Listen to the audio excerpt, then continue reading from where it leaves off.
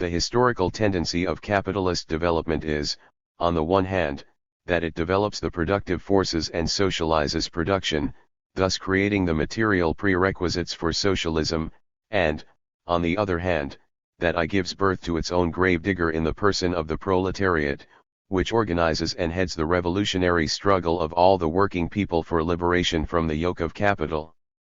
In any system of society, development of the productive forces is expressed in the share of social labor devoted to the production of means of production growing in comparison with the share devoted to the production of consumer goods. Preferential growth of the production of means of production as compared with production of consumer goods is a law of extended reproduction. Under capitalism, a more rapid growth of the production of means of production compared with the production of consumer goods is expressed as a more rapid growth of constant capital compared with variable, i.e., a rise in the organic composition of capital. In explaining the conditions for realization in capitalist simple and extended reproduction, Marx put on one side, for the sake of simplifying his analysis, the growth of the organic composition of capital. The diagram of reproduction given by Marx in Capital presupposes an unchanging organic composition of capital. Lenin developed Marx's theory of reproduction further and worked out a diagram of extended reproduction which took into account the growth in the organic composition of capital. This diagram shows that the production of means of production for means of production grows faster, then comes the production of means of production for means of consumption, and the growth of the production of means of consumption is slowest. Lenin's diagram graphically illustrates the operation of the law of priority growth of the production of means of production in the course of capitalist extended reproduction. This operation is reflected in the spontaneous violation of the established proportions between the branches of production, in the unequal development of various branches, and in the marked lagging of the consumption of the masses behind the growth of production, because a rise in the organic composition of capital inevitably leads to a growth of unemployment and lowering of the standard of life of the working class. The problem of the market, contradictions of capitalist reproduction. It is obvious from the foregoing exposition that for the social product to be realized, certain definite relationships must exist between the separate parts of which it is composed and, consequently, between the branches and elements of production. Under capitalism, when production is carried on by isolated producers who are guided by the hunt for profit and who work for a market which is unknown to them, these proportions cannot but be subject to continual upsets. Extension of production takes place unequally, so that the old proportions between branches are constantly being violated and new proportions being established spontaneously, by way of the flow of capital from some branches into others. Therefore, proportionality between different branches is accidental, while constant violation of proportionality is the general rule of capitalist reproduction. Examining the conditions for the normal course of capitalist simple and extended reproduction, Marx declared that they become so many causes of abnormal movements, implying the possibility of crises, since a balance is an accident under the crude conditions of this production. In the conditions of anarchy of capitalist production, the realization of the social product takes place only amidst difficulties and continual fluctuations, which become ever stronger as capitalism grows. Of special importance in this connection is the circumstance that the extension of capitalist production and, therefore, the formation of the internal market takes place not so much in respect of consumer goods as in respect of means of production. However, the production of means of production cannot develop in complete independence of the production of consumer goods and without any connection with it, for the enterprises which use these means of production throw onto the market ever-increasing quantities of commodities for consumption. Thus, in the last analysis, productive consumption is always connected with individual consumption and always depends on it. But the dimensions of the individual consumption of the mass of the people are kept in capitalist society within extremely narrow limits, on account of the operation of the laws of capitalism, which are responsible for the impoverishment of the working class and the ruin of the peasantry. For this reason, the formation and extension of the internal market under capitalism not only does not mean extension of consumption by the masses, it is, on the contrary, combined with the growth in the poverty of the overwhelming majority of the working people. The nature of capitalist reproduction is determined by the basic economic law of capitalism, by force of which the aim of production is the extraction of profit on an ever-increasing scale, and the extension of production serves as a means to the attainment 6f this end, which inevitably comes up against the narrow framework of capitalist relations. It was in this sense that Marx wrote of production for the sake of production and accumulation for the sake of accumulation as typical of capitalism. But commodities are produced, in the long run, not for production but for the satisfaction of the needs of man. Thus inherent in capitalism is a deep-rooted antagonistic contradiction between production and consumption. The contradiction between production and consumption inherent in capitalism consists in this, that the national wealth grows alongside the growth in the poverty of the people, the productive forces of society grow without a corresponding growth in consumption by the people. This contradiction is one of the forms in which the basic contradiction of capitalism manifests itself, the contradiction between the social character of production and the private capitalist form of appropriation. Exposing the servants of the bourgeoisie who slur over the deep-rooted contradictions of capitalist realization, Lenin emphasizes that, even with an ideally smooth and proportional reproduction and circulation of the whole social capital, a contradiction is inevitable between the growth of production and the restricted limits of consumption. In reality, besides this, the process of realization proceeds not with ideally smooth proportionality, but only amidst difficulties, fluctuations, crises, etc. We must distinguish between the internal market and the external market. The internal market appears and extends along with the appearance and growth of commodity production, and especially with the development of capitalism, which deepens the social division of labor and breaks up the direct producers into capitalists and workers. As a result of the social division of labor, the number of separate branches of production grows. The development of some branches extends the market for the commodities produced by other branches, especially for raw material, machinery, and other means of production. Furthermore, the differentiation of the petty commodity producers into classes, the growth in the number of workers and the increase in the profits of the capitalists lead to an increase in the outlet for consumer goods bought by them. The level of development of the internal market is the level of development of capitalism in a country. The socialization of labor by capitalism appears first and foremost in the fact that the fragmentation of petty production units which existed previously is done away with and the petty local markets become united into a huge national market.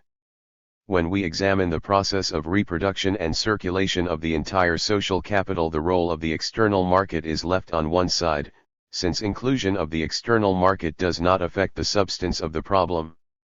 Bringing in foreign trade only shifts the problem from one country to a number of countries, but it in no way changes the essence of the process of realization.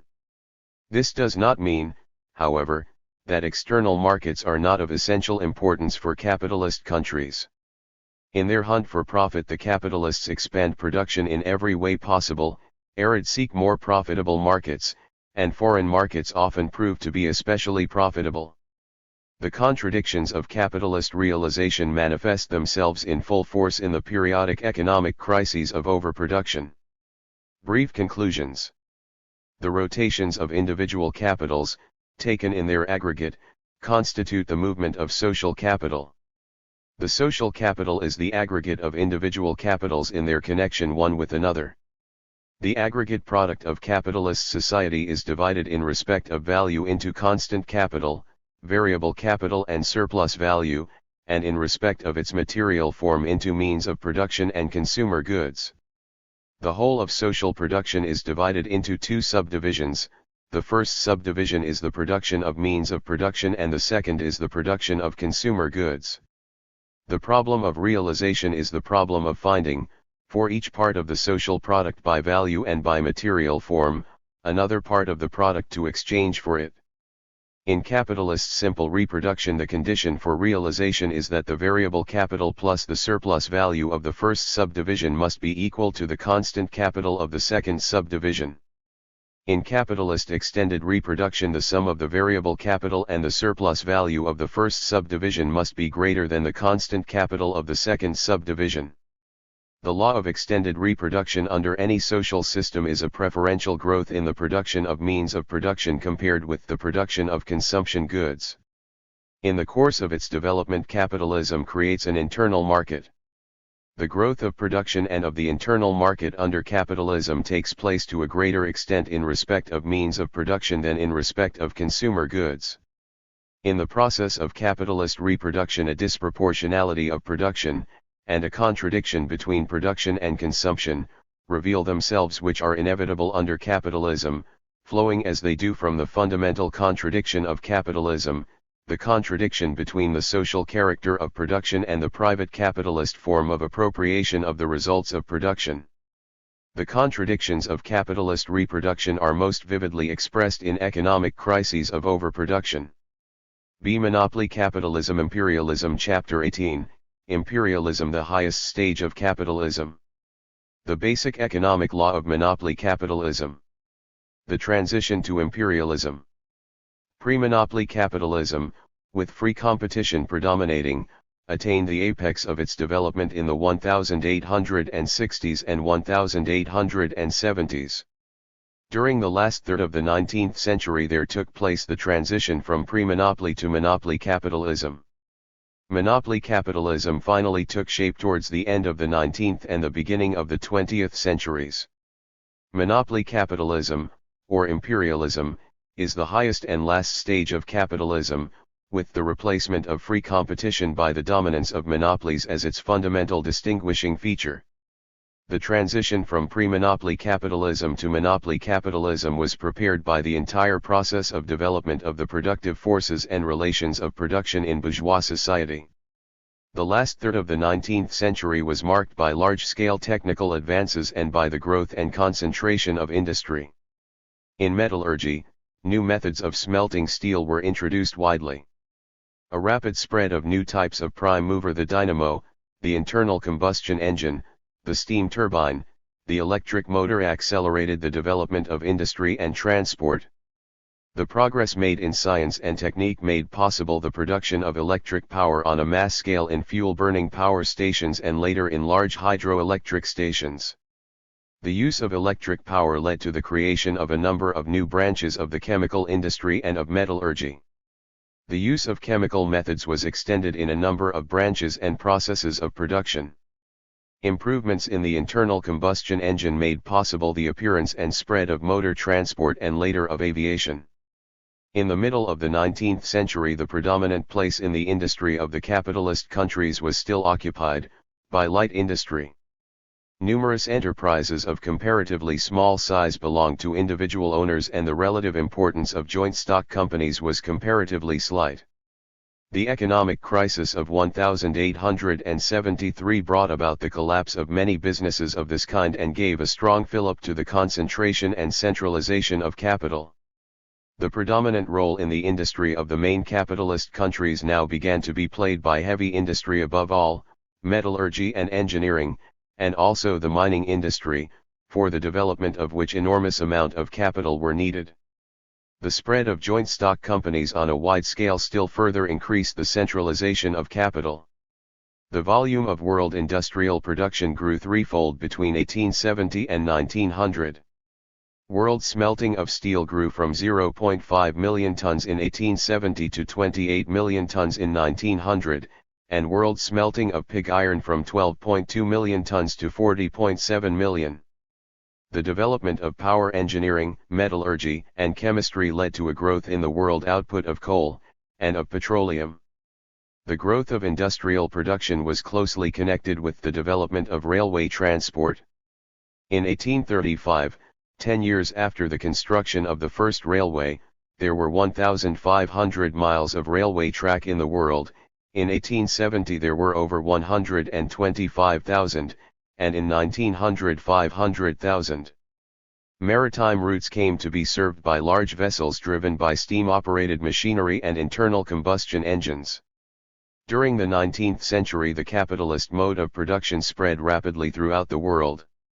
At the beginning of the 1870s the oldest bourgeois country, Britain, still produced more cloth, smelted more pig iron and mined more coal than the USA, Germany, France, Italy, Russia, and Japan taken together. Britain held the leading place in world industrial production and an undivided monopoly of the world market. Towards the end of the 19th century the situation underwent a marked change. In the younger capitalist countries large-scale industries of their own had grown up. Owing to this, Britain lost her industrial leadership and her monopoly position on the world market. In respect of volume of industrial production the USA took first place in the world, and Germany first place in Europe. Russia was moving rapidly along the path of industrial development, though this was hindered by the numerous survivals of serfdom in the country's economic and social system and by the Tsarist regime, which was rotten through and through. As the transition to imperialism took place the contradictions between the productive forces and the production relations of capitalism came to assume ever more acute forms. The subjection of production to the capitalists' hunt for the highest possible profit created very many barriers to the development of the productive forces. Economic crises of overproduction began to recur more frequently, their destructive force increased, and the army of unemployed became more numerous. Alongside the growth of poverty and misery among the working masses of town and country there took place an unprecedented increase in the wealth concentrated in the hands of a small group of exploiters. The sharpening of the irreconcilable class contradictions between the bourgeoisie and the proletariat led to intensification of the economic and political struggle of the working class. During the period of transition to imperialism the largest capitalist powers of Europe and America made themselves masters of huge colonial possessions by force and fraud. The ruling circles of the capitalistically developed countries transformed the majority of the inhabitants of the globe into colonial slaves who hated their oppressors and struggled against them. Colonial conquests enormously extended the field for capitalist exploitation, at the same time the degree of exploitation of the working masses steadily grew. The extreme sharpening of the contradictions of capitalism found expression in devastating imperialist wars, which carried off a host of human lives and destroyed a vast quantity of material wealth. The historical credit for having undertaken a Marxist analysis of imperialism as the highest stage of capitalism, and at the same time as the eve of the socialist revolution of the proletariat, belongs to V.I. Lenin. In his classic work Imperialism, the highest stage of capitalism, and in a number of other works, mostly written during the First World War, Lenin summed up the development of world capitalism in the half-century which had elapsed since Marx's Capital appeared. Basing himself on the laws, discovered by Marx and Engels, of the rise, development, and decline of capitalism, Lenin gave an exhaustive scientific analysis of the economic and political essence of imperialism, its laws, and its insoluble contradictions. In Lenin's classic definition, the fundamental economic features of imperialism are the following.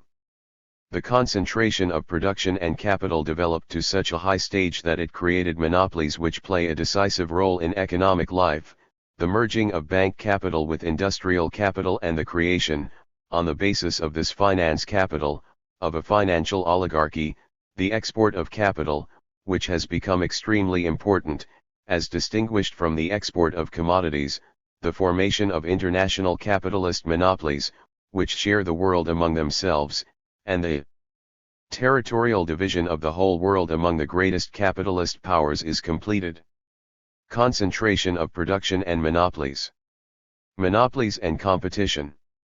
Free competition, which prevailed in the pre-monopoly stage of capitalism, brought about a rapid process of concentration of production in ever larger enterprises. The operation of the law of concentration and centralization of capital inevitably led to the victory of large and very large enterprises, as compared with which the small and medium enterprises came to play an ever more subordinate role. In its turn the concentration of production prepared the transition from the dominance of free competition to that of monopolies which abolished freedom of competition and at the same time made the competitive struggle in the capitalist world especially fierce and devastating. In Germany, there were concentrated in enterprises with more than 50 workers each, in 1882 22% of all manual and clerical workers, in 1895 30%, in 1907 37%, in 1925 47.2%, and in 1939 49.9%. The share of the largest enterprises in the whole of industry grew from 1907 to 1925 as follows, in terms of the numbers employed from 9.6% to 13.3%, and in horsepower, from 32% to 41%. In 1952 in Western Germany 84.6% of all workers were concentrated in enterprises with 50 or more workers, and of these, 34.11% were in the largest enterprises, with 1,000 and upwards in employment. In the USA in 1904 the largest enterprises, those with production valued at $1 million or over, made up 0.9% of the total number of enterprises. In these enterprises 25.6% of the total number of workers were employed, and they contributed 38% of the entire gross output of industry. In 1909 the largest enterprises, representing 1.1% of the total, employed 30.5% of all workers in industry and provided 43.8% of the entire gross industrial output. In 1939 the largest enterprises, making up 5.2% of the total number, concentrated 55% of all the workers employed and 67.5% of the entire gross output of industry. A still narrower group of gigantic industrial corporations, each with assets amounting to more than $100 million, produced in 1954 47% of the total amount of industrial production and received 63% of the total volume of profits. In France in 1952 more than 48% of the total wage bill was paid by very large enterprises numbering only 0.5% of the total number. Russia's industry was marked by a high degree of concentration. In Russia in 1879 large enterprises comprised 4.4% of the total, and in them was concentrated 54.8% of the total production. In 1903 76.6% of all the industrial workers were concentrated in large enterprises, and they were responsible for the overwhelming bulk of industrial production. Concentration of production takes place most quickly in heavy industry and in new branches of industry, and lags behind in light industry, in which in every capitalist country there are many small and medium enterprises. One of the forms of concentration of production is combination, i.e., the uniting in one enterprise of various forms of production which constitute either consecutive stages in the working up of a raw material, or which are auxiliary to one another. Combination gives the large enterprises still greater preponderance in the competitive struggle. At a certain level of development the concentration of production brings about monopoly in real earnest. A few dozen giant concerns can more easily come to an agreement amongst themselves than can hundreds and thousands of small ones. On the other hand, in the process of competitive struggle which is played out among themselves by the largest concerns, victory goes to the industrial giants which dispose of enormous amounts of profit, and monopoly ensures high profits. Thus free competition gives place to monopoly. This changeover constitutes the economic essence of imperialism. The bringing about of monopoly by concentration of production is a regular feature of the present stage of capitalist production. Monopoly means an agreement, alliance, or association between capitalists who concentrate in their hands the production and sale of a substantial part of the production of one or a number of branches, in order to fix high prices for commodities and obtain monopolist high profits. Sometimes monopolies are individual very large concerns which occupy a dominant position in a particular branch of industry. The simplest forms of monopoly are short-term agreements about selling prices. These are known by a variety of names, conventions, corners, rings, etc. More advanced forms of monopoly are cartels, syndicates, trusts and concerns. A cartel is a monopolistic alliance, the partners in which agree on conditions of sale and terms of payment, divide the markets amongst themselves, decide the quantity of goods to be produced, and fix prices. The quantity of goods which each partner in a cartel is allowed to produce and sell is called his quota. Exceeding the quota is punished by payment of a fine to the common fund of the cartel. A syndicate is a monopoly organization in which the sale of goods, and sometimes also the purchase of raw material, is effected through a common office. A trust is a monopoly in which the ownership of all the enterprises is unified, their owners having become shareholders who draw profit in accordance with the number of shares they hold. A trust is headed by a management which is in charge of all production, sale of goods and finance in respect of the previously independent enterprises. Trusts frequently form part of wider unions called concerns. A concern is an association of a number of enterprises in different branches of industry, commercial firms, banks, transport, and insurance companies, based upon common financial dependence on a particular group of very big capitalists. Monopolies occupy the commanding heights in the economies of the capitalist countries. They embrace heavy industry and also many branches of light industry, railway and river transport, banks, home and foreign trade, and have also brought agriculture under their yoke. Iron and steel production in the USA is dominated by 8 monopolies which in 1953 controlled 83% of all the country's steel production capacity, the two largest of them, the United States Steel Corporation and the Bethlehem Steel Corporation, disposed of 49% of the total productive capacity. The oldest monopoly in the USA is the Petroleum Trust, Standard Oil. In the motor car industry 3 firms are of decisive importance, General Motors, Ford, and Chrysler. In the electrical engineering industry the dominant position is occupied by 2 firms, General Electric and Westinghouse. The chemical industry is controlled by the DuPont de Nemours concern and the aluminium industry by the Mellon concern. In Britain the role played by monopoly associations grew especially after the First World War, when cartel associations arose in the textile, coal, and iron and steel industries and in a number of new industries. Imperial Chemical Industries controls about 9/10 of the total production of basic chemicals, about 2/5 of that of dyes, and almost the entire production of nitrogen in the country. It is closely connected with the principal branches of British industry and in particular with armaments concerns. In Germany cartels became widespread at the end of last century. In the period between the 2 world wars the country was dominated by the Steel Trust, which employed about 200,000 manual and clerical workers, the coal monopolies, the Krupp Arms concern, and the General Electric and Siemens electrical equipment concerns. In Western Germany in 1952 the large joint stock companies held 74% of all the capital of joint stock companies. By 1955 their share of total share capital had grown to 80%. In the mining industry the largest firms owned 90% of all the share capital, in iron and steel 81%, and in the oil industry 99%. The capitals of the 3 companies which succeeded the Chemical Trust were 3 times as large as the capitals of all the remaining companies in the chemical industry of Western Germany. In the electrical engineering industry 8 large firms owned 82% of the share capital.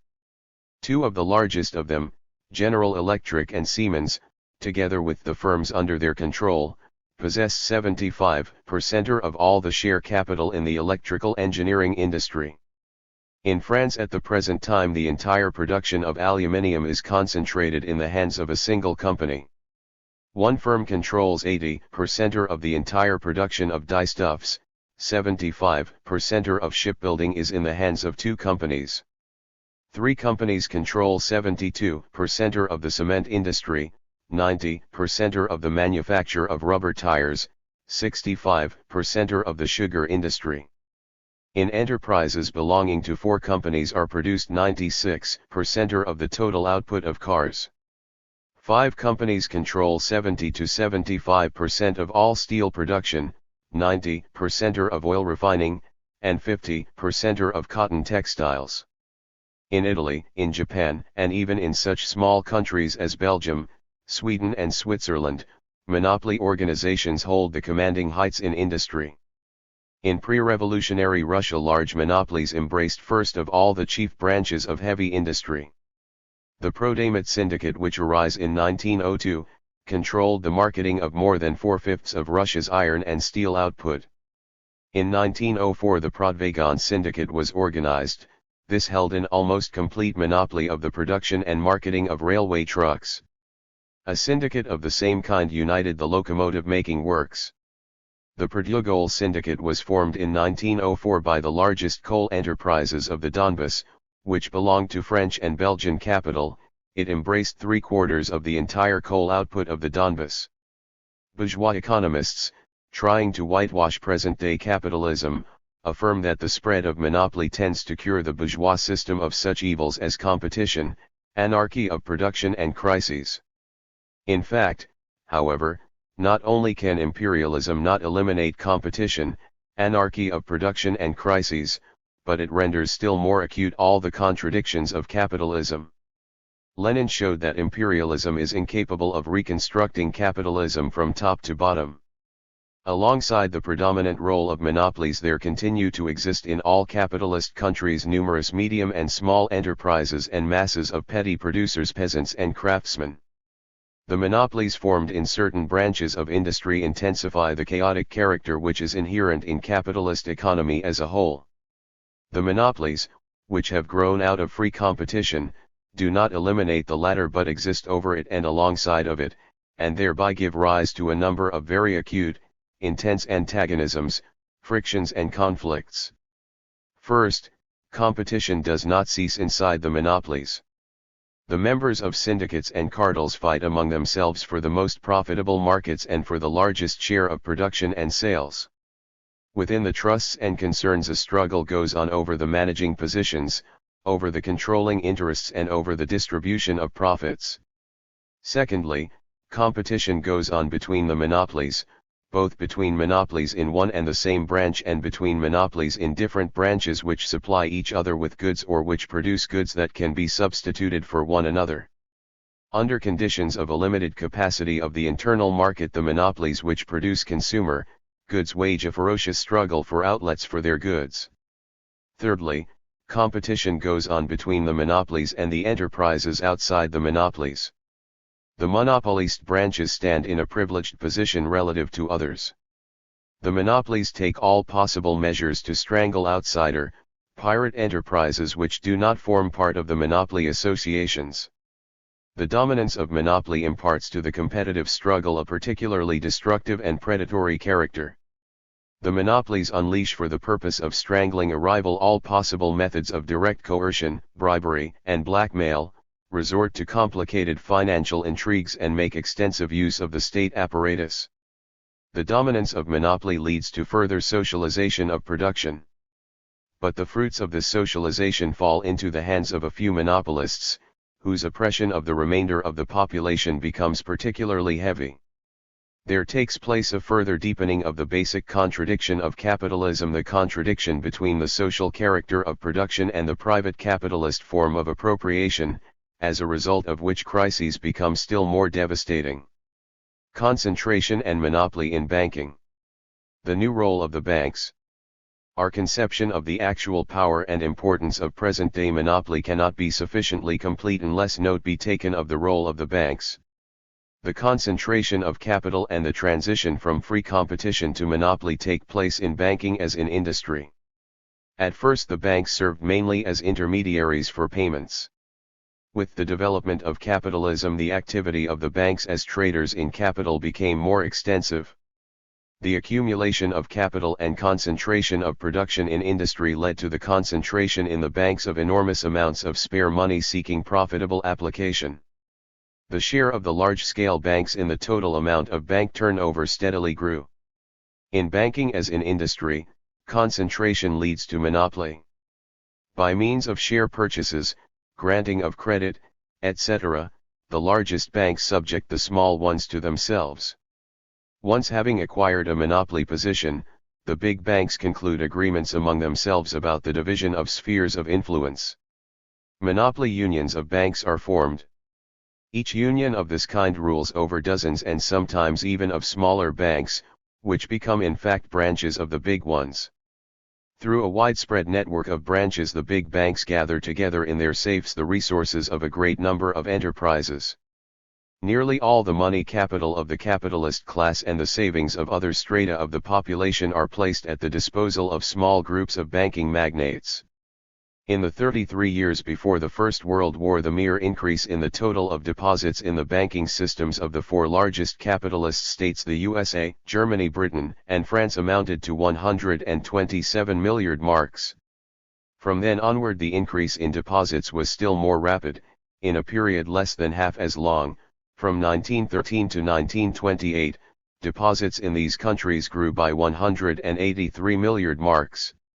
In the USA, the share taken by the 20 largest banks in the total deposits of all the banks was in 1915, percenter in 1929, 19 percenter in 1939, 27 percenter, and in 1952, 29 percenter.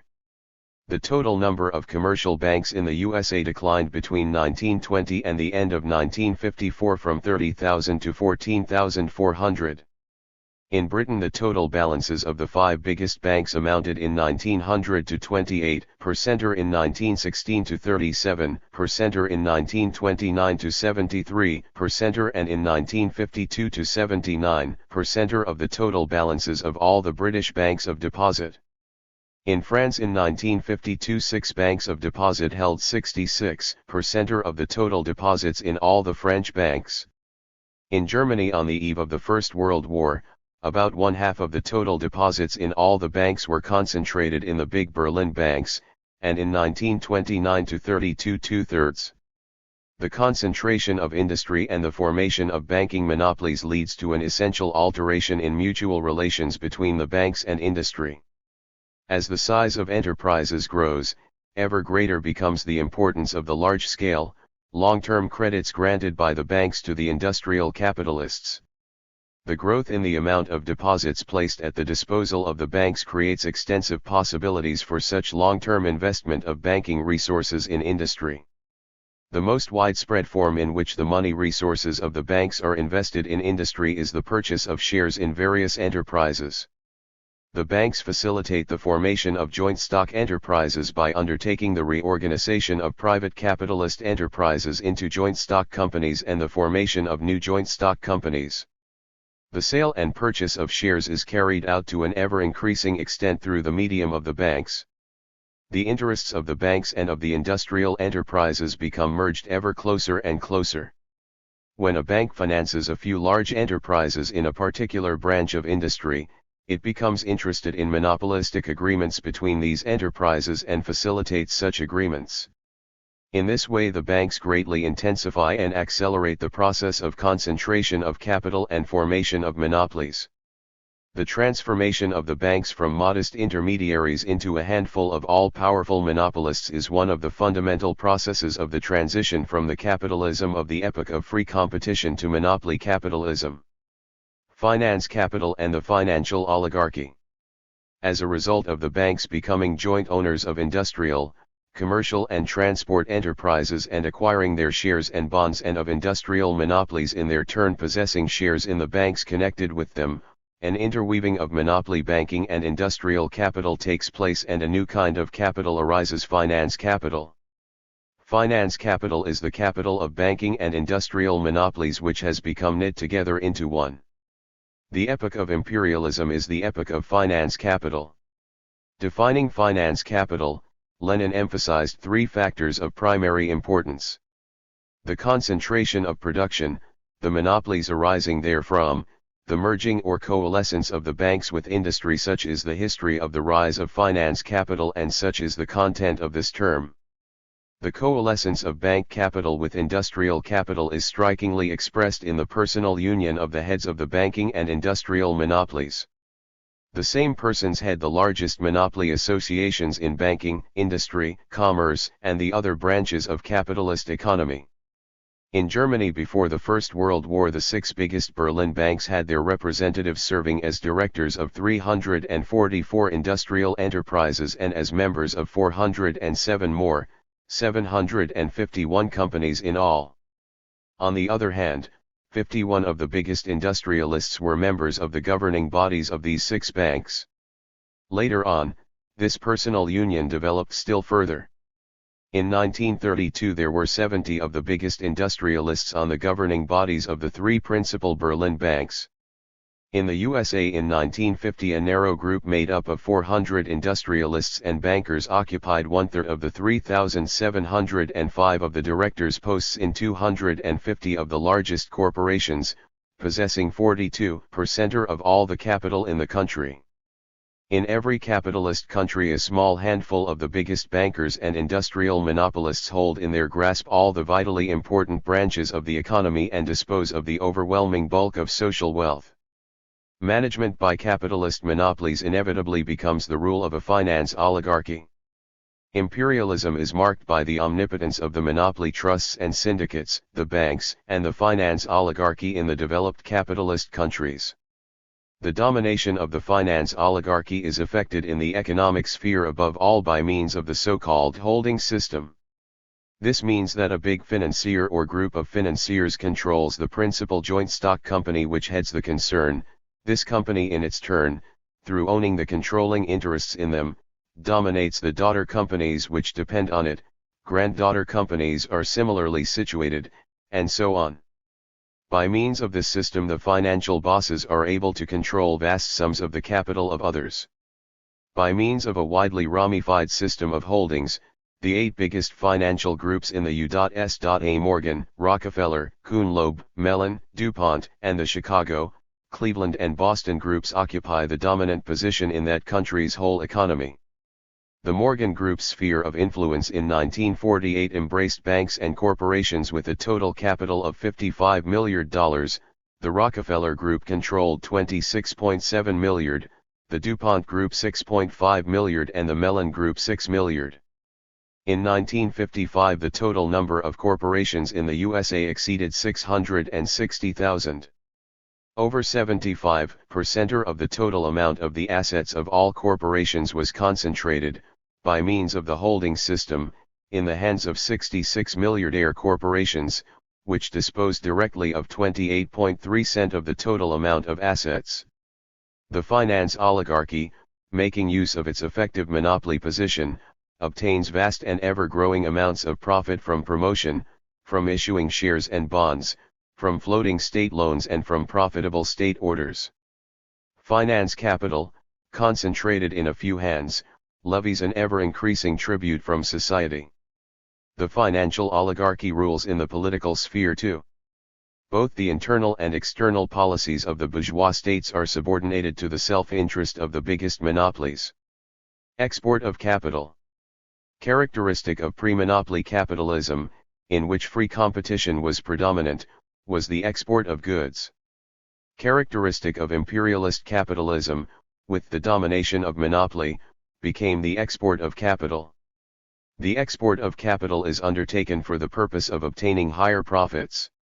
It occurs in 2 main forms, either by the making of loans to governments, towns, and banks' mother countries, or by the establishing abroad of industrial, commercial and banking enterprises, obtaining of concessions, building of railway lines, and also the buying up cheap of already existing enterprises in countries weakened, for example, by war. The export of capital is caused, first, by the domination of monopoly in all the countries of developed capitalism and, second, by the monopoly position of a few rich countries in which the accumulation of capital has attained very great dimensions. A vast superabundance of capital came into being in these countries on the threshold of the 20th century. The superabundance of capital in developed capitalist countries is negative in character, for the low standard of living of the masses in these countries sets limits to the further growth of production, and the lagging of agriculture behind industry becomes increasingly marked, together with the unevenness of development of various branches of economy generally. If only capitalism could raise up agriculture and could increase the standard of living of the working masses, then there could be no question of a superabundance of capital. But then capitalism would not be capitalism, for both unevenness of development and a semi-starvation standard of living for the mass of the population are fundamental conditions and prerequisites of this mode of production. The superabundance of capital in capitalistically developed countries is thus only relative. The necessity for exporting capital arises from the fact that in a few countries capitalism has become overripe and capital cannot find a field for profitable investment. In its search for maximum profits, surplus capital hastens abroad. Capital is exported predominantly to backward countries, in which there is little capital, wages are low, raw material is cheap, and the price of land is comparatively small. In these countries monopoly capital is able to obtain and does actually obtain vast profits. The export of capital is closely connected with the growth in the export of commodities. The monopolies which export capital usually press their goods upon the debtor countries on conditions profitable to themselves. Foreign monopolies seize control of markets and sources of new material in debtor countries. Capital is exported not only to backward countries but also to industrially developed ones. This happens during the period of especially rapid development of such countries, which creates a demand for an influx of capital from abroad, or else when they are weakened as a result of war. Bourgeois economists and politicians depict the export capital as aid and a boon allegedly conferred by the developed capitalist countries on backward peoples.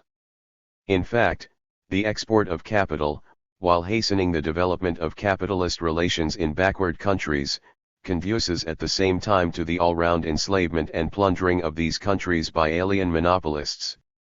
Export of capital provides one of the bases for the system of imperialist oppression, in which a few rich usurer countries exploit the greater part of the world. As a result of the export of capital, the world is divided into a handful of usurer states and a gigantic majority of debtor states. The export of capital has important consequences for the capital exporting countries. These countries on the one hand multiply their wealth and strengthen their position on the world market. They receive from abroad a continual flow of surplus value in the form of interest on loans or profits from overseas enterprises. On the other hand, stagnation in the industrial development of the capital exporting countries themselves not infrequently sets in. One of the chief results of the export of capital is a growth of rivalry between the powers, a struggle for the most profitable spheres of investment of capital.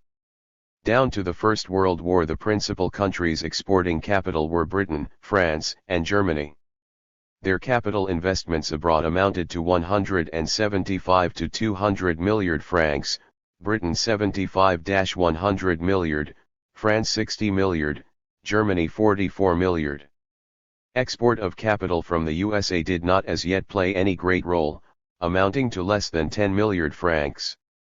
After the First World War, very great changes took place in world export of capital. Germany lost her capital invested abroad.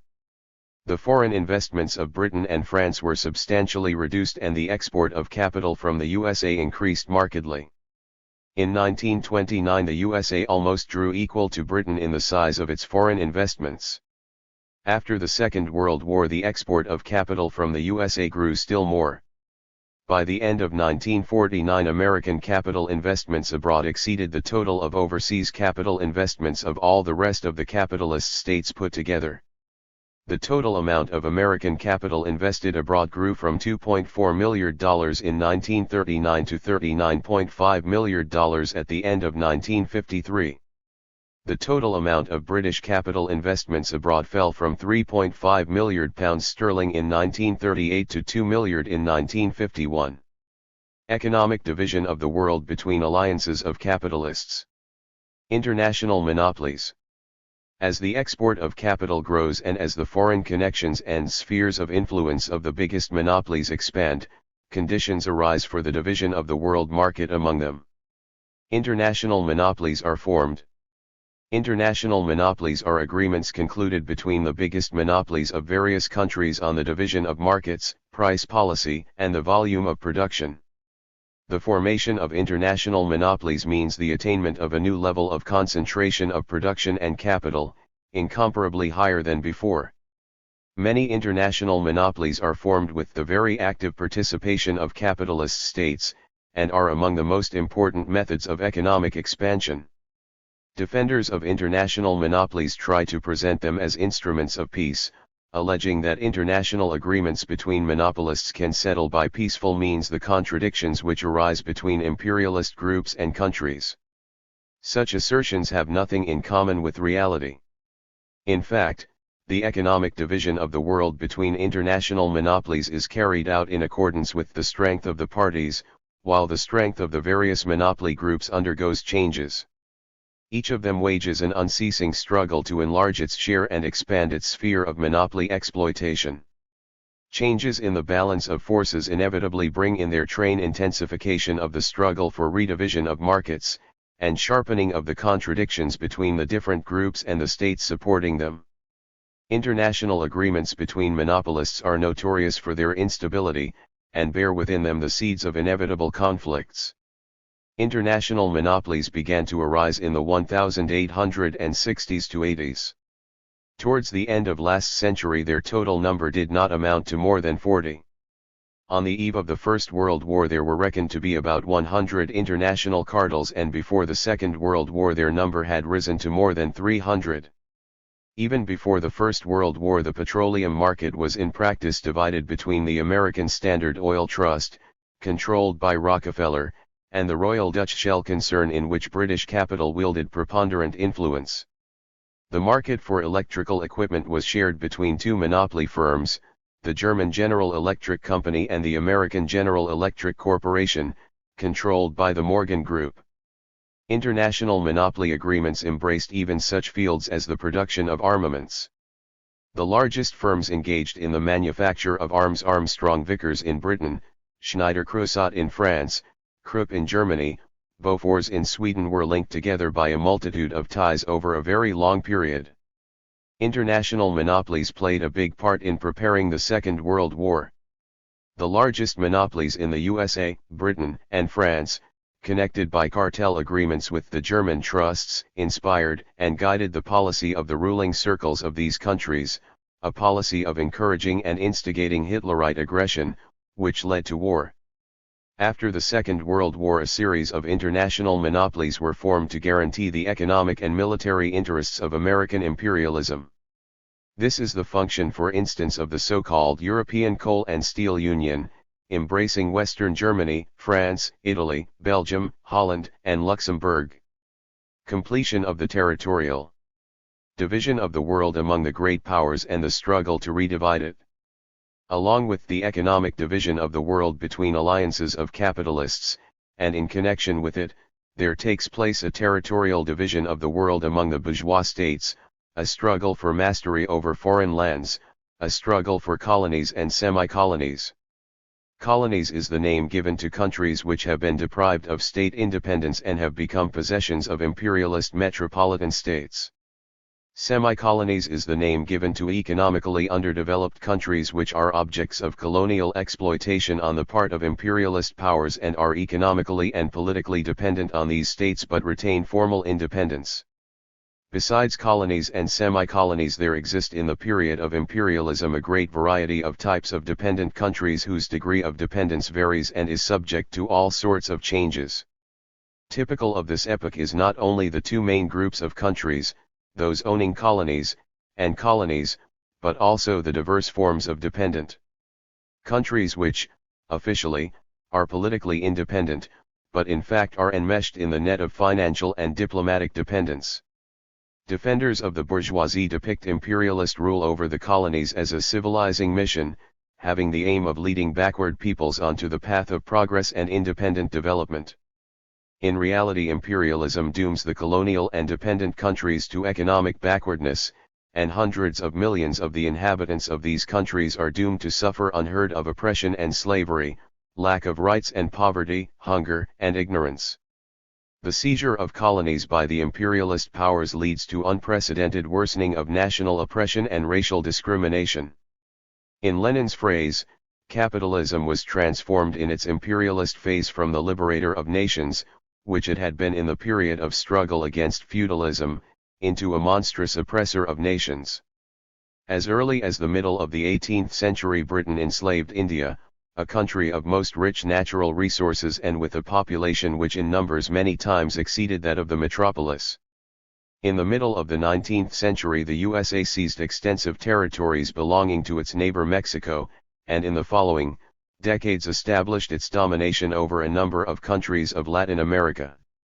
In the 1860s to 70s the colonial possessions of the European countries still occupied a comparatively small part of the overseas territories.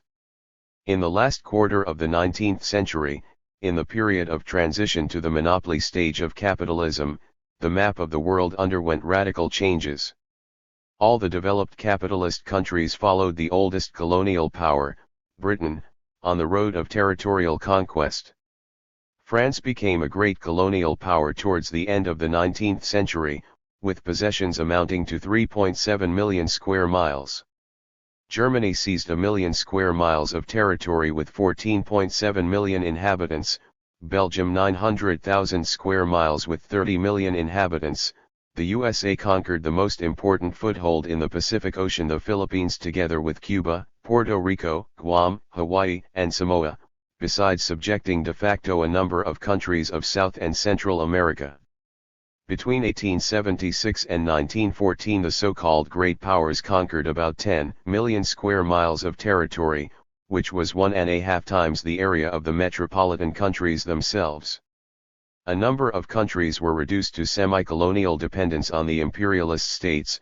China, with its population amounting to about a quarter of all mankind, and likewise Turkey and Persia. By the beginning of the First World War more than half of humanity was under the rule of the colonial powers. The imperialists establish and maintain their power over the colonies by methods of deceit and coercion, utilizing the superiority of their military technique. The history of colonial policy is an unbroken chain of wars of conquest and punitive expeditions against the enslaved peoples, and also of bloody clashes between the countries possessing colonies. Lenin called the War of the United States against Spain in 1898 the first war of the imperialist type, marking the beginning of the epoch of imperialist wars. The revolt of the Filipino people against their conquerors was cruelly put down by the American forces. Towards the beginning of the 20th century the divisions of the world was complete. The colonial policy of the capitalist countries had led to the conquest of all the lands not hitherto occupied by the imperialists. No more free lands remained. A situation had been created in which every fresh conquest presupposed wresting territory from its owner. The completion of the division of the world placed on the order of the day the struggle to redivide it. The struggle to redivide the already divided world is one of the fundamental distinguishing features of monopoly capitalism. This struggle eventually takes the form of a struggle for world domination, and inevitably leads to imperialist wars on a world scale. Imperialist wars and arms races bring very heavy privations upon the peoples of all the capitalist countries and cost millions of human lives. At the same time wars and militarization of the economy are profitable matters for the monopolies, bringing them particularly high profits. The basic economic law of monopoly capitalism.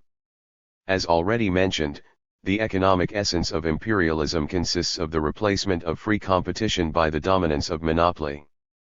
The monopolies have as their aim in fixing monopoly prices, as Lenin put it, the obtaining of high monopoly profits, which considerably exceed the average profit. The obtaining of high monopoly profits by the monopolies results from the very nature of imperialism, and is guaranteed by the unprecedented intensification of the exploitation of the working class, by the plundering of the peasantry and other petty commodity producers, by the export of capital to backward countries and the sucking out of all the vital juices from these countries, by colonial conquests and imperialist wars, which are a gold mine for the monopolists. Lenin's works devoted to setting forth the economic and political essence of imperialism contain the initial propositions of the basic economic law of monopoly capitalism. On the basis of Lenin's initial propositions, Stalin formulated the basic economic law of modern capitalism. The main features and requirements of the basic economic law of monopoly capitalism are the following. The securing of the maximum capitalist profit through the exploitation, ruin and impoverishment of the majority of the population of the given country, through the enslavement and systematic robbery of the peoples of other countries, especially backward countries, and, lastly, through wars and militarization of the national economy, which are utilized for the obtaining of very high profits. Thus, the basic economic law of capitalism, the law of surplus value, is further developed and made concrete in the period of imperialism. In pre-monopoly capitalism free competition led to a leveling of the rate of profit of the individual capitalists, and the law of the average rate of profit prevailed. In the conditions of imperialism, the monopolies secure for themselves high, monopolistic, maximum profits. It is precisely maximum profit that furnishes the driving force of monopoly capitalism. Outflow of capital from one branch to others also occurs in the monopoly stage of capitalism, and the tendency to equalization of profits exists. This tendency clashes, however, with the operation of the basic economic law of monopoly capitalism, the law of maximum capitalist profit.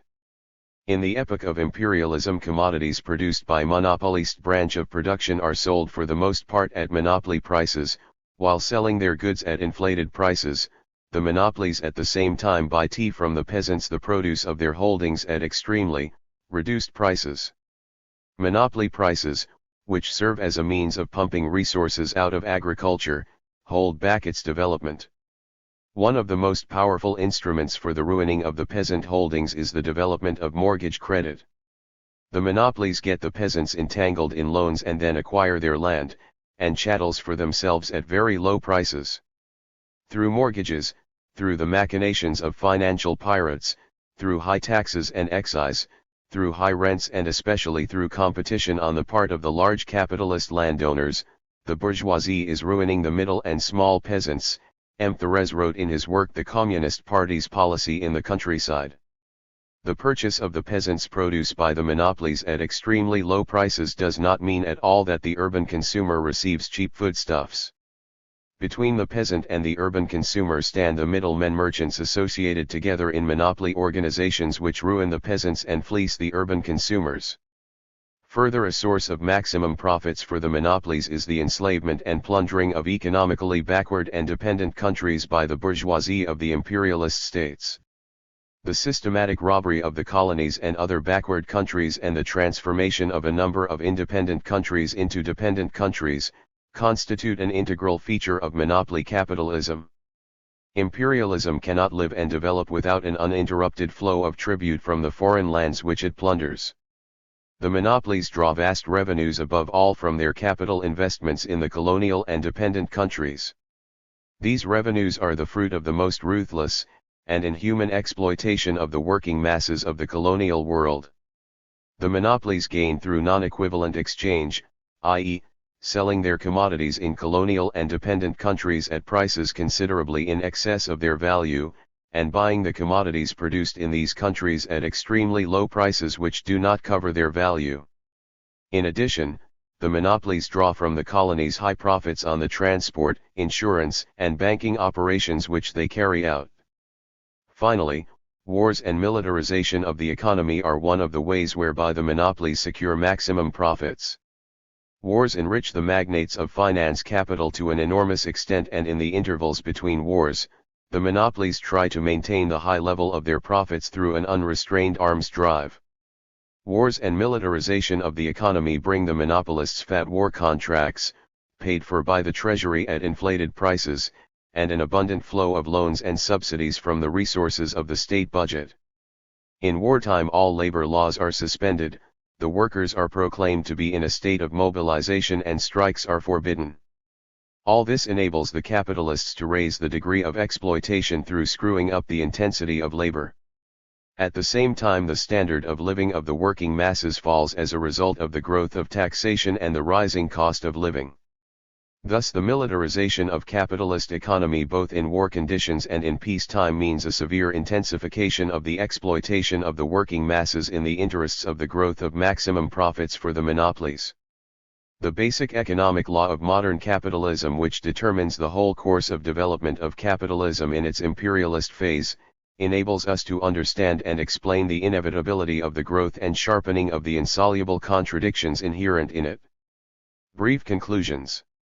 Imperialism, or monopoly capitalism, is the highest and last stage of development of the capitalist mode of production. The transition from pre-monopoly capitalism to monopoly capitalism took place in the last third of the 19th century. Imperialism finally took shape at the beginning of the 20th century. The basic economic features of imperialism are concentration of production and capital, attaining such a high level of development that it has created monopolies which play a decisive role in economic life, the merging of bank capital with industrial capital and formation on this basis of finance capital and a financial oligarchy, export of capital, as distinct from export of goods, assumes particularly great importance. International monopoly alliances are formed among the capitalists to divide the world among themselves. The territorial division of the earth among the largest imperialist powers is completed. The completion of the economic division of the world leads to a struggle to redivide it, and this inevitably gives rise to imperialist wars on a world scale. The basic economic law of monopoly capitalism is the ensuring of the maximum capitalist profit through the exploitation, ruining and impoverishing of the majority of the inhabitants of the country concerned, through enslaving and systematically robbing the peoples of other countries, especially backward countries, and finally, through wars and militarization of the national economy. Chapter 19, The Colonial System of Imperialism. Role of the colonies in the period of imperialism. Colonial conquests. The effort to form large empires by subjugating weaker countries and peoples also existed before the epoch of imperialism, and even before the rise of capitalism. But, as Lenin showed, the role and significance of the colonies undergoes an essential change in the epoch of imperialism, not only as compared with pre-capitalist epochs, but also as compared with the period of pre-monopoly capitalism.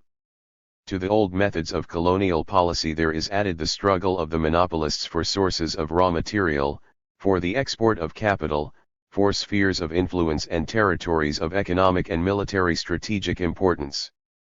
As has been shown, the enslavement and systematic robbery by the imperialist states of the peoples of other countries, especially backward ones, the transformation of a succession of independent countries into dependent ones, constitutes one of the main features of the basic economic law of present-day capitalism.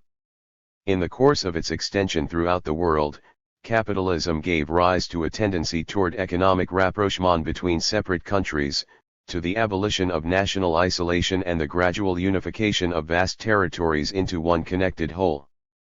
The method by which monopoly capitalism accomplishes the gradual economic unification of vast territories is the enslavement of colonies and dependent countries by imperialist powers. This unification takes place through the formation of colonial empires, which are based on merciless oppression and exploitation of the colonies and dependent countries by the metropolitan countries. The imperialist period sees completed the formation of the capitalist system of world economy, which is built up on relations of dependence, on relations of domination and subjection.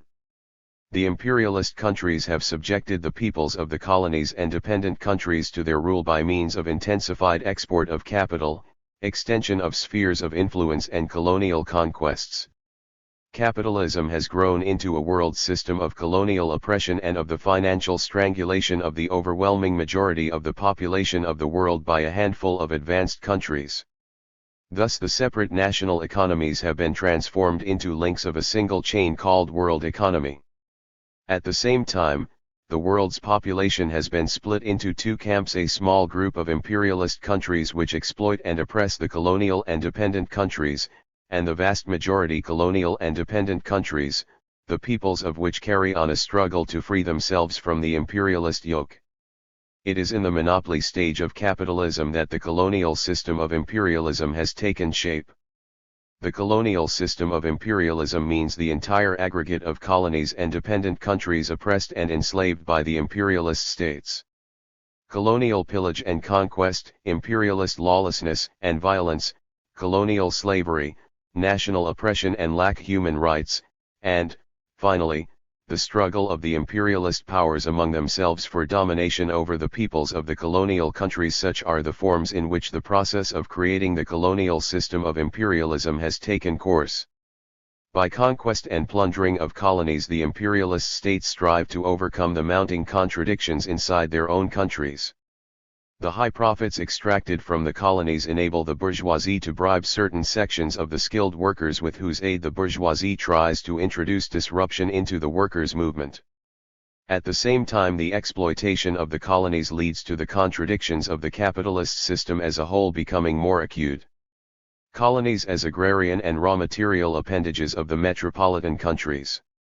In the epoch of imperialism, the colonies are above all the most reliable and profitable field for investment of capital.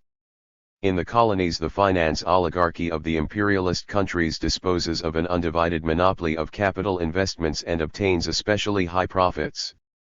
As it penetrates the backward countries, finance capital breaks up the pre-capitalist forms of economy, small-scale handicraft and semi-natural small peasant economy, and stimulates the development of capitalist relations. For the purpose of exploiting the colonial and dependent countries, the imperialists build railways on their territories and set up industrial enterprises for the production of raw material. But at the same time, imperialist domination in the colonies retards the growth of the productive forces and deprives these countries of the conditions which they need in order to develop economically on independent lines.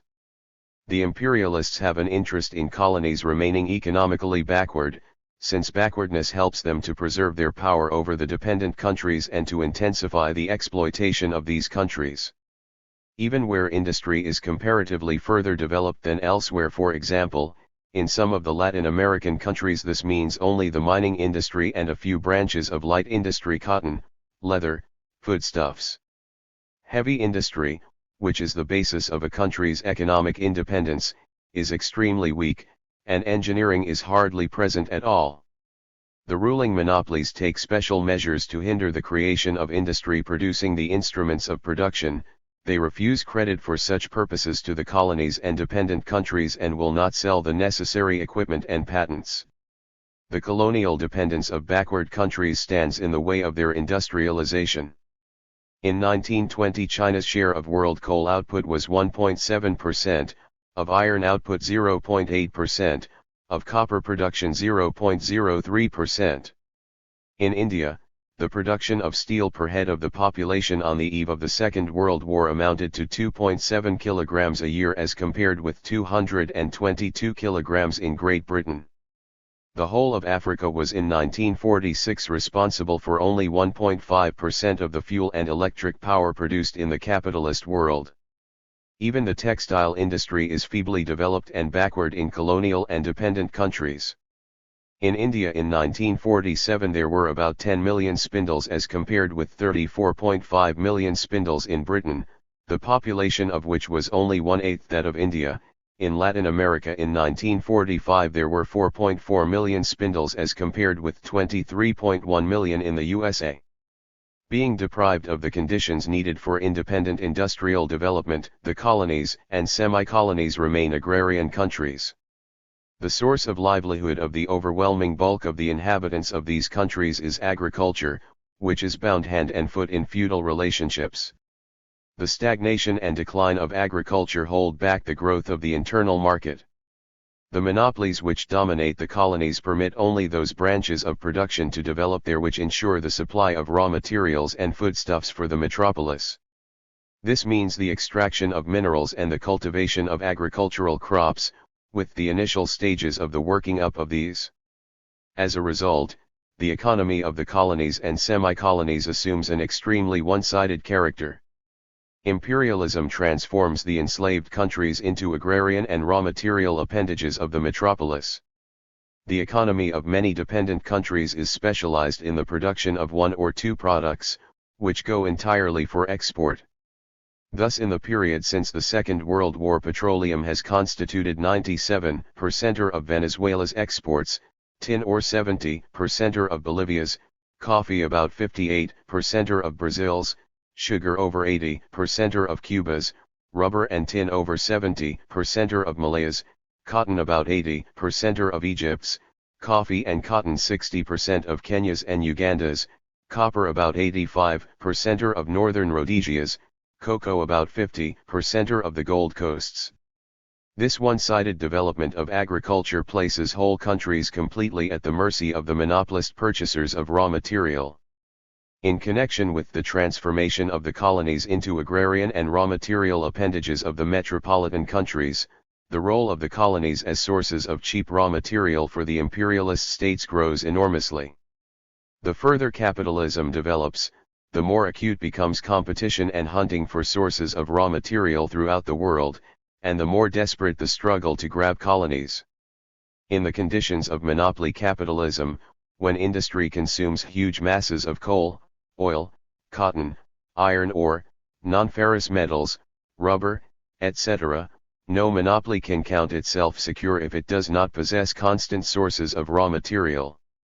The monopolies obtain from the colonies and dependent countries the enormous amounts of raw material which they need, at low prices. Monopoly possession of sources of raw material confers decisive advantages in the competitive struggle.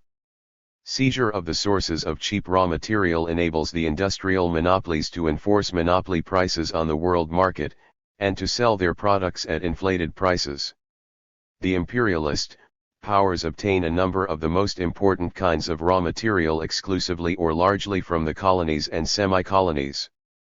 Thus, in the period since the Second World War, the colonial and dependent countries have supplied the greater part of the natural rubber consumed in the capitalist world, as also of the tin and the jute, about half the petroleum, and a number of important foodstuffs: cane sugar, cocoa, coffee, and tea. The sources of various kinds of strategic raw materials necessary for war purposes: coal, oil, non-ferrous and rare metals, rubber, cotton, etc., are the objects of ferocious conflict. Over a number of decades, the imperialist powers, and the USA and Britain first and foremost, have been fighting for monopoly possession of rich sources of oil. The distribution of world oil resources affects not only the economic but also the political interests of the imperialist powers. In the imperialist epoch, the importance of the colonies as selling markets for the metropolitan countries becomes greater. By means of an appropriate customs policy, the imperialists fence round the colonial markets so as to exclude outside competition. In this way, the monopolies are enabled to sell their products in the colonies at exorbitantly inflated prices, including inferior goods which they cannot sell elsewhere. The unequal terms of trade between the imperialist powers and the dependent countries grow steadily worse. The monopolies which are engaged in trade with the colonies obtain vast profits. They are the real rulers of entire countries, controlling the lives and fortunes of tens of millions of people. The colonies serve as sources of extremely cheap labor power. Monstrous exploitation of the working masses guarantees especially high returns on capital invested in colonies and dependent countries. In addition, the metropolitan countries import from these countries hundreds of thousands of workers who do particularly heavy work for extremely low wages. Thus, the U.S. monopolies, especially in the South, subject workers from Mexico and Puerto Rico to inhuman exploitation. The monopolies in France treat North African workers in the same way, and so on. Some idea of the size of the tribute which is exacted by the monopolies from the colonies and semi-colonies is given by the following calculations, which have been made on the basis of official data. The annual tribute received by British imperialism from India on the eve of the Second World War amounted to £150 to £180 million, of which £40 to £50 million was interest on British capital investments. British state expenditure charged to India's account was £25 to £30 million. Incomes and salaries of British officials and military officers in India accounted for another £25 to £30 million. Commission payments to British banks amounted to £15 to £20 million, receipts from trade to £25 to £30 million, receipts from shipping to £20 to £25 million. The American monopolies in 1948 drew revenue from the dependent countries as follows: from capital investments $1.9 million, from freight, insurance, and other money lending operations another $1.9 million, from the sale of goods at inflated prices $2.5 million, from the purchase of goods at low prices $1.2 million. In all, monopoly tribute to the amount of dollars. Of this tribute, not less than $2.5 million provided by the countries of Latin America. In circumstances in which the world has already been divided up and preparation is going forward for an armed struggle to redivide it, the imperialist power sees all territories which have or could have any value at all as military footholds or as naval or air bases. The colonies supply cannon fodder to the metropolitan countries. In the First World War, nearly 1.5 million Negro soldiers from the African colonies fought on France's side. In wartime, the metropolitan countries transfer a substantial part of their financial burdens onto the backs of the colonies. A considerable share of the war loans is realized in the colonies.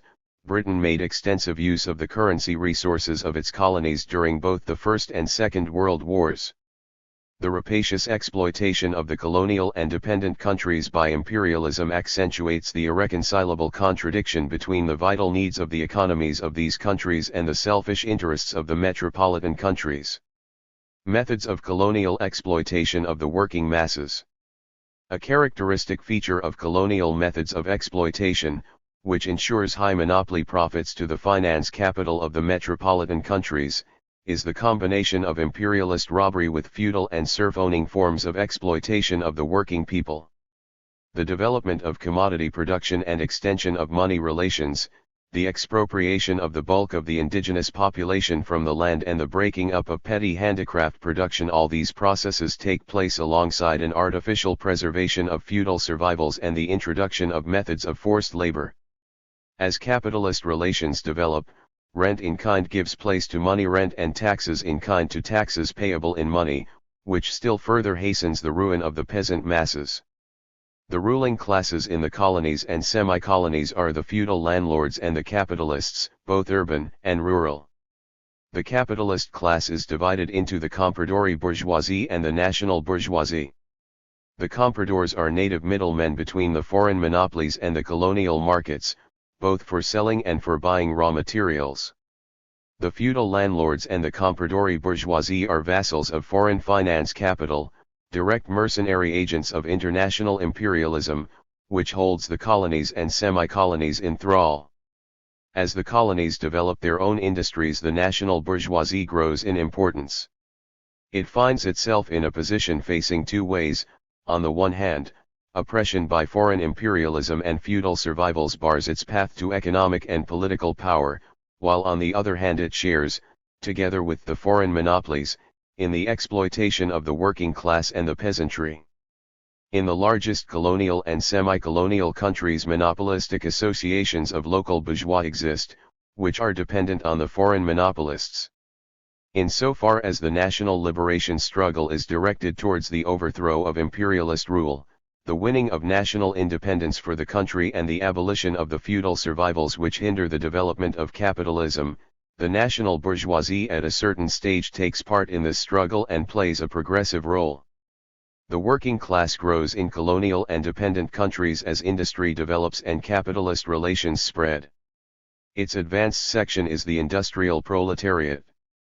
Part of the proletariat is also constituted by the agricultural workers, workers in capitalist manufacture and small enterprises, and urban laborers engaged in all kinds of manual work. The numerical bulk of the population of the colonies and semi-colonies consists of peasants, and in the majority of these countries the overwhelming mass of country dwellers is made up of peasants who either are landless or possess little land. Poor peasants and middle peasants. The numerous urban petty bourgeoisie is composed of small traders and craftsmen. In addition to the concentration of landed property in the hands of the landlords and usurers, extensive tracts of land are seized by the colonizers. In a number of colonies, imperialism has established plantation economy. Plantations are large-scale agricultural enterprises for the production of particular kinds of vegetable raw materials. They belong predominantly to the colonizers, and are based on a low level of technique and the semi-slave labor of a population without human rights. In the most densely populated of the colonial and dependent countries, small-scale peasant production predominates, entangled with survivals of feudalism and relations of bond slavery. In these countries, the concentration of landed property in the hands of the landlords is combined with small-scale land tenure. The large landowners let out their land on lease, in small plots and on extortionate terms. Widespread is the parasitic system of many tiered subletting, under which there insert themselves between the owner of the land and the peasant who actually tills it, a number of intermediaries who exact a considerable share of the crop from the cultivator. Share farming predominates. Usually the peasant is completely in the power of a landlord to whom he stands in the relationship of one who owes an unpayable debt. In a number of countries, direct forms of labor, rent and work payment exist, landless peasants-I are obliged to work for the landlord several days a week for their lease or to repay a debt. Extreme want forces the peasants-I to run into debt, to fall into bondage and sometimes even into slavery to the money lenders. Cases occur when peasants are forced to sell members of their families into slavery. Before the establishment of British rule in India, the state took part of the peasants' produce in the form of taxation. After the conquest of India, the British authorities transformed the collectors of state tribute into large landowners with estates hundreds of thousands of acres in extent. About 3/4 of the rural population of India was left without any land of its own. The peasant paid from half to 2/3 of his crop in rent, and out of what was left he had to pay the money-lender interest in kind on the debts he had incurred. In Pakistan, according to figures for the post-war years, 70% of the entire cultivated area belongs to 50,000 large landlords. In the countries of the Near East at the present time, 75 to 80% of the inhabitants are engaged in agriculture. In Egypt, 770 large landlords possess more land than the 2 million poor peasant families whose holdings make up 75% of the total number of holdings. Out of 14.5 million persons who live by agriculture, 12 million are small tenant farmers and laborers, and rent absorbs up to 4/5 of their crop. In Persia, about 2/3 of the land belongs to the landlords and 1/6 to the state and the Muslim clergy. The tenant keeps only 1/5 or 2/5 of his crop. In Turkey, over 2/3 of the peasants are virtually without any land. In the countries of Latin America, the land is concentrated in the hands of large landowners and foreign monopolies. Thus, for example, in Brazil, according to data from the 1940 census, 51% of the holdings accounted for only 3.8% of the land area. In the Latin American countries, the impoverished peasants are obliged to accept loans from the landlords which they have to pay back by way of work payments. Under this system, debts are handed down from generation to generation and a peasant's entire family becomes in effect the property of the landlord. Marx called peonage a concealed form of slavery. A large share of the meager product of the exhausting labor of a peasant and his family is appropriated by various exploiters, landlords, money lenders, merchants, rural bourgeoisie, foreign capital, etc. They take from the cultivator not only the product of his surplus labor but also a substantial part of his necessary labor. The income which is left to the peasant is in many instances insufficient even for an existence at starvation level. Many peasants' holdings go to rack and ruin and their former owners go to swell the ranks of the rural laborers. The agrarian surplus population attains vast dimensions. Crushed by their bondage to landlords and usurers, the peasants are not able to use on their holdings any but the most primitive technique, which has remained essentially unchanged for hundreds, and in some cases thousands, of years. A primitive technique of cultivating the land leads to extreme exhaustion of the soil. In consequence of all this, many colonies which have remained agrarian countries are not in a position to feed their inhabitants and are obliged to import foodstuffs. The agriculture of lands enslaved by imperialism is doomed to decline and degradation. In these countries where agrarian surplus population and land hunger exist on a huge scale, only a part of all the land suitable for cultivation is actually worked. In the countries of the Near East, the irrigation systems are neglected or in ruin. The yield from land which formerly was considered amongst the most fertile in the world is exceptionally low, and is continually falling. Partial failures of the harvest bring about the death from starvation of millions of people. Colonial oppression means for the working class lack of all political rights and predatory exploitation. The cheapness of labor power is responsible for the extremely low technical level of industrial enterprises and plantations. With a backward technique of production, huge profits are secured by the monopolies through lengthening of the working days, intensification of labor and extremely low wages. The working day in the colonies attains 14 to 16 hours or even more. As a rule, no measures are taken to ensure safety at work in industrial enterprises or on the transport system. The very worn-out state of equipment and the unwillingness of employers to spend anything on repairs and on safety measures, result in frequent accidents, which kill or cripple hundreds of thousands of people. The absence of any social legislation deprives the worker of any means of existence should he find himself unemployed, injured at work, or the victim of an occupational disease. The wages of colonial workers are inadequate to provide them with even the necessities of life. The workers have to pay out a certain proportion of their wretchedly low wages to all sorts of middlemen, contractors, foremen, overseers who are responsible for hiring the labor force. The labor of women and of children from the age of 6 or 7 is widely used, and is paid at even lower rates than that of the men workers. The majority of the workers are entangled in a network of debt slavery. In many instances the workers live in special barracks or camps, as prisoners, deprived of the right of free movement. Forced labor is openly used on a large scale, both in agriculture and in industry. Extreme economic backwardness combined with a high level of exploitation dooms the colonial peoples to hunger and poverty. A vast share of the wealth created in the colonies is taken without compensation by the largest monopolies of the imperialist states. As a result of the exploitation of the colonies and the retardation of the development of their productive forces, the national income calculated per head of the population is only 1/10 or 1/15 of what it is in the metropolitan countries. The standard of living of the overwhelming mass of the population is very low. The death rate is extraordinarily high. Hunger and epidemics lead to the extinction of the inhabitants of entire districts. In the African colonies slavery is officially recognized. The authorities carry out round ups of the Negroes, the police surround villages and dispatch the people they capture to build roads or to work in the cotton and other plantations, etc. In colonial countries bond slavery is a commonplace phenomenon. This existed also in pre-revolutionary China. The selling of children into slavery is also widespread. Racial discrimination in regard to wages prevails in the colonies. In French West Africa, a worker belonging to the indigenous population, though skilled, receives only a quarter or a sixth of the wages paid to a European worker with the same qualifications. In the Belgian Congo, African mine workers are paid a fifth or a tenth of the wages received by European workers.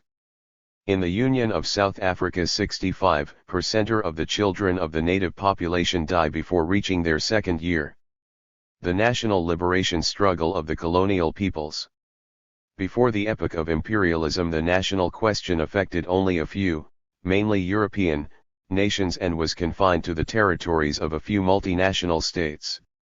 In the epoch of imperialism, when the finance capital of the metropolitan countries has enslaved the peoples of the colonial and dependent countries, the scope of the national question has been extended, and in the very course of events it becomes merged with the general question of colonies.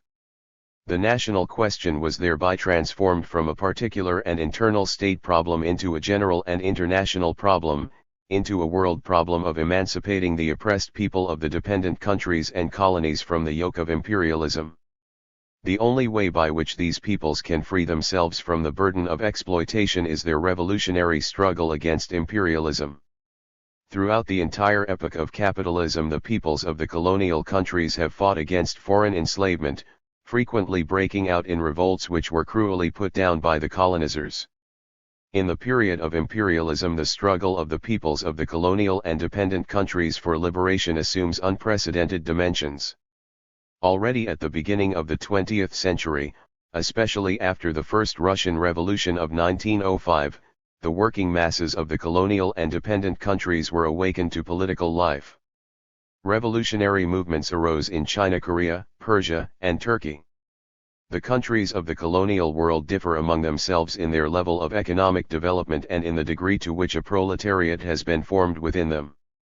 Three categories, at least, of colonial and dependent countries must be distinguished: countries which are completely undeveloped from the industrial standpoint, and possess no proletariat or hardly any; countries which are not much developed industrially and have a comparatively small proletariat; countries which are more or less developed on capitalist lines and which have a more or less numerous proletariat. This distinction determines the special features assumed by the national liberation movement in the various colonial and dependent countries.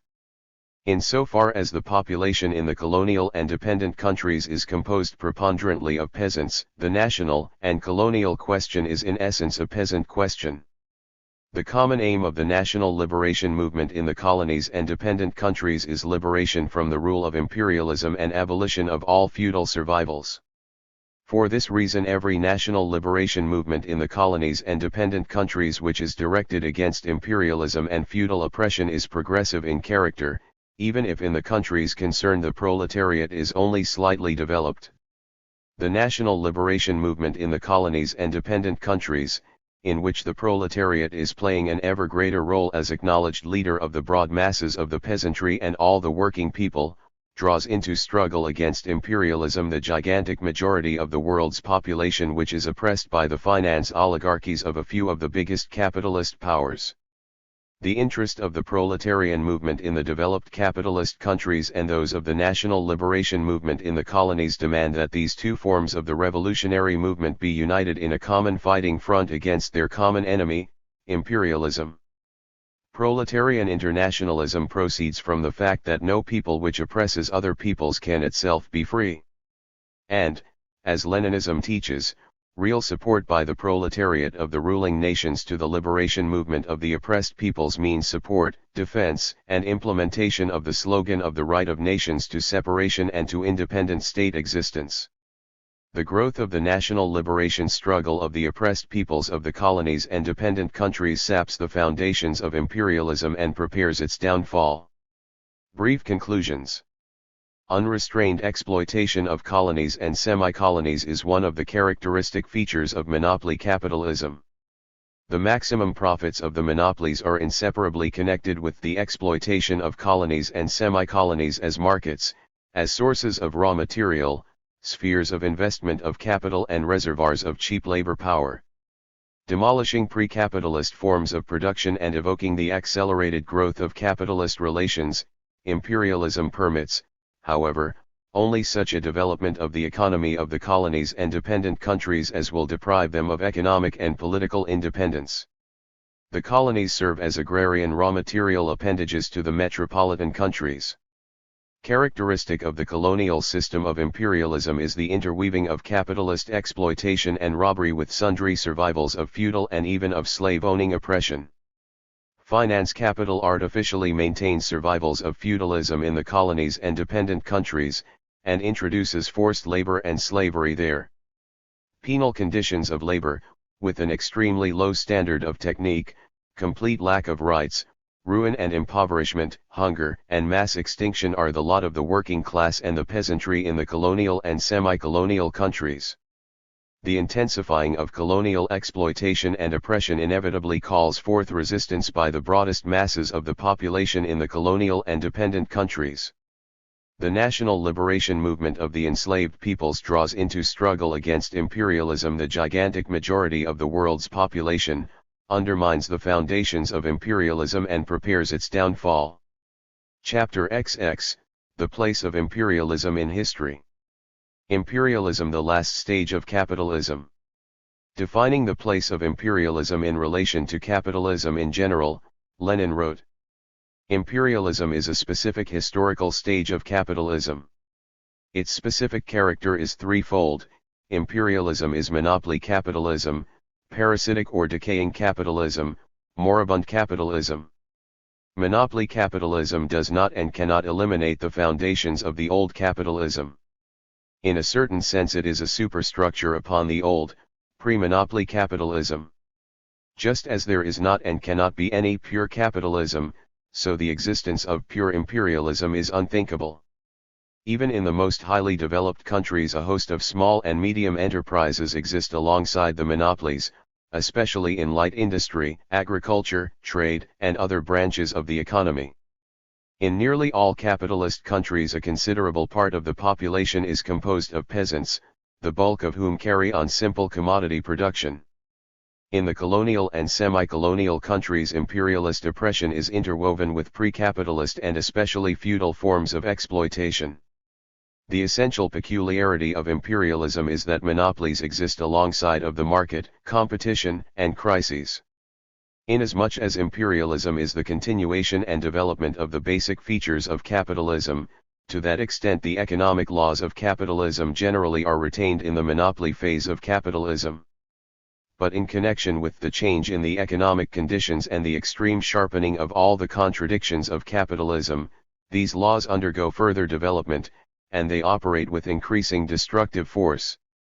This applies to the laws of value and surplus value, to the law of competition and anarchy of production, to the general law of capitalist accumulation, which causes the relative and absolute impoverishment of the working class and dooms the bulk of the working peasantry to impoverishment and ruin, to the contradictions of capitalist reproduction and to economic crises.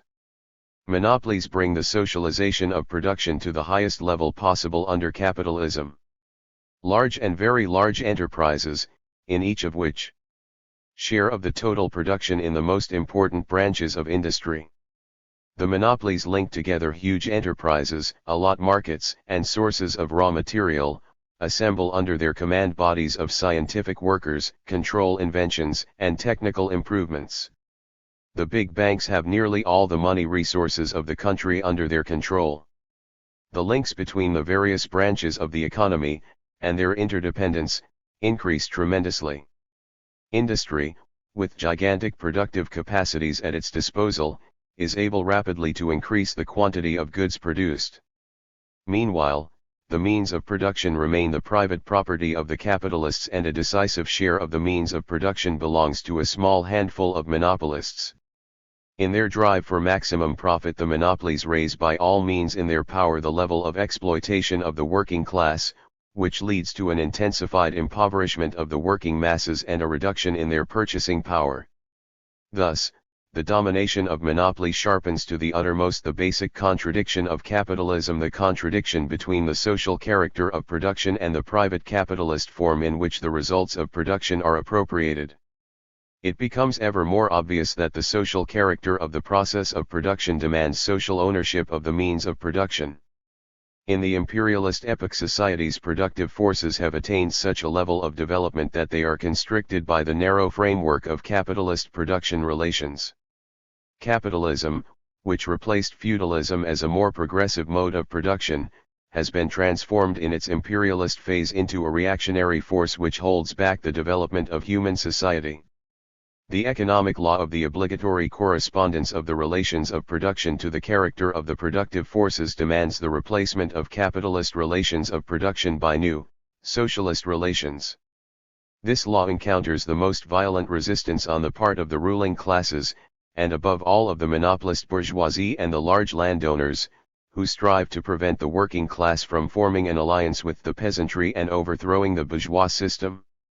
The high level of development of the productive forces and the socialization of production, the deepening and sharpening of all the contradictions of bourgeois society, testify to the fact that capitalism, having arrived at the last phase of its development, is fully ripe for replacement by a higher social order, socialism. Imperialism as parasitic or decaying capitalism. Imperialism is parasitic or decaying capitalism. The domination of monopolies which strive to obtain maximum profits inevitably engenders a tendency to stagnation and decay.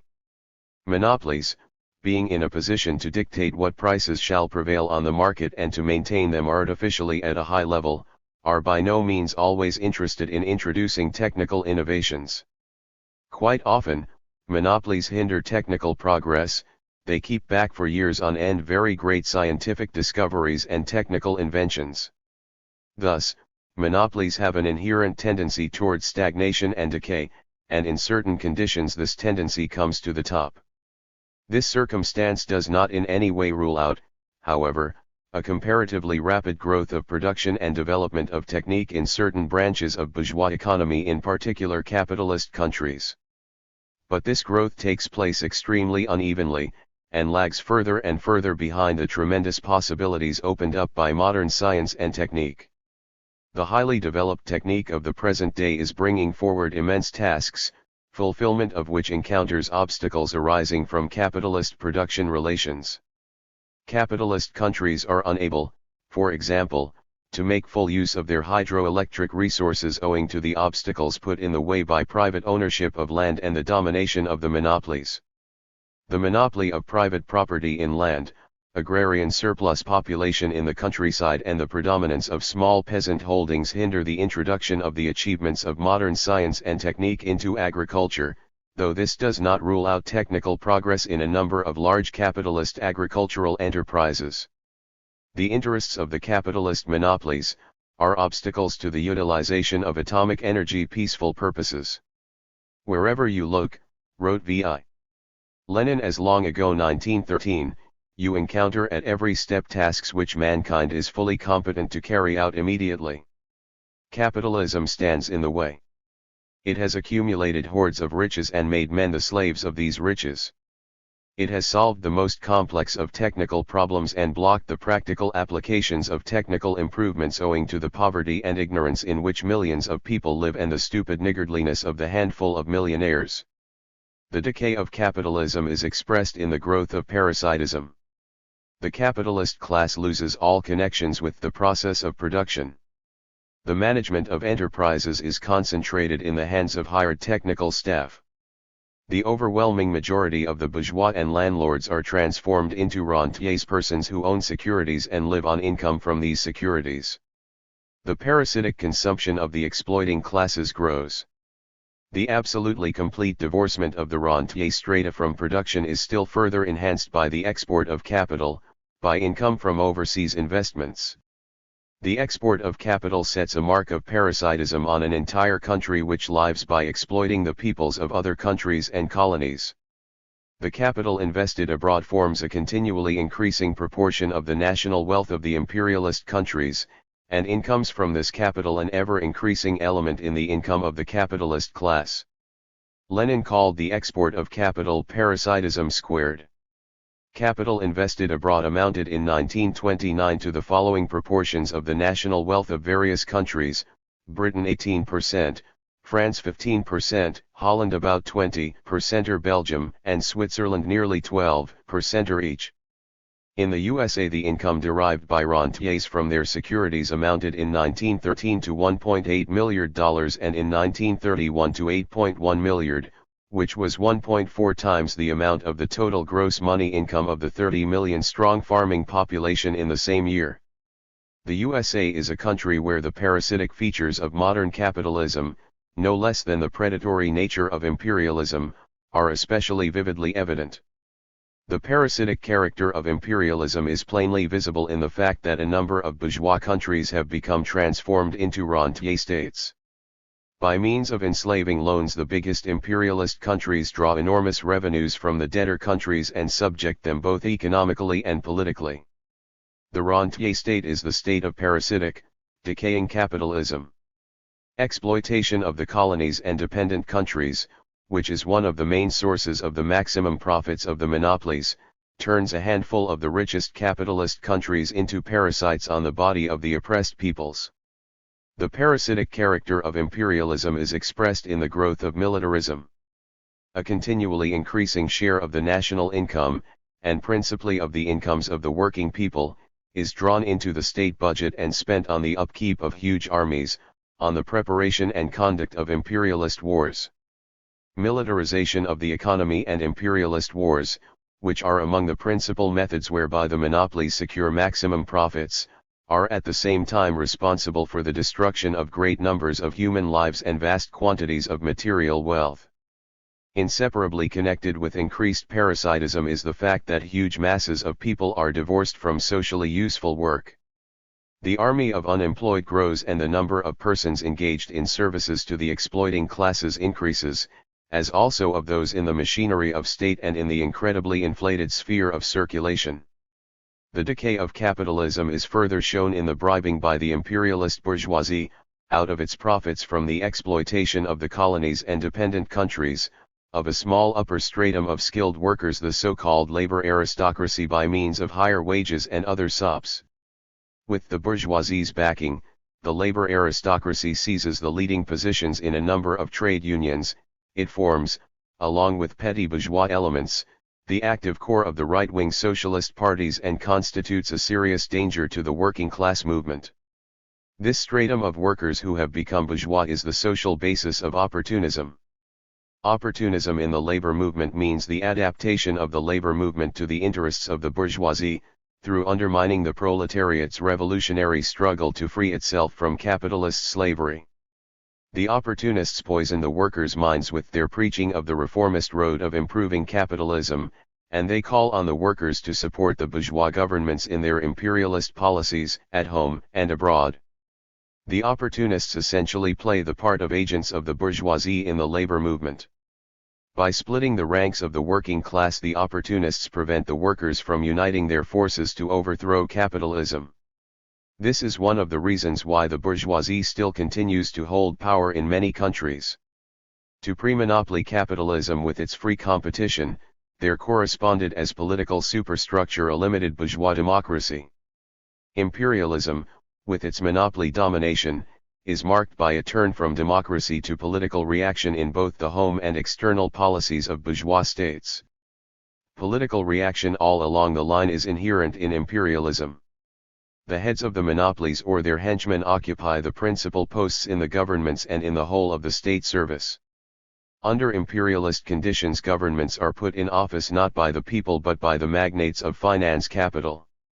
The reactionary monopolist groups, to consolidate their power, try to reduce to naught the democratic rights of the working people which have been won through stubborn struggle by many generations. This makes necessary a stiffening to the utmost of the struggle of the masses for democracy against imperialism and reaction. Capitalism in general and imperialism in particular make democracy an illusion, and at the same time capitalism arouses democratic strivings among the masses, creates democratic institutions, renders acute the antagonism between imperialism, which rejects democracy, and the masses who are striving for democracy. In the epoch of imperialism, the struggle waged by the broadest masses of the people, led by the working class, against the reaction engendered by the monopolies is of very great historical importance. Upon the activity, organization, and resoluteness of the masses of the people depends the frustration of the anti-human plans of the aggressive forces of imperialism, which are continually preparing new hardships and war disasters for the peoples. Imperialism as the eve of the socialist revolution. Imperialism is moribund capitalism.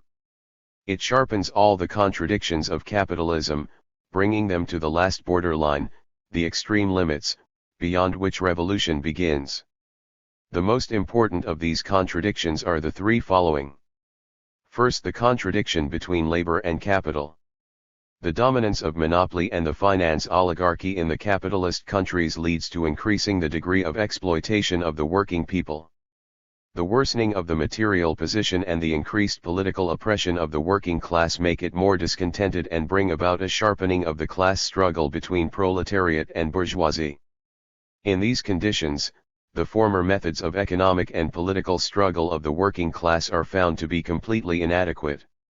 Imperialism brings the working class in real earnest to the socialist revolution. Secondly, the contradiction between the imperialist powers. In the struggle for maximum profits, the monopolies of the different countries come into collision with one another, each of the groups of capitalists endeavoring to secure preponderance for itself through seizure of markets, sources of raw material and spheres of investment of capital.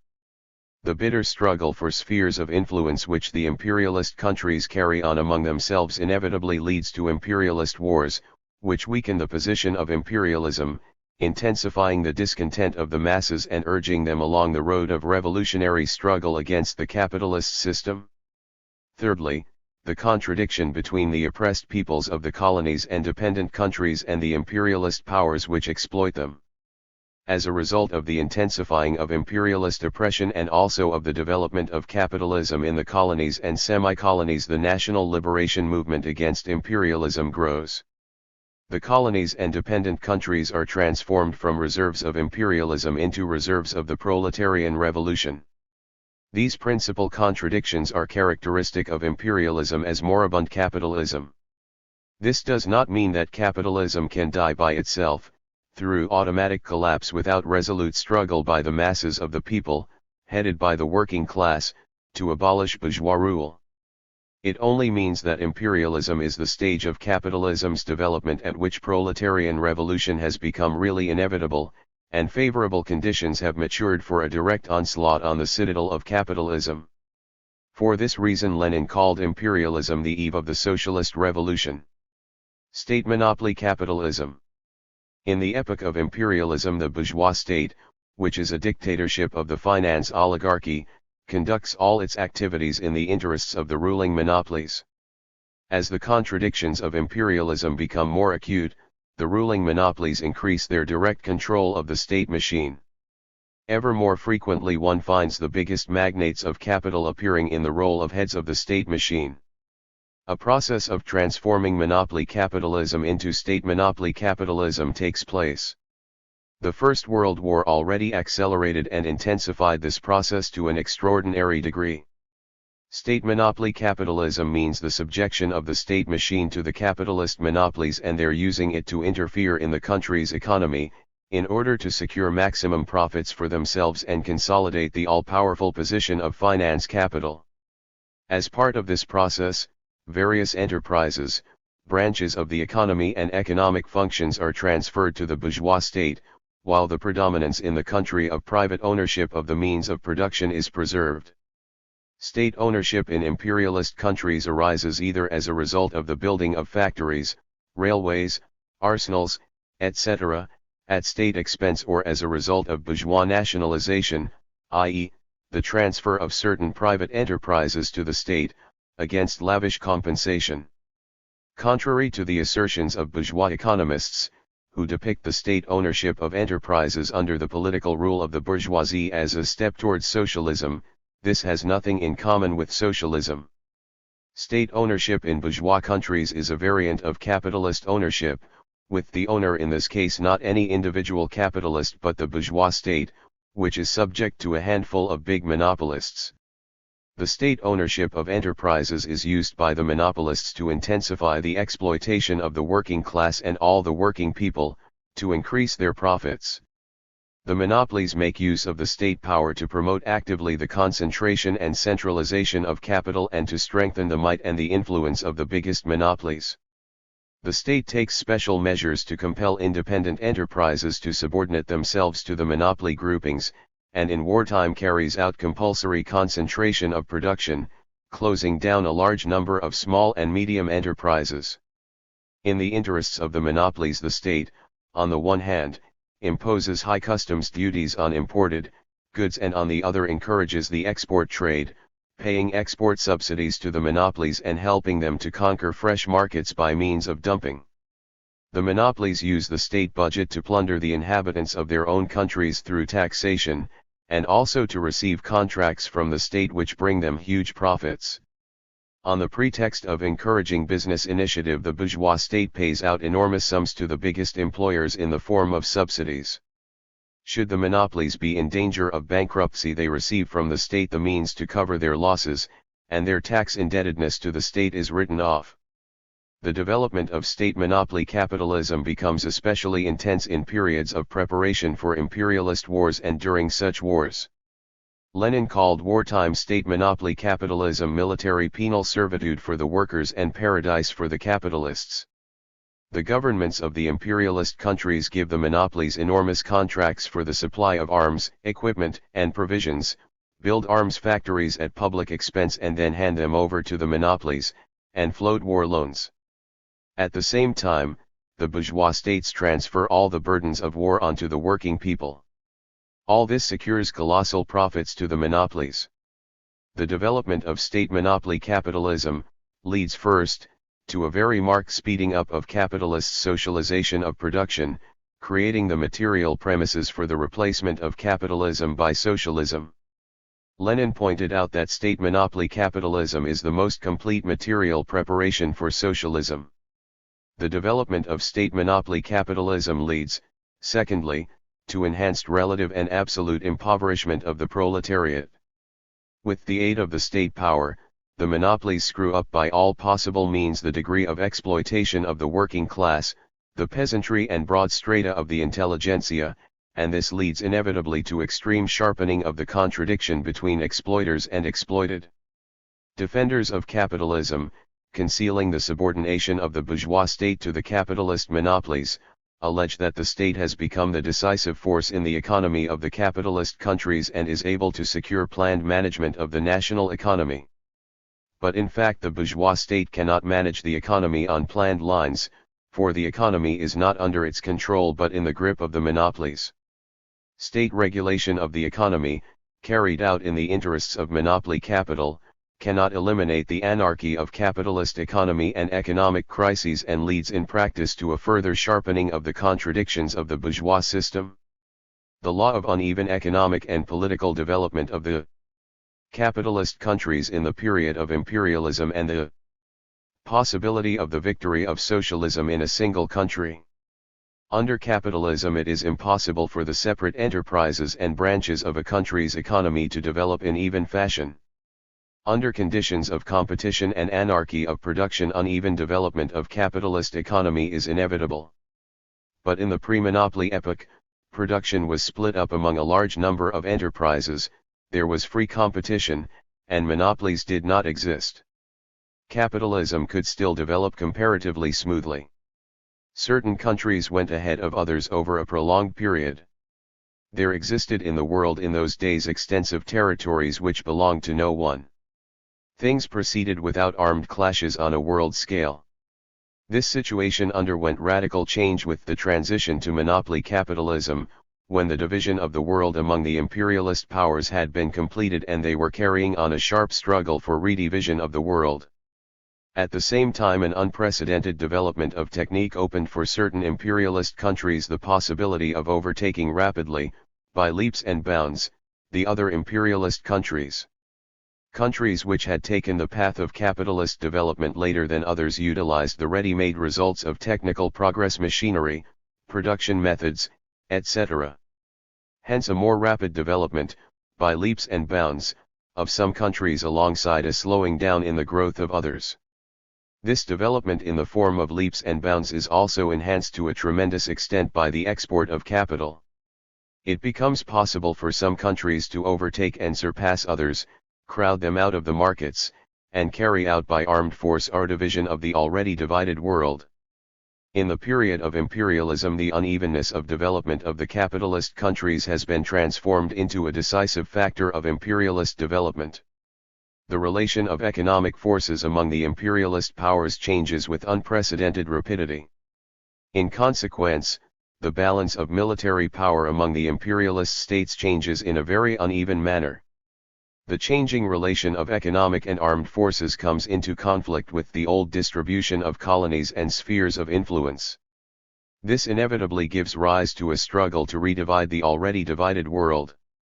The actual strength of the various imperialist groups is tested by way of bloody and devastating wars. In 1860, first place in the world's industrial production was occupied by Britain, with France as runner-up. Germany and the USA were then only just entering the world arena. A decade passed, and a rapidly growing country of young capitalism, the USA had outstripped France and changed places with her. In another decade the USA had outstripped Britain and established itself in the leading position in world industrial production, while Germany had overtaken France and taken third place after the USA and Britain. Towards the beginning of the 20th century, Germany ousted Britain and took second place after the USA. As a result of the change in the relation of forces between the capitalist countries, the capitalist world was split into two hostile camps and world wars began. The unevenness of the development of the capitalist countries causes a sharpening of the contradictions in the imperialist camp and makes armed clashes inevitable, which results in the imperialists weakening one another. The world front of imperialism becomes easily vulnerable to the proletarian revolution. This provides the basis for a breach to be made in the front at that link where the chain of the imperialist front is weakest, at that point where the most favorable conditions for the victory of the proletariat are found together. The unevenness of economic development in the epoch of imperialism gives rise to unevenness of political development as well, which means that the political premises for the proletarian revolution come to ripeness at different times in different countries. Foremost among these premises are the acuteness of class contradictions and the level of development of the class struggle, the degree of class consciousness, the extent to which the proletariat is organized politically and filled with revolutionary resolution, and the ability of the proletariat to draw the bulk of the peasantry after it. The law of the uneven economic and political development of the capitalist countries in the period of imperialism constitutes the starting point of Lenin's teaching on the possibility of the victory of socialism, first of all in a few countries, or even in a single country. Marx and Engels, studying pre-monopoly capitalism in the middle of the 19th century, came to the conclusion that socialist revolution could triumph only simultaneously in all civilized countries, or at least in the majority of them. At the beginning of the 20th century, however, particularly in the period of the First World War, the situation changed radically. Pre-monopoly capitalism had grown into monopoly capitalism. Ascending capitalism had been transformed into descending, dying capitalism. The war had revealed the incurable weaknesses of the world imperialist front. At the same time, the law of uneven development had predetermined that proletarian revolution in the different countries would mature at different times. Proceeding from the law of uneven development capitalism in the imperialist epoch, Lenin came to the conclusion that the old formula of Marx and Engels no longer corresponded to the new historical conditions, that in the new conditions socialist revolution could quite well triumph in a single country, that a simultaneous victory of socialist revolution in all countries or in the majority of civilized countries was impossible owing to the uneven maturing of the revolution in these countries. Uneven economic and political development, wrote Lenin, is an absolute law of capitalism. Hence, the victory of socialism is possible first in several or even in one capitalist country, taken singly. This was the new, conclusive theory of socialist revolution created by Lenin. It enriched Marxism and advanced it, opened a revolutionary prospect before the proletarians of the separate countries, released their initiative in the attack upon their own bourgeoisie, and strengthened their confidence in the victory of the proletarian revolution. The imperialist period sees the completed formation of the capitalist system of world economy, in which the separate countries become so many links in a single chain. Leninism teaches that in the conditions of imperialism socialist revolution is victorious first, not necessarily in those countries where capitalism is furthest developed and the proletariat constitutes the majority of the population, but in those countries which are weak links in the chain of world imperialism. The objective conditions for socialist revolution have matured in the system of world capitalist economy as a whole. This being so, the existence within this system of countries which are insufficiently developed from the industrial standpoint cannot represent an obstacle to revolution. For socialist revolution to be victorious, it is necessary that there should be present a revolutionary proletariat and a proletarian vanguard united in a political party, that there should be in the given country a solid ally of the proletariat, in the shape of the peasantry, capable of following the proletariat in resolute struggle against imperialism. In the epoch of imperialism, when the revolutionary movement is growing throughout the world, the imperialist bourgeoisie takes its stand in alliance with all reactionary forces without exception and uses survivals of serfdom in every possible way to strengthen its rule and enlarge its profits. For this reason, abolition of the feudal serf-owning order is impossible without a resolute struggle against imperialism. In these conditions, the hegemony of the proletariat in the bourgeois democratic revolution, welding the mass of the peasantry around itself for struggle against feudal survivals and imperialist colonial oppression, becomes possible. As its anti-feudal and national liberation tasks are accomplished, bourgeois democratic revolution grows into socialist revolution. In the imperialist period, the discontent of the proletariat grows in the capitalist countries, the elements of a revolutionary explosion accumulate, and in the colonial and dependent countries a war of liberation against imperialism develops. Imperialist wars for the redivision of the world weaken system of imperialism and strengthen the tendency for proletarian revolutions in the capitalist countries to unite with national liberation movement in the colonies. Proletarian revolution which has triumphed in a single country is at the same time the beginning of the world socialist revolution. Lenin scientifically foresaw that world revolution would develop through the revolutionary falling away of series of further countries from the system of imperialism, with support rendered to the proletariat of these countries by the proletariat of the imperialist states. The process of the falling away from imperialism of a series of further countries will itself take place the faster and more thoroughly, the more thoroughly socialism is consolidated in the countries of the victorious proletarian revolution. In the last analysis, the outcome of the struggle, wrote Lenin in 1923, will be determined by the fact that Russia, India, China, etc., account for the overwhelming majority of the population of the globe. And it is precisely this majority that during the past few years has been drawn into the struggle for emancipation with extraordinary rapidity, so that in this respect there cannot be the slightest shadow of doubt what the final outcome of the world's struggle will be. In this sense, the complete victory of socialism is fully and absolutely guaranteed. Brief conclusions. Imperialism is monopoly capitalism, decaying or parasitic capitalism, moribund capitalism, the eve of the socialist revolution.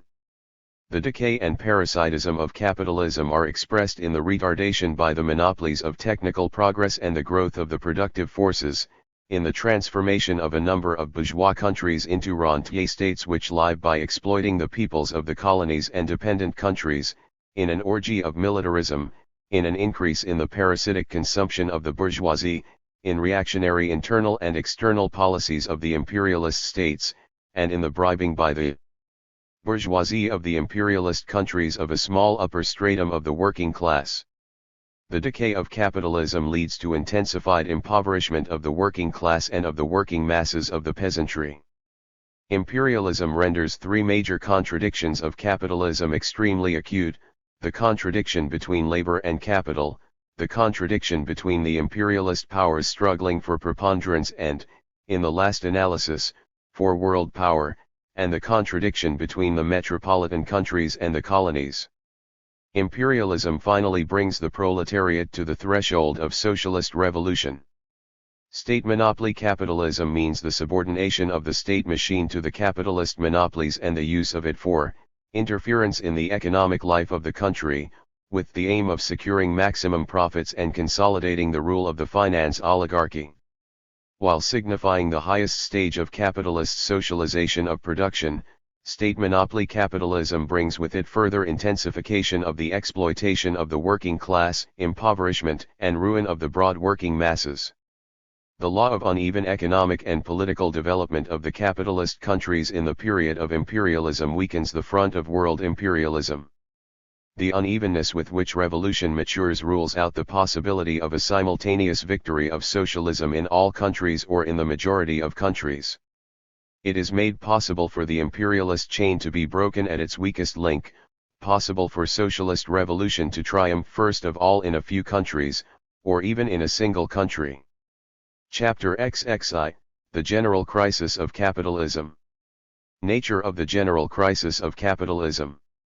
As the contradictions of imperialism grew, so the preconditions for the general crisis of capitalism accumulated. The foundations of the theory of the general crisis of capitalism were worked out by V.I. Lenin.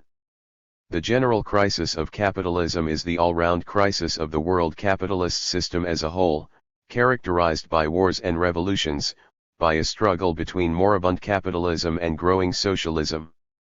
The general crisis of capitalism involves all sides of capitalism, both economic and political.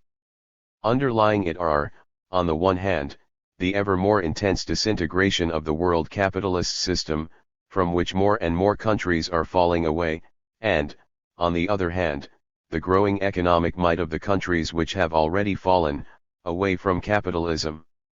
The fundamental features of the general crisis of capitalism are the splitting of the world into two systems, the capitalist and the socialist, the crisis of the colonial system of imperialism, the sharpening of the problem of markets and, in connection with this, the increase of chronic undercapacity working of enterprises and chronic mass unemployment in the capitalist countries. The uneven development of the capitalist countries in the epoch of imperialism gives rise in course of time to a lack of correspondence between the existing division of markets, spheres of influence and colonies and the changed relation of forces among the principal capitalist states. On this basis there arises a sharp break in the equilibrium within the world system of capitalism, leading to the formation of hostile groupings of capitalist states and to war between these groupings. World wars sap the strength of imperialism and facilitate the breaching of the imperialist front and the falling away of one country after another from the capitalist system. The general crisis of capitalism covers an entire period of history, forming part of the epoch of imperialism. As already mentioned, the law of uneven economic and political development of the capitalist countries in the imperialist epoch predetermines a variation in the time when socialist revolution becomes ripe in different countries. Lenin pointed out that the general crisis of capitalism is not an event which takes place in a single moment of time but a long period of stormy economic and political upheavals and sharp class struggle, a period of the collapse of capitalism on its full scale, and the birth of a socialist society. Selected works, 12 vol edition, volume 8, p. 315.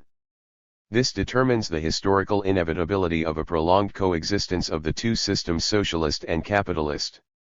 The general crisis of capitalism began in the period of the First World War and developed especially as a result of the falling away of the Soviet Union from the capitalist system. This was the first stage of the general crisis of capitalism.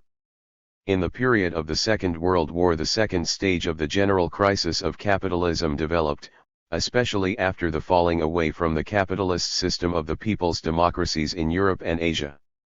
The First World War and the beginning of the general crisis of capitalism. The First World War was the result of the sharpening of contradictions between the imperialist powers arising out of the struggle to redivide the world and spheres of influence. Alongside the old imperialist powers, new ones had grown up which had been too late for the partition of the world. German imperialism appeared on the scene. Germany had taken the path of capitalist development later than a number of other countries and arrived to join in the share out of markets and spheres of influence when the world was already divided up among the old imperialist powers. As early as the beginning of the 20th century, however, Germany, having outstripped Britain as regards the level of industrial development, took second place in the world and the first in Europe. Germany began to squeeze Britain and France out of the world markets. The change in the relation of forces, economic and military, between the principal capitalist states brought to the front the question of redividing the world. In the struggle for the redivision of the world, Germany, taking her stand in alliance with Austria-Hungary, clashed with Britain, France, and Tsarist Russia, which was dependent on them. Germany strove to take away part of the British and French colonies, to oust Britain from the Near East and to put an end to her maritime supremacy, to take from Russia the Ukraine, Poland and the Baltic regions, and to bring under subjection the whole of Central and Southeastern Europe. In its turn, Britain strove to put an end to German competition on the world market and to establish firmly its dominion over the Near East and the continent of Africa. France set out to recover Alsace and Lorraine, annexed by Germany in 1871, and to grab the Saar Basin from Germany. Predatory aims were also pursued by Tsarist Russia and other bourgeois states which took part in the war. The struggle between the two blocs of imperialists, the Anglo-French and the German, for the redivision of the world affected the interests of all the imperialist countries and so led to a world war in which Japan, the USA, and a number of other countries took part. The First World War was imperialistic on both sides. The war shook the capitalist world to its very foundations. In the scale on which it was fought, it threw into the shade all previous wars in the history of mankind. The war provided the monopolies with a source of enormous enrichment. The capitalists of the USA did especially well out of it. The profits of the American monopolies as a whole in 1917 were 3 or 4 times what they had been in 1914. In the 5 years of the war, the American monopolies received more than $35 million profit. The biggest monopolies increased their profits tenfold. The population of the countries which actively participated in the war amounted in all to about 800 million. About 70 million men served in the armies. The war swallowed up as many human lives as had perished in all wars in Europe during the previous 1,000 years. The number of killed was 10 million, the number of wounded and maimed exceeded 20 million. Millions of people died from famine and epidemics. The war brought colossal damage to the economies of the fighting countries. The direct war expenses of the combatant powers amounted for the whole period of the war to $208 million. During the war, the role played by the monopolies grew ever greater and the subjection of the state machine to them was increased. The state machine was utilized by the biggest monopolies for the purpose of securing maximum profits. Wartime regulation of the economy was carried out so as to enrich the biggest monopolies. To this end, the working day was lengthened in a number of countries, strikes were forbidden, barrack discipline and forced labor were introduced in the enterprises. The main source of the unprecedented growth of profits was furnished by state war contracts paid for out of the budget. War expenses absorbed a huge share of the national income during the war, and were covered first and foremost by increases in taxes on the working people. The bulk of the war appropriations went to the monopolists in the form of payment for war contracts, grants, and subsidies. The prices paid under war contracts ensured enormous profits for the monopolies. Lenin called war contracts legalized treasury looting. The monopolies gained through the lowering of the real wages of the workers by means of inflation, and also through direct plundering of occupied territories. During the war, the rationing system of distributing products was introduced in the European countries, and this restricted consumption by the working people to a bare minimum. The war carried the poverty and misery of the masses to extreme limits, sharpened class contradictions, and brought about an upsurge of the revolutionary struggle of the working class and the working peasantry in the capitalist countries. Moreover, the war, which from European became worldwide, dragged into its orbit the rear of imperialism as well the colonies and dependent countries, which facilitated the joining together of the revolutionary movement in Europe with the national liberation movement of the peoples of the East. The war weakened world capitalism. The European war, wrote Lenin in those days, means the greatest crisis in history, the beginning of a new epoch. Like every crisis, the war has made deeply hidden contradictions more acute and brought them to the surface. It called forth a mighty upsurge of the anti-imperialist revolutionary movement. The victory of the Great October Socialist Revolution. And the splitting of the world into two systems, capitalist and socialist. The proletarian revolution breached the front of imperialism first of all in Russia, which turned out to be the weakest link in the imperialist chain. Russia was a focal point of all the contradictions of imperialism. In Russia, the tyranny of capital was interwoven with Tsarist despotism, with survivals of serfdom and with colonial oppression in relation to the non-Russian peoples. Lenin called Tsardom military feudal imperialism. Tsarist Russia was a reserve of Western imperialism as a sphere of investment of foreign capital, which controlled the decisive branches of industry, and as a support for Western imperialism in the East. The interests of Tsardom and of Western imperialism were merged in a single tie-up. The high degree of concentration of Russia's industry and the existence of such a revolutionary party as the Communist Party had transformed the working class of Russia into the greatest political force in the country. The Russian proletariat possessed a valuable ally in the peasant poor, which made up the great majority of the peasant population. Under these conditions, it was inevitable that the bourgeois democratic revolution in Russia should inevitably grow over into the socialist revolution, assume an international character and shake the very foundations of world imperialism. The international significance of the Great October Revolution consists in the facts that, first, it breached the front of imperialism, overthrew the imperialist bourgeoisie in one of the largest capitalist countries and for the first time in history placed the proletariat in power. Secondly, it not only shook imperialism in the metropolitan countries but also struck a blow at imperialism's rear, undermining its domination in the colonies and dependent countries. Thirdly, by weakening the power of imperialism in the metropolitan countries and shaking its domination in the colonies, it thereby brought into question the very existence of world imperialism as a whole. The Great October Socialist Revolution meant a radical turn in the world history of mankind. It opened a new epoch, the epoch of proletarian revolutions in the countries of imperialism and national liberation movements in the colonies.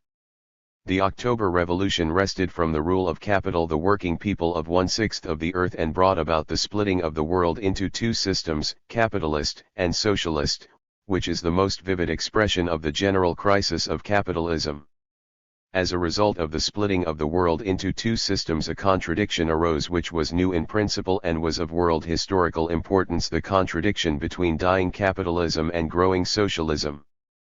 The struggle between the two systems, capitalism and socialism, became of decisive importance if, the present epoch. Describing the general crisis of capitalism, J.V. Stalin said, "It means, first of all, that the imperialist war and its aftermath intensified the decay of capitalism and upset its equilibrium, that we are now living in an epoch of wars and revolutions, that capitalism has already ceased to be the sole and all-embracing system of world economy, that side by side with the capitalist system of economy there is the socialist system, which is growing, thriving, which stands opposed to the capitalist system and by its very existence demonstrates the decaying state of capitalism and shakes its foundations." Works, Volume 12, p. 253. The first years after the war of 1914-18 were a period of terrible collapse in the economy of most of the capitalist countries that took part in the war, a period of bitter conflict between the proletariat and the bourgeoisie.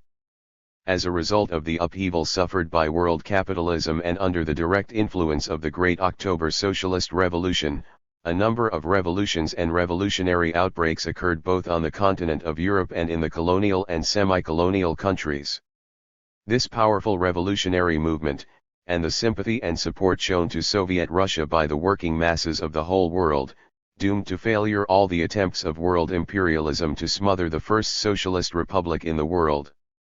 In 1920-21 a deep-going economic crisis broke out in the USA and a number of other capitalist countries. Having emerged from the post-war economic chaos, the capitalist world entered in 1924 upon a period of relative stabilization. The revolutionary upsurge gave way to a temporary ebb of the revolution in a number of European countries. There was a temporary, partial stabilization of capitalism achieved by redoubled exploitation of the working people. Under the flag of capitalist rationalization, a ruthless intensification of labor was introduced. Capitalist stabilization inevitably led to a sharpening of the contradictions between the workers and the capitalists, between imperialism and the colonial peoples, between the imperialists of different countries. Beginning in 1929, a world economic crisis brought capitalist stabilization to an end. Meanwhile, the national economy of the USSR was developing steadily on an upward trend, without crises or catastrophes. The Soviet Union was in those days the only country which did not know crises and other contradictions of capitalism. The industry of the Soviet Union went forward continually, at rates never seen before in history. In 1938 the U.S.S.R.'s industrial production was 908.8% of the 1913 figure, whereas industrial production in the USA was only 120%, or Britain's was 113.3% and France's 93.2%. The contrast of the economic development of the USSR with that of the capitalist countries revealed graphically the decisive advantages of the socialist system of economy over the capitalist system. The rise of the first socialist state in the world had a very great influence on the development of the revolutionary struggle of the working people. The experience of the USSR has shown that the worker can successfully govern a country and build up and manage its economy without the bourgeoisie. Every year of peaceful emulation between socialism and capitalism undermines and weakens capitalism and strengthens socialism. The example of the working people of the Soviet Union and of the other countries which have overthrown the capitalist yoke rouses the oppressed peoples to fight for their freedom against imperialism. International imperialism strives to smother or, at least, to weaken the socialist state. The camp of imperialism tries to settle its own internal difficulties and contradictions through kindling war against the USSR and the countries of people's democracy. In the struggle against imperialist intrigues, the Soviet Union relies upon its economic and military might and on the support of the international proletariat and the working people of the whole world. The experience of history shows that, in the struggle between the two systems, the socialist system of economy is assured of victory over capitalism on a basis of peaceful emulation. The Soviet state proceeds in its foreign policy from the possibility of peaceful coexistence of the two systems, capitalism and socialism, and resolutely follows a policy of peace between the peoples. Crisis of the colonial system of imperialism. Among the most important features of the general crisis of capitalism is the crisis of the colonial system of imperialism. This crisis, which arose in the period of the First World War, is becoming wider and deeper. The crisis of the colonial system of imperialism means an acute sharpening of the contradiction between the imperialist powers, on the one hand, and the colonies and dependent countries, on the other, and the development of the struggle of the oppressed peoples of these countries for national liberation and the liberation of a number of colonies from imperialist enslavement. The Great October Socialist Revolution has played a very great role in the rise of the national liberation movement in the colonies and dependent countries. It unleashed a number of mighty national liberation movements in the countries of the colonial East. The victory of the October Socialist Revolution in Russia contributed greatly to the rise of the national liberation struggle of the great Chinese people.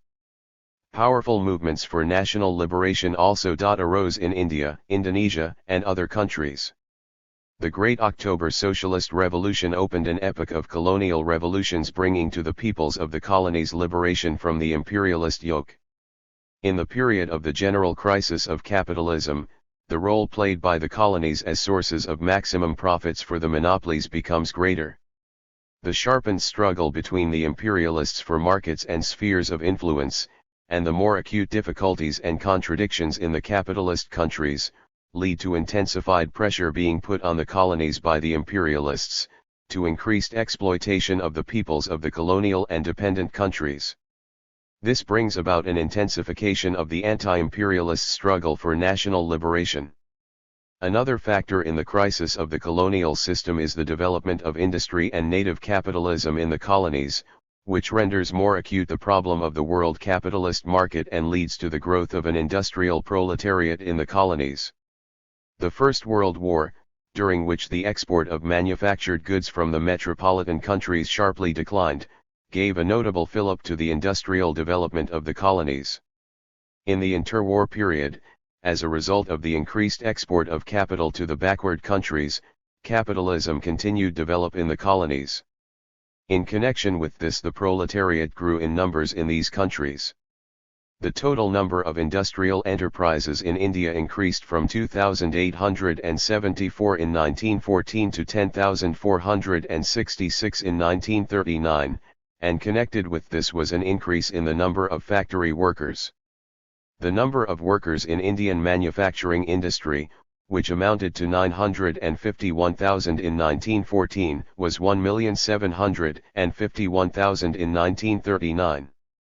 The total number of workers in India, including miners, railway and water transport workers and also plantation workers, amounted in 1939 to about 5 million persons.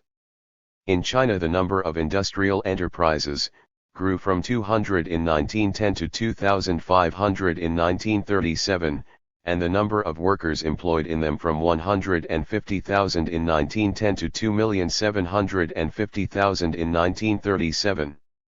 Taking into consideration that Manchuria was more highly developed industrially, the number of workers in industry and transport amounted in China on the eve of the Second World War to about 4 million. The numbers of the industrial proletariat grew considerably in Indonesia, Malaya, and in the African and other colonies. The exploitation of the working class in the colonies becomes more intense in the period of the general crisis of capitalism.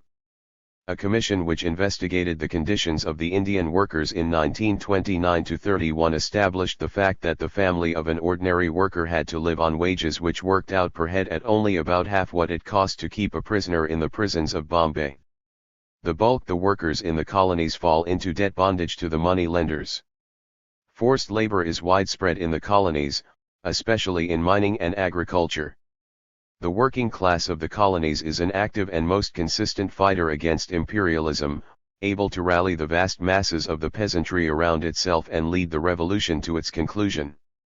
The alliance of the working class with the peasantry under the leadership of the working class is a decisive condition for the success of the national liberation struggle of the oppressed peoples of the colonial countries.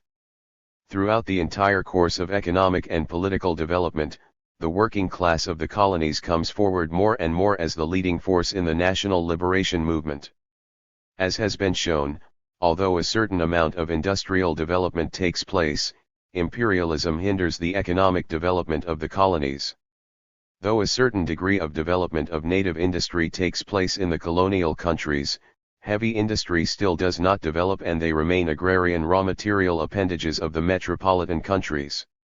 Imperialism preserves the survivals of feudal relations which exist in the colonies, using them to help it intensify the exploitation of the oppressed peoples.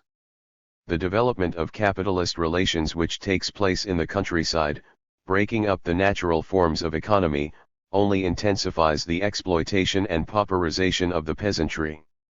The colonial revolution is a junction of two streams of the revolutionary movement, the movement against feudal survivals and the movement against imperialism. It is not possible to abolish feudal survivals in the colonies without a revolutionary overthrow of imperialist oppression. The biggest force in colonial revolutions consists of the peasantry, which makes up the bulk of the population in the colonies. The national bourgeoisie in the colonies, whose interests are encroached upon by foreign capital, at a certain stage of the revolution takes part in the struggle against imperialism. Given correct proletarian leadership of the movement, the inconsistency and wavering of the national bourgeoisie in the struggle against imperialism and feudal survivals can be overcome, and the national bourgeoisie is capable of playing a progressive role in certain periods of the revolution. At the same time, as the national liberation struggle of the colonial peoples develops, the activity of the reactionary forces of the feudal landlords and compradori bourgeoisie is intensified. The growth of the working class in the colonial countries and the intensification of the national liberation struggle of the peoples of these countries in the period of the general crisis of capitalism signify a new stage in the development of the national liberation movement. Where formerly the national liberation struggle led only to the consolidation of the power of the bourgeoisie, in the period of the general crisis of capitalism it becomes possible for the working class to win the hegemony and secure the development of the given country along the road to socialism, bypassing the capitalist stage. In the period of the general crisis of capitalism, the national liberation movement in the colonies links itself ever more closely with the revolutionary struggle of the working class in the metropolitan countries. The colonies and dependent countries are transformed to an ever greater extent from reserves of imperialism into reserves of the socialist revolution. Aggravation of the problem of markets. Chronic undercapacity working of enterprises and chronic mass unemployment.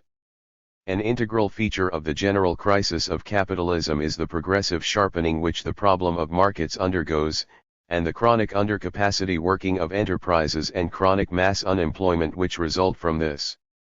The sharpening of the problem of markets in the period of the general crisis of capitalism is caused first and foremost by the falling away of a number of countries from the world system of imperialism. The departure from the capitalist system of Russia, with its huge markets and sources of raw material, could not but have an effect on the economic situation of the capitalist world. In the period of the general crisis of capitalism, the impoverishment of the working people, whose standard of living the capitalists try to restrict to the absolute minimum, inevitably gets worse, and as a result the effective demand of the masses declines. The development of native capitalism in the colonies and dependent countries renders the problem of markets more acute, for this native capitalism begins to compete on the markets with the old capitalist countries. The development of the national liberation struggle of the peoples of the colonial countries also complicates the position of the imperialist states in overseas markets. Consequently, characteristic of the interwar period was a relative stability of markets, while the production potentialities of capitalism grew. This could not but sharpen to the utmost all the contradictions of capitalism. This contradiction between the growth of the production potentialities and the relative stability of markets lies at the root of the fact that the problem of markets is today the fundamental problem of capitalism. an aggravation of the problem of markets in general, and especially an aggravation of the problem of foreign markets, and an aggravation of the problem of markets for capital exports in particular, such is the present state of capitalism.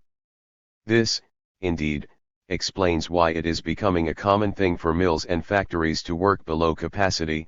Works, English edition, Volume X, pages 281-2.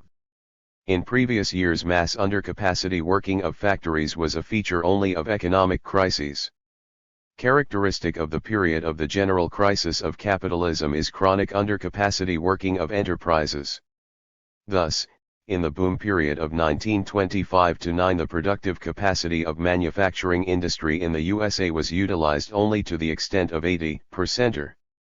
In 1930-4, the utilization of the productive capacity of manufacturing industry fell to 60%. Moreover, it must be taken into account that U.S. bourgeois statistics, in calculating the productive capacity of manufacturing industry, did not include in its reckoning enterprises which were inactive for a long period and took as normal enterprises where only one shift was worked. Closely connected with the chronic undercapacity working of enterprises is chronic mass unemployment. Down to the First World War, the reserve army of labor grew during years of crisis, but in boom periods shrank to comparatively small dimensions. In the period of the general crisis of capitalism, unemployment attains huge dimensions and remains at a high level also in the years of recovery and boom. The reserve army of labor is transformed into a standing army of unemployed numbering many millions. At the peak of the industrial boom between the two world wars, in 1928, the number of wholly unemployed in the USA amounted to about 2 millions, but in the following years, right down to the Second World War, the number never fell below 8 millions. In Britain, the number of insured workers wholly unemployed never fell, in the period 1922-38, below 1,200,000 persons annually. Millions of workers subsisted on casual work and were victims of partial unemployment. Chronic mass unemployment markedly worsens the position of the working class. It enables the capitalists to intensify labor in factories to an enormous extent, to dismiss workers already exhausted by excessive labor and to engage in their place fresh, stronger, and healthier workers. In this connection, the working life of the working people is reduced, and also the length of their employment. The working people become more and more uncertain what the morrow will bring. The capitalists make use of chronic mass unemployment to effect a sharp reduction in the wages of the employed workers.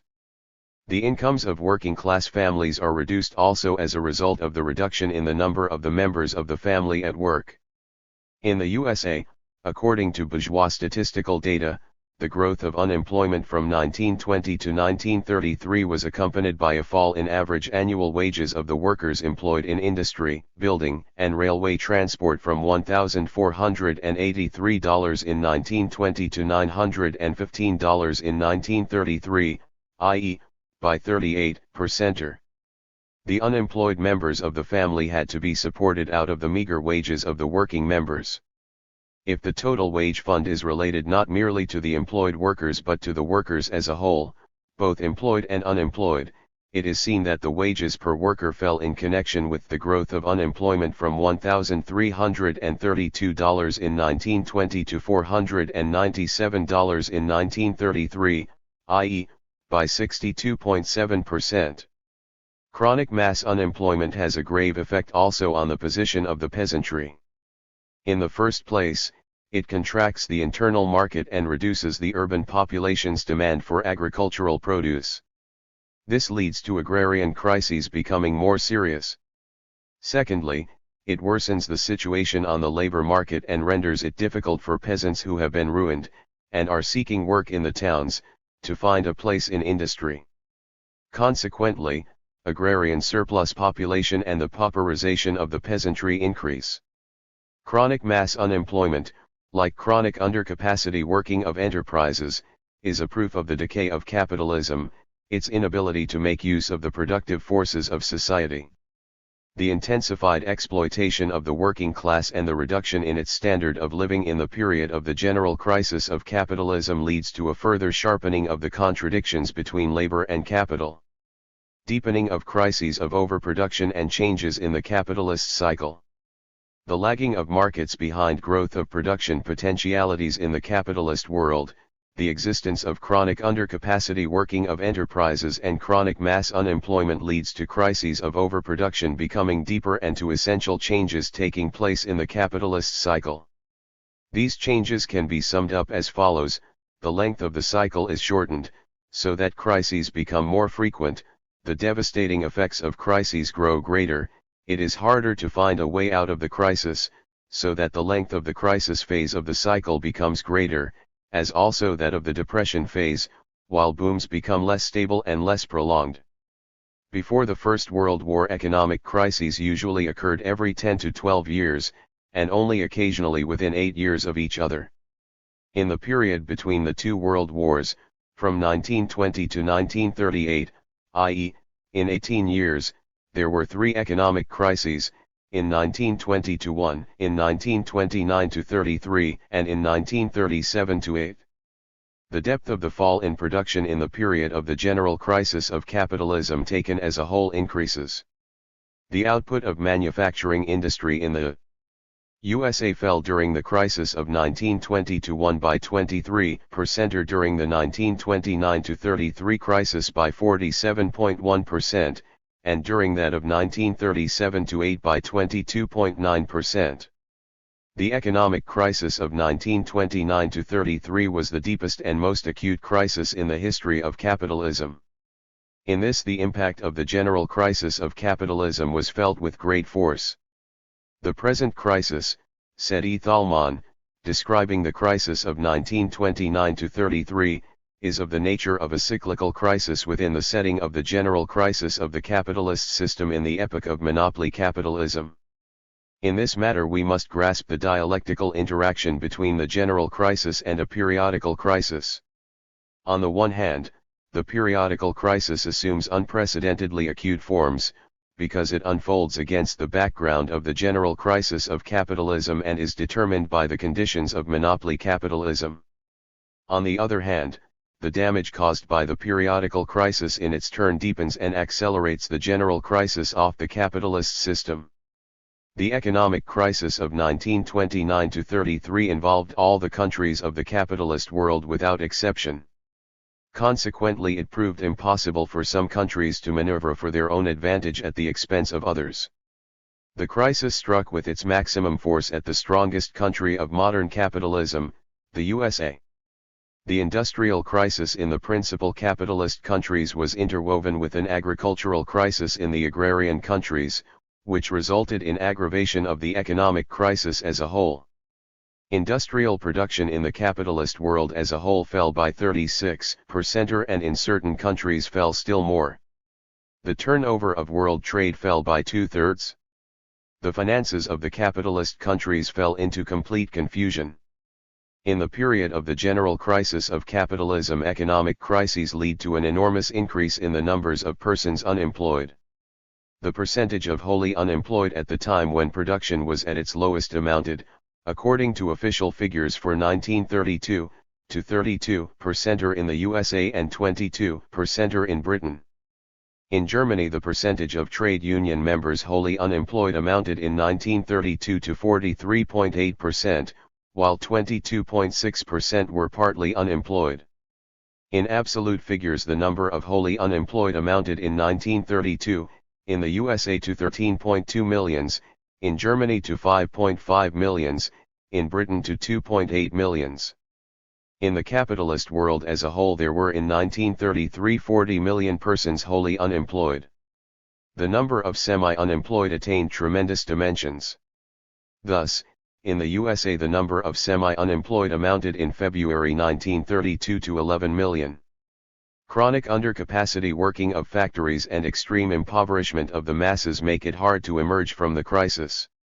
Chronic undercapacity working of enterprises restricts the field for renewal and expansion of fixed capital and hinders the transition from depression to recovery and boom.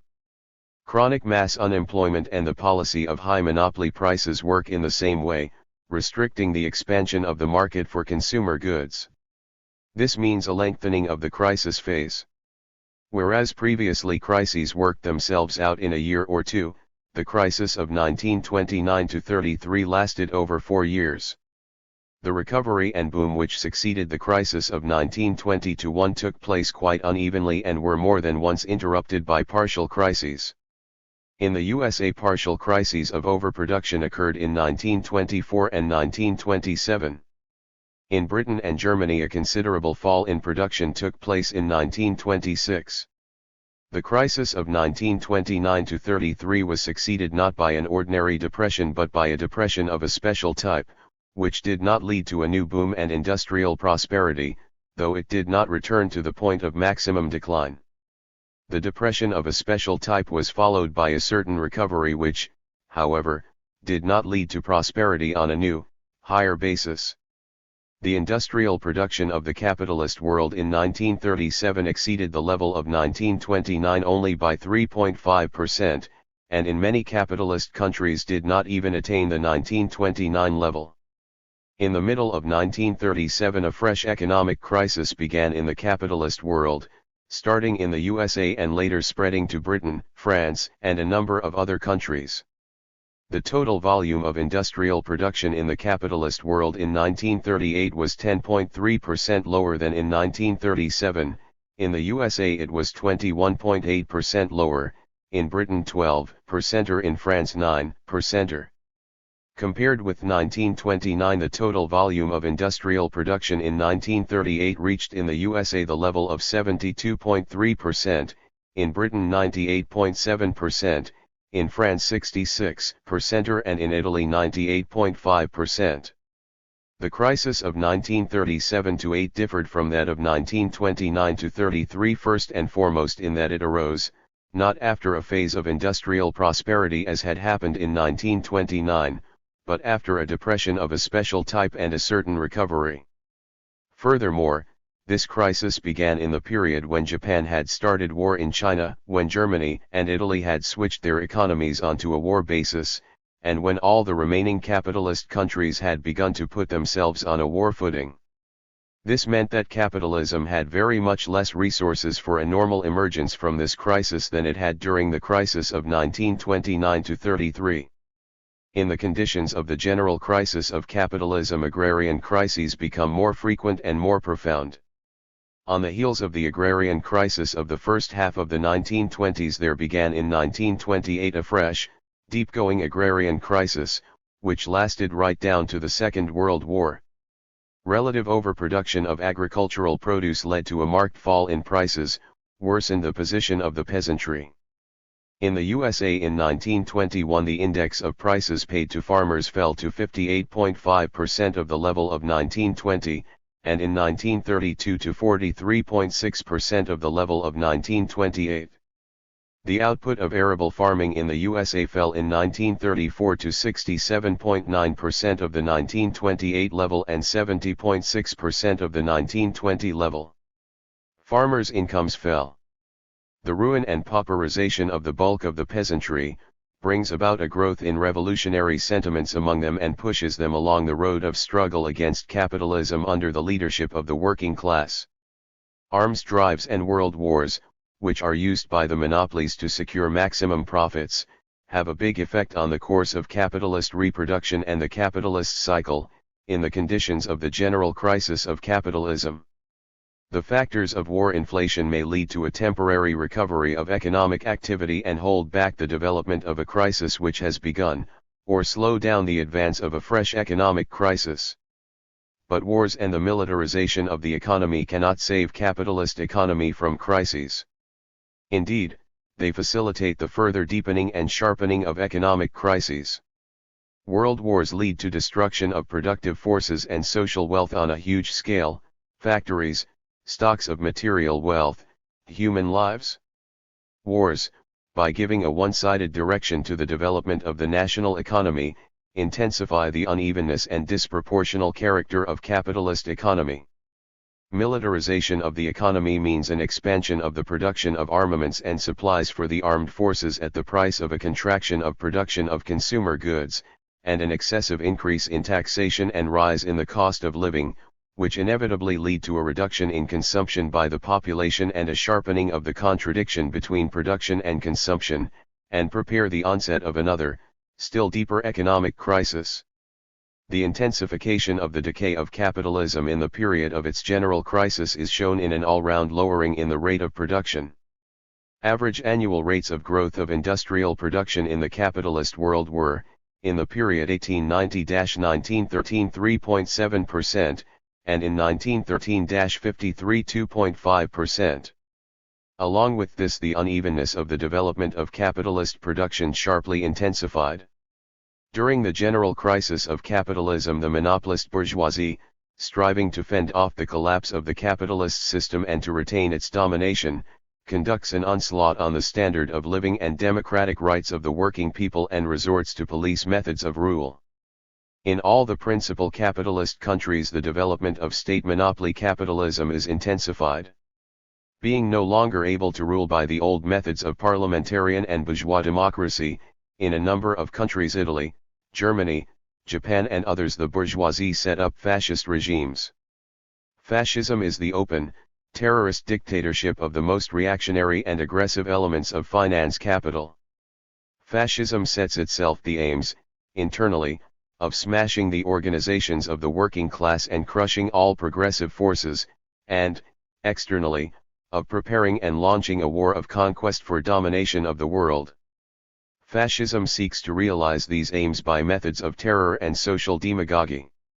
Thus the world economic crisis of 1929-33 and the crisis of 1937-8 led to a marked sharpening of the contradictions both within the capitalist countries and between them. The imperialist states sought a way out of these contradictions along the road of preparation for a war for a new redivision of the world. Brief conclusions.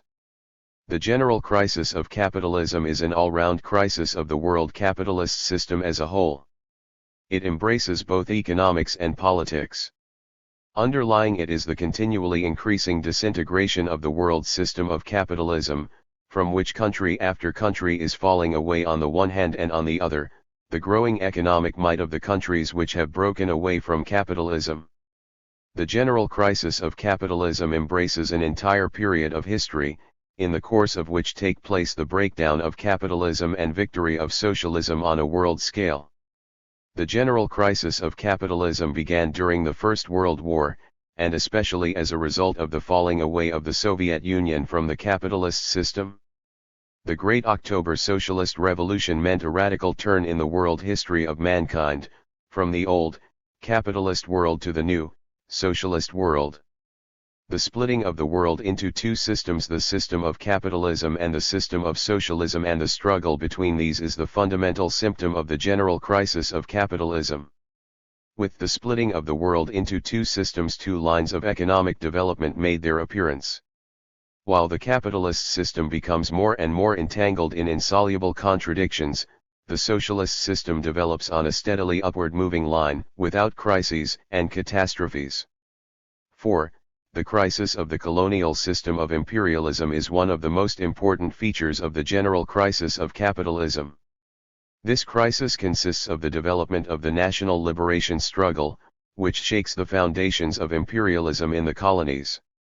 The working class takes the lead of the struggle of the oppressed peoples for national liberation. The Great October Socialist Revolution unleashed the revolutionary activity of the oppressed peoples and opened the epoch of colonial revolutions headed by the proletariat. In the conditions of the general crisis of capitalism, as a result of the falling away of a number of countries from the system of imperialism, of the increased impoverishment of the working people, and also of the development of capitalism in the colonies, the problem of markets becomes more acute. A characteristic feature of the general crisis of capitalism is chronic undercapacity working of enterprises and chronic mass unemployment. Under the impact of the sharpening of the market problem, of the chronic undercapacity working of enterprises and of chronic mass unemployment, there occur an aggravation of economic crises and essential changes in the capitalist cycle. Chapter XXII, the aggravation of the general crisis of capitalism. After the Second World War. The Second World War and the second stage of the general crisis of capitalism. Lenin foresaw that the First World War would be followed by other wars, called forth by imperialist contradictions. Everyone can see, he said, after the end of the 1914-18 war, that another war of the same kind is inevitable if the imperialists and the bourgeoisie remain in power. The distribution of spheres of influence among the imperialist countries which resulted from the First World War proved still less lasting than that which had prevailed before the war. The role of Britain and France in world industrial production markedly declined, and their positions in the world capitalist market deteriorated.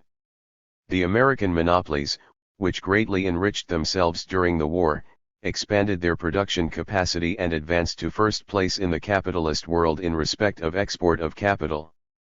Germany, after suffering defeat in the First World War, rapidly restored its heavy industry with the help of American and also British loans, and began to demand a redivision of spheres of influence. Japan took the road of aggression against China. Italy began a struggle to seize a number of colonial possessions belonging to other powers. Thus, the operation during the First World War of the law of uneven development of capitalist countries led to another sharp breakup of the equilibrium within the world system of capitalism. The formation in the capitalist world of two hostile camps led to the Second World War. The Second World War, which was prepared by the forces of international imperialist reaction, was begun by the bloc of fascist states Germany, Japan, and Italy. In the period preceding the war, the ruling circles of the USA, Britain, and France tried to turn the aggression of German fascism and Japanese imperialism against the Soviet Union, conniving in every possible way at the actions of the aggressors and giving them the utmost encouragement to start a war. However, German imperialism began the war first against France, Britain, and the USA, and only later attacked the Soviet Union. The Second World War was a war of conquest and plunder on the part of Germany and its allies in robbery, fascist Italy, and militarist Japan. It was a just war of liberation on the part of the Soviet Union and the other peoples who were subjected to the fascist onslaught.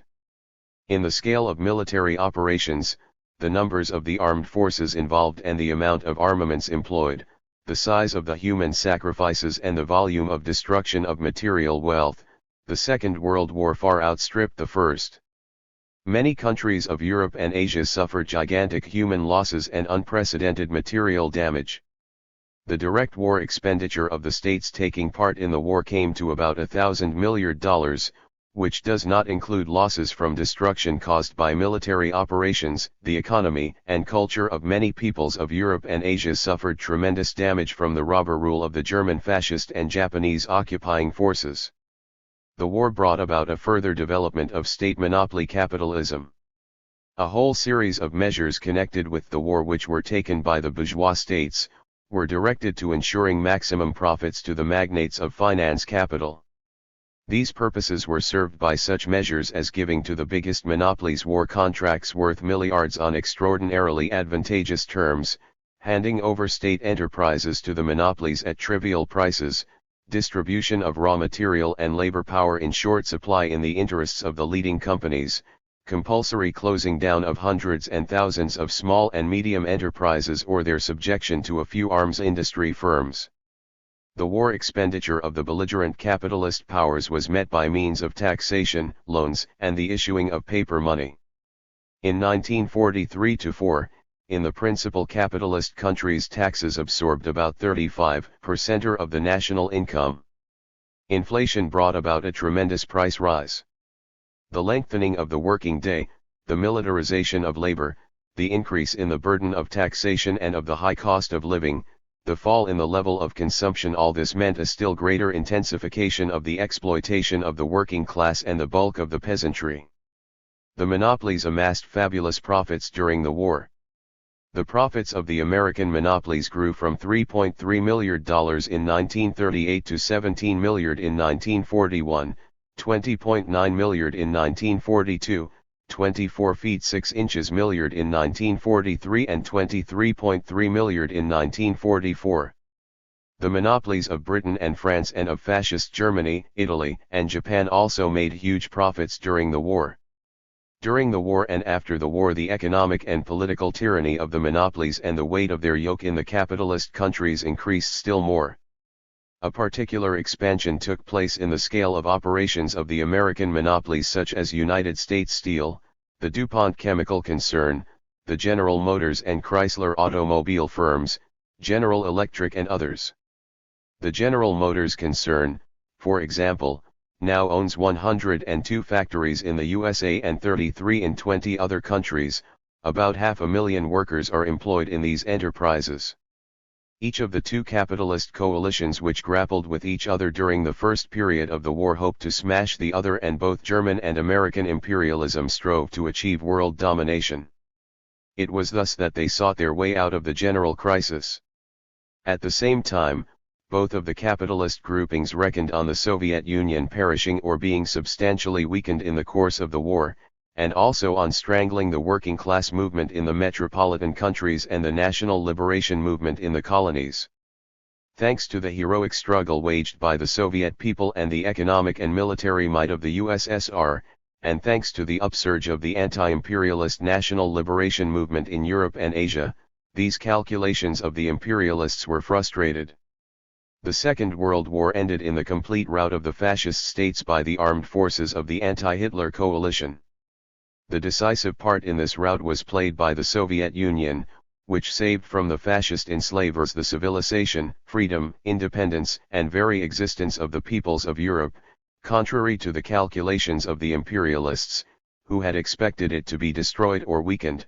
The Soviet state emerged from the war stronger than before and with enhanced international prestige. The Great Patriotic War of the Soviet Union showed the strength and might of the first socialist power in the world and the enormous advantage of socialist society and the socialist form of state. The rout of the fascist aggressors unloosed the forces of the national liberation movement in Europe and Asia. The law of social development in the present epoch, discovered by Lenin, by virtue of which the revolutionary supersession of the capitalist system of economy by the socialist takes place through a gradual falling away of country after country from the world system of capitalism, was fully confirmed. Contrary to the imperialists' calculations that the revolutionary movement would be weakened and rooted, the war led to more countries leaving the capitalist system. The peoples of a number of countries of Central and Southeastern Europe, Poland, Czechoslovakia, Yugoslavia, Romania, Hungary, Bulgaria, Albania threw off the yoke of the reactionary regimes which oppressed them and took power into their own hands. People's democratic republics carried out fundamental social and economic changes and took the road of building the foundations of socialism. The formation of the German Democratic Republic constituted a grave setback to world imperialism and a noteworthy success for the camp of peace and democracy. It is a stronghold of the democratic forces of the German people in their struggle to form a united, democratic and peace-loving Germany. Contrary to the imperialists' calculations of a further enslavement of the peoples of the colonies and dependent countries, a mighty upsurge of the national liberation struggle took place in these countries.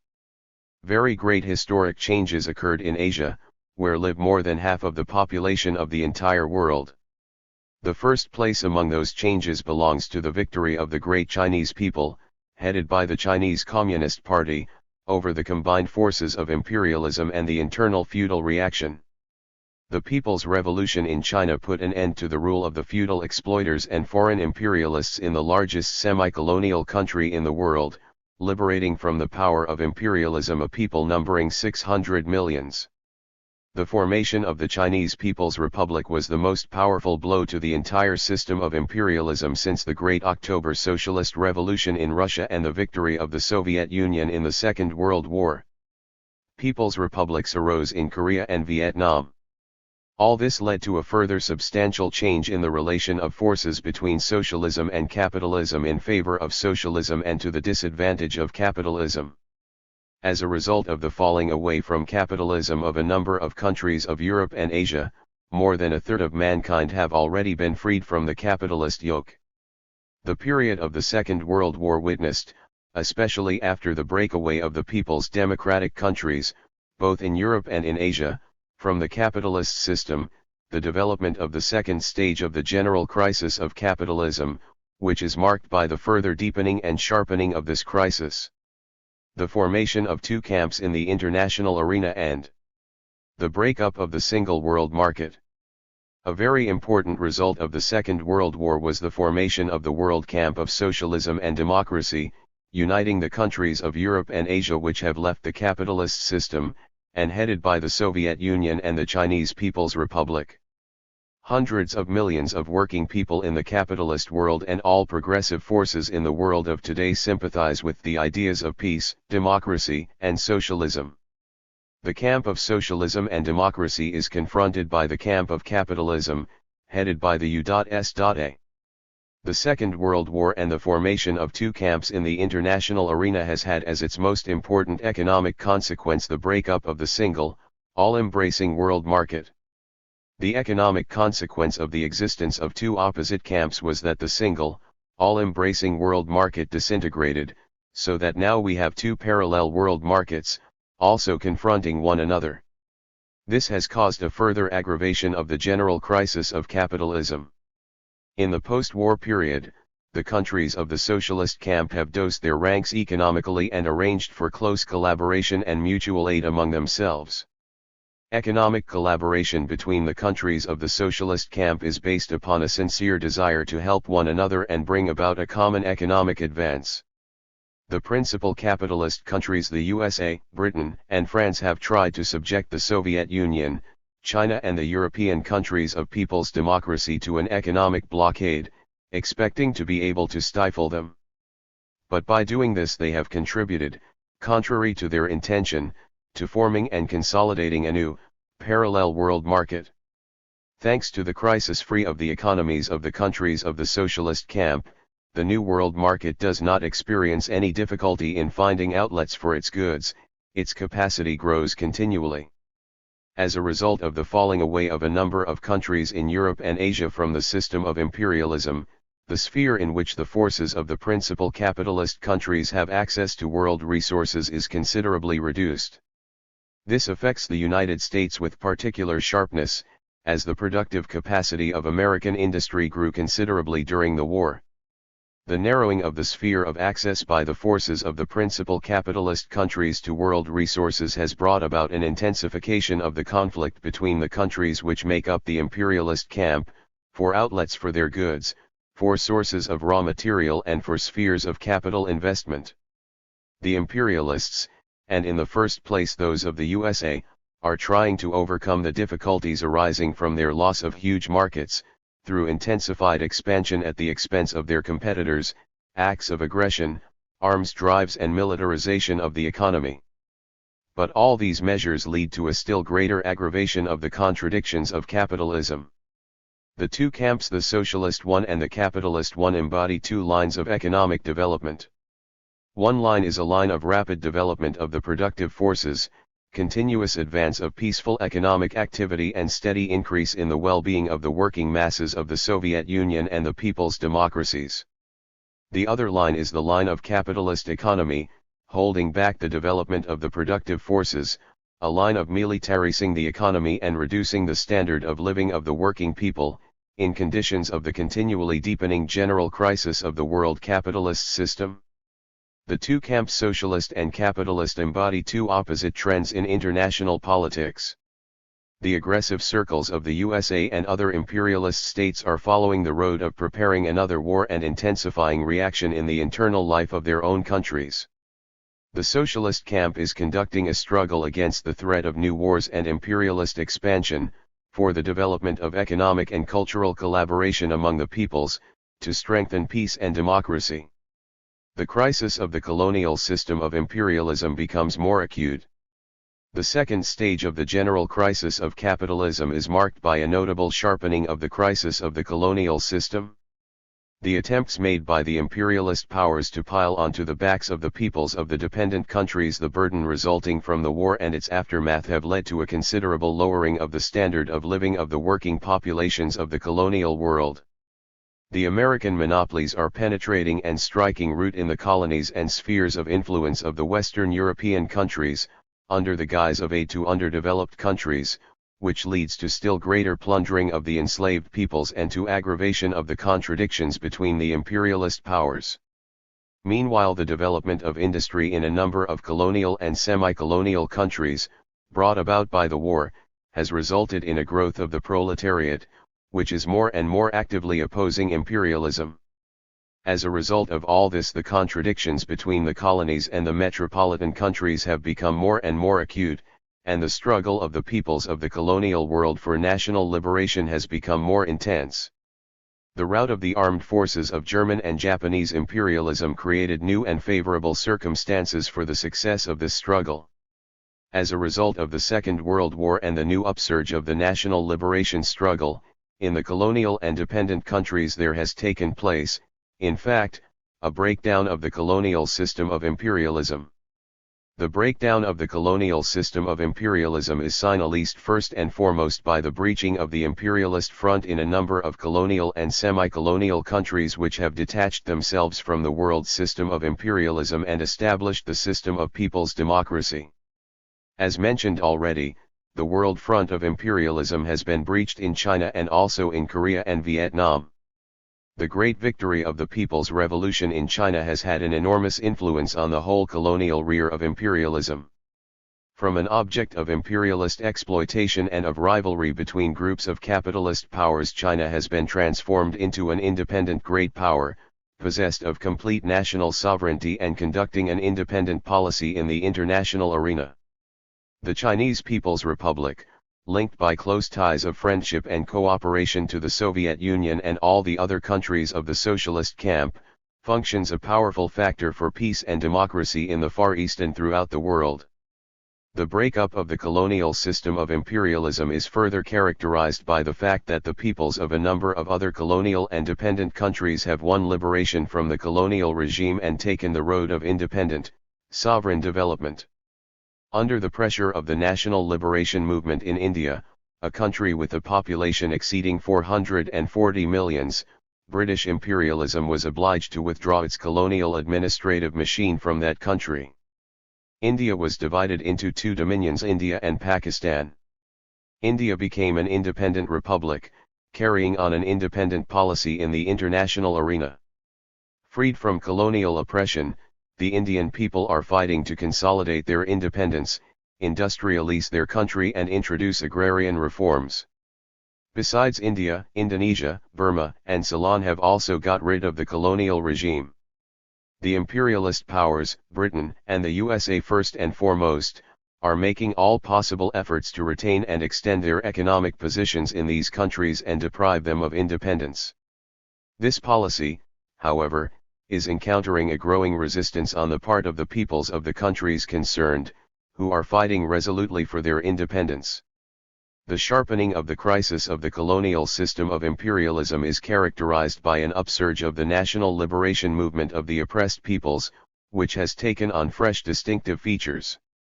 In a number of colonial countries, the leading role of the proletariat and the communist parties has grown and become stronger, which is an important condition for the success of the struggle of the enslaved peoples directed towards the expulsion of the imperialists and the introduction of democratic changes.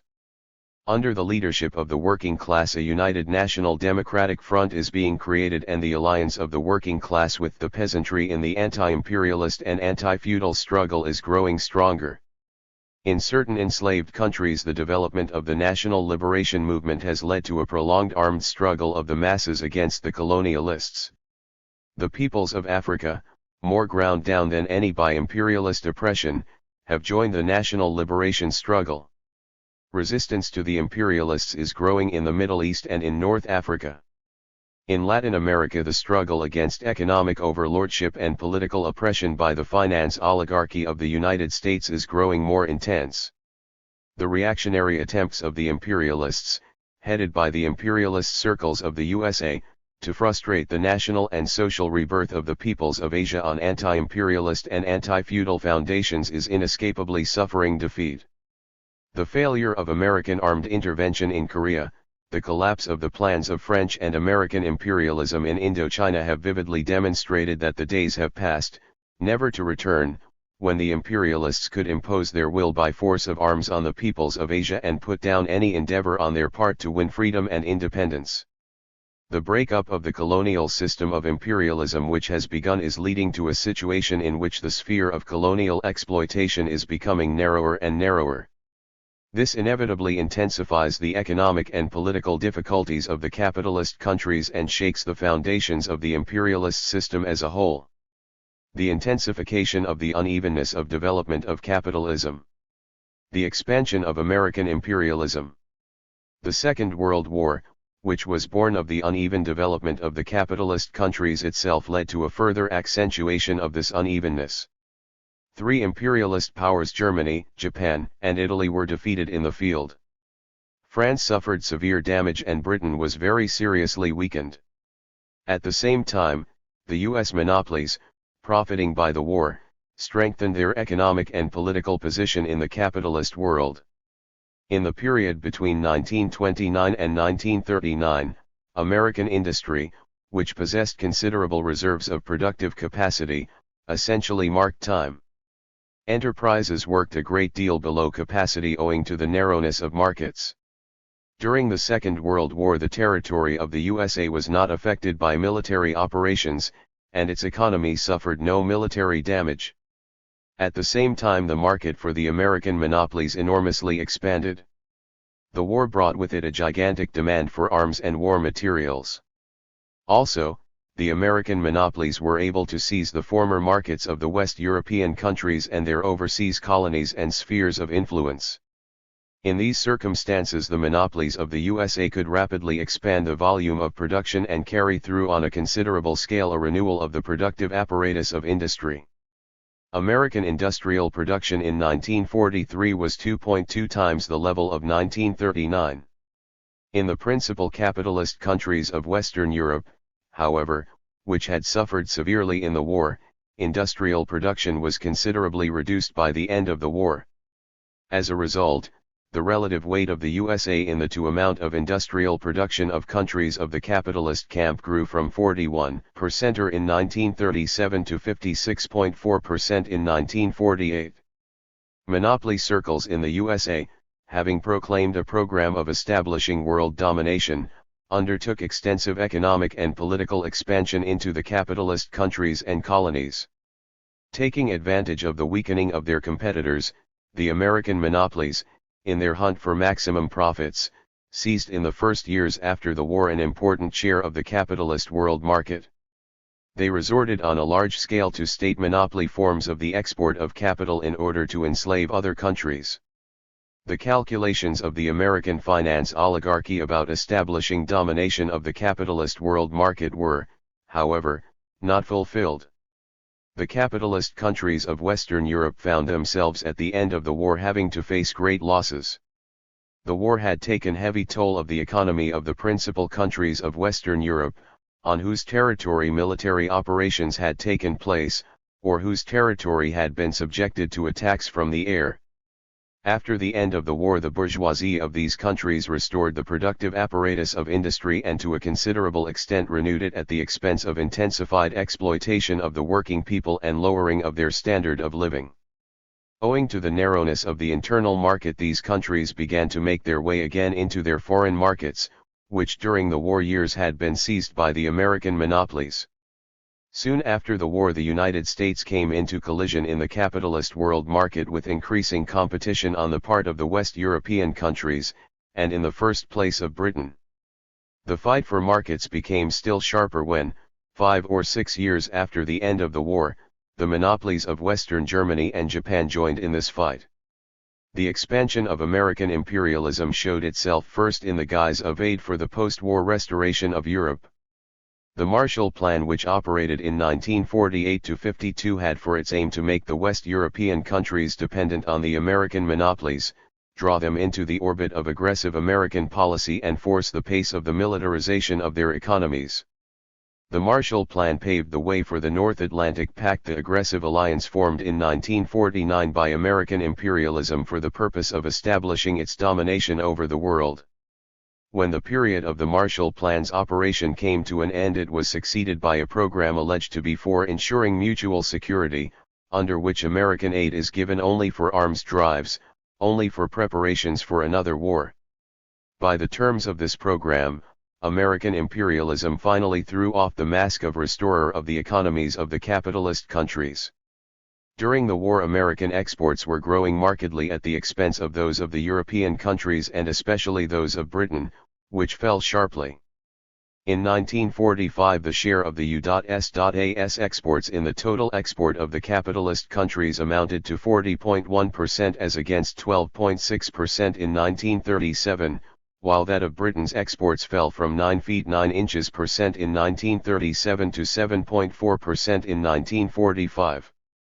After the war, however, as a result of the more acute struggle on the world market and the growth of the exports of the European countries, the share of the USA in the exports of the capitalist countries declined, amounting in 1954 to 19.5%, while Britain's exports in the same year were 10.1% of the total. The American monopolies are trying by all possible means to push up their exports of goods to the other countries of the capitalist camp, employing to this end both the enslaving terms of the loans which they make to these countries and also barefaced dumping. At the same time the USA fences off its home market in every possible way from the import of foreign goods, imposing exceptionally high customs duties on these goods. This one-sided nature of American external trade has brought about a chronic dollar gap in other countries, i.e., a shortage of dollars with which to pay for goods imported from the United States. The economic expansion of the monopolies of the United States leads to the breaking of historically formed, multilateral economic ties between various countries. American imperialism deprives Western Europe of the possibility of obtaining foodstuffs and raw materials from the countries of Eastern Europe, which could supply these goods in exchange for West European industrial products. One of the factors in the aggravation of difficulties of capitalist economy, since the war, is the circumstance that the imperialists have themselves cut off their access to the world market of the democratic camp, having reduced to almost nothing their trade with the Soviet Union, the Chinese People's Republic and the European People's Democracies. In the years since the Second World War, exports from the USA have amounted, on the average, to 13.5 milliards a year, while US imports have been only 8.2 milliards. The USA imported $1.3 million worth of goods a year from the countries of Western Europe, on the average, but exported about 4 milliards worth to these countries. Over the 8 years the gap between the U.S.A.'s exports to the countries of Western Europe and its imports from these countries amounted to $21.6 million. The exchange of goods between the USA and those countries which now form the democratic camp was in 1951 only 1/10 of what it had been in 1937, Britain's trade with them was down to 1/6, and France's to less than a quarter. The expansion of the American monopolies deals a painful blow at the interests of the other capitalist countries. The American monopolies, under the pretext of aid and through advancing credits to these countries, are striking root in their economies and conquering important positions in the colonies of the West European powers. Britain and France, for which cheap raw materials and guaranteed markets are of first-class importance, cannot put up indefinitely with the situation which has been created. The conquered countries Western Germany, Japan, Italy, which are under the yoke of American finance capital, also cannot remain satisfied with their lot. After the Second World War, the unevenness of development within the contracted camp of imperialism became still more marked, and this inevitably led to a further growth of contradictions among the capitalist countries. The most important of these are the contradictions between the USA and Great Britain. These contradictions show themselves in the open struggle being waged between the American and British monopolies for markets for their goods, especially in the countries making up the British Empire, Australia, Canada, India, etc. And for spheres of influence generally in Western Europe, in the Near and Far East, in Latin America. The aggressive blocks of imperialist states, scraped together by the United States and directed against the countries of the socialist camp, cannot eliminate the antagonisms and conflicts between the partners in these blocks, which have as their foundation the struggle to obtain high monopoly profits in conditions in which the territory under the sway of capital has contracted. Thus, Lenin's proposition that the operation of the law of the uneven development of the capitalist countries in the epoch of imperialism is fraught with conflicts and armed clashes between these countries remains valid in the present period. The aggressive ruling circles of the imperialist powers, and of the USA above all, began immediately after the close of the Second World War to carry out a policy of preparing for a third. Hirelings of the monopolies try to mislead the peoples by asserting that the inevitability of war is due to the existence in the world today of two opposed systems, capitalism and socialism. The facts of history refute this fabrication.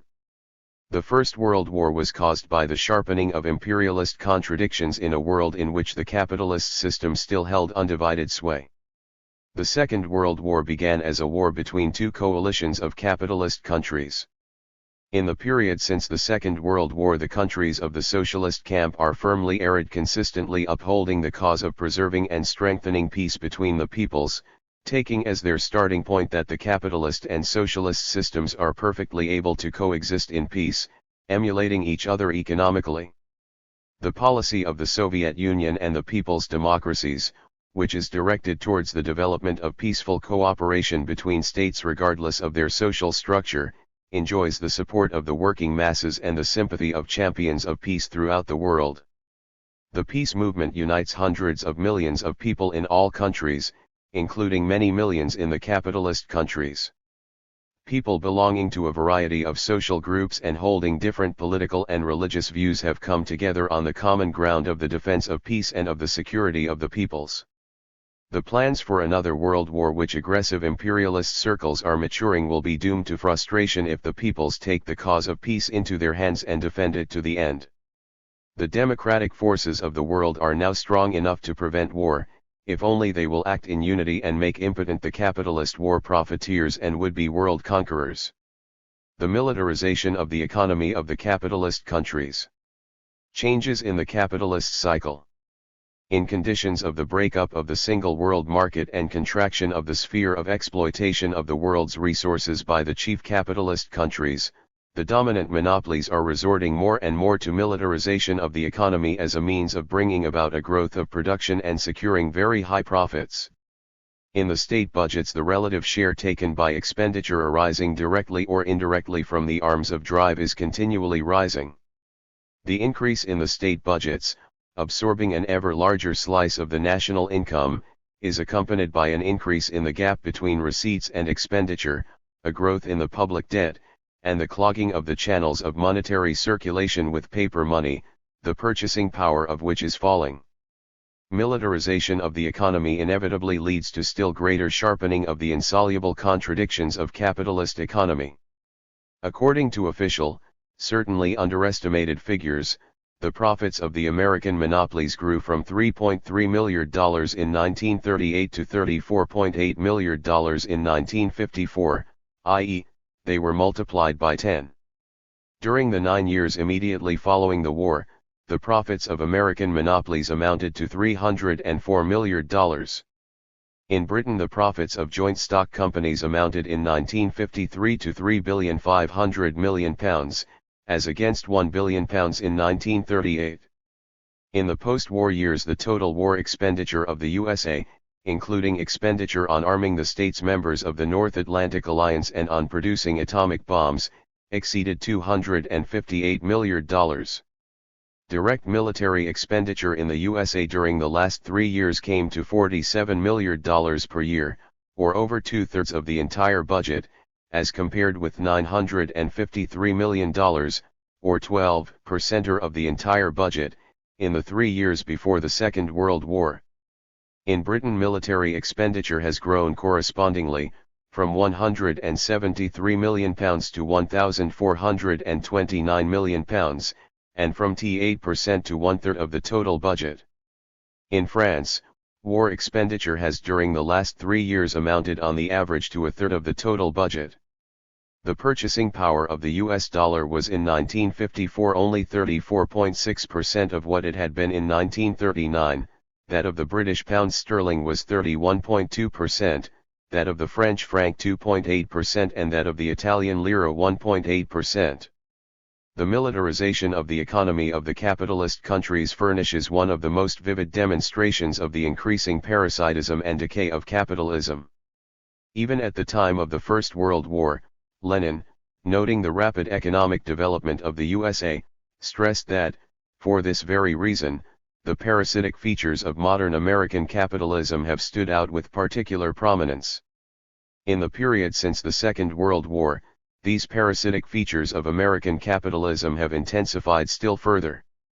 This is especially graphically shown in the growth of the state's unproductive expenditure, caused by the arms drive and the all-round militarization of the national economy. The parasitism and decay of capitalism does not mean in the least that technical progress ceases and complete stagnation of technique sets in.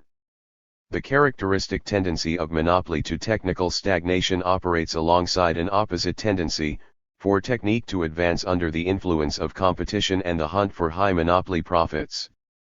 The arms drive brings about an advance of technique in the branches concerned with armaments production and the sections of heavy industry connected therewith.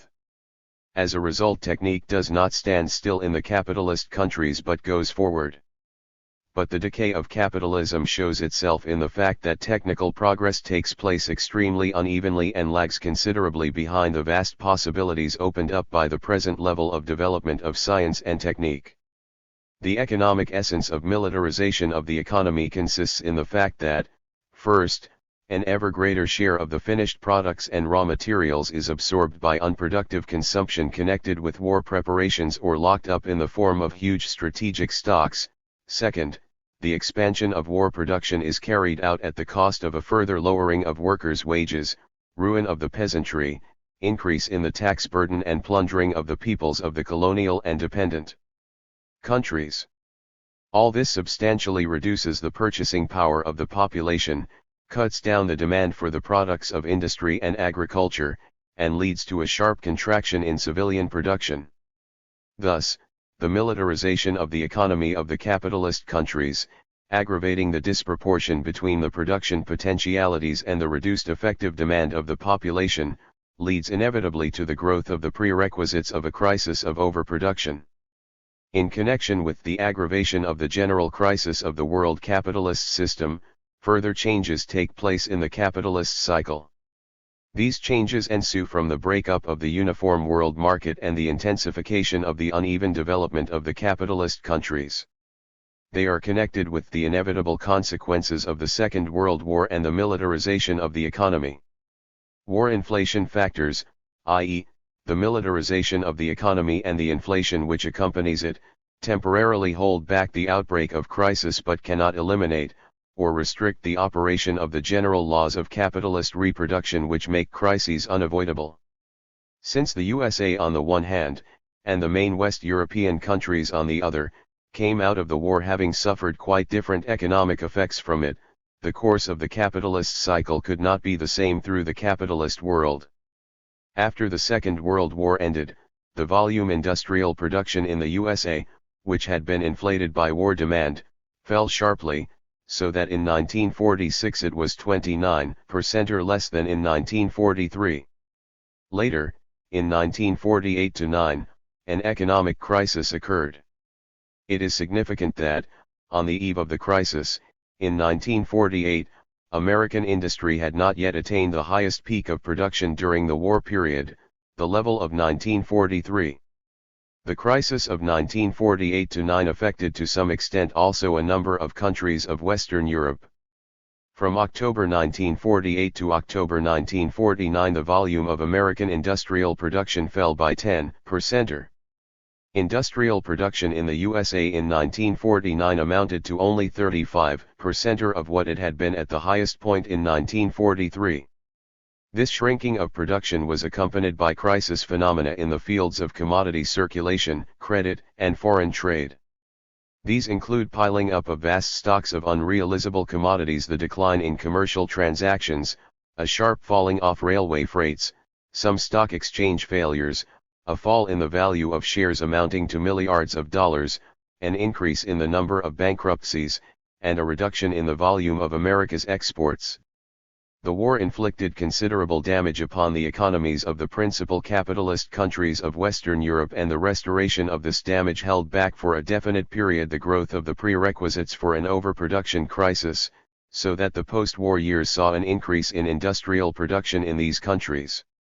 The crisis of 1948-9 in the USA did not lead to a general falling off of production in Western Europe and, consequently, did not develop into a world economic crisis. The rapid increase of war expenditure in the United States and other capitalist countries, especially after the outbreak of the war in Korea in 1950, served as a temporary stimulus to the expansion of production, and first and foremost to the production of armaments and other war material. However, the one-sided character of this recovery made it unstable and short-lived. A fresh falling off of production, signifying a crisis, began as early as the middle of 1953. Within less than a year from August 1953 to April 1954, the volume of industrial production in the USA declined by 10%. The shrinkage of production led to the doubling of the number of completely unemployed, to a wave of bankruptcies and the swallowing up of many smaller firms by the big monopolies. Between April and November 1954, industrial production remained at the same level, and only in November 1954 did it begin slowly to mount. Thus, the course of reproduction in the second stage of the general crisis of capitalism is marked by sharply increasing unevenness of development as between different countries, which brings special instability to the entire economic system of capitalism. The prerequisites for a world economic crisis continue to accumulate in all the capitalist countries. Intensified impoverishment of the working class in the capitalist countries. The aggravation of the general crisis of capitalism which took place after the Second World War led to a further impoverishment of the proletariat. Seeking maximum profits, the monopolies are increasing the exploitation of the working people. Monopoly capital is transferring onto the backs of the working people the ruinous consequences of the war and of militarization of the economy. The monopolies supported by the reactionary trade union leaders seek to lower the workers' real wages through freezing nominal wages, i.e., preventing them from rising in conditions in which inflation prevails and the burden of taxation is growing. Inflation produces an increase in the cost of living and a rapid rise in the prices of consumer goods, a widening of the gap between nominal and real wages. External expansion and the militarization of the economy of the capitalist countries take place at the price of a burden of taxation which weighs upon the working people. One of the factors in the reduction of the standard of living of the working class is the rapid rise in rents. The decline in real wages leads to a worsening of the nutrition of the working population. The position of the working intelligentsia in the capitalist countries is deteriorating, unemployment is increasing amongst them, and their incomes are falling as a result of the rise in the cost of living, the growth of taxation, and inflation. Real wages in the USA and Britain and especially in France and Italy have markedly declined as compared with pre-war. Thus, for example, in France the purchasing power of the average hourly wages was in 1955 about half what it had been before the war. Along with the sharp fall in the purchasing power of money, the cost of living grew considerably in the capitalist countries in relation to the pre-war figures. In 1954 in the USA it was 2.9 times pre-war, in France more than 30 times and in Italy more than 60 times. In 1952, in spite of the increase in war production, there were reckoned to be in the USA not less than 3 million wholly unemployed and 10 million partly, and in Western Germany nearly 3 million wholly and partly unemployed. Italy had more than 2 million wholly unemployed and an even larger number partly unemployed. In Japan there were about 10 million wholly and partly unemployed.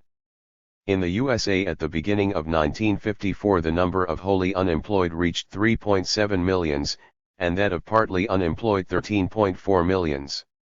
In the USA direct taxes in the 1953-4 budget year were nearly 12 times as great as in the 1937-8 budget year, even if the fall in the purchasing power of money be taken into account.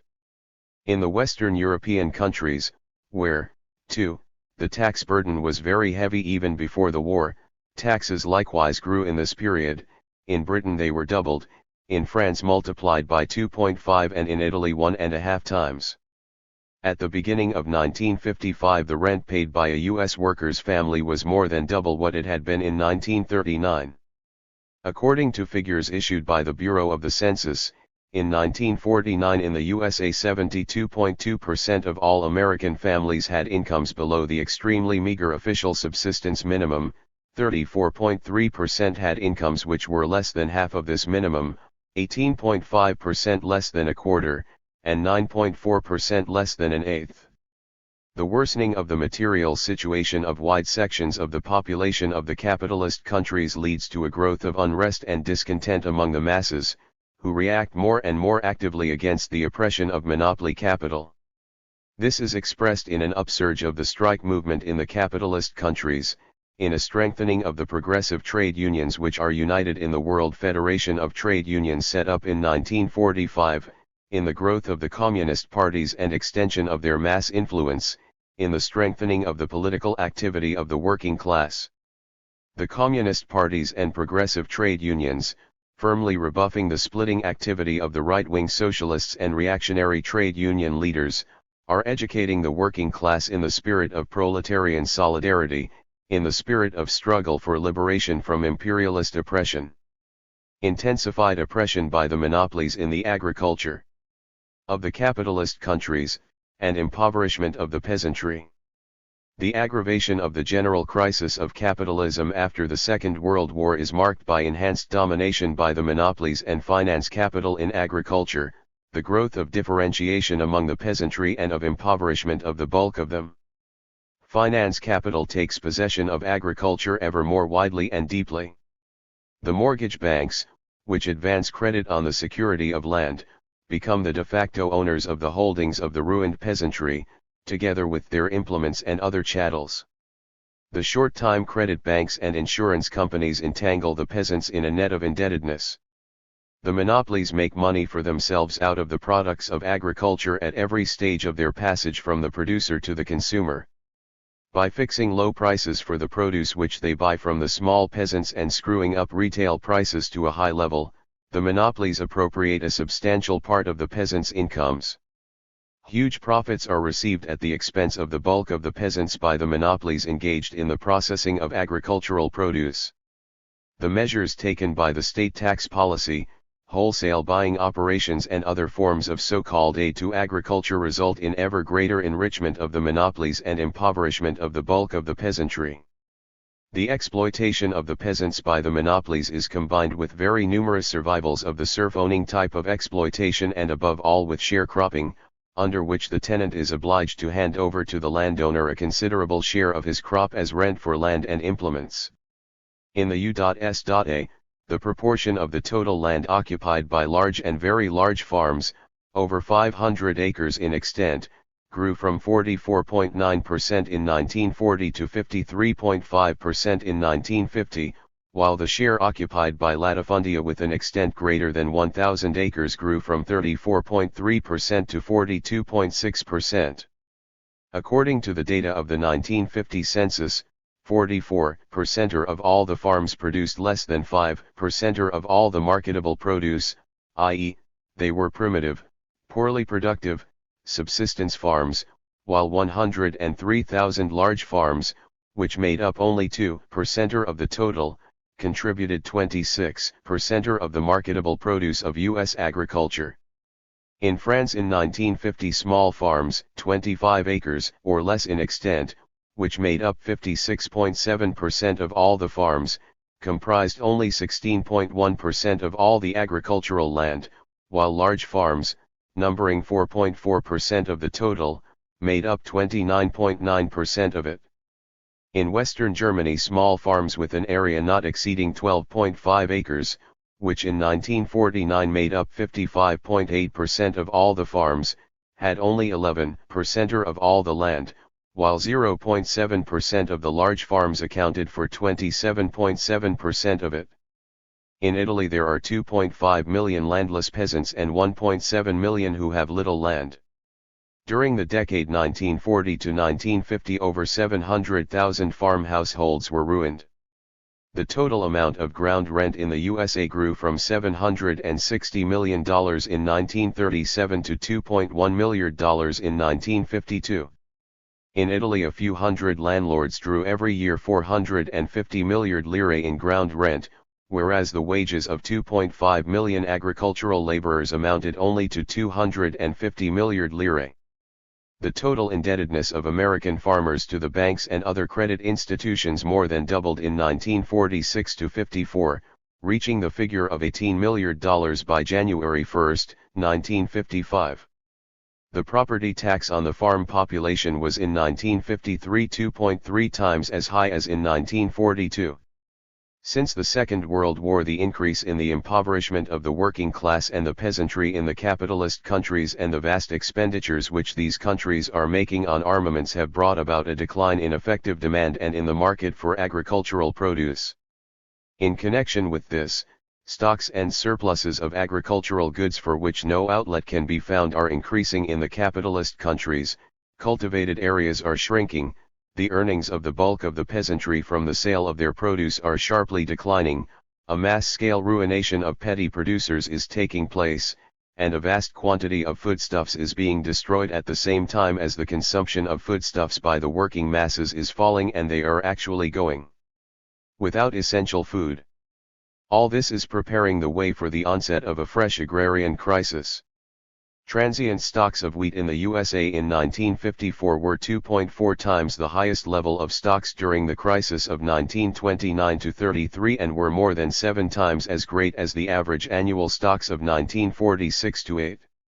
In order to keep prices of foodstuffs at their inflated level, state agencies in the USA buy up huge quantities of gram, cotton, potatoes, and livestock products and systematically destroy part of these stocks. In 1954, the net income of USA farmers was $4.6 million, or 36% or less than their average annual income in 1946-8. The further aggravation of the general crisis of capitalism since the Second World War is marked by a sharpening of the antagonisms of capitalist society. The contradiction between society's productive forces and the capitalist relations of production, which has reached its farthest limits, shows graphically that history has doomed the bourgeois system, which has outlived itself. The second stage of the general crisis of capitalism has brought with it an aggravation of the crisis of bourgeois democracy. The anti-popular and anti-national character of bourgeois rule is showing itself with increasing frankness. The reactionary circles of the bourgeoisie are seeking their way out from the general crisis of capitalism by the path of war and the fascisation of political life. The masses of the people in the capitalist countries, marching under the banner of proletarian internationalism, are seeking their way out of the situation through active and resolute struggle against the entire system of imperialist slavery and for national and social liberation. Proletarian, socialist internationalism is the basis of the solidarity of the working people and of cooperation between the peoples in the cause of defending their independence from the attempts made upon it by imperialism, in the defense of peace. It teaches the workers to unite their forces in every country in order to fight against the rule of capital, to bring about a transition to socialist economy. It teaches the working class and the peoples to develop mutual links of international solidarity, in order the better to carry forward the fight for peace, to isolate and render harmless those who are fomenting another war. After the First World War, Russia broke away from the capitalist system. After the Second World War, a whole series of countries in Europe and Asia broke away, and a Third World War, should the imperialists manage to start one, would inevitably result in the downfall of the entire world capitalist system. In such a war, the imperialist aggressors would not only clash with the invincible might of the states of the socialist camp. They would find themselves confronted with an explosion of all the sharpest contradictions inherent in present-day capitalism between labor and capital, between the imperialist powers, between the metropolitan countries and the colonies. The progressive, democratic forces of the peoples, headed by the working class and its vanguard, the communist parties, are uniting in active opposition to imperialist reaction, the fascist danger and the plans for fresh wars. The peace-loving policy of the Soviet Union, the Chinese People's Republic and the other countries of the socialist camp, directed towards the easing of international tension, has led to the ending of the war in Korea, the restoration of peace in Indochina and the conclusion of the State Treaty with Austria. At the Geneva meeting of the heads of government of the four powers, the Soviet Union, the USA, Britain, and France, held in June 1955, definite successes were achieved in the direction of improving the international situation and establishing cooperation between states with different economic and social systems. The camp of peace, democracy, and socialism, headed by the Soviet Union and the Chinese People's Republic, unites the 900 million inhabitants of the countries which have broken away from the capitalist system.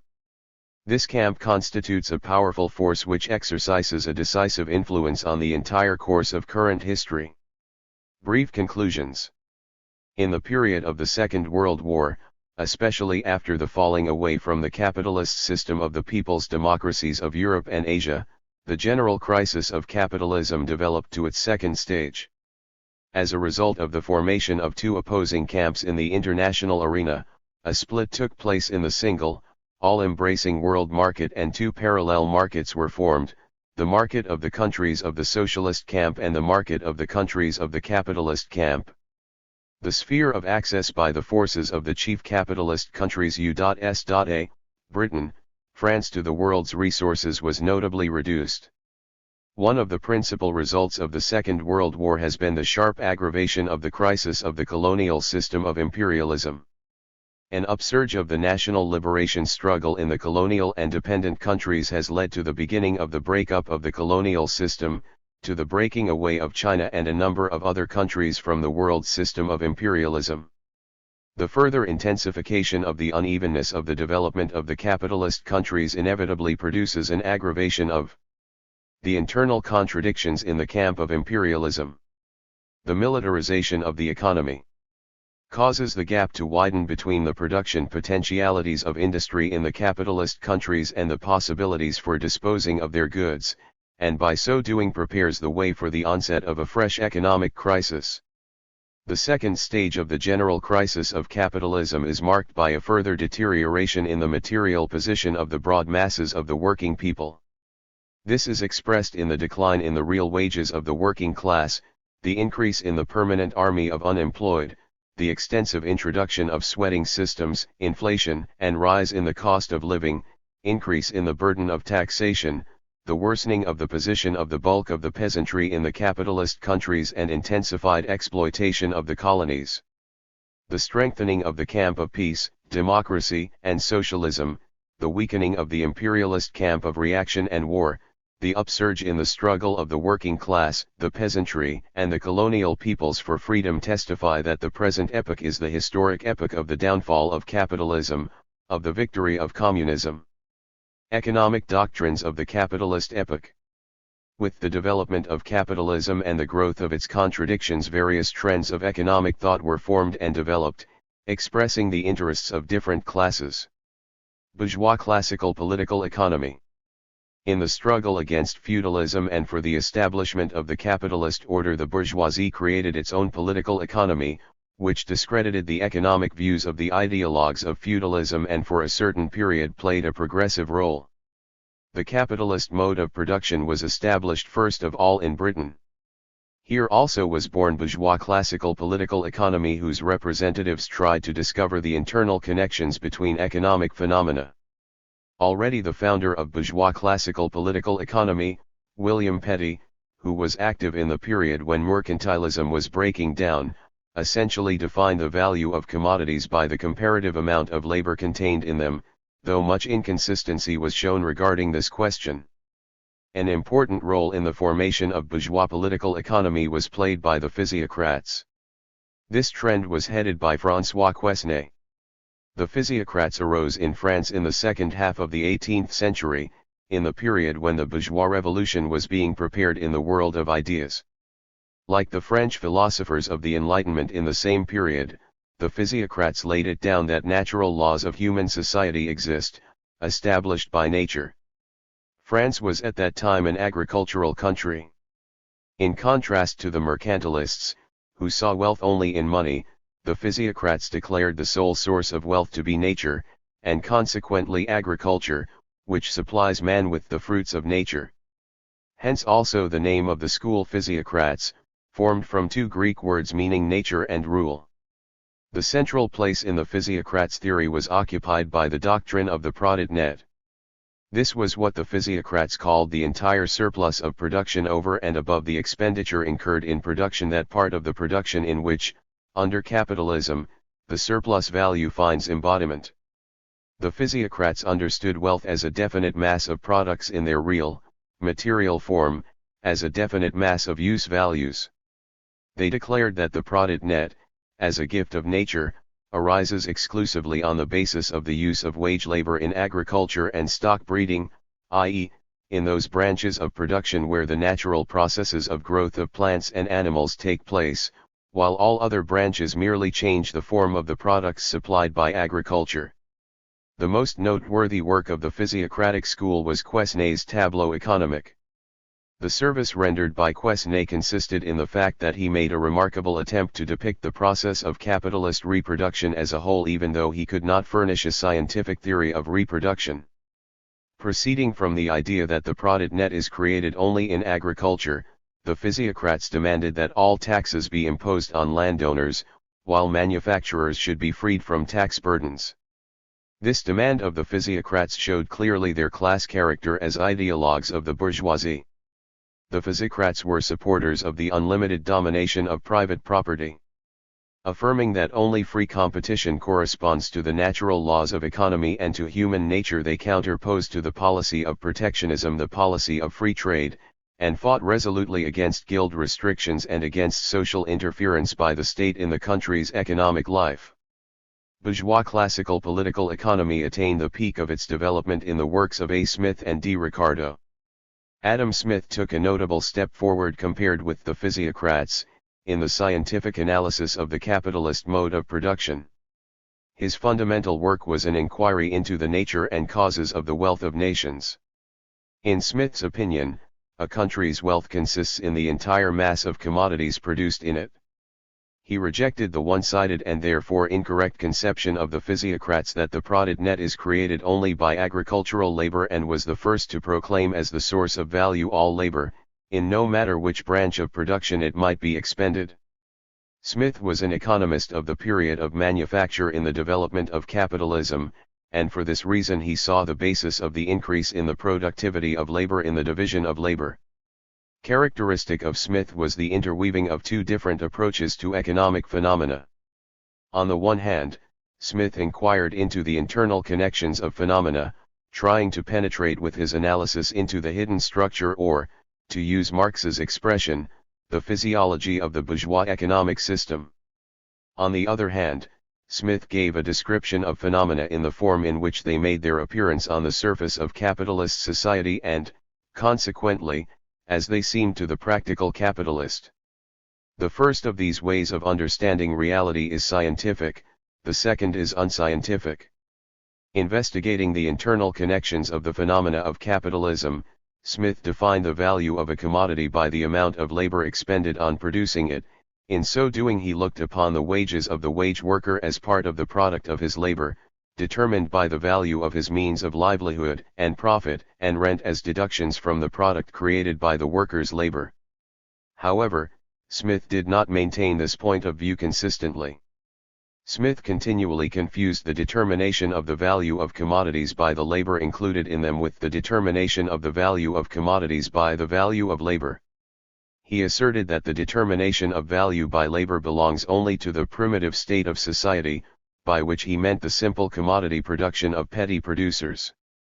Under capitalist conditions, the value of a commodity is made up of incomes, wages, profit, and rent. An assertion such as this reflected the misleading appearance assumed by phenomena in capitalist economy.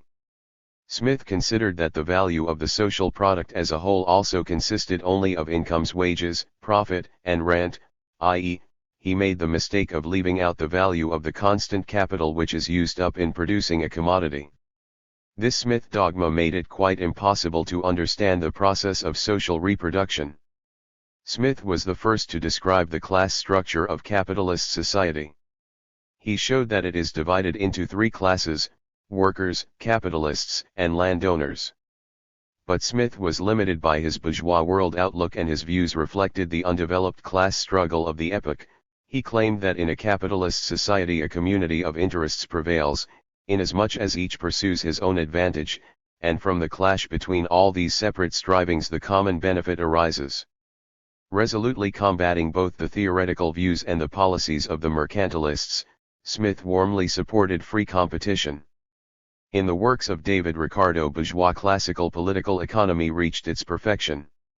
Ricardo lived in the period of the Industrial Revolution in Britain. His principal work, On the Principles of Political Economy and Taxation, came out in 1817. Ricardo worked out the labor theory of value with the maximum consistency possible within the framework of a bourgeois outlook. Rejecting Smith's thesis that value is determined by labor only in the primitive state of society, he showed that the value created by the worker's labor is the source from which arise wages, rent, and profit alike. Proceeding from the idea that value is determined by labor, Ricardo showed the antagonism of class interests in bourgeois society, as it manifests itself in the sphere of distribution. Ricardo regarded the existence of classes as an eternal feature of the life of society. In Marx's words, Ricardo consciously makes the antagonism of class interests, of wages and profits, of profits and rent, the starting point of his investigations, naively taking this antagonism for a law of nature. Ricardo formulated an important economic law: the higher the worker's wages the lower the capitalist's profit, and vice versa. Ricardo also showed the antagonism between profit and rent, but he went wrong in acknowledging the existence only of differential rent, which he linked with the imaginary law of diminishing returns from the soil. Ricardo played a great role in the development of political economy. His doctrine that value is determined by labor alone was of outstanding historical importance. Observing the growth of capitalist contradictions, some of his followers began to draw the conclusion, since value is created by labor alone, it is necessary and just that the worker, creator of all wealth, should also be the master of all wealth, of all the products of labor. A demand like this was put forward in Britain in the first half of the 19th century by the early socialists, who were followers of Ricardo. At the same time, Ricardo's doctrines contained elements of bourgeois limitedness.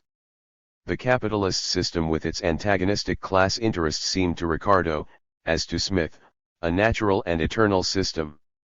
Ricardo did not even raise the question of the historical origin of such economic categories as the commodity, money, capital, profit, etc. He understood capital unhistorically, identifying it with means of production. The rise of vulgar political economy. With the development of capitalism and the sharpening of the class struggle, classical bourgeois political economy gave place to vulgar political economy. Marx called it vulgar because its spokesman substituted for the scientific cognition of economic phenomena mere description of the outward appearance of these phenomena, having as their aim the embellishment of capitalism and the slurring over of its contradictions. The vulgar economists threw out everything that was scientific, while snatching at everything that was unscientific in the views of earlier economists, everything which had been determined by the class limitations of their outlook. It was thenceforth no longer a question whether this theorem or that was true, but whether it was useful to capital or harmful, expedient or inexpedient, politically dangerous or not. In place of disinterested inquiries there were hired prize fighters, in place of genuine scientific research, the bad conscience and the evil intent of apologetic. Marx, Capital, Kerr edition, Volume I, p. 19. In the sphere of the theory of value, vulgar economy put forward, in opposition to the determination of value by labor time, a number of propositions which had already been refuted by the bourgeois classical school. Amongst these were, the theory of supply and demand, which ignores the value underlying prices and for the explanation of the very basis of prices substitutes a description of the fluctuations of these prices, the theory of costs of production, which explains the prices of some commodities by means of the prices of others, i.e., in fact turns round in a vicious circle, the theory of utility, which, trying to explain the value of commodities from their use value, ignores the fact that the use values of different commodities are qualitatively different and therefore cannot be compared quantitatively. The English vulgar economist Tr. Malthus put forward the fabrication that the poverty of the masses of the working people which is inherent in capitalism is due to the fact that people multiply faster than the amount of means of life provided by nature can be increased. According to Malthus, the necessary correspondence between the numbers of the population and the quantity of means of life supplied by nature is brought about through famine, poverty, epidemics, and wars. Malthus's man-hating theory was formed for the purpose of justifying the social order under which the parasitism and luxury of the exploiting classes exist side by side with the exhausting labor and increasing want of the broad masses of the working people. The French vulgar economist J.B. Say declared the source of value to be the three factors of production: labor, capital and land, and drew the conclusion therefrom that the owners of each of these three factors of production receive the incomes due to them, the worker his wages, the capitalist his profit, the landowner his rent. The three factors theory, which became widespread in bourgeois political economy, had the function of concealing the decisive circumstance that it is only in certain social conditions that labor is transformed into wage labor, that the means of production become capital, and that property in land becomes a source of rent. Capital and land provide revenue for their owners, of course, only by virtue of the fact that the worker creates surplus value by his unpaid labor, and this is the real source of all unearned incomes in capital society.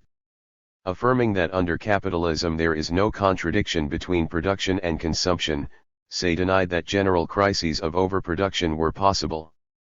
Say's theory was a crude distortion of reality to please the exploiting classes. Fantasies about the harmony of class interests under capitalism were zealously propagated by the French economist F. Bastiat and the American C.H. Carey. Under the pretext of defending bourgeois freedom of labor, vulgar political economy carried on a fierce struggle against trade unions, collective agreements, and strikes. From the second quarter of the 19th century onward, vulgar political economy became predominant in bourgeois economic science. Petty bourgeois political economy. At the beginning of the 19th century there arose a petty bourgeois trend in political economy, which reflected the contradictory position of the petty bourgeoisie as the intermediate class of capitalist society. Petty bourgeois political economy begins with the Swiss economist S. Sismondi. Unlike Smith and Ricardo, who regarded the capitalist system as the natural state of society, Sismondi undertook a critique of capitalism, which he condemned from the standpoint of the petty bourgeoisie. Sismondi idealized the petty commodity production of peasants and handicraftsmen and, failing to see the inevitable growth of the capitalist relations inherent in petty commodity production, put forward utopian projects for perpetuating small property. From the fact that the incomes of the workers and petty producers declined, Sismondi drew the erroneous conclusion that the market inevitably shrinks as capitalism develops. He wrongly claimed that accumulation of capital was possible only given the existence of petty producers and foreign markets. The ideas of petty bourgeois political economy were developed in France by P.J. Proudhon. He upheld the reactionary idea that all the social evils of capitalism could be eliminated by setting up a special bank, which would carry out the exchange of goods between petty producers without using money and would grant free credit to the workers. Proudhon sowed reformist illusions among the working class masses and deflected them from the class struggle. In Russia at the end of the 19th century, the reactionary ideas of petty bourgeois political economy were propagated by the liberal Narodniks, the utopian socialists. With the rise and development of large-scale machine industry at the end of the 18th and beginning of the 19th centuries, the contradictions of capitalism and the miseries which it brings to the working masses became increasingly apparent. But the working class was still not conscious of its historical role as capitalism's gravedigger. It was in this period that the great utopian socialists emerged, Henry Saint-Simon and Charles Fourier in France and Robert Owen in Britain, who played a big part in the history of the development of socialist ideas. In their explanation of economic phenomena, the utopian socialists did not depart from the basis of the 18th century philosophers of the Enlightenment, which had been that of the spokesman of bourgeois classical political economy. But whereas the latter regarded the capitalist system as corresponding to human nature, the utopian socialists looked upon it as contradicting human nature. The historical importance of the utopian socialists is that they subjected bourgeois society to vigorous criticism, ruthlessly castigating such ulcers upon it as the poverty and privations of the mass of the people condemned to heavy and exhausting labor, the venality and degeneration of the rich upper strata of society, the vast squandering of productive forces as a result of competition, crises, and so on. They made a number of guesses about the nature of the socialist system, which they counterposed to capitalism. But the utopian socialists were far from understanding the actual ways leading to the realization of socialism. Being ignorant of the laws of social development, the laws of the class struggle, they thought that the possessing classes themselves would introduce socialism when they had succeeded in convincing them of the reasonableness, justice, and expediency of this new system. Understanding of the historical role of the proletariat was completely alien to the utopian socialists. Utopian socialism could not explain the essence of wage slavery under capitalism, nor discover the laws of the latter's development, nor point to the social force which is capable of becoming the creator of a new society. The revolutionary democrats in Russia. In the middle of the 19th century there appeared in Russia, which was then in the throes of the crisis of serfdom, a brilliant constellation of thinkers who made a great contribution to the development of economic science. A.I. Herzen denounced Tsarism and serfdom in Russia and summoned the people to revolutionary struggle against it. He also sharply criticized the capitalist system of exploitation which had been established in the West. Herzen was the initiator of utopian peasant socialism. He saw socialism in the emancipation of the peasants with land, in communal ownership of land and in the peasant idea of the right to the land. There was actually nothing socialist in these views of Herzen's, but they expressed the revolutionary strivings of Russia's peasantry, who were fighting to overthrow the rule of the landlords and to abolish landlord ownership of land. Very great services to the development of economic science were rendered by the great Russian revolutionary and scholar N.G. Chernyshevsky. Chernyshevsky headed the struggle of the revolutionary democrats against serfdom and Tsarist autocracy in Russia. He produced a brilliant critique not only of serfdom but also of the capitalist system, which had become consolidated by then in Western Europe and North America. Chernyshevsky thoroughly exposed the class nature and limitedness of bourgeois classical political economy and subjected to annihilating criticism the vulgar economists, John Stuart Mill, Say, Malthus and others. In Marx's estimation, N.G. Chernyshevsky elucidated the bankruptcy of bourgeois political economy in masterly fashion. To bourgeois political economy, which serves the mercenary interest of the capitalists, Chernyshevsky counterposed the political economy of the working people, the central place in which should be taken by labor and the interests of the working people. Being a representative of utopian peasant socialism, Chernyshevsky did not see, owing to the undeveloped state of capitalist relations in the Russia of his day, that the development of capitalism and of the proletariat creates the material conditions and the social force for the realization of socialism. But in his understanding of the nature of capitalist society and its class structure, the character of its economic development, Chernyshevsky went much further than the West European utopian socialists and took a long stride along the path to scientific socialism. Unlike the utopian socialists of the West, Chernyshevsky ascribed decisive significance to the revolutionary activity of the working masses, their fight for their own liberation, and called for a people's revolution against the exploiters. Chernyshevsky was a consistent, militant revolutionary democrat. Lenin wrote that the spirit of the class struggle breathes from the pages of his works. The economic teaching of Chernyshevsky was the culmination of the whole development of political economy before Marx. In his philosophical views, Chernyshevsky was a militant materialist. Like Herzen, he came close to dialectical materialism. The revolutionary democrats Herzen, Chernyshevsky and those who shared their views were the forerunners of Russian social democracy. The revolutionary transformation in political economy effected by K. Marx and F. Engels. By the middle of the 19th century the capitalist system of economy had become predominant in the principal countries of Western Europe and in the USA. The proletariat had taken shape and had begun to advance to battle against the bourgeoisie. the conditions had arisen for the formation of an advanced proletarian world outlook scientific socialism. Karl Marx and Friedrich Engels transformed socialism from utopia into science. The teachings elaborated by Marx and Engels express the fundamental interests of the working class and are the battle flag of the proletarian masses for the revolutionary overthrow of capitalism and the triumph of socialism. Marx's teaching arose as the direct immediate continuation of the teaching of the greatest representatives of philosophy, political economy, and socialism. Marx's genius consists, as Lenin showed, precisely in his having given the answers to questions which the advanced thinkers of mankind had already asked. His teaching is the rightful heir of the best that had been created by man's thought in the field of the science of human society. At the same time, the rise of Marxism was a fundamental revolutionary transformation in philosophy, in political economy and in all the social sciences. Marx and Engels equipped the working class with an integrated and systematic world outlook, dialectical materialism, which is the theoretical foundation of scientific communism. Extending dialectical materialism to the field of social phenomena, they created historical materialism, which is the greatest triumph of scientific thought. To the non-historical approach to human society, they counterposed the historical approach, based on a profound study of the actual course of development. The previously dominant notion of society as unchanging and static they replaced by a systematic teaching which laid bare the objective laws of social development, the laws of the replacement of some forms of society by others.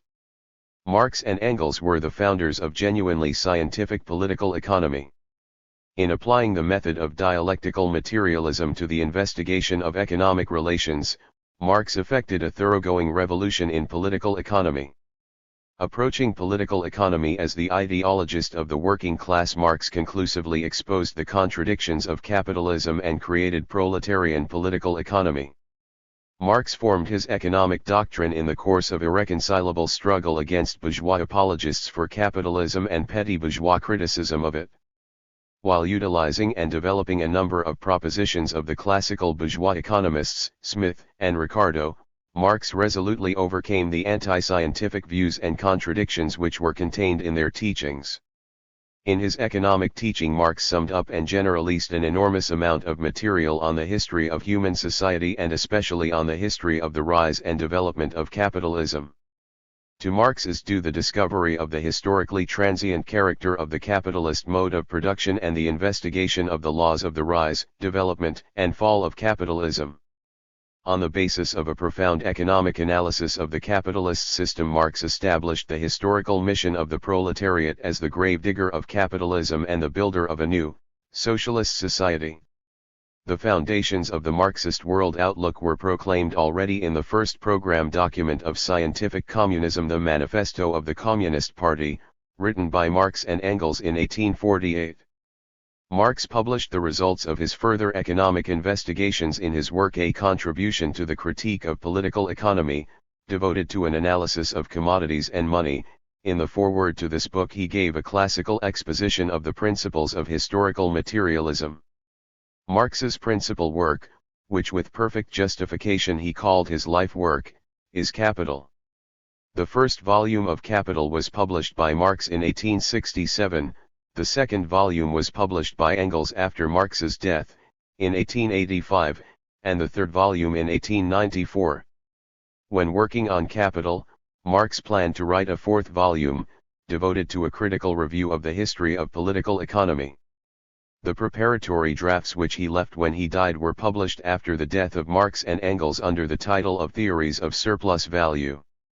A number of classical works by Engels were also devoted to the working out of the theory of scientific communism.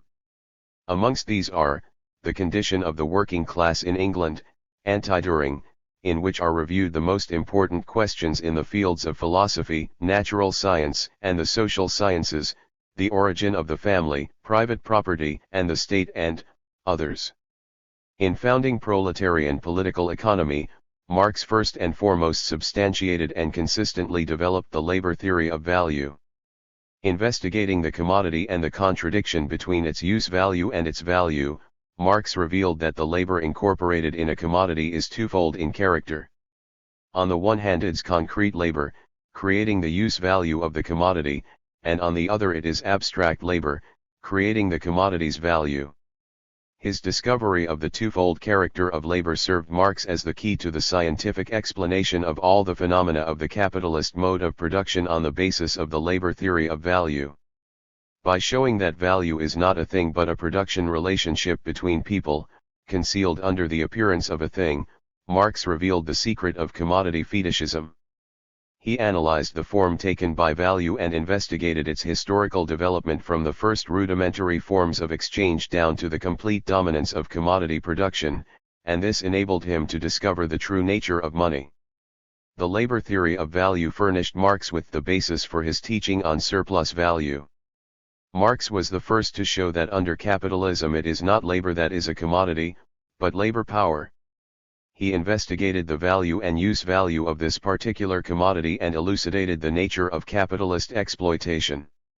Marx's theory of surplus value completely reveals the essence of the basic production relationship of capitalism, the relation between capitalists and workers, and lays bare the very foundations of class antithesis and class struggle between proletariat and bourgeoisie.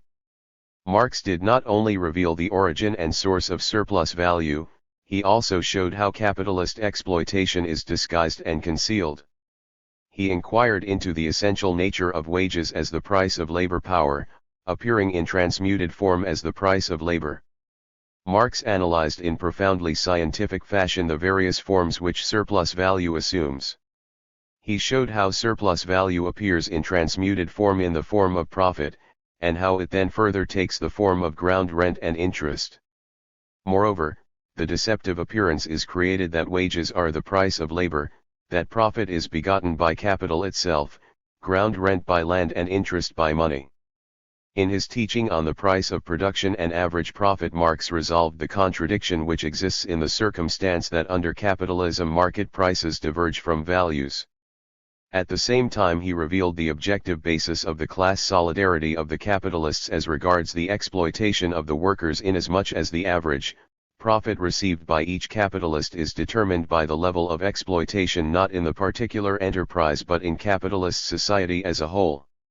Marx worked out the theory of differential rent and was the first to give a scientific foundation to the theory of absolute rent. He showed the reactionary, parasitic role of large-scale land ownership and the essence and forms of the exploitation of the peasants by the landlords and bourgeoisie.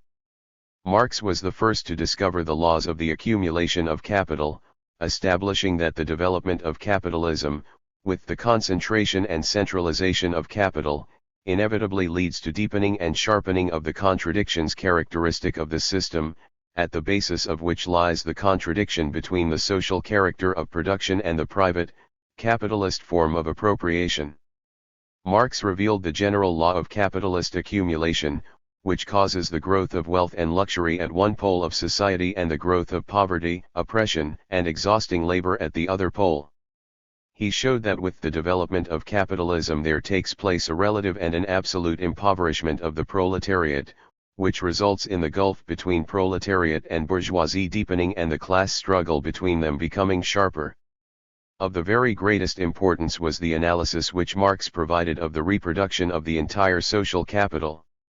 Eliminating Smith's error of ignoring the constant capital used up in the production of a commodity, and establishing the division of the social product, so far as its value is concerned, into three parts, and, as regards its material form, into means of production and consumer goods, Marx discovered the general economic law by which the development of the productive forces takes place in any form of society, by way of a more rapid growth of the production of means of production as compared with that of consumer goods.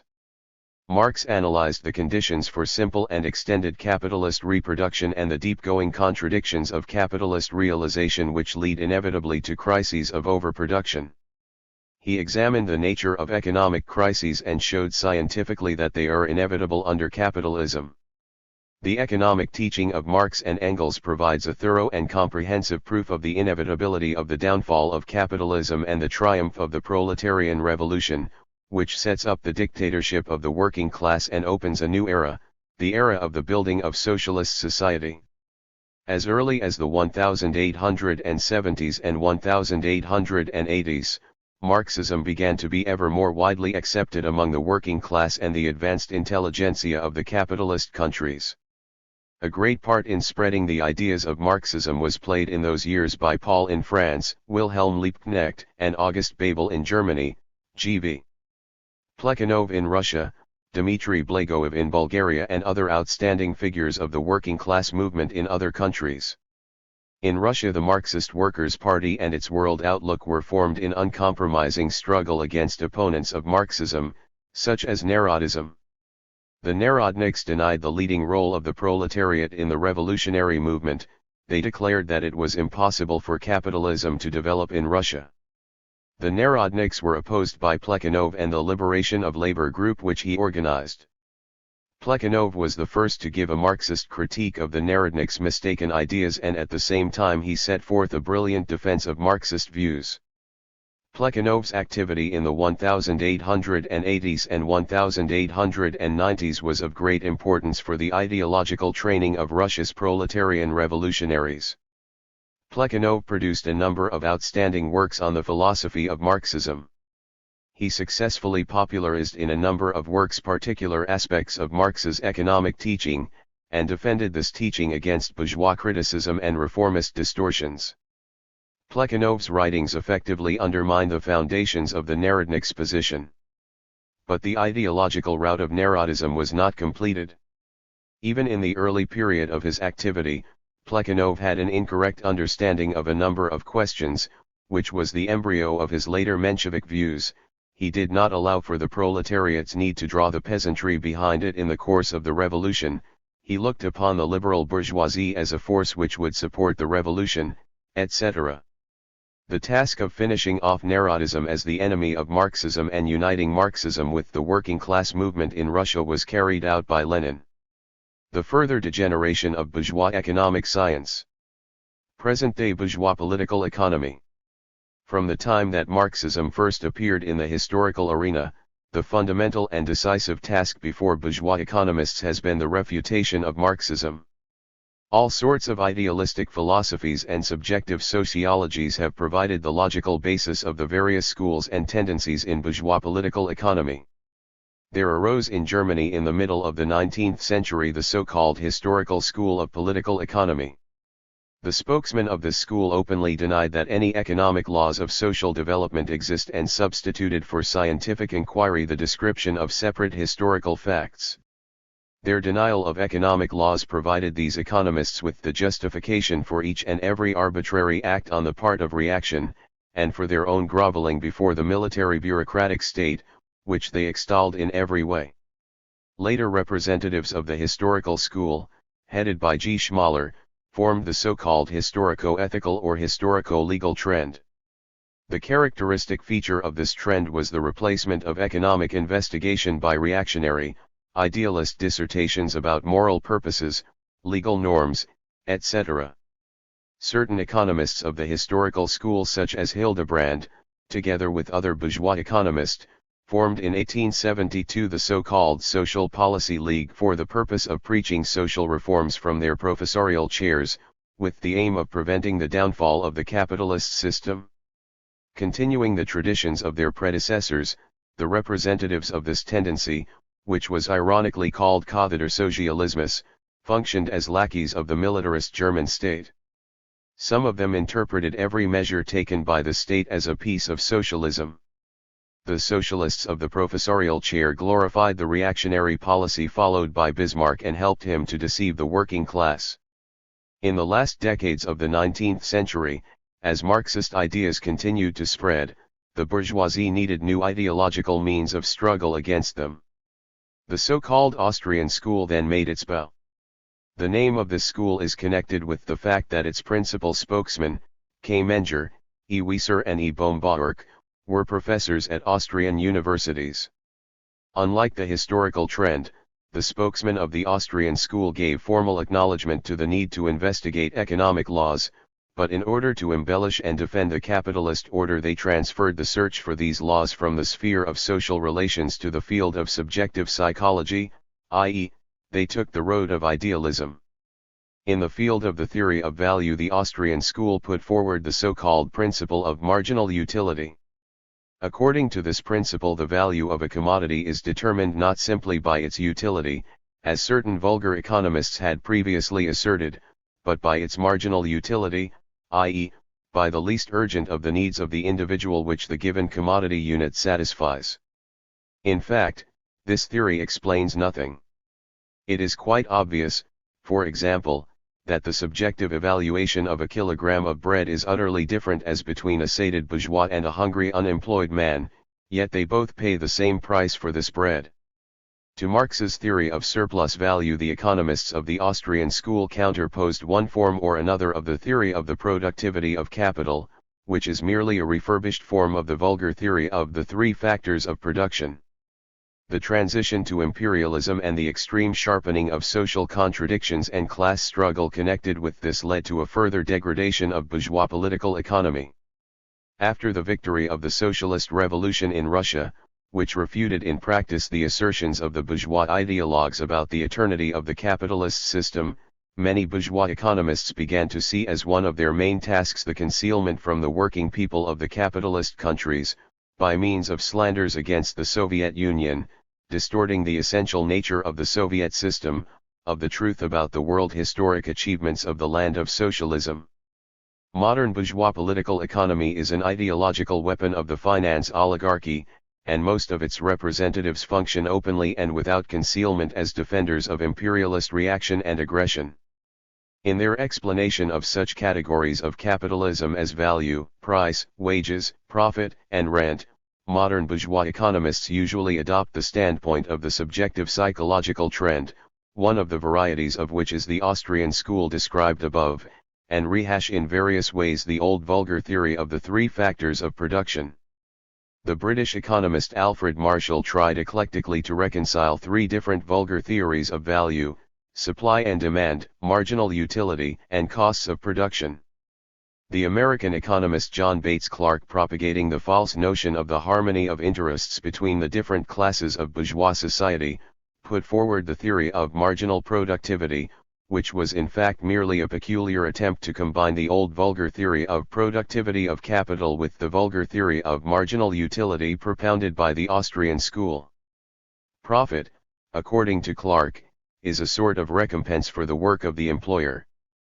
The working people create only a small part of the world's wealth and receive it back in full.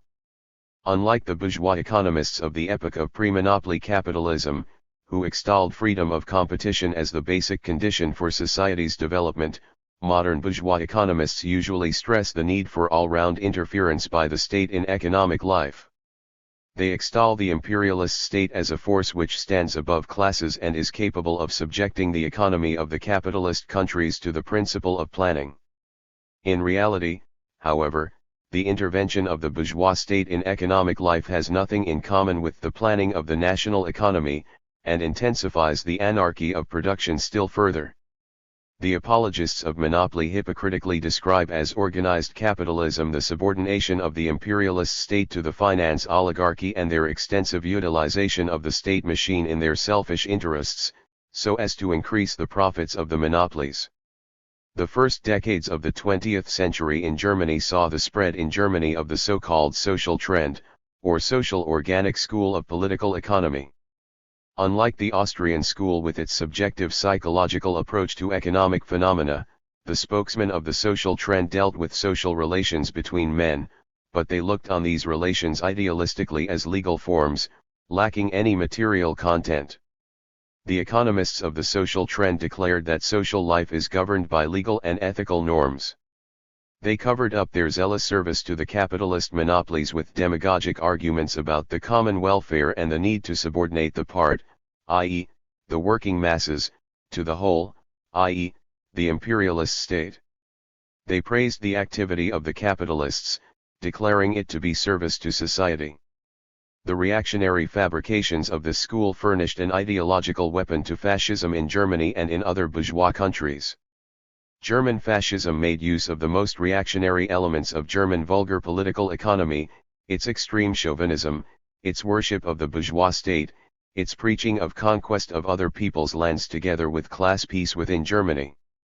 The German fascists, who were the bitterest foes of socialism and of all progressive mankind, resorted in anti-capitalist demagogy and hypocritically styled themselves National Socialists.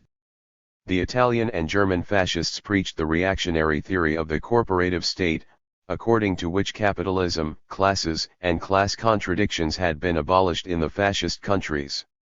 The fascist economists justified the robber conduct of Hitlerite Germany in seizing the lands of other peoples by means of the so-called race theory and the theory of living space. According to these theories, the Germans are a higher race and all the other nations are inferior. The master race has the right to seize by force the lands of the other, inferior races and to extend its rule throughout the world. The experience of history has shown graphically the foolishness and impracticability of Hitler's crazy plans to conquer world power. In the period of the general crisis of capitalism, when the market problem has assumed unprecedented acuteness, economic crises have become both more frequent and more profound, and permanent mass unemployment is a regular feature of life. Sundry theories have appeared which suggest that it is possible to secure full employment and to eliminate anarchy of production and crises while preserving the capitalist system. The theory of the British economist J.M. Keynes, which he set forth in his book A General Theory of Employment, Interest, and Money, became widespread among bourgeois economists. Concealing the true causes of permanent mass unemployment and crises under capitalism, Keynes tries to show that these flaws of bourgeois society arise not from the nature of capitalism but from the psychology of individuals. According to Keynes, unemployment results from insufficient demand for articles of personal and productive use. The inadequacy of consumer demand is caused by the inherent tendency which people have to save part of their income, and the inadequacy of demand for articles of productive use is due to the capitalists' loss of interest in investing their capital in the various branches of the economy because of the general fall in the profitability of capital. In order to increase employment, Keynes declares, it is necessary to increase the investment of capital, and to this end the state must, on the one hand, ensure a growth in the profitability of capital by reducing the real wages of the workers through inflation and reduction of the bank rate, and, on the other hand, carry out large-scale capital investment at public expense. The extension of consumer demand, according to Keynes, may come from a further growth in the parasitic consumption and extravagance of the ruling classes and an increase in expenditure for war purposes and other unproductive outlays by the state. Keynes' theory is unsound. The inadequacy of consumer demand is due not to any mythical inclination of people to save but to the impoverishment of the working people. The measures proposed by Keynes allegedly in the interests of securing full employment, inflation, increase in unproductive expenditure on preparing and carrying on wars, lead in reality to a further reduction in the standard of living of the working people, to shrinkage of the market and increase in unemployment. The theory of Keynes in one variety or another is widely made use of nowadays by bourgeois economists and also by right-wing socialists in a number of capitalist countries. Characteristic of present-day bourgeois political economy in the USA is the theory which urges an increase in the state budget and the public debt as a means of overcoming capitalism's defects. The American economist A. Hansen considers that the possibilities of further development of capitalism through the operation of elemental economic forces alone have been substantially narrowed, declares that it is necessary for the state to regulate capitalist economy through artificially stimulating capital investment by means of extensive state purchases. According to the theory of Hansen and a number of other American bourgeois economists, state expenditure should serve as the regulator of employment. During crises and depressions the government must increase its expenditure and during inflation it must reduce it. Starting from this idea they call for an extension of the practice of state orders, the establishment of enterprises at state expense, the purchase of strategic material on a large scale, the expansion of the army and of the government apparatus. In fact, all these forms of state expenditure, connected with the militarizing of the economy and the arms drive, play a very great role in ensuring maximum profits to the monopolies. After the Second World War, American bourgeois economists made extensive propaganda in favor of militarizing the economy as a way of preserving it from economic crises of overproduction. According to these economists, a large demand for war purposes will guarantee an unbroken growth in production. This apologetic theory is refuted by reality, for the militarizing of the economy can only hold back for a short time the onset of an overproduction crisis, and in the last analysis inevitably aggravates the contradiction between the growth of the productive potentialities and the narrowing of the effective demand of the population, which leads to economic crises. Certain bourgeois economists in the USA and Britain call for free play of economic forces, by which in fact they understand the unrestricted freedom of the monopolies to exploit the workers and fleece the consumers. These economists hypocritically declare the activities of the trade unions in defense of the workers to be a violation of economic freedom, and eulogize the reactionary, anti-labor legislation of the imperialist states. Both the champions of regulation of the economy by the bourgeois state and the upholders of the free play of economic forces express the interests of the finance oligarchy, which tries to assure itself of maximum profits through further intensifying exploitation of the working masses inside the country and through imperialist aggression in the international arena. Some bourgeois economists try to justify the aggressive policy of seizure of other people's lands by the imperialist powers, and their enslavement and plundering of other peoples, by anti-scientific fabrications about the inequality of the various races and nations, about the civilizing mission of the higher races and nations in relation to the lower ones, etc. Especially zealous in this direction are the most reactionary American economists who, following in the footsteps of the German fascists, are propagating the man-hating idea of the superiority of the English-speaking nations over all other peoples, and trying to justify by all possible means the crazy plans for establishing domination of the world by the USA. In this connection they diligently extol the American way of life, putting forward, in fact, the theory, long since refuted, of American exceptionalism, which was current in the 1920s and asserted that American capitalism differed in principle from European, that it was free from such evils as class contradiction and class struggle, the domination of monopoly, colonialism, and so on. American capitalism was defined as people's, democratic, labor capitalism. In reality, nowhere is the domination of capital over labor, the despotism of monopoly in all fields of economic and political life, and the subordination of the state apparatus to the financial oligarchy so clearly apparent as in the USA. Many apologists of American imperialism express themselves against the independence of peoples and national sovereignty and declare that the existence of national states is the fundamental cause of all the social calamities of present-day bourgeois society: militarism, war, unemployment, poverty, etc. To the principle of national sovereignty they oppose the cosmopolitan idea of a world state in which the leading role would be played, of course, by the USA.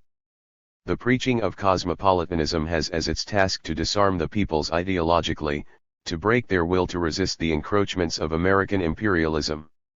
Many bourgeois economists in the USA are putting out direct propaganda for another world war.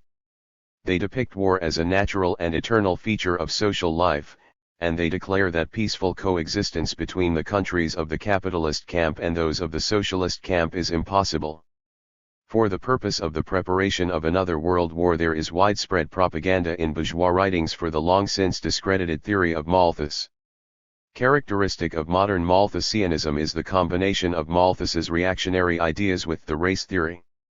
Malthusian economists claim that the world is overpopulated owing to the excessive multiplication of man, which is also the basic cause of food shortage and of all other woes suffered by the working masses. They demand a sharp reduction in the numbers of the population, especially in the colonial and dependent countries, the people of which are carrying on a fight for liberation against imperialism. The Malthusians of today call for the waging of devastating wars and the use of atomic bombs and other means of mass annihilation. Life shows the utter untenability of the theoretical constructions of present-day bourgeois political economy, its menial role in relation to monopoly capital, its inability to give a scientific analysis and positive solution of the economic problems of the present epoch. The petty bourgeois criticism of imperialism. In contrast to Sismondi, who regarded the system of free competition as the primary source of all the evils of capitalism, a considerable section of the petty bourgeois economists of the imperialist epoch extol the capitalism of the epoch of free competition, depicting it as the best of economic systems. They turn the edge of their criticism not against capitalism in general but only against the unrestricted rule of the capitalist monopolies, seeing in their arbitrary power the fundamental threat to economic freedom, individual initiative, etc. The works of the petty bourgeois critics of capitalism contain a wealth of factual information exposing the predatory behavior of the monopolies. But the petty bourgeois economists criticize the monopolies from a reactionary utopian standpoint, calling for a return to the capitalism of free competition. They deny the need to go forward to socialism, without which the elimination of the rule of the monopolies is unthinkable. The petty bourgeois criticism of imperialism sows illusions about the possibility of doing away with the abuses of monopoly and strengthening the position of small and medium concerns by means of antitrust legislation and all manner of measures to encourage small businesses and combat the speculative machinations of the financial sharks, while preserving capitalism. The petty bourgeois economists sow illusions by affirming that, in capitalist conditions, it is possible to save the small commodity producers, the peasants and handicraftsmen from ruin, and fundamentally to improve the position of the workers through developing consumer, agricultural and artisan cooperatives. In present-day circumstances, many representatives of petty bourgeois political economy function as exponents of the discontent among the petty bourgeois strata of the population against the arbitrary power of the monopolies, the despotism of the state, the unbearable burden of taxes and the growing danger of war. In the Western European countries, and also especially, in the underdeveloped countries, the representatives of this trend take an active part in the democratic movement against encroachment by America's imperialism upon the national sovereignty of other countries, against the arms drive and against the policy of preparing another world war. The economic theories of the opportunists of the Second International and the right-wing socialists of today. The countless attempts made by bourgeois science to destroy Marxism in no way shook its position. Then the struggle against Marxism began to be waged under the flag of effecting the improvement or interpretation of Marx's theory. The dialectics of history were such that the theoretical victory of Marxism obliged its enemies to disguise themselves as Marxists. The revisionists tried to adapt proletarian political economy to the interests of the bourgeoisie. In the 1890s, revisionism came on the scene, with the German Social Democrat E. Bernstein as its chief spokesman. The revisionists took the field against Marx and Engels' teaching on the inevitability of the revolutionary downfall of capitalism and the setting up of the dictatorship of the proletariat. They subjected all sections of Marx's revolutionary economic teaching to thorough revision. The revisionists proposed to Marx's labor theory of value with the theory of marginal utility, and, in essentials, to replace it by the latter. Marx's teaching on surplus value they interpreted in the sense of moral condemnation of capitalist exploitation. Sheltering behind alleged new data on the development of capitalism, the revisionists described as out-of-date Marx's teaching on the victory of large-scale production over small, on the impoverishment of the proletariat in capitalist society, on the irreconcilability and increasing acuteness of class contradictions, on the inevitability of economic crises of overproduction under capitalism. They called on the workers to refrain from revolutionary struggle to overthrow the capitalist system and to limit their struggle to current economic interests. In Russia, the views of revisionism were upheld by the so-called legal Marxists, who were in fact ideologists of the bourgeoisie, and by the spokesman of the opportunist group of economists and by the Mensheviks. A more subtle form of distortion of Marxism was undertaken by the opportunists of the Second International K. Kosky, R. Hilferding and others. At the beginning of their activity they were Marxists and contributed to the spread of Marx's teachings.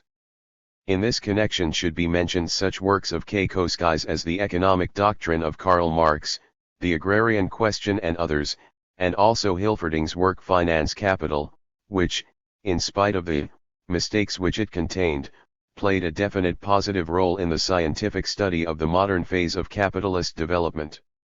Later, however, Kosky and Hilferding passed over in effect to the position of opponents of revolutionary Marxism, though continuing for the time being to appear in the guise of orthodox pupils of Marx and Engels.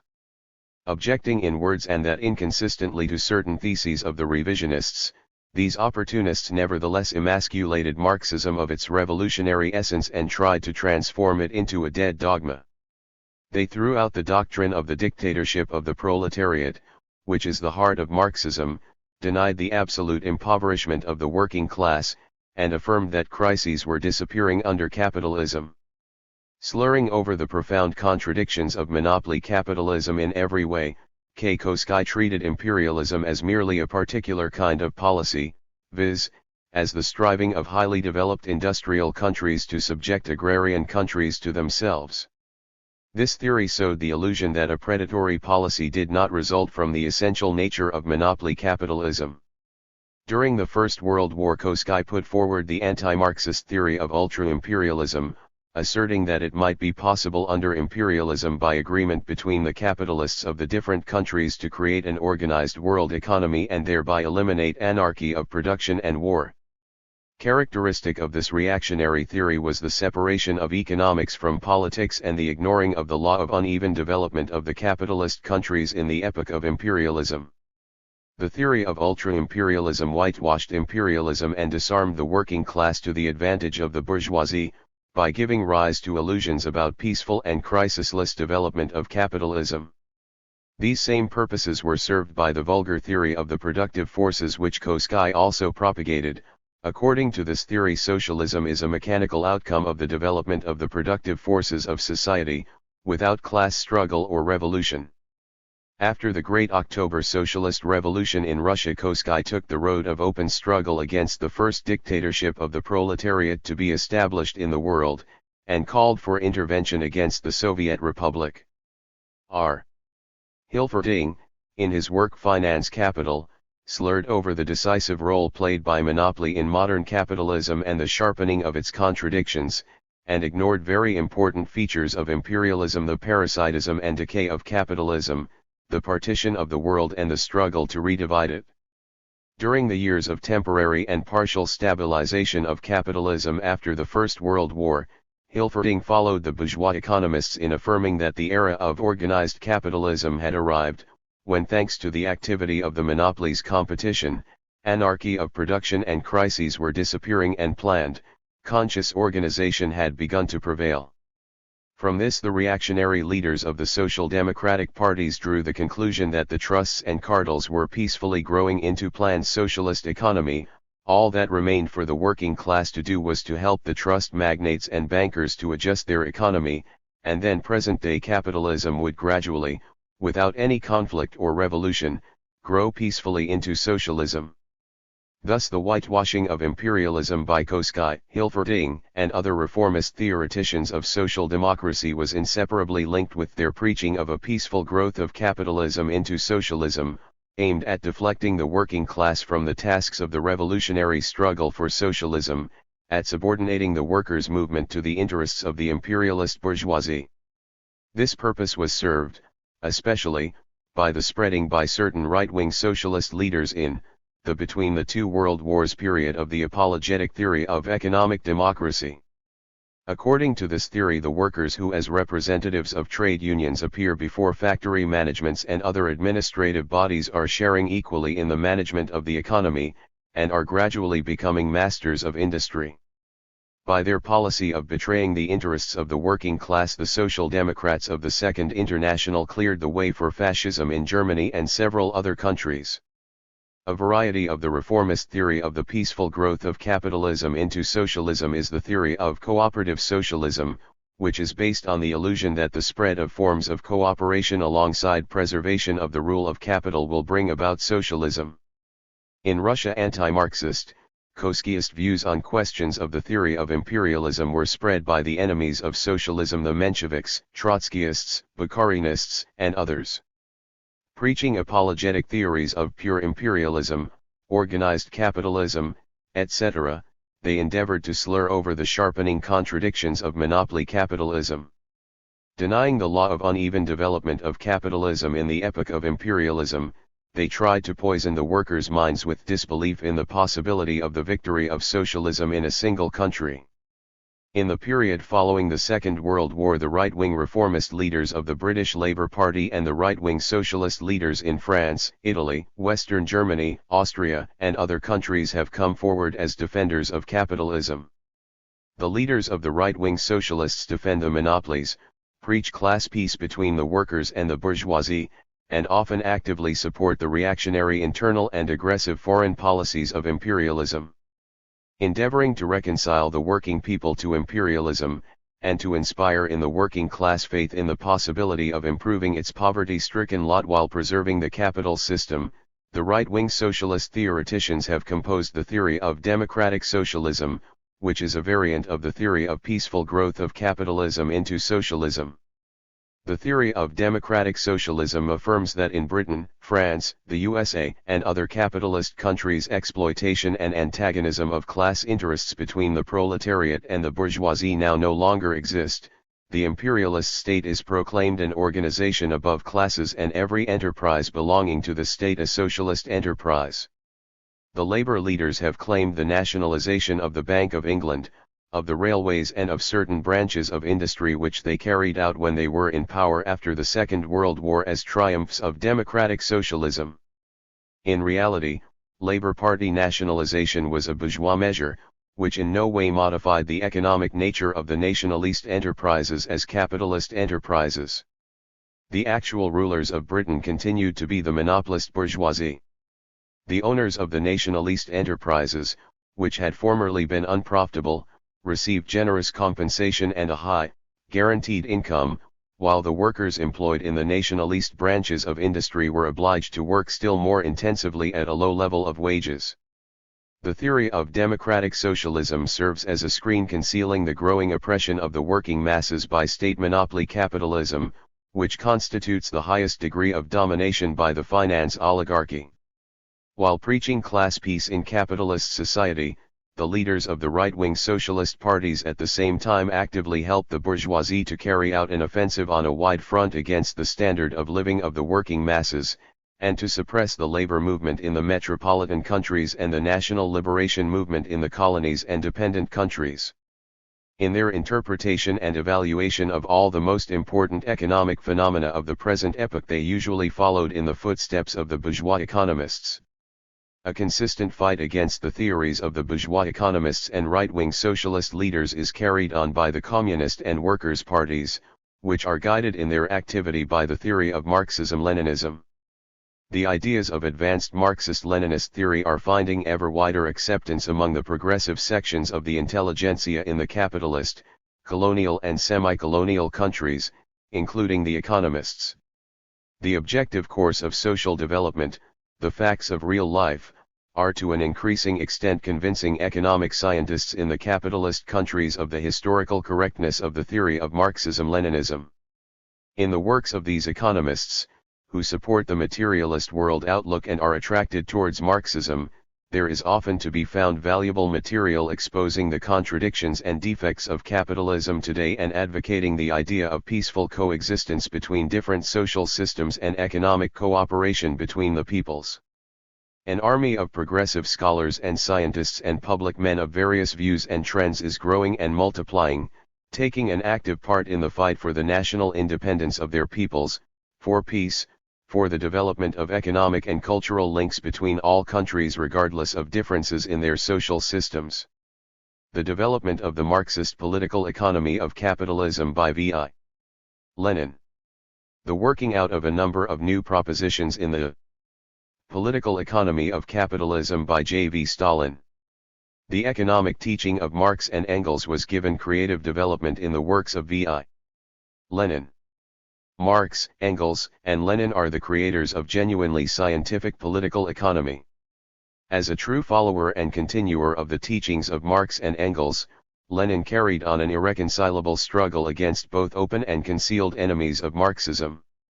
Lenin stood up for the revolutionary teaching of Marx and Engels against the attacks of bourgeois pseudoscience and against distortions by the revisionists and opportunists of every brand. Basing himself on the generalization of new historical experience of the class struggle of the proletariat, he raised the teaching of Marxism to a new and higher level. Lenin entered the political battlefield in the 1890s, when the transition from pre-monopoly capitalism to imperialism was being completed, when the center of the world revolutionary movement was passing to Russia, a country in which a mighty people's revolution was coming to maturity. In his works of the 1890s on the so-called question of markets, What the Friends of the People Are and How They Fight the Social Democrats, the economic content of Narodism and the criticism of it in Mr. Struve's book, A Characterization of Economic Romanticism, Lenin waged a consistent fight both against the Narodniks, who declared that capitalism would not develop in Russia, and against the legal Marxists, who extolled capitalism, slurred over its deep-going contradictions and endeavored to subordinate the growing movement of the working class to the interests of the bourgeoisie. The ideological route of Narodism was completed by Lenin's classical work The Development of Capitalism in Russia, which was the most considerable work of Marxist writing since Marx's Capital. In this work, and in his other writings of the 1890s, Lenin thoroughly analyzed the economy of Russia and showed the economic foundations of class contradictions and class struggle and the prospect before the revolutionary movement. Generalizing the experience of the economic and political development of Russia and other countries in the last decades of the 19th century, Lenin upheld and developed the propositions of Marxism about the laws governing the rise and development of the capitalist mode of production, about its insoluble contradictions and inevitable doom. Refuting the Narodniks' fabrications concerning the artificiality of Russian capitalism, Lenin showed the special features of the economy and social system of Russia, connected with the peculiarities of its historical development, in particular the combination of methods of capitalist exploitation with numerous survivals of the yoke of serfdom, which gave a special sharpness to social relations in Russia. In his fight against the contemptuous attitude of the Narodniks towards the proletariat, Lenin showed that the development of capitalism inevitably leads to a growth in the numbers, degree of organization and consciousness of the working class, which is the advance guard of the entire mass of the working and exploited people. He gave a comprehensive justification of the leading role of the proletariat in the revolution. Lenin ascertained the essence of the differentiation among the peasantry of Russia in the period since the reform, and the close interweaving of survivals of serf bondage with the oppression of capitalist relations, refuting the Narodnik conception of the peasantry as a homogeneous mass. He showed the economic basis for the possibility and necessity of a revolutionary alliance between the working class and the working and exploited masses of the peasantry. Lenin revealed the economic foundation of those peculiarities of the Russian Revolution which made it a revolution of a new type of bourgeois democratic revolution led by the proletariat and having the prospect of growing into a socialist revolution. The development of capitalism in Russia sums up a number of works of Lenin's on the theory of capitalist reproduction. In these works he refuted the Sismondian statements of the Narodniks about the impossibility of realizing surplus value in the absence of petty producers and foreign markets, and gave a comprehensive substantiation of the Marxist thesis that the market for capitalism is created by the very development of capitalism itself. Lenin developed further the theses of Marxism about the law of preferential growth of the production of means of production under extended reproduction, about the contradictions of capitalist realization, about the growth in the organic composition of capital as a factor in the impoverishment of the proletariat and about the inevitability under capitalism of periodical crises of overproduction. Lenin's works on the agrarian question made a most valuable contribution to Marxist political economy. In these he scientifically generalized a great deal of information on the development of capitalism in the agriculture of Russia and of a number of other countries. In his works The Agrarian Question and the Critics of Marx, The Agrarian Program of Social Democracy in the First Russian Revolution of 1905-7, New Data on the Laws of Development of Capitalism in Agriculture and others, Lenin investigated deeply and comprehensively the laws of capitalist development in agriculture, which had been indicated by Marx only in general outline. In his struggle against West European and Russian revisionism which described agriculture as a branch of the economy to which the laws of the concentration and centralization of capital did not apply, Lenin gave a scientific analysis of the special features of the development of capitalism in the countryside. He showed the profound contradictoriness of the economic position of the bulk of the peasantry and the inevitability of their being ruined in bourgeois society. Lenin upheld and developed the Marxist theory of differential and absolute ground rent. Demonstrating the significance of absolute rent as one of the most important factors hindering the development of the productive forces in agriculture, Lenin worked out comprehensively the question of the possibility, conditions, and economic consequences of nationalizing the land in the bourgeois democratic and socialist revolutions. He exposed the bourgeois economists who propagated the pseudo-scientific law of diminishing returns from the soil.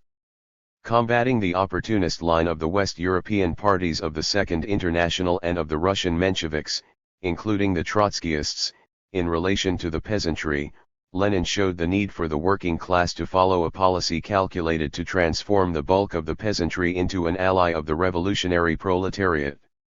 Lenin's theory of the agrarian question was a profound economic justification of the policy of the Communist Party of Russia in the sphere of relations between the proletariat and the peasantry, and in particular of the demand for nationalization of the land, included in its program. Lenin's works on the agrarian question constitute the theoretical basis for the agrarian program and agrarian policy of the communist parties in other countries. Of very great importance for the development of Marxist theory was the struggle which Lenin waged in defense of dialectical and historical materialism, in his notable work Materialism and Empirio-Criticism. This book dealt a crushing blow at the very foundations of the revisionists' theories - their idealist philosophy. Lenin exposed the utter unsoundness of the revisionist criticism of Marxist political economy. He showed the bankruptcy of revisionism on all the principal questions of the political economy of capitalism: the theory of value, the theory of surplus value, the theory of the concentration of capital, the theory of crises, etc. Marx and Engels, living as they did, in the epoch of pre-monopoly capitalism, naturally, could not furnish an analysis of imperialism. The great merit of having carried out the Marxist investigation of the monopoly stage of capitalism is Lenin's. Basing himself on the fundamental propositions of capital and generalizing the new phenomena in the economy of the capitalist countries, Lenin, first among Marxists, gave an all-round analysis of imperialism as the last phase of capitalism, as the eve of the social revolution of the proletariat. This analysis is contained in his classical work Imperialism, the highest stage of capitalism, and in other works of the First World War period, Socialism and War, the United States of Europe slogan, a caricature of Marxism and imperialist economism, imperialism, and the split in socialism, and the military program of the proletarian revolution. Lenin's theory of imperialism starts from the fact that the most profound basis of imperialism, its economic essence, is the domination of monopoly, that imperialism is monopoly capitalism. Lenin subjected the main economic features of imperialism and the concrete forms of monopoly domination to comprehensive examination. Lenin's teaching on imperialism, on the replacement of free competition by the domination of monopolies which draw high monopoly profits, and on the sources and methods of ensuring these high monopoly profits, provided the initial propositions for the basic economic law of monopoly capitalism. Describing imperialism as a new and higher stage of capitalism, he defined the place of imperialism in history and showed that imperialism is capitalism in its monopolistic, parasitic, or decaying and moribund stage. Lenin's theory of imperialism reveals the contradictions of capitalism in the monopoly stage of its development, the contradictions between labor and capital, between the metropolitan countries and the colonies, and between the imperialist countries. It explains the profound causes which render inevitable imperialist wars for a new repartition of the world. The aggravation and deepening of all these contradictions reaches extreme limits, beyond which the revolution begins. Lenin demonstrated the just character of the struggle for liberation waged by the peoples against imperialist oppression and enslavement. Lenin worked out the question of state monopoly capitalism, of the subjection of the bourgeois state machine to the monopolies. He showed that state monopoly capitalism means the highest form of capitalist socialization of production and the material preparation for socialism, on the one hand, and, on the other, means exploitation of the working class and all the working masses in every possible way. Lenin discovered the law of uneven economic and political development of capitalist countries in the imperialist period. Taking this law as his starting point, he made the great scientific discovery that it was possible to break the chain of world imperialism at its weakest link, the deduction that the victory of socialism could occur first of all in a few countries or even in a single country, and that a simultaneous victory of socialism in all countries was not possible. Lenin proved the tremendous role of the peasantry as the proletariat's ally in the revolution. Lenin worked out the theory of the national and colonial question and indicated the lines along which it should be solved. He showed the possibility and necessity of linking up the proletarian movement in the developed countries with the national liberation movement in the colonies in a united front of struggle against the common enemy imperialism. Lenin's theory of imperialism showed the necessity of socialist revolution and of the dictatorship of the working class in the conditions of the new epoch of history, the epoch of direct and decisive battle by the proletariat for socialism. Thus, Lenin created a new, finished theory of socialist revolution. Lenin worked out the principles of the doctrine of the general crisis of capitalism, the historical period of the downfall of the capitalist system and the victory of the new, higher, socialist system. Already in the period of the First World War he drew the conclusion that the epoch of comparatively peaceful development of capitalism was over, and that the imperialist war, which was a tremendous historical crisis, was opening the era of socialist revolution. The war created such a boundless crisis, said Lenin on the eve of the Great October Socialist Revolution, that mankind found itself confronted with the choice, either to perish or to entrust its fate to its most revolutionary class, in order to bring about as rapid as possible a transition to a higher mode of production socialism. From the fact established by Lenin of the uneven ripening of socialist revolution in the different links of the world capitalist system, it follows that the downfall of capitalism and the victory of socialism take place by way of the falling away from the capitalist system of separate countries, in which victory has been won by the working class, advancing to power in close and unbreakable alliance with the basic working masses of the peasantry, and gathering around itself the overwhelming majority of the people. Lenin showed that peaceful coexistence of the two systems, capitalist and socialist, over a long period of history was both possible and necessary. Lenin worked out the theory of imperialism and of the general crisis of capitalism in irreconcilable struggle against the bourgeois economists and opportunists of the Second International. He exposed the complete theoretical unsoundness and political harmfulness of Koskai's anti-Marxist theory of ultra-imperialism, and of the variants of this theory put forward by Trotsky and Bukharin. In his struggle against Bukharin's distortions of Marxism, Lenin stressed more than once that pure imperialism, without a foundation of capitalism, never existed, exists nowhere, and cannot exist. Characteristic of imperialism is precisely the union of monopoly with exchange, the market, competition. Rising above the old capitalism like a sort of superstructure upon it and direct prolongation of it, imperialism accentuates still further all the contradictions of bourgeois society. Lenin showed the profound connection between opportunism and imperialism and exposed the political role of the opportunists as agents of the bourgeoisie in the workers' movement. Lenin laid bare the roots of the opportunist trends in the labor movement, showing that these trends arise on the basis of the bribing and corruption by the bourgeoisie of the uppermost strata of the working class. Lenin dealt a crushing blow to the apologetic treatment of state monopoly capitalism by the opportunists, who tried to present it as socialism. Lenin's walks directed against opportunism are very important for the revolutionary movement, since without exposing the ideological and political content of opportunism and its treacherous role in the workers' movement there can be no real struggle against capitalism. Problems of Marxist-Leninist political economy were further developed, and made more concrete, in the resolutions and documents of the Communist Party of the Soviet Union and in the works of J.V. Stalin and other companions in arms and pupils of Lenin's. Basing himself on the works of Marx, Engels, and Lenin, Stalin put forward and developed a number of new propositions in the field of economic science, founded on generalizations of new experience of historical development, new practice in the struggle of the working class and its Communist Party. At the same time, Stalin's works consistently defended Marxist political economy against the enemies of revolutionary Marxism and popularized its basic problems and propositions. Exposing the falsity of the claims made by bourgeois economists and by the reformists that the contradictions of capitalism become mitigated in the course of its historical development, Stalin showed the inevitability of a further aggravation and accentuation of these contradictions, testifying to the inevitable doom of capitalism. A number of important propositions in the field of the agrarian question were developed in Stalin's works.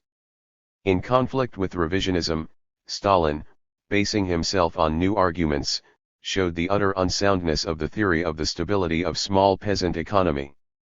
Only abolition of the system of capitalist slavery can save the peasantry from ruin and beggary.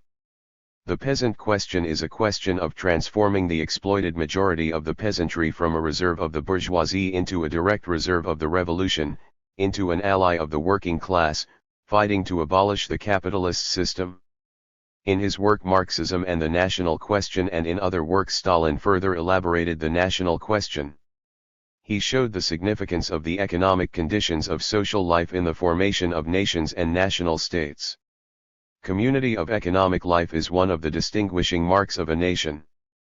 The process of the abolition of feudalism and the development of capitalism is at the same time a process of forming people into nations.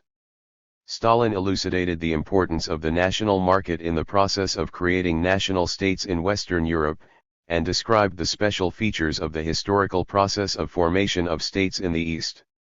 The Communist Party of the Soviet Union, led by its Central Committee headed by J.V. Stalin, upheld Marxist-Leninist theory as a whole, and Marxist-Leninist economic teachings in particular, against the attacks of the enemies of Leninism, the Trotskyists, Bukharinists and bourgeois nationalists. Of particular importance for the destinies of socialism in the USSR and throughout the world was their defense and further development of Lenin's teaching on the possibility of the victory of socialism in one country, Lenin's theory of socialist revolution. In a number of Stalin's works, Foundations of Leninism, Problems of Leninism, Economic Problems of Socialism in the USSR, Reports to Congresses and Conferences of the CPSU, Lenin's propositions on the economic and political essence of imperialism and of the general crisis of capitalism, and on laws of development of monopoly capitalism, were further developed. Basing himself on Lenin's classical statements concerning the economic essence of imperialism, which consists in the domination of monopoly and high monopoly profits, Stalin formulated the basic economic law of modern capitalism. He gave a detailed analysis of the general crisis of capitalism and of its two stages, the first beginning in the period of the First World War, and the second which developed in the period of the Second World War, especially after the breaking away from the capitalist system of the people's democracies of Europe and Asia. Exposing the hirelings of the bourgeoisie who sing the praises of the capitalist system of economy, he gave a comprehensive description of the general crisis of capitalism, which involves both economics and politics. The most vivid expression of the general crisis of capitalism is the world historic victory of the Great October Socialist Revolution in the USSR and the splitting of the world into two systems, capitalist and socialist.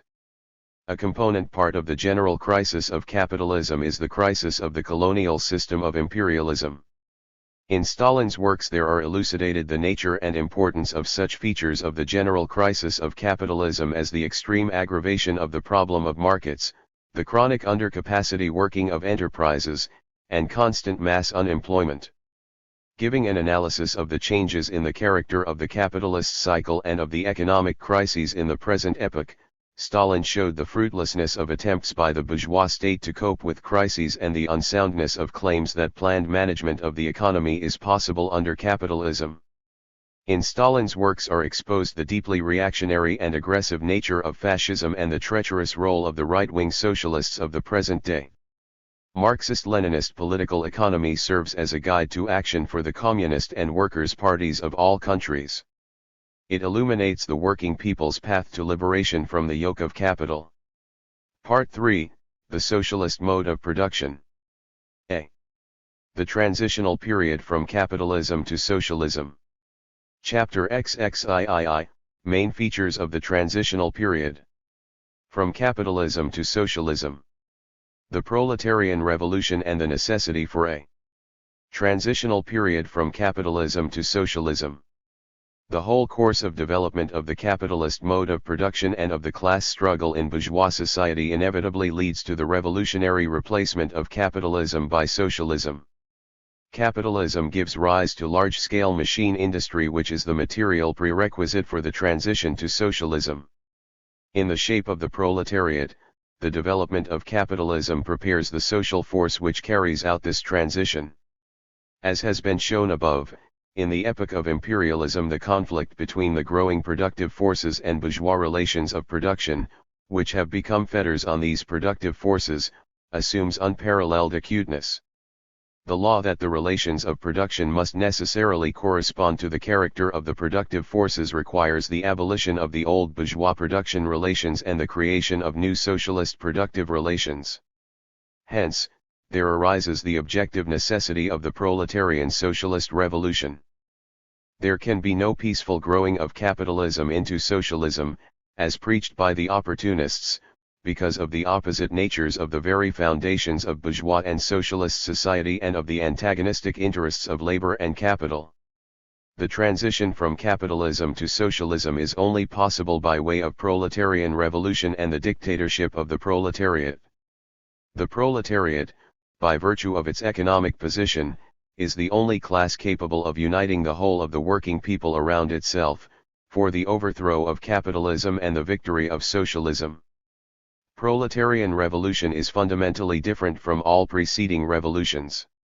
In the transition from slavery to feudalism and from feudalism to capitalism, one form of private property was replaced by another, and the power of one group of exploiters by that of another. Because all exploiting societies had foundations of a similar type, private ownership of the means of production, the new economic structure matured gradually in the womb of the old form of production. Thus, in the transition from feudalism to capitalism, new bourgeois relations of production gradually developed in the womb of the old system, more or less ready-made forms of the capitalist order grew up. The task of the bourgeois revolution consists of the seizure of power by the bourgeoisie in order to bring this power into accord with the existing capitalist economy and to sweep away the fetters of the old, feudal society which hamper the growth of capitalism. With the solution of this task, the bourgeois revolution is usually accomplished. Proletarian revolution aims at replacing private ownership of the means of production by social ownership, and abolishing every kind of exploitation of man by man. It does not find any ready-made forms of socialist economy.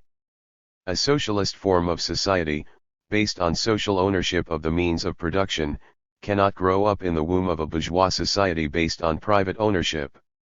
Having established the power of the proletariat, the proletarian revolution has the task of building a new socialist economy.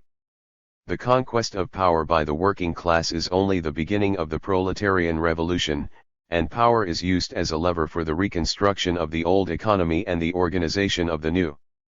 Consequently, the replacement of capitalism by socialism requires in each country a special transitional period which occupies a whole historical epoch, in the course of which the building of socialist economy and radical reconstruction of all social relations takes place. Between capitalist and communist society lies the period of the revolutionary transformation of the one into the other. There corresponds to this also a political transition period, in which the state can be nothing but the revolutionary dictatorship of the proletariat.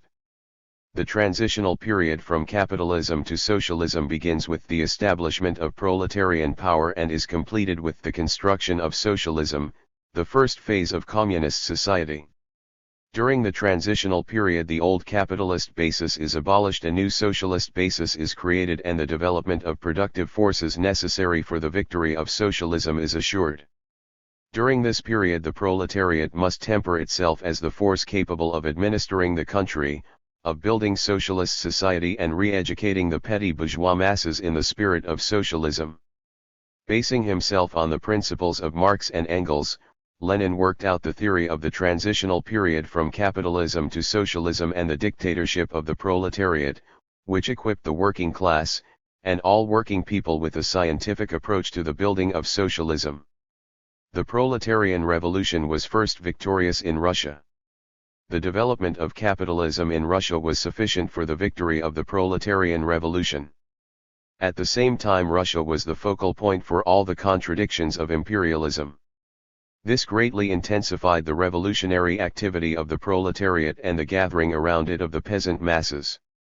In October 1917, under the leadership of the Communist Party, which was equipped with Lenin's theory of the socialist revolution, the Russian proletariat, in alliance with the poor peasantry, overthrew the power of the capitalists and landlords and established its own dictatorship. The Great October Socialist Revolution, which for the first time in the history of mankind had opened the way to socialism, gave an example of the essential features of the proletarian revolution in any country. In this connection, it must be borne in mind that the socialist revolution in each country seceding from the imperialist system necessarily has its own peculiarities, arising from the particular historical conditions of development of each country and the prevailing international situation. Lenin discovered and scientifically proved the possibility, in certain historical conditions, of a non-capitalist path of development in socially and economically backward countries. Having thrown off the yoke of imperialism, these countries are able, with the help of advanced countries where the proletarian revolution has been victorious, to avoid the prolonged and agonizing process of capitalist development and, bypassing the capitalist stage, are able gradually to begin building socialism. Thus, an example of the non-capitalist path of development is the Mongolian People's Republic, where feudal relations earlier prevailed. Thanks to the assistance of the Soviet Union, the Mongolian People's Republic was able to develop along the path to socialism, without passing through capitalism. The dictatorship of the proletariat as the instrument for building a socialist economy. Because the proletarian revolution has the task of creating the socialist system of economy, based on social ownership of the means of production, and of ending every kind of exploitation, it cannot avoid breaking up the old state machine, which suppressed the working people, and forming a new state capable of ensuring the establishment of the new economy. The proletarian revolution gives birth to a state of a new type, the dictatorship of the proletariat.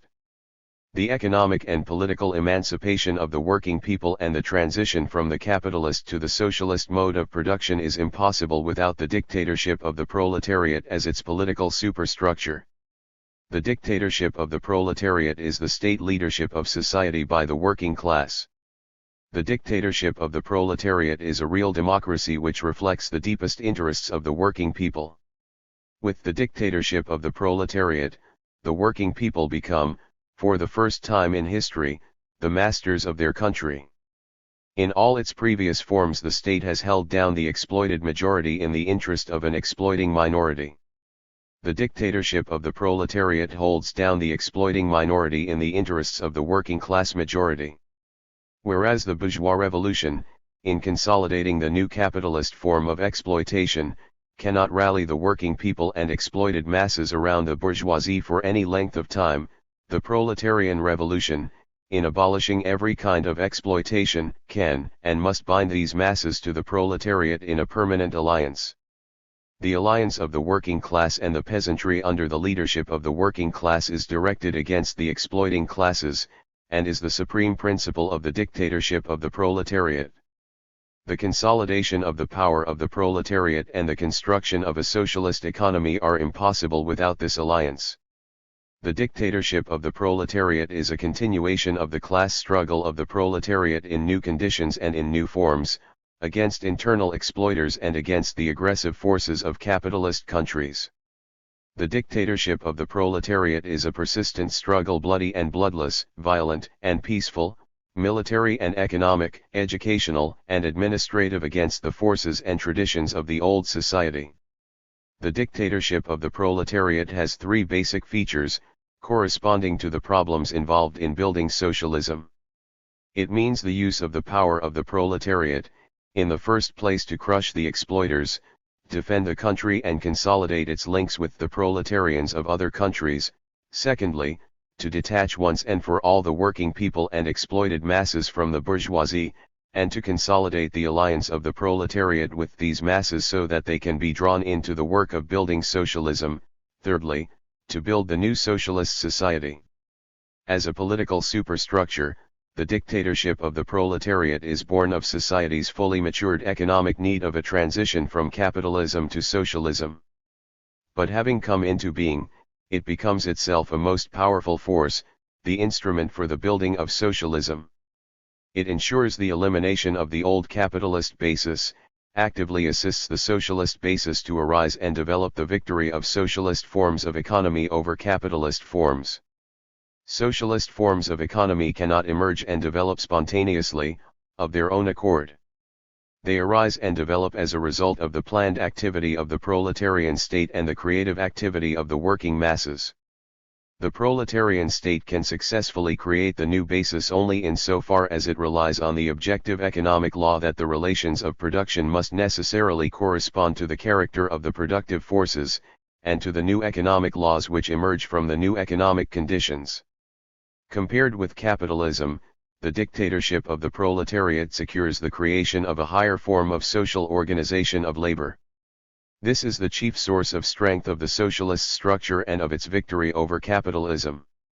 The forms of the proletarian state can vary.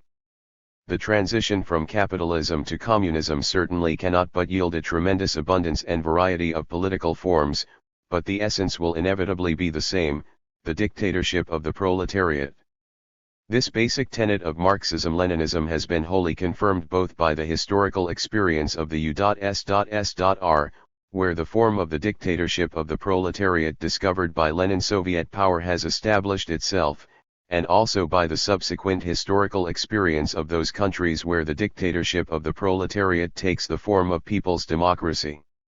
Guidance of the whole process of planned construction of a socialist economy, in countries of the dictatorship of the proletariat, belongs to the communist parties. These parties, equipped with the theory of Marxism-Leninism and a knowledge of the laws of economic development of society, organize and guide the masses of the people to the solution of the problems of building socialism. Socialist nationalization. The development of capitalism prepared the essential prerequisites for the socialization of large-scale machine industry, mechanized transport, the banks, etc.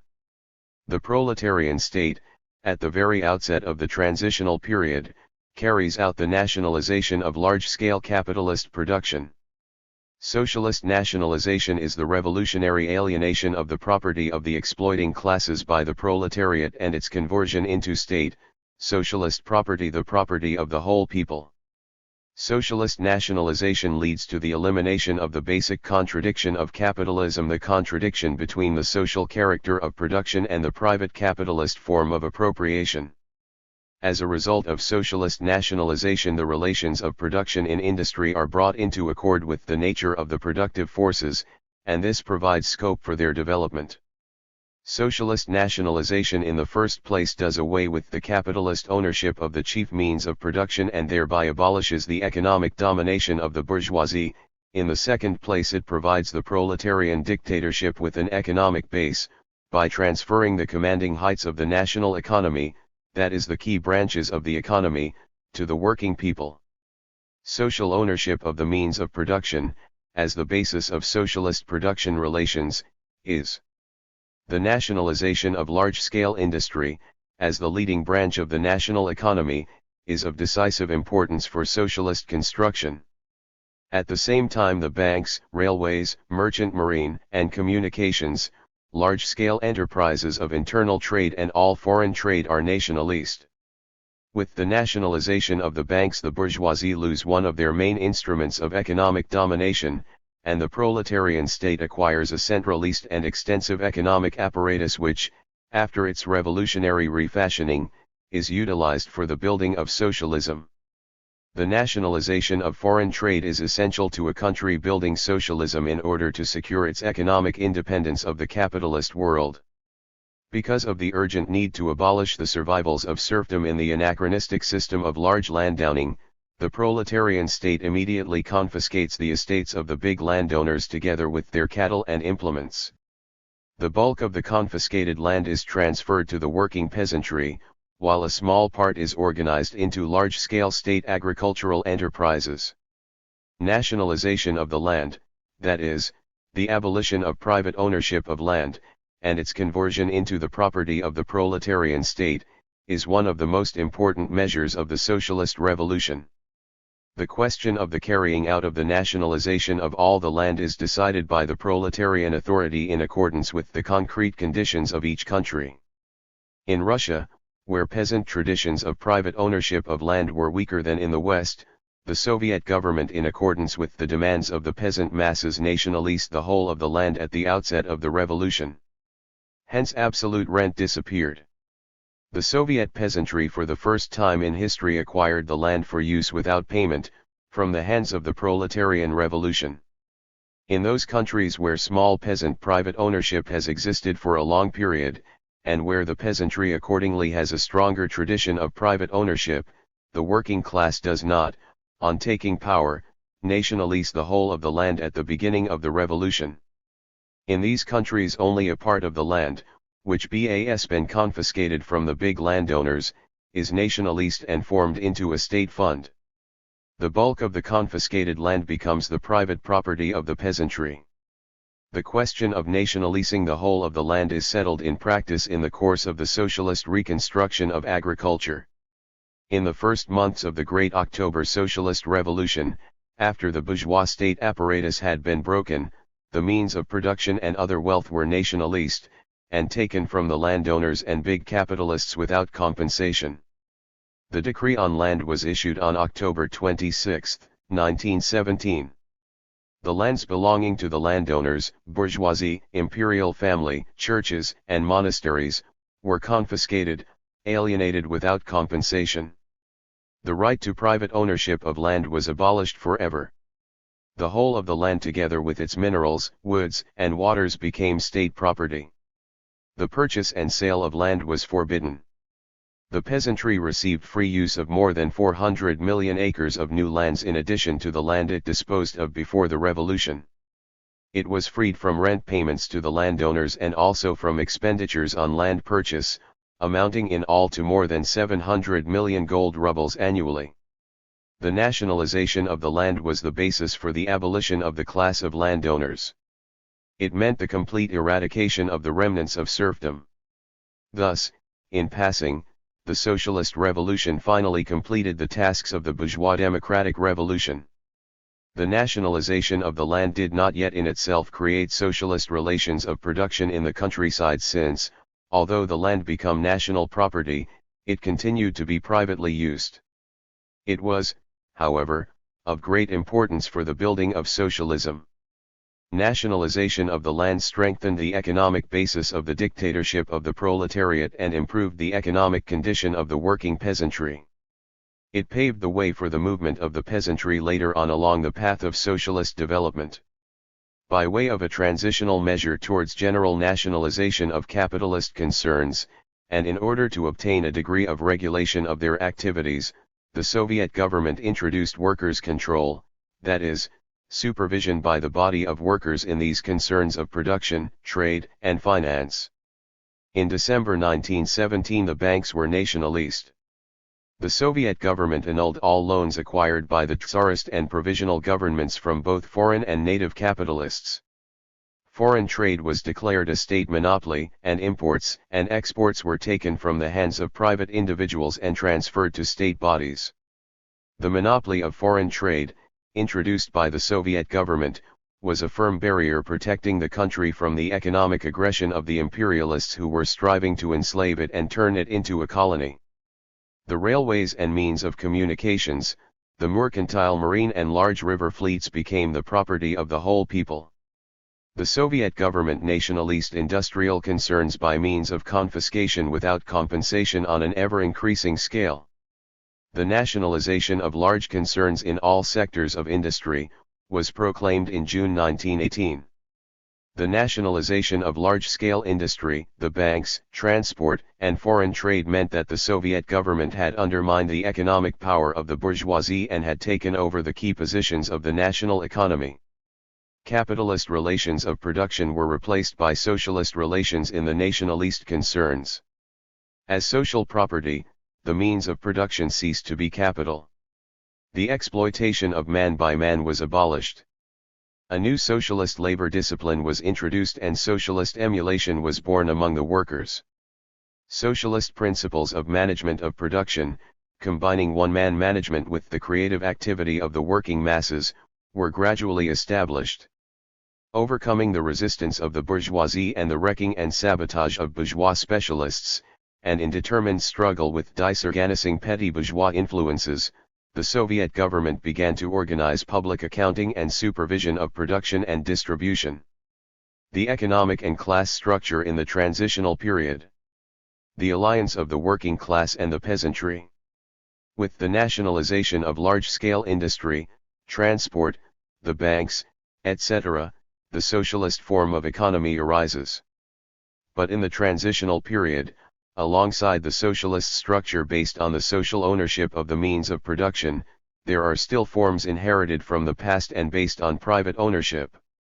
This means that the economy of the transitional period has a mixed character. As Lenin pointed out, there were, in the transitional period in the USSR, the following 5 forms of economy. Patriarchal peasant economy. Petty commodity production. The private economy of capitalism. State capitalism. Socialist economy. Patriarchal peasant economy, based on personal labor, was a small-scale and largely natural economy. In other words, it produced almost exclusively for its own needs. Petty commodity production was based on personal labor and connected to a greater or lesser degree with the market. This was primarily the middle peasant economy, producing the bulk of marketed grain, as well as handicraft production without the use of hired labor. Petty commodity economy embraced the bulk of the population for a considerable part of the transitional period. The private economy of capitalism was represented by the most numerous of the exploiting classes, the kulaks, as well as by the owners of non-nationalist, industrial concerns and by traders. The capitalist concerns used hired labor, labor power was a commodity, exploitation existed and surplus value was appropriated by the capitalists.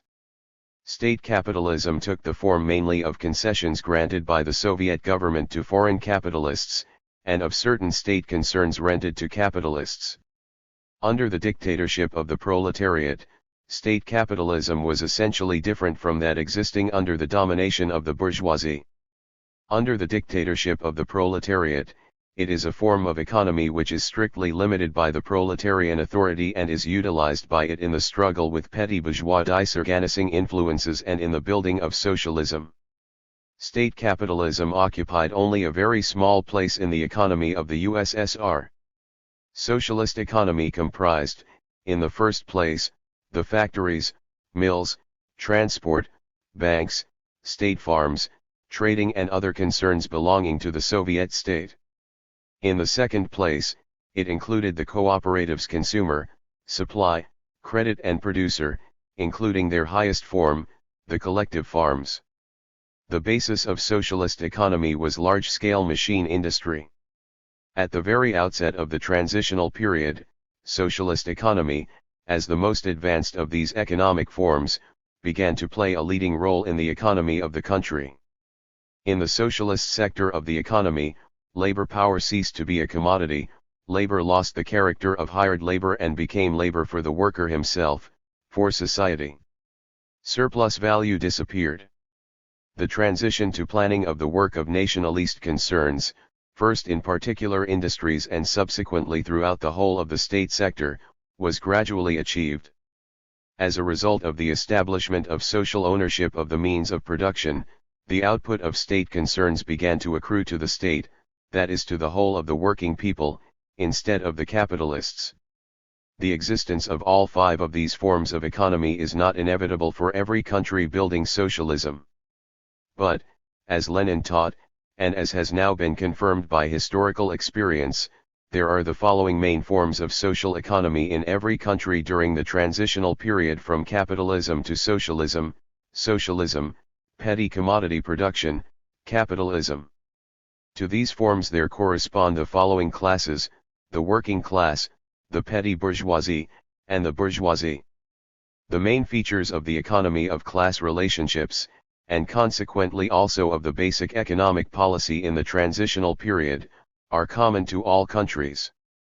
This does not exclude but on the contrary presupposes the existence of specific peculiarities in each country. Compared with their position under capitalism, the position of the classes, in the transitional period is fundamentally changed. The working class, from being an oppressed class under capitalism, becomes the ruling class, holding the reins of power and owning, in common with all the working people, the means of production which have been socialized by the state. The material conditions of the working class steadily improve, its cultural level rises. The peasantry, the poor and middle peasant masses, obtain from the state land, emancipation from the yoke of the landowners, protection from the kulaks, and all-round economic and cultural assistance. As a result of the October Revolution and the assistance of the Soviet government, the middle and poor peasantry were already producing about 65 million tons of grain in 1926-7, compared with 40 million tons before the revolution. Small-scale peasant commodity production inevitably gives birth to capitalist elements. Class differentiation of the peasantry into poor peasants and kulaks takes place. But in the transitional period the character of this process is not the same as under capitalism. Under capitalism the poor peasants and kulaks increase in numbers, while the middle peasantry decrease. In their mass they become impoverished and swell the ranks of the poor peasantry and the proletariat. During the transitional period, owing to the new conditions of development of peasant economy, the proportion of middle peasants increases in comparison with the pre-revolutionary period while the number of poor peasants and kulaks decreases. In the USSR, during the transitional period before the main mass of peasants began to take the path of socialism, the total number and proportion of middle peasants increased as compared with the pre-revolutionary period, at the expense of a decrease in the total number and proportion of the poor peasants, a part of whom rose to the level of the middle peasants. At the same time the total number and proportion of kulaks considerably decreased, compared with the pre-revolutionary period, the growth of the kulaks that took place in some years of the transitional period being considerably less than under capitalism. The middle peasant became the central figure in agriculture. Following the October Revolution, already in 1918, the middle peasant predominated. This was because the peasants had received without payment the land and part of the cattle and stock of the landowners. In 1918 the kulaks were partially expropriated, being deprived of 125 million acres of land which were given to the poor and middle peasants. In 1928 9 peasant households were divided as follows: 35% are poor peasants, 60% are middle peasants and 4 to 5% kulaks. The Soviet government was guided in its attitude towards the peasantry during the transitional period by Lenin's formula, a firm alliance with the middle peasant, reliance on the poor peasant and implacable struggle against the kulak. Lenin taught that the working class, in leading the peasantry, must always distinguish the two sides in every peasant, the toiler and the private owner. The middle peasant has an essentially twofold character: as a toiler he gravitates towards the proletariat, but as a small owner towards the bourgeoisie. Both the bourgeoisie and the proletariat strive to win the mass of the middle peasantry to their side. In doing so, the working class addresses itself to the fundamental interest of the peasant as a toiler, while the bourgeoisie tries to utilize his private interests.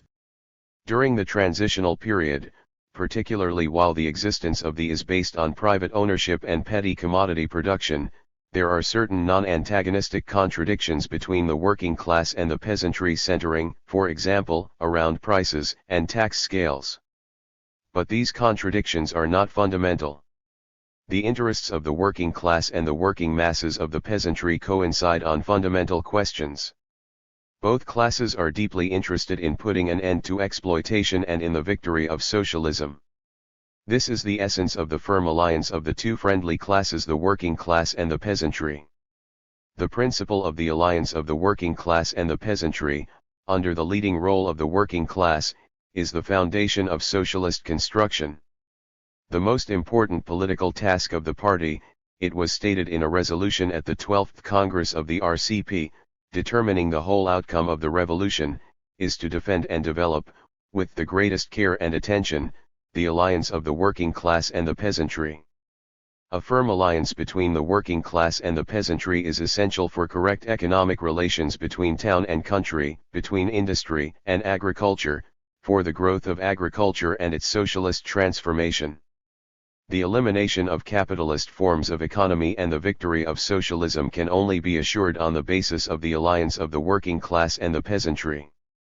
The main classes in the transitional period are the working class and the peasantry.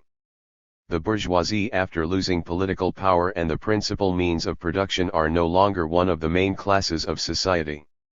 The big capitalists and a considerable section of the urban middle bourgeoisie are deprived of the means of production at the outset of the transitional period. But there still remains a section of the urban bourgeoisie, as well as the rural bourgeoisie, the kulaks. The bourgeoisie still retains considerable strength for a number of years during the transitional period. This is explained by the inevitable, spontaneous growth of capitalist elements out of petty commodity economy, and by the impossibility of immediately replacing capitalism by socialism in all branches of the economy. The bourgeoisie, even after losing its domination, retains in some degree its monetary and material resources, and its ties with a considerable section of the old specialists. It relies on the support of international capital. The basic contradiction of the economy of this period is between socialism, which has been born but is still weak in the early stages, and to which the future belongs, and dethroned capitalism, which is still at the outset strong, with roots as yet in petty commodity production, but represents the past. The struggle between socialism and capitalism, around the question who will beat whom, develops in all spheres of economic life during the transitional period. There are antagonistic and irreconcilable contradictions between the working class and the bulk of the peasantry on the one hand, and the bourgeoisie on the other. In the transitional period, the policy of the proletarian state is first to restrict and squeeze out the capitalist elements, and subsequently to eliminate them completely. The sharpening of the class struggle of the proletariat and the working masses against the bourgeoisie, whose opposition increases as socialist construction expands, is a law of development in the transitional period. The appearance of the economic laws of socialism. To the extent that the socialist sector takes over the key positions of the national economy, the capitalist forms of economy and their laws of development lose their dominating position in the national economy at the very beginning of the transitional period. The development of the national economy ceases to be governed by the operation of the basic economic law of modern capitalism. The operation of the law of surplus value only extends to the capitalist sector of economy and becomes increasingly restricted.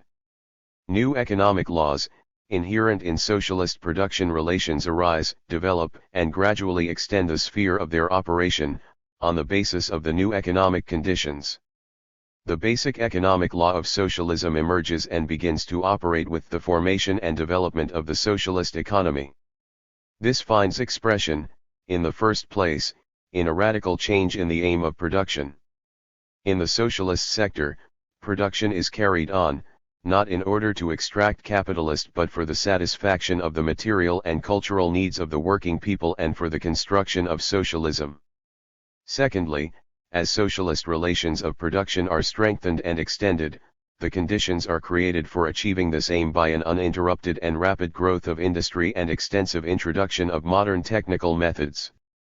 The development of industry ceases to be cyclic in character, economic crises of overproduction cease to occur. As long as the petty commodity and capitalist sectors exist in the economy alongside the socialist sector and the problem of who will beat whom is still not settled, the sphere of operation of the basic economic law of socialism is restricted. It operates within the bounds of the socialist sector. But as the socialist sector plays a leading role, and its share in the economy of the country constantly increases, the basic economic law of socialism begins to exercise an ever-increasing influence on the development of the entire national economy. The Soviet state in its economic policy relied on this law, developing socialist production, introducing modern techniques in all branches of the economy and striving for a systematic improvement of the living standards of the working people, within the limits imposed by the difficult conditions of the transitional period. Social ownership of the enterprises in the socialist sector makes its planned development both possible and necessary. Based on socialist relations of production, the economic law of planned development of the national economy emerges and gradually begins to operate during the transitional period. This law calls for the planned management of the economy and the establishment by planning of such proportions between branches of the economy as are necessary for the victory of socialism and for the satisfaction of the growing needs of society. The law of planned development of the national economy begins to fulfill the role of the regulator of production in the socialist sector and exerts an ever greater determining influence on proportions throughout the national economy. At the outset, the scope for the operation of this new economic law in the USSR was narrow, since the socialist sector embraced only the smaller part of the national economy. The Soviet government was only beginning to master the techniques of planning. As the socialist sector developed, the law of competition and anarchy of production lost its validity and there was constantly increasing scope for the operation of the law of the planned development of the national economy. The operation of the law of value in relation to labor power ceases in the socialist sector. Instead, there emerges and begins to operate, on the basis of the new relations of production, the law of distribution according to work, in accordance with which each worker must be paid according to the amount of labor he has expended. Since commodity production and circulation still exists, so also does the law of value. But thanks to the socialization of the principal means of production and the appearance of the economic laws of socialism, the sphere of commodity production and of the law of value is limited, and they begin to play a fundamentally different part from their part under capitalism. The law of value operates within fixed limits as a regulator of production in the petty commodity and capitalist sectors of the economy. But it is not the regulator of production in the socialist sector. The law of the average rate of profit ceases to operate in the socialist sector. Capital investments in this sector are made on the basis of the law of the planned development of the national economy. The proletarian authority increasingly takes hold of commodity production, the law of value, trade, and monetary circulation, and uses them to develop socialist forms of economy, to strengthen the economic connections between industry and peasant economy, and in the struggle with the capitalist elements. Basing himself on Lenin's proposition concerning the new role of trade and money in the transitional period, Stalin pointed out, "The point is not at all that trade and the monetary system are methods of capitalist economy. The point is that the socialist elements of our economy, in fighting the capitalist elements, master these methods and weapons of the bourgeoisie for the purpose of overcoming the capitalist elements, that they successfully use them against capitalism, use them successfully for the purpose of building the socialist foundation of our economy. Hence, the point is that, thanks to the dialectics of our development, the functions and purpose of these instruments of the bourgeoisie change in principle, fundamentally, change in favor of socialism, to the detriment of capitalism." Works, Volume 7, p. 379. The basis of economic policy in the transitional period between capitalism and socialism. Socialism cannot be built without a correct assessment of the objective economic conditions of the transitional period, and of the economic laws which arise on the basis of these conditions. The policy of the Communist Party of the Soviet Union and of the Soviet state was based on Lenin's plan for building socialism, relied on economic laws, and took into account the real balance of class forces. Lenin's teachings on the victory of socialism in one country were of the greatest importance for building socialism in the USSR. They equipped the party and the working class with a clear perspective and confidence in the triumph of the idea of scientific socialism. Two aspects of this question have to be distinguished, the internal and the international. The internal aspect of the question concerns the mutual relations of classes within the country. The Communist Party and the Soviet state based themselves on the idea that the working class can overcome the contradictions existing between itself and the peasantry, strengthen the alliance and draw the peasant masses into the building BF socialism. The working class in alliance with the peasantry is fully capable, after breaking capitalism politically, of also overcoming its bourgeoisie economically and, having eliminated the exploiting classes, building socialist society. The international aspect of the question concerns the relations of the country of proletarian dictatorship with the capitalist countries. In conditions of the coexistence of two opposite systems, socialism and capitalism, there is still a danger of armed aggression against the land of socialism by the hostile imperialist powers. This contradiction cannot be resolved by the forces of one country of proletarian dictatorship alone. Therefore, the victory of socialism can only be final when the danger of intervention and restoration of capitalism by aggressive imperialist powers will have disappeared. An essential condition for the success of socialist construction in the USSR was the rooting of the Trotskyist and Bukharinist restorers of capitalism, who propounded theories calculated to disarm the working class, to the effect that the construction of socialism in one country was impossible, and that Russia was not ripe for socialism because of her technical and economical backwardness. The Communist Party and Soviet state based themselves on Lenin's propositions that the USSR had everything necessary and adequate for the complete construction of socialism, and that the technical and economic backwardness of Russia could be completely overcome under the dictatorship of the proletariat. History has fully confirmed the truth of Lenin's propositions. Fundamental in Lenin's plan for building socialism in the USSR was the idea of the creation of a powerful socialist industry, as the material basis of socialism and as the prerequisite for the gradual transition from small peasant farming to large-scale collective production, by way of cooperation. The state plan for the electrification of Russia, the Goel-Roe plan, adopted in 1920, was of primary importance in Lenin's program for building socialism. This was the first perspective plan for the development of the national economy in the history of mankind, and provided for the creation of the productive and technical basis of socialism within 10 to 15 years. The victory of socialism over capitalism and the consolidation of socialism may be regarded as ensured only when the proletarian state, having completely suppressed all resistance on the part of the exploiters and secured complete stability for itself and complete obedience, reorganizes the whole of industry on the basis of large-scale collective production and on a modern technical basis.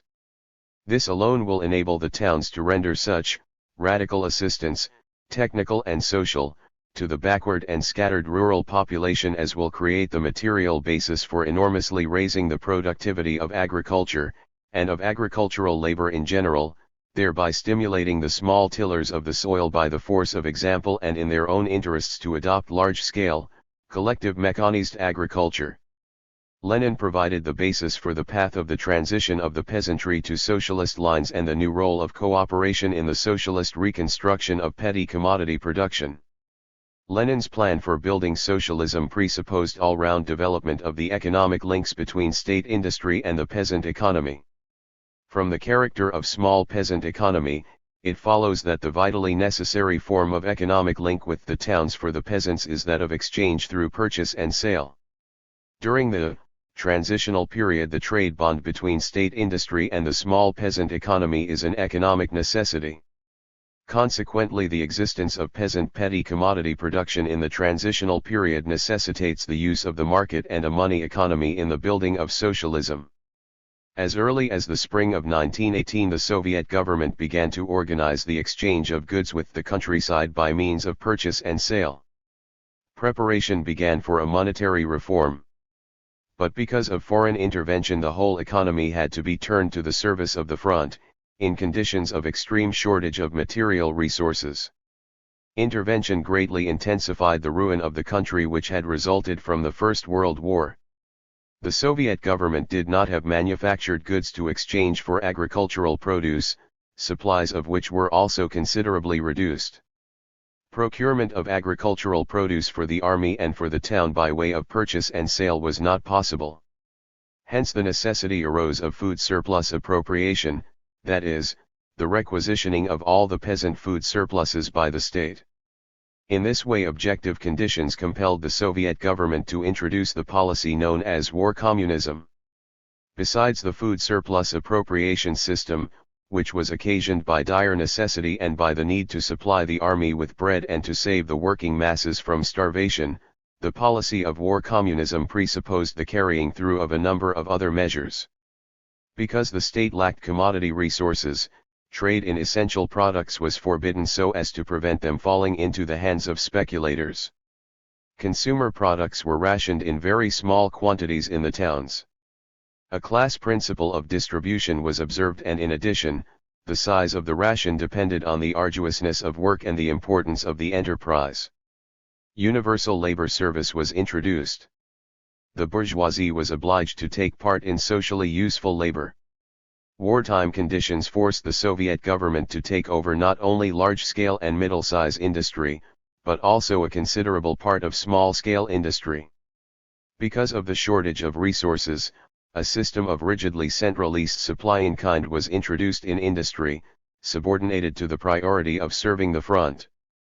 Concerns acquired and delivered products by requisition, without money payment and without any economic independence. All this made it impossible to apply business accounting methods such as would ensure that the enterprises paid their way and worked at a profit. The national economy of the USSR reached an extremely low ebb as a result of the imperialist and civil wars. By 1920, large-scale industrial production had fallen to almost 1/7 of the 1913 level, while agricultural production had been approximately halved. Masses of rapidly devalued paper money were issued to cover state expenditure. The workers in the factories, just as the soldiers in the Red Army at the front, displayed mass heroism. Forms of emulation such as Communist Saturdays assumed great importance at that time. The working class acquired experience in administering production. During the foreign intervention and the Civil War, the military and political alliance of the working class and the peasantry was formed and consolidated. It served to unite the efforts of the workers and peasants in repulsing the onslaught of alien would-be conquerors and white guards, and in defending their motherland, the workers' and peasants' state. The Soviet government gave the peasantry land and protection from the landowner and kulak. The peasantry gave the working class food supplies through the surplus appropriation system. This was the basis of the military and political alliance of the workers and peasants under war communism. War communism was inevitable in the given historical conditions, those of civil war and economic breakdown. But war communism with the food appropriation system and prohibition of trade deprived the peasants of material interest in production. It was incompatible with the economic bond between town and country. The proletarian state can therefore avoid war communism in the absence of intervention and economic ruin resulting from a prolonged war. This has been confirmed by the experience of the people's democracies. Having ended foreign intervention and civil war, the Soviet government moved on, in the spring of 1921, to the new economic policy, so named to distinguish it from the policy of war communism. The main principles of the new economic policy had already been worked out by Lenin in the spring of 1918. But their application was interrupted by intervention, and the Soviet government was only able to proclaim this policy again, and to consistently carry it out 3 years later. The new economic policy of the Soviet government in the transitional period was an economic policy for building socialism while utilizing the market, trade, and monetary circulation. The essence of this policy was an economic alliance of the working class and the peasantry, which was necessary in order to draw the peasant masses into socialist construction. Expounding the tasks of NEP, Lenin said at the beginning of 1922.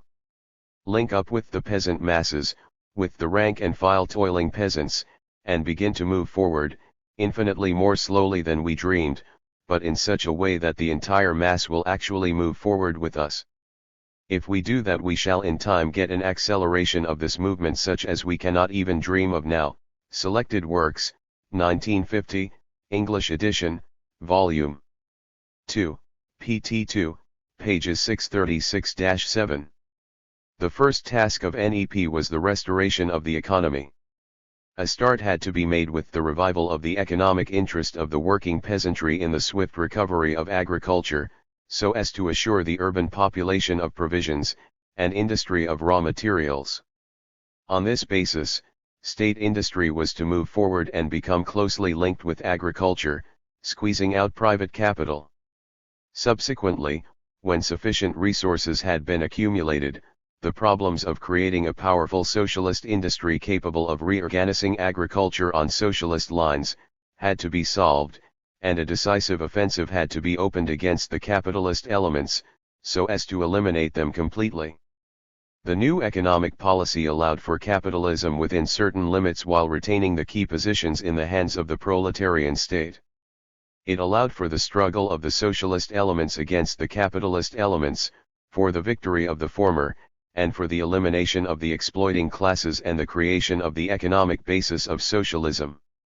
Trade was the main link at the beginning of NEP which it was necessary to grasp, in order to drag forward the whole chain of economic construction.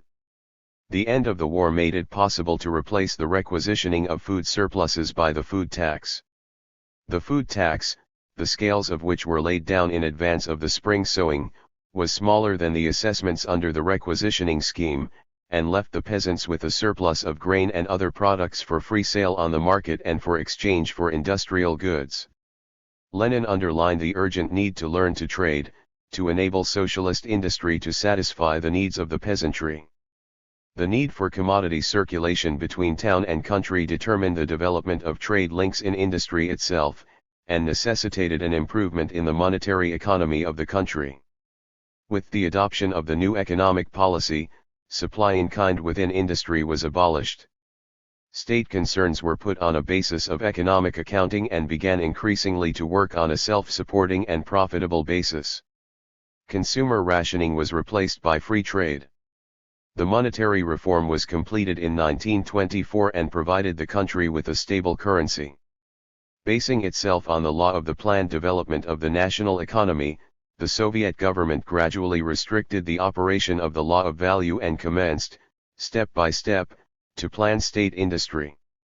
Within the confines of the state sector, direct planning was carried out, setting production targets down to factory levels.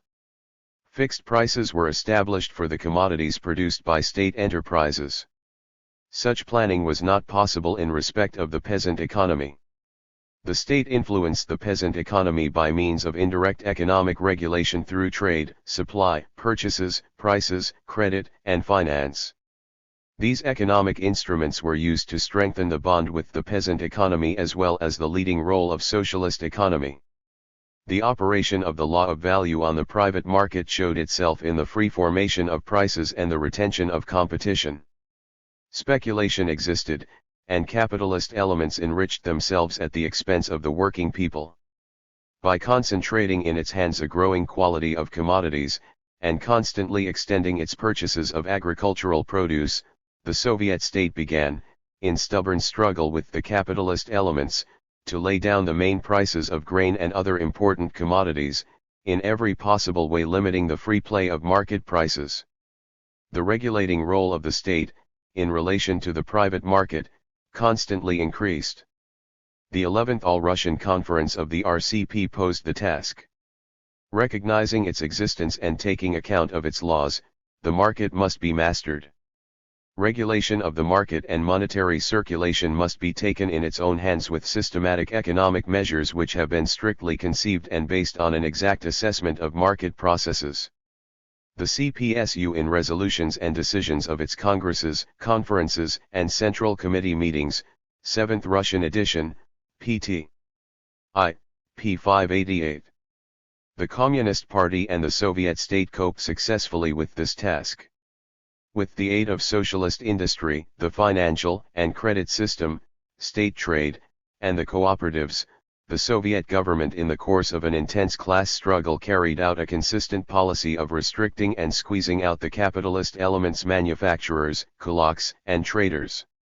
Taxation of the capitalists was increased and their opportunities for using the means of production and hired labor were reduced. This meant that the operation of the law of surplus value was being increasingly restricted. Whereas during the first years of NEP there was to some degree a revival and growth of the capitalist elements, their role in the economy soon began to decline with increasing rapidity.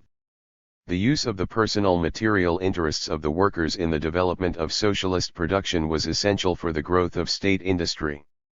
Basing itself on the law of distribution according to work, the socialist state built up the wages of manual and clerical workers more and more in accordance with the quantity and quality of labor expended by each worker. This encouraged a steady increase in the productivity of labor. The economy of the transitional period underwent a twofold process. On the one hand, for a certain time and within certain limits, there was a free growth of capitalist elements.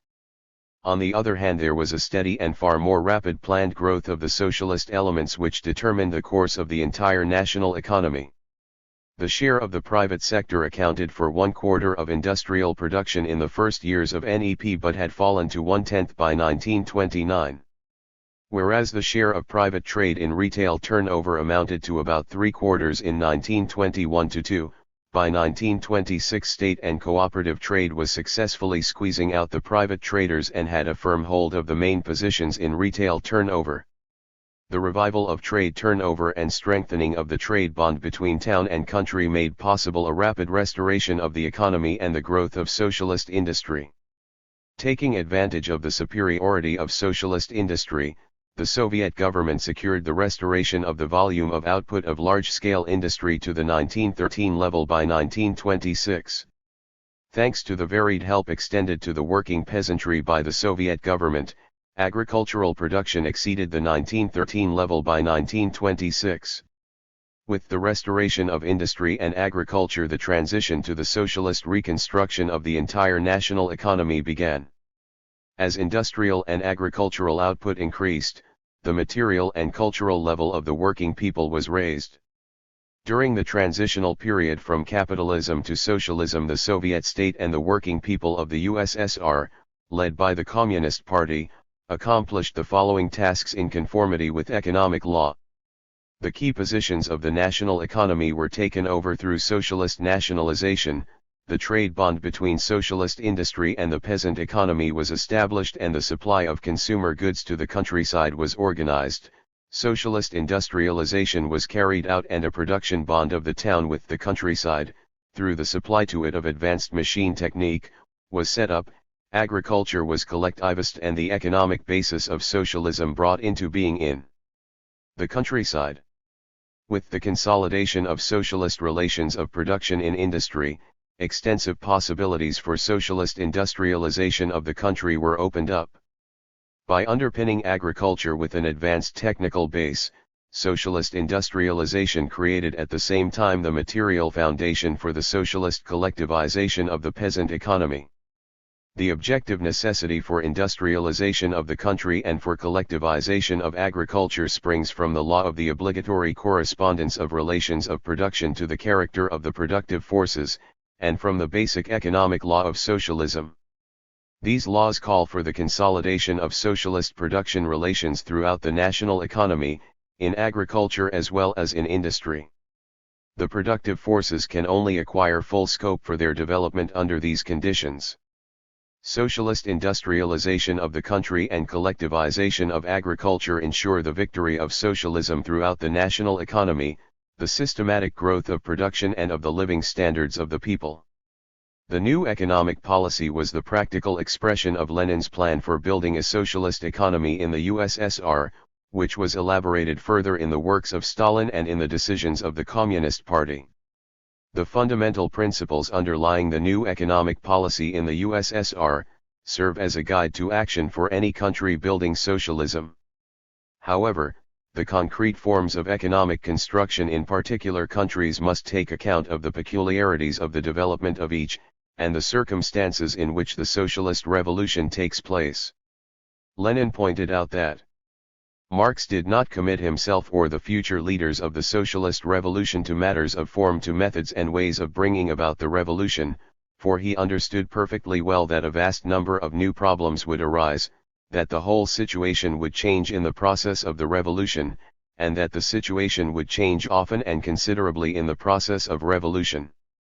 The construction of a socialist economy in the people's democracies takes place in more favorable circumstances than was the case in the USSR, which was the only country building socialism. It first fell to the Soviet Union to open up the path for the transition to socialism. Today each of the people's democracies is supported by the tremendous assistance of the whole camp of socialism, and can use the accumulated experience of the building of socialism in the USSR. Brief conclusions. The Great October Socialist Revolution for the first time in the history of mankind opened up the path to socialism. The historical inevitability of the proletarian revolution stems from the law of the obligatory correspondence of relations of production to the character of the productive forces. A transitional period is necessary for the revolutionary transformation of capitalist into socialist society. The state in the transitional period is the dictatorship of the proletariat, taking the form of either Soviet power of a people's democracy. Socialist nationalization of the principal means of production belonging to the exploiting classes brings about the creation of a socialist form of economy, embracing the key positions of the national economy. The main forms of the social economy in the transitional period are socialism, petty commodity production, and capitalism. The working class, the peasantry, and the bourgeoisie are the corresponding classes. The main classes in the transitional period are the working class and the peasantry. The highest principle of the dictatorship of the proletariat is the alliance, directed against the exploiting classes, of the working class and the peasantry, under the leadership of the working class. The basic contradiction of the transitional period is that between growing socialism and dying capitalism. The restriction and squeezing out, and subsequent elimination of the capitalist elements is achieved in the course of an intense class struggle. During the transitional period, as the socialist sector grows and strengthens itself and capitalist elements are overcome, the economic laws of capitalism, which express relations of exploitation, quit the stage. The economic laws of socialism, on which the proletarian state relies, come into being and gradually extend the sphere of their operation. The law of value, trade, money, and credit are used to an increasing extent by the proletarian authority to the detriment of capitalism and, in the interests of socialism. The economic policy of the proletarian dictatorship in the transitional period is directed towards the victory of the socialist over the capitalist elements and the construction of a socialist economy, using commodity production and the market. This policy secures the economic bond between socialist industry and the peasant economy, as well as socialist industrialization of the country and collectivization of agriculture. Chapter XXIV, Socialist Industrialization. Large-scale industry, the material basis of socialism. The essence of socialist industrialization. Socialism can only be built on the basis of large-scale machine production. Only large-scale machine production both in town and country can ensure the victory of the socialist forms of economy over the capitalist forms, an uninterrupted growth of the productivity of labor and the improvement of the welfare of the working people. Lenin wrote, "A large-scale machine industry that is also capable of reorganizing agriculture is the only material basis that is possible for socialism." Capitalism developed large-scale industry and at the same time created the necessary material prerequisites for the proletarian revolution and the construction of socialism. But because of its inherent contradictions, capitalism was unable to reconstruct all branches of the economy in all countries on the basis of large-scale machine production. The majority of countries, especially the colonial and dependent countries, lack an adequately developed large-scale industry. The capitalist countries have a numerous class of peasants carrying on a small-scale personal, private economy based on manual labor and primitive technique. Yet the victory of socialism throughout the national economy cannot be secured without the reconstruction of all branches of production on the basis of modern techniques. The most important part in large-scale industry is played by the branches producing the means of production: metals, coal, oil, machinery, equipment, building materials, etc., that is, heavy industry. Socialist industrialization means therefore the priority development of heavy industry with its core the engineering industry. The center of industrialization, the basis for it is the development of heavy industry, the development in the last analysis of the production of the means of production, the development of our own engineering industry. The engineering industry occupies a special place in the economy of a country. A developed engineering industry is essential for the re-equipment of all branches of the national economy with modern techniques, machinery, machine tools, appliances, apparatus, and instruments, and is the most important source of technical progress. Socialist industrialization ensures a growing preponderance of the socialist forms of industry over the small commodity and capitalist forms.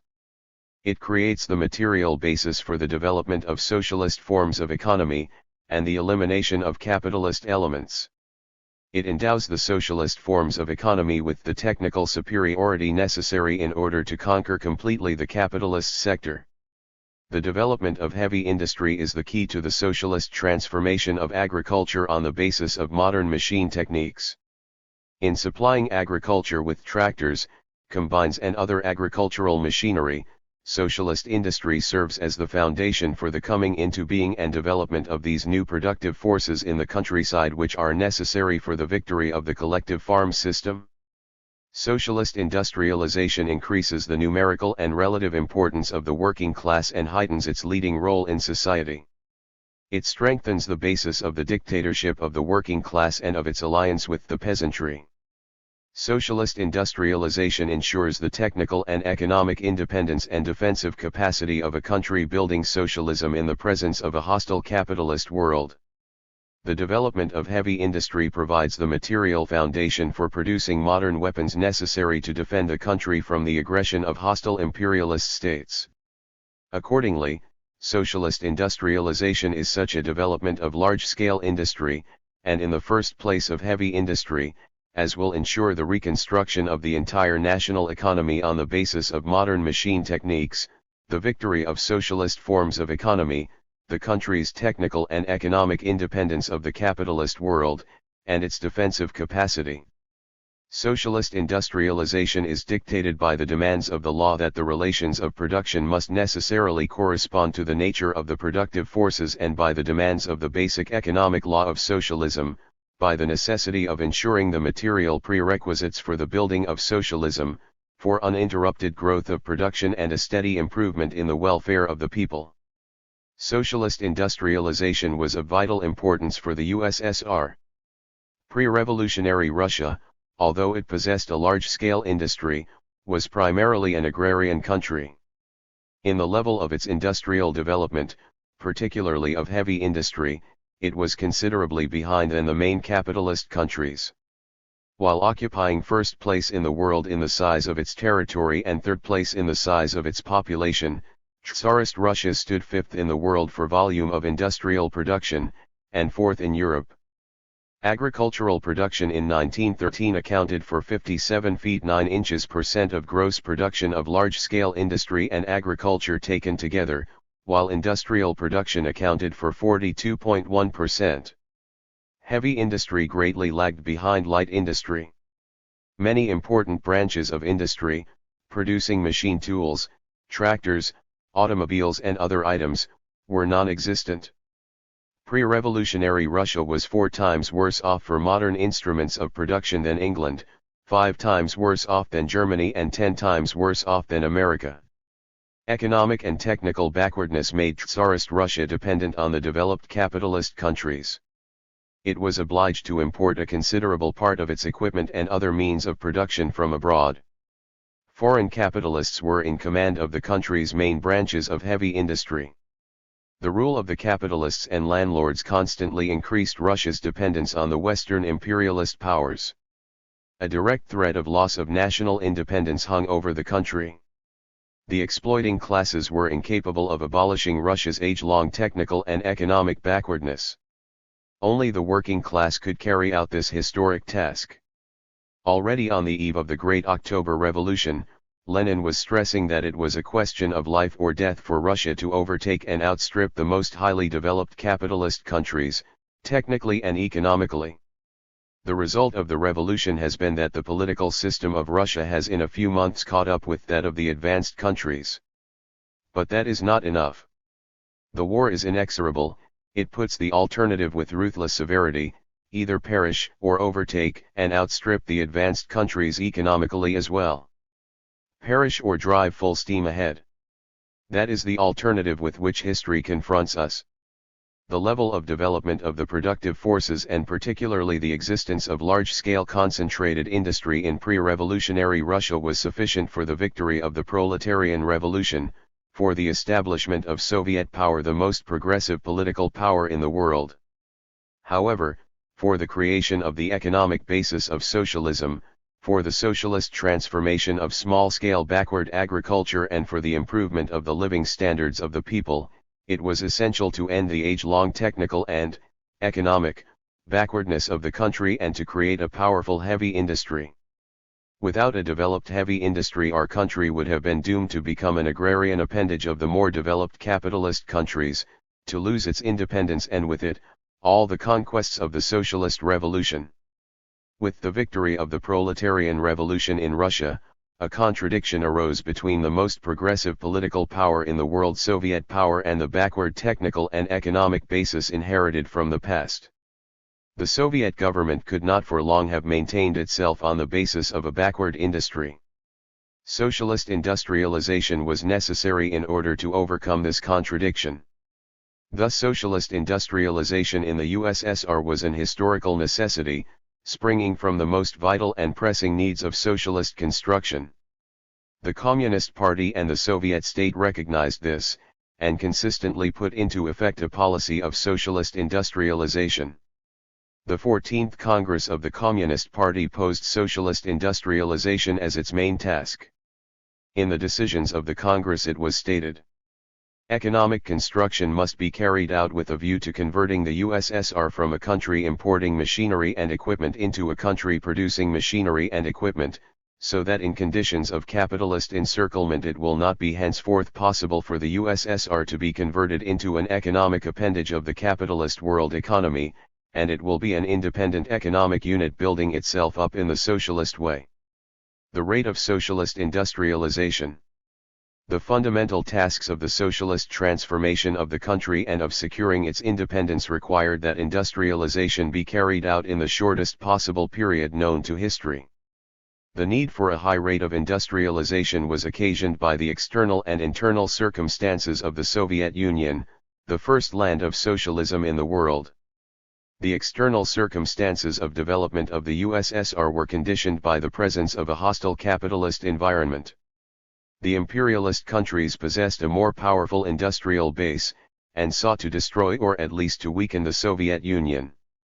The question of the rate of industrial development would not have been so acute if the Soviet Union had possessed the same developed industry as the advanced capitalist countries. Nor would this question have been so acute if there had been a dictatorship of the proletariat in other more industrially developed states as well. But the Soviet state was a technically and economically backward country and the only country with the dictatorship of the proletariat. In view of this, a basis of advanced industry had to be brought into being at high speed. The internal circumstances of development of the USSR also demanded a high rate of industrialization. So long as the Soviet country remained a land of small peasants, there remained within it a more stable economic base for capitalism than for socialism. In order to answer the question who will beat whom, the scattered private property economy of the peasant had to be transformed in a historically short time, on the basis of collective labor and armed with modern techniques. Capitalism had to be deprived of its basis in petty commodity production. This task could not be carried out without the rapid development of heavy industry. Stalin, in stressing the historical necessity for a high speed of socialist industrialization, said, "We are 50 to 100 years behind the advanced countries. We must make good this distance in 10 years. Either we do it, or they crush us." The possibility of a high rate of socialist industrialization was due to the advantages of the socialist economic system and the particular features of the socialist method of industrialization. The average yearly rate of growth of industrial production in the USSR was about 20% or between 1929 to 37, while in the capitalist countries it averaged no more than 0.3% during this period. The speed of industrial growth in the USSR many times exceeded that of the main capitalist countries at the peak of their development. In the USA, for example, the average yearly growth of industrial production was 1,890 to 58.2%, 189519005.2%, 1900 to 52.6%, 1905 to 103.6%. The socialist method of industrialization. Resources for socialist industrialization. Only the socialist method of industrialization, dependent on the new laws of socialism, can achieve the industrialization of a country in the shortest historical time. Industrialization in the capitalist countries usually commences with the development of light industry. The turn of heavy industry only comes after a prolonged period of time. This method of industrialization was unacceptable for the Soviet country. It would have meant the destruction of the socialist revolution and would have converted the USSR into a colony of the imperialist states. The Communist Party rejected the capitalist method of industrialization and started the industrialization of the country with the development of heavy industry.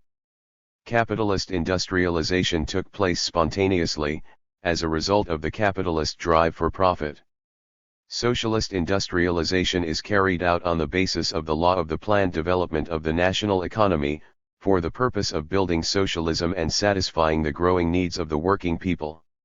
It could not be achieved if the regulator of production in the socialist sector were the law of value. The Soviet state laid down, in a planned way, such proportions in the allocation of labor and means PF production to the different sectors as were dictated by the needs of socialist industrialization and secured priority to the development of heavy industry at a high speed. Under the first and second five-year plans, the Soviet state directed the bulk of capital investment not into light industry, despite its greater profitability, but into the enterprises of heavy industry, the construction of which was of decisive importance for the victory of socialism. The financial and credit system and foreign trade were used in the interests of industrialization. Capitalist industrialization increases the exploitation and impoverishment of the working class and the peasantry, widens the gulf between town and country, and enslaves the colonial peoples. Socialist industrialization, in accordance with the requirements of the basic economic law of socialism, provides a solid material foundation for the uninterrupted growth of production, using the most modern techniques. It puts an end to unemployment and increases the real wages of the workers. Socialist industrialization provides a basis for the progress of agriculture. It leads to the rise of the living standards of the peasantry, bringing town and countryside closer together and strengthens the alliance between the working class and the peasantry. The Communist Party rejected the hostile aims of the Trotskyists, who proposed to industrialize by ruining the peasantry, and tried in this way to undermine the alliance of the working class and peasantry. Socialist industrialization is a powerful factor in the economic and cultural development of the formerly backward national regions. The socialist method of industrialization steadily extends the internal market, and in this way creates a firm internal basis for industrial development. The direct interest of the workers and peasants in socialist industrialization stems from all the foregoing.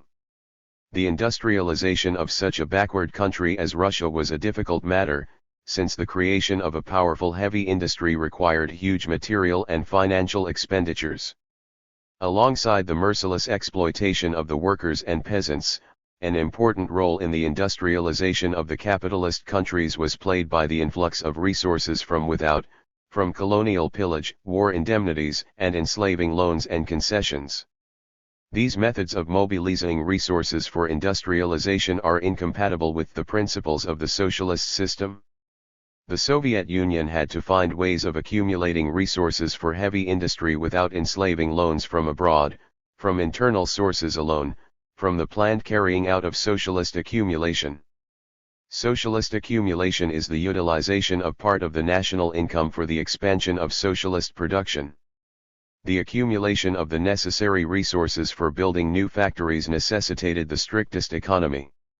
"We are exercising economy in all things," wrote Lenin. "This must be so, because we know that unless we save heavy industry, unless we restore it, we shall not be able to build up any industry, and without that we shall be doomed as an independent country." In carrying but the difficult task of accumulating resources for industrialization, the Soviet state relied on the superiority of the socialist economy. The expropriation of the landowners and capitalists made it possible to use for socialist industrialization a considerable part of the resources which had formerly been appropriated by the exploiters and expended on parasitic consumption. Soviet power freed the country from huge annual payments abroad as interest on the Tsarist loans and as dividends to foreign capitalists on their investments in Russia. Before the revolution, 800 to 900 million gold rubles were expended annually in this way. The Soviet peasantry got rid of rent payments to the landowners and considerable indebtedness to the banks. Since the peasantry was interested in the development of industry, it was able to allocate a part of its resources for this purpose. The incomes of nationalist industry, foreign trade, state internal trade and the banking system were the most important sources of finance for socialist industrialization. Their importance constantly increased with the growth of socialist industry. Socialist industry has indisputable advantages over capitalist industry in ensuring the growth of accumulation. It is the largest and the most concentrated industry, being on a nationwide scale, and is freed from the operation of the law of competition and anarchy of production. The planned direction of industry, the rational use of its resources, the labor enthusiasm of the working class and the rapid development of techniques created conditions for an uninterrupted growth in the productivity of labor. As a result, socialist industry was enabled steadily to reduce the cost of production, that is, the expenditure of enterprises on the production and sale of their products, expressed in money terms. One of the important advantages of socialist economy over capitalist is the concentration of the entire monetary accumulation of state and cooperative enterprises in the country, as well as the free resources of the population deposited in state credit institutions, and their planned use for industrial development. The Soviet state ensured the wise expenditure of accumulated resources on the most important requirements of industrialization. It followed a policy of strictest economy, all-round simplification and cheapening of the state and cooperative apparatus, firmer cost accounting, financial discipline, and opposition to unnecessary expenditure of state resources. All these sources of internal accumulation provided thousands of millions of rubles for industrialization and made possible large-scale capital investment in industry, particularly in heavy industry. In this way the Soviet government successfully overcame the difficulties connected with the accumulation of resources for industrialization. Application of the socialist method of industrialization meant a great gain in time, securing the creation of a first-class socialist industry in the shortest possible time and with a high rate of growth. Capital construction. The mastery of new techniques and the problem of cadres. The accomplishment of socialist industrialization requires the expansion of capital construction, which was realized in the USSR on a large scale. The building of new enterprises, in which more than half the total capital investments in industry was spent, played the chief role in the capital works. The specific feature of socialist industrialization in the USSR, which was determined by the historical conditions of the development of the first stage of socialism, was the need for the creation of all the basic branches of modern heavy industry in the shortest space of time. Scores of branches of modern industry which did not exist in pre-revolutionary Russia, the automobile and tractor industries, the machine tool industry, a number of chemical industries, the aviation industry, the production of modern agricultural machinery and high-grade steels, and many other industries which in the capitalist countries had been the result of a long period of historical development, were created in the USSR during the years of the pre-war 5-year plans. The basic equipment of the most important branches of heavy industry was created almost anew in a short space of time. The building of new enterprises and reconstruction of those already operating were carried out through the use on a mass scale of the achievements of modern world technique. The new industrial enterprises were equipped with the latest machine tools, lathes, and apparatus. The process of technical reconstruction covered all branches of industry.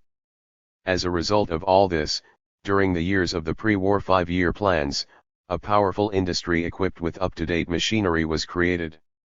The basic production funds of all industry in 1937 were 5.5 times greater than in 1928, while in the branches producing the means of production they were 7 times greater. During the 5-year plans, thousands of factories and mills were put into operation. They included scores of giant plants of socialist industry, the Magnitogorsk and Kuznets metallurgical combines, the Dnieper hydroelectric station, the Stalingrad and Kharkov tractor works, automobile factories at Moscow and Gorky, the Urals and Kramatorsk heavy engineering factories, the ball bearing factory in Moscow, the chemical combines at Stalinogorsk, Solikamsk and Berezniki, and numerous other enterprises. The new works began to occupy chief place in the total volume of industrial production. Already by 1937 more than 80% of all production came from enterprises newly built or reconstructed during the first 2 5-year plans.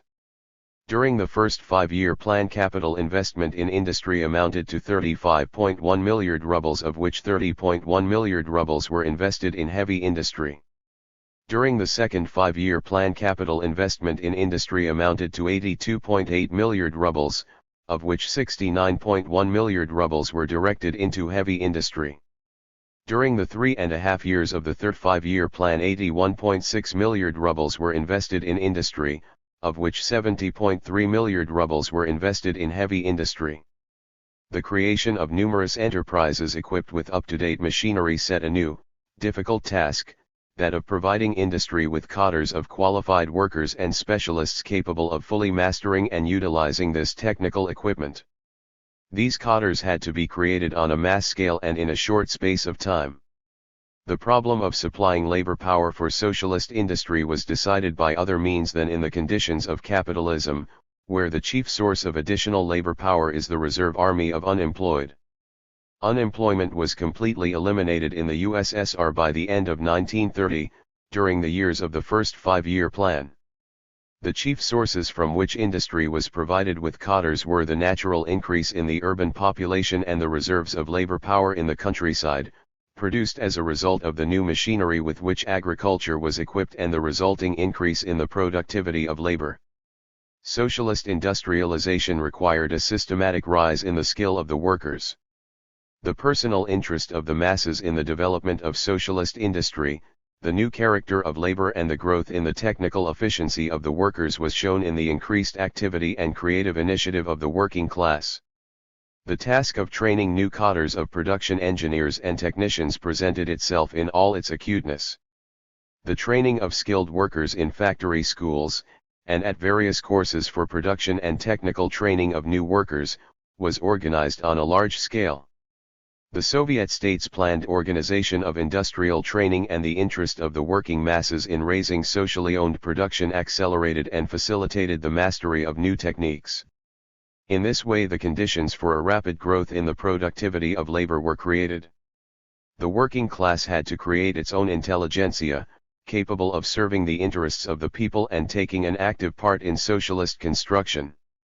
During the first and second 5-year plans, the Soviet state developed a huge program for training cadres, through its network of higher educational institutions and technical colleges, for industry and other sectors of the national economy. Between 1928 and 1937 the number of manual and clerical workers in industry increased from 3.8 millions to 10.1 millions, i.e., 2.7-fold.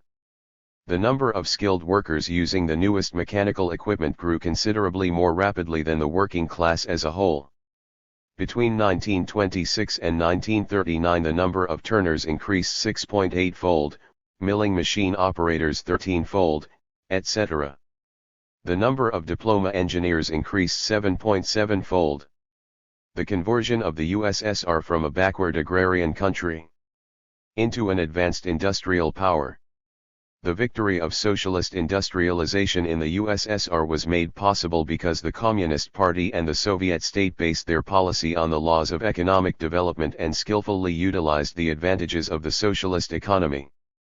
As required by the task of building socialism and satisfying the growing material and cultural needs of the working people, industrial construction was developed on a gigantic scale.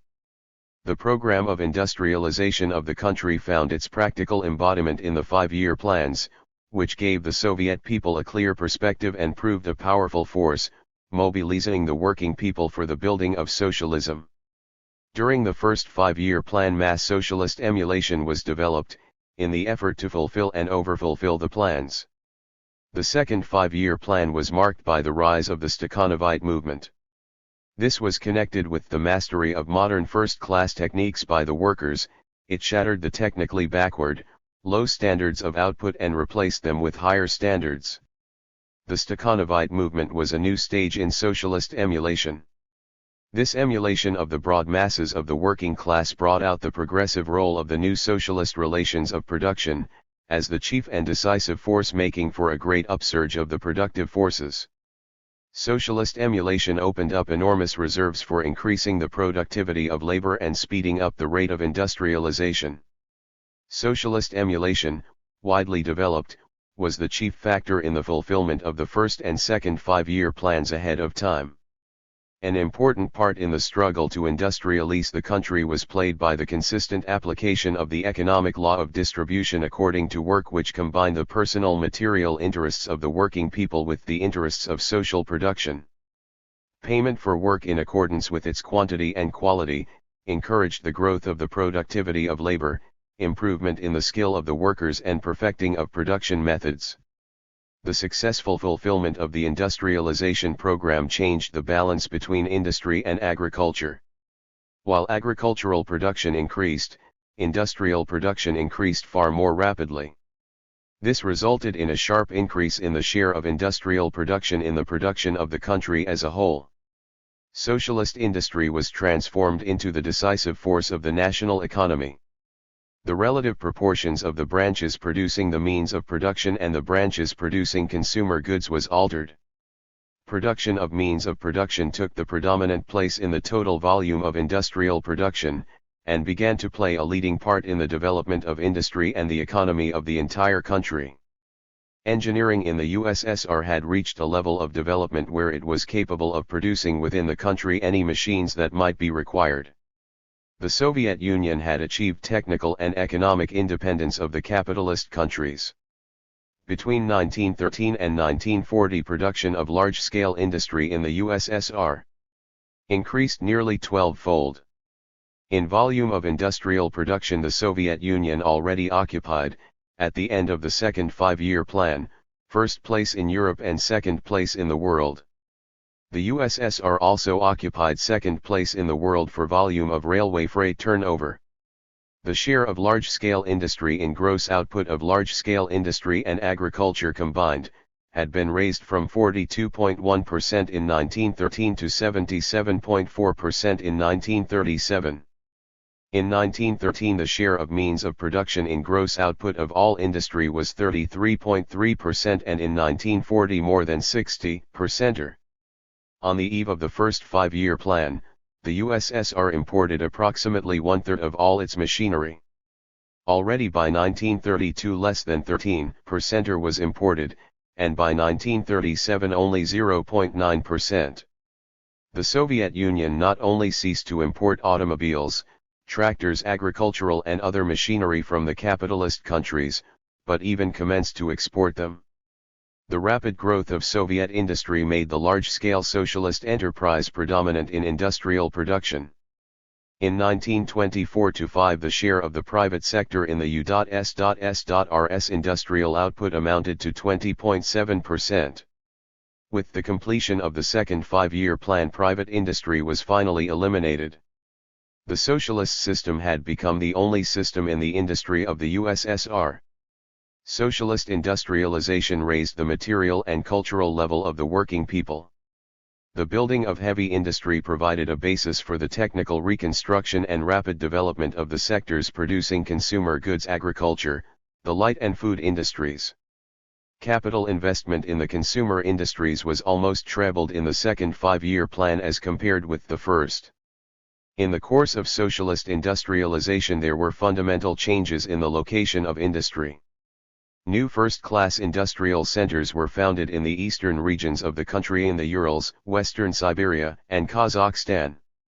Socialist industrialization was accompanied by the expansion of the old towns and the creation of new towns. Throughout the country, and particularly in the east, large towns and industrial areas sprang up which became economic and cultural centers, completely transforming the character of the surrounding districts.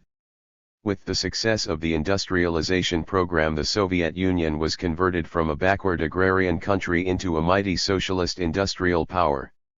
A solid industrial base had been created for the technical reconstruction of the entire national economy, for strengthening the defensive capacity of the USSR, and for a steady improvement of the living standards of the people. The contradiction between the most progressive political authority in the world and the backward technical and economic base inherited from the past had been abolished. Thus, during the pre-war 5-year plans there took place a tempestuous growth of the productive forces of socialist industry. In the 13 pre-war years the Soviet Union had covered the ground which the developed capitalist countries had taken approximately 10 times longer to cover. This was a most outstanding leap forward from backwardness to progress, the like of which world history had never known. The gigantic development of the productive forces of the USSR would not have taken place if the old capitalist relations of production had not been replaced by the new socialist relations. The victory of industrialization in the USSR was achieved by the Communist Party and the Soviet state in struggle to overcome the enormous difficulties arising from the economic backwardness of the country, the most stubborn resistance of the capitalist elements which were being eliminated, and the existence of a hostile capitalist environment.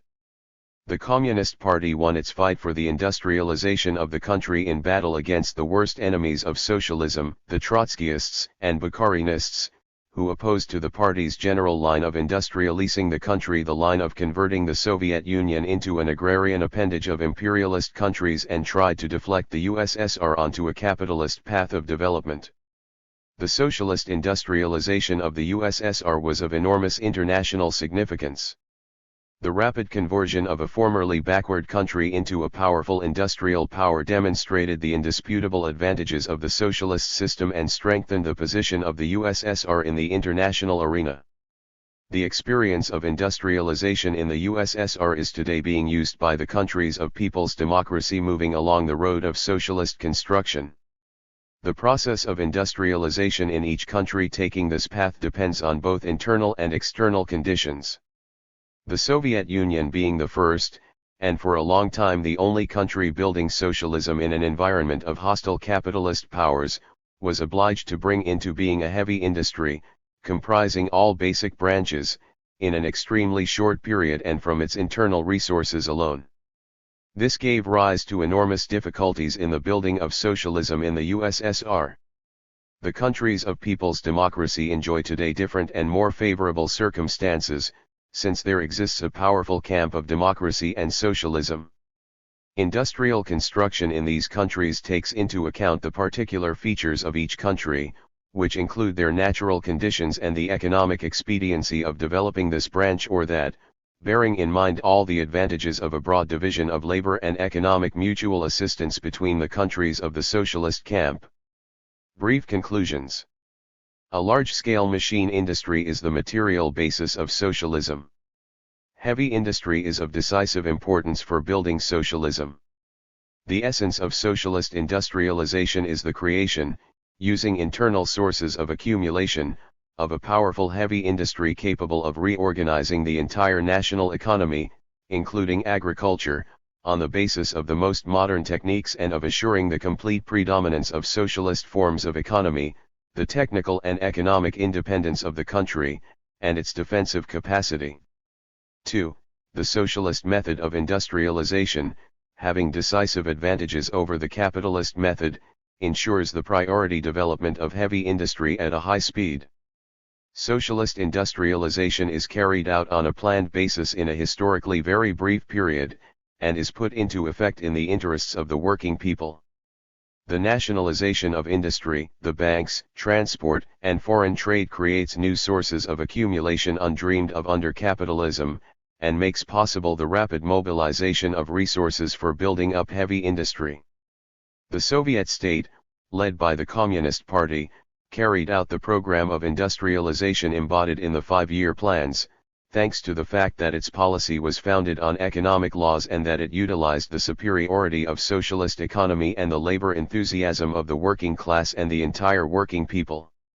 During the pre-war 5-year plans, a technically advanced industry was built up which was the basis for the technical reconstruction of the entire national economy, strengthening the defensive capacity of the country and raising the living standards of the people.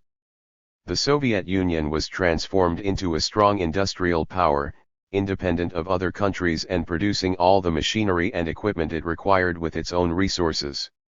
The new socialist relations of production in the country were the decisive force which determined and secured the rapid growth of the productive forces of socialist industry. Chapter XXV, the collectivization of agriculture. The historical necessity for collectivization of agriculture. Lenin's cooperative plan. To build socialism, it is necessary not only to industrialize a country but also to transform agriculture on socialist lines.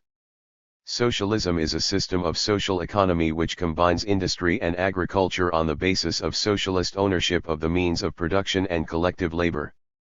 The socialist transformation of agriculture is the most difficult task of the revolution after the conquest of power by the working class. In contrast to industry, where the socialist revolution finds large-scale and highly concentrated production, agriculture in the capitalist countries has not reached such a degree of capitalist socialization of production. Small-scale scattered peasant households numerically predominate in it. So long as small-scale individual farming is the predominant form of agriculture, the basis of the bourgeois economic order continues to exist in the countryside, and the exploitation of the poor and a considerable section of the middle peasantry by the rural bourgeoisie remains. The system of small-scale commodity production is unable to save the peasant masses from poverty and oppression. Only the socialist road can save the working masses of the peasantry from every kind of exploitation, poverty, and ruin. Marxism-Leninism rejects as senseless and criminal the road of expropriation of the small and middle-scale producers and the conversion of their means of production into state property. Such a course would undermine any possibility of the victory of the proletarian revolution and would drive the peasantry for a long time into the camp of the enemies of the proletariat. F. Engels wrote, "When we are in possession of state power, we shall not even think of forcibly expropriating the small peasants as we shall have to do in the case of the big landowners. Our task relative to the small peasant consists, in the first place, in effecting a transition of his private enterprise and private possession to cooperative ones, not forcibly but by dint of example and the offer of social assistance for this purpose."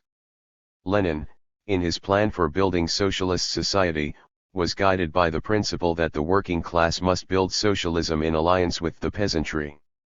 The plan worked out by Lenin, for the transition of the peasantry from small-scale private property farming to large-scale socialist farming through cooperation, is an essential element of the general plan for building socialism.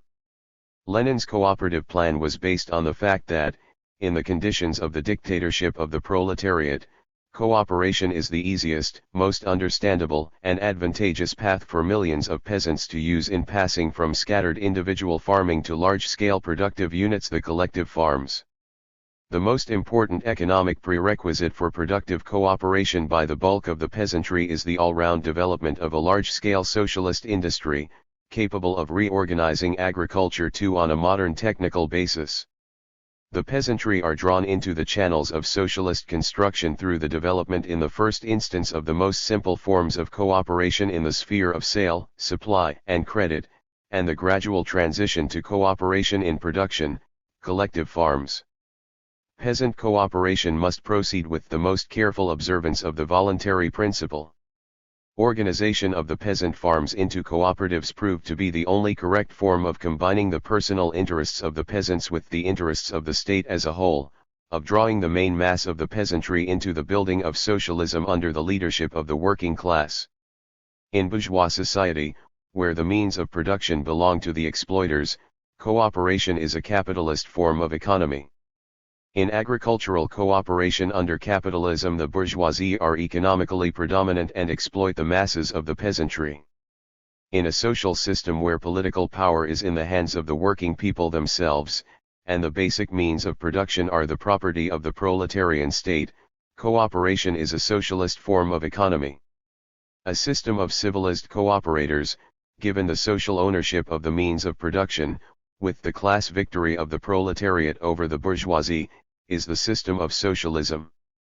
Basing himself on Lenin's works, Stalin advanced and developed a number of new propositions on the socialist transformation of agriculture.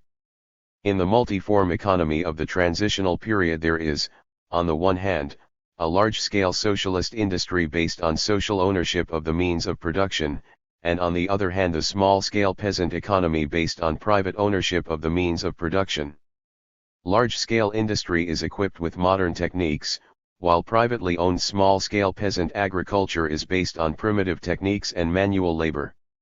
Large-scale industry develops at high speed, on the principle of extended reproduction, while small-scale peasant economy not only fails in its mass to achieve extended reproduction every year, but often has not the opportunity of achieving even simple reproduction. Large-scale industry is centralized on a national economic scale and is managed on a state plan, while small-scale peasant farming is scattered and subject to the influence of uncontrolled market factors. Large-scale socialist industry abolishes the capitalist elements, while small-scale peasant farming gives birth to them constantly, and on a mass scale. The socialist state and the building of socialism cannot rest for any prolonged period on two different foundations: on the largest and most unified socialist industry and on the most scattered and backward small commodity peasant economy. In the final analysis, this would result in the disorganization of the entire national economy. Thus there is inevitably, in the economy of the transitional period from capitalism to socialism, a contradiction between large-scale socialist industry on the one hand and small-scale peasant farming on the other. This contradiction can only be resolved by the transition of the small-scale peasant economy to large-scale socialist agriculture. The development of socialist industry and the growth of the urban population in the USSR during the transitional period was accompanied by a rapid increase in the demand for agricultural produce. But agriculture's speeds of development lagged far behind those of industry. The main branch of agriculture, grain production, advanced at a particularly slow rate. Small-scale peasant farming, which was the main supplier of marketed grain, had a semi-consumer character and marketed only 1/10 of the gross grain harvest. Despite the fact that by 1926 the sown area and the gross grain harvest had almost achieved pre-war level, the marketed supply of grain was only half the 1913 level. Small-scale peasant farming was unable to satisfy the growing demand for food supplies for the population and for raw materials for industry. There are two ways of creating a large-scale economy in agriculture: a capitalist and a socialist way. The capitalist way means the emergence and development of large-scale capitalist farms in agriculture, based on the exploitation of hired labor.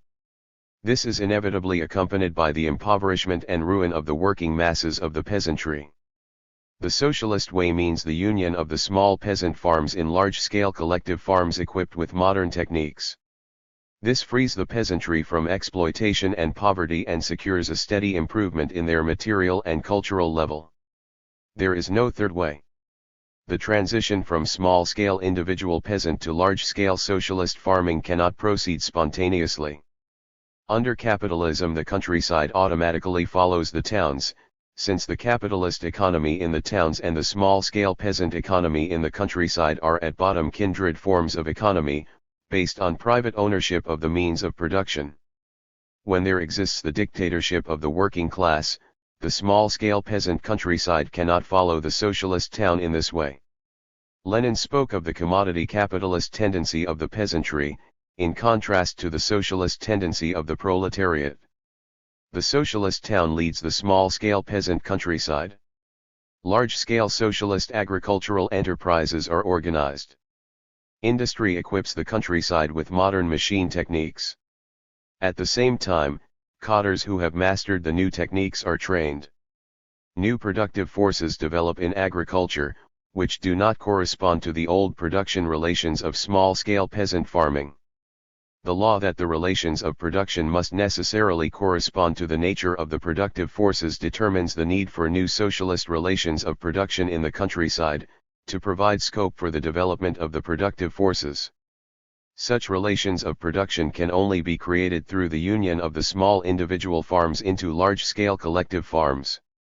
Achievement of the aim of socialist production. The satisfaction of the constantly growing requirements of society requires the creation of a large-scale, highly productive socialist agriculture capable of supplying industry with raw materials and the population with food.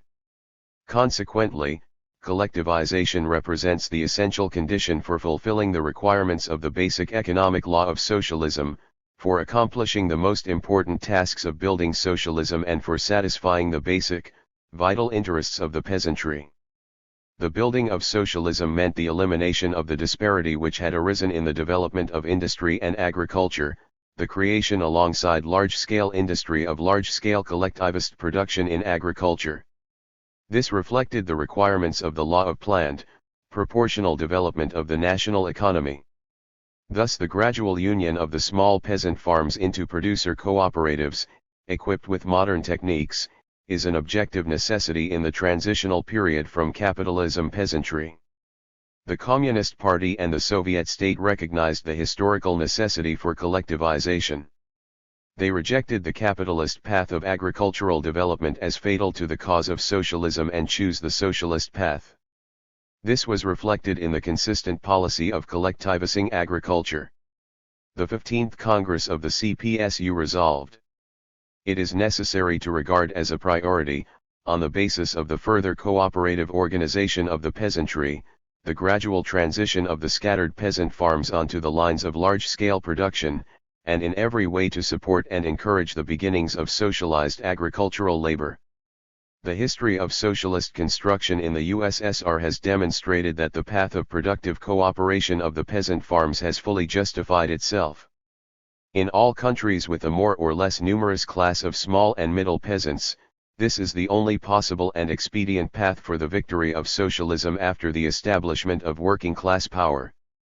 The prerequisites of all-round collectivization. The execution of this gigantic and historic task, the collectivization of millions of small peasant farms, required appropriate preparation. Whereas the very development of capitalism had prepared the material conditions for the socialist transformation of industry, in agriculture they had to be to a considerable extent created during the transitional period. The economic policy of the Communist Party and the Soviet state, up to the all-round collectivization of the countryside, was directed towards supporting by all available means the poor and middle strata of the countryside and restricting the exploiting tendencies of the rural bourgeoisie. The poor peasantry, accounting for 35% of the peasant population, was completely freed from taxes. In its labor legislation, the socialist state carefully protected the interest of the poor peasantry and agricultural workers. Land improvements in the poor and weak middle peasant farms were provided free, at the expense of the state.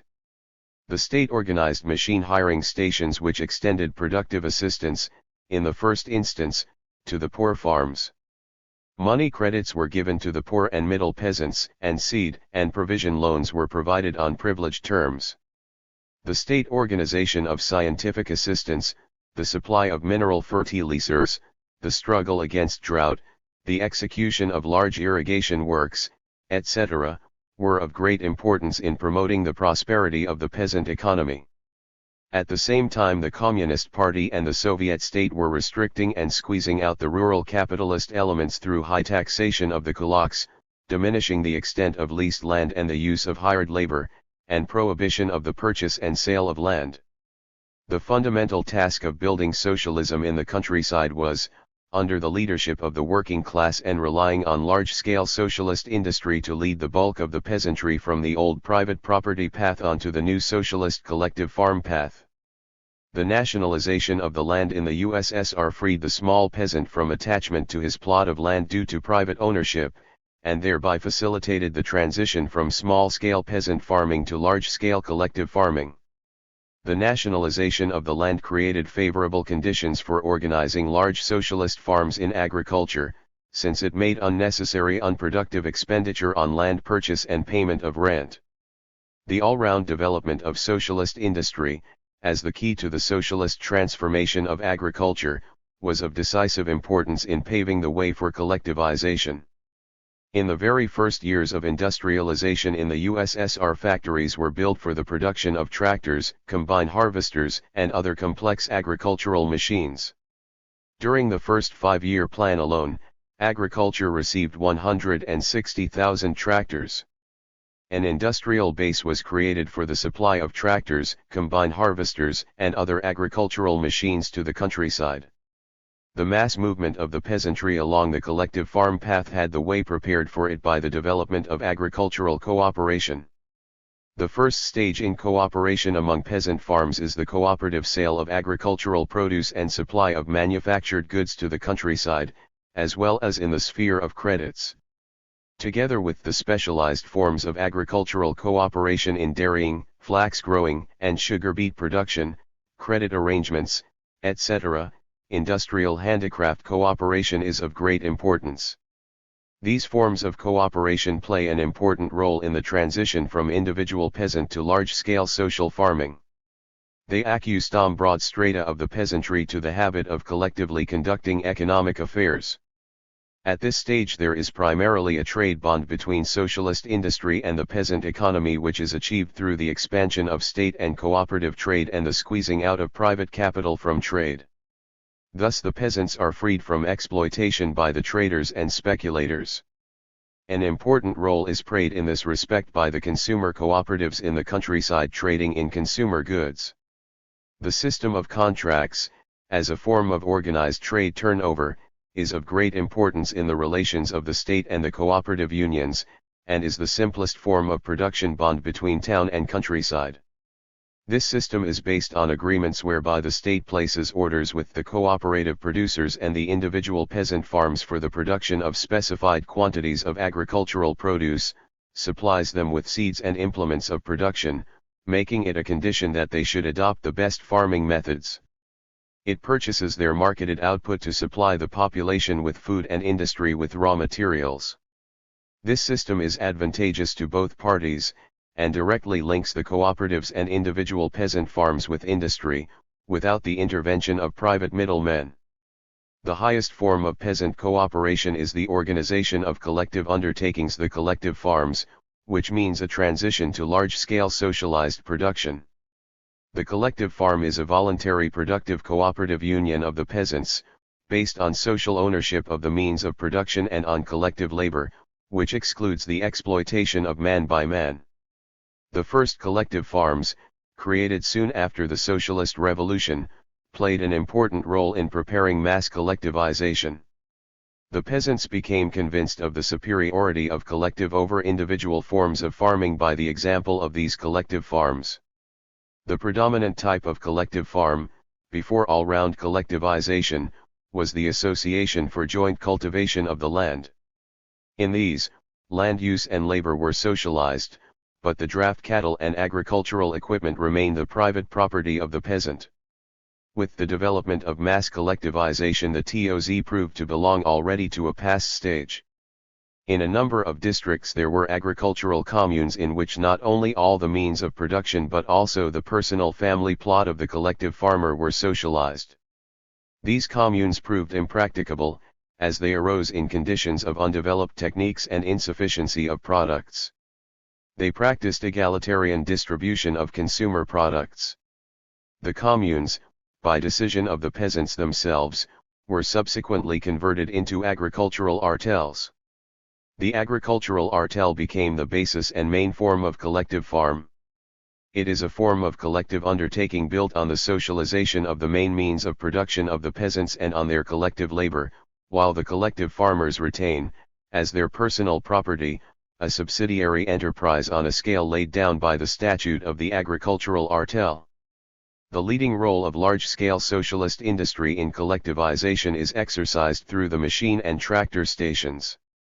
These are state socialist enterprises in agriculture, disposing of the tractors, combine harvesters, and other complex agricultural machines, and servicing the collective farms on a contractual basis. The MTS is the industrial basis of large-scale collective agriculture. The MTS ensures the correct combination of the voluntary effort of the collective farm masses in building and developing their collective farms with the guidance and assistance of the socialist state. The machine and tractor stations are a powerful instrument for the socialist reconstruction of agriculture, and a chief means of establishing cooperation in production between industry and agriculture.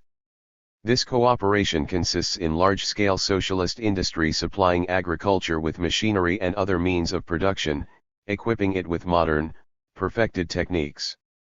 Large-scale state agricultural enterprises organized by the socialist state on a part of the former landowners' estates, as well as on free lands of the state reserve, play an important part in the socialist transformation of agriculture. The state farms were already being set up in the USSR in the first year after the Socialist Revolution. A state farm is a large-scale socialist agricultural enterprise in which the means of production and all the produce belong to the state. The state farms are one of the most important sources of foodstuffs and raw materials at the disposal of the state. As highly mechanized and highly productive socialist enterprises, they enabled the peasants to convince themselves of the advantages of large-scale socialist farming, providing them with assistance in the form of tractors, graded seed, and pedigree cattle. They facilitated the turn of the peasant masses towards socialism through collectivization. The collective farm system arose with the financial and organizational support of the working class. The Soviet state expended enormous sums on financing the building of collective and state farms. In the early years of the mass collective farm movement, the best party workers and tens of thousands of leading workmen were directed into the countryside and gave great help to the peasants in organizing collective farms. The work of the Communist Party in the political education of the peasant masses played an important part in preparing the peasantry for the transition to collectivization. The turn of the bulk of the peasantry towards collectivization required an implacable class struggle against the kulaks.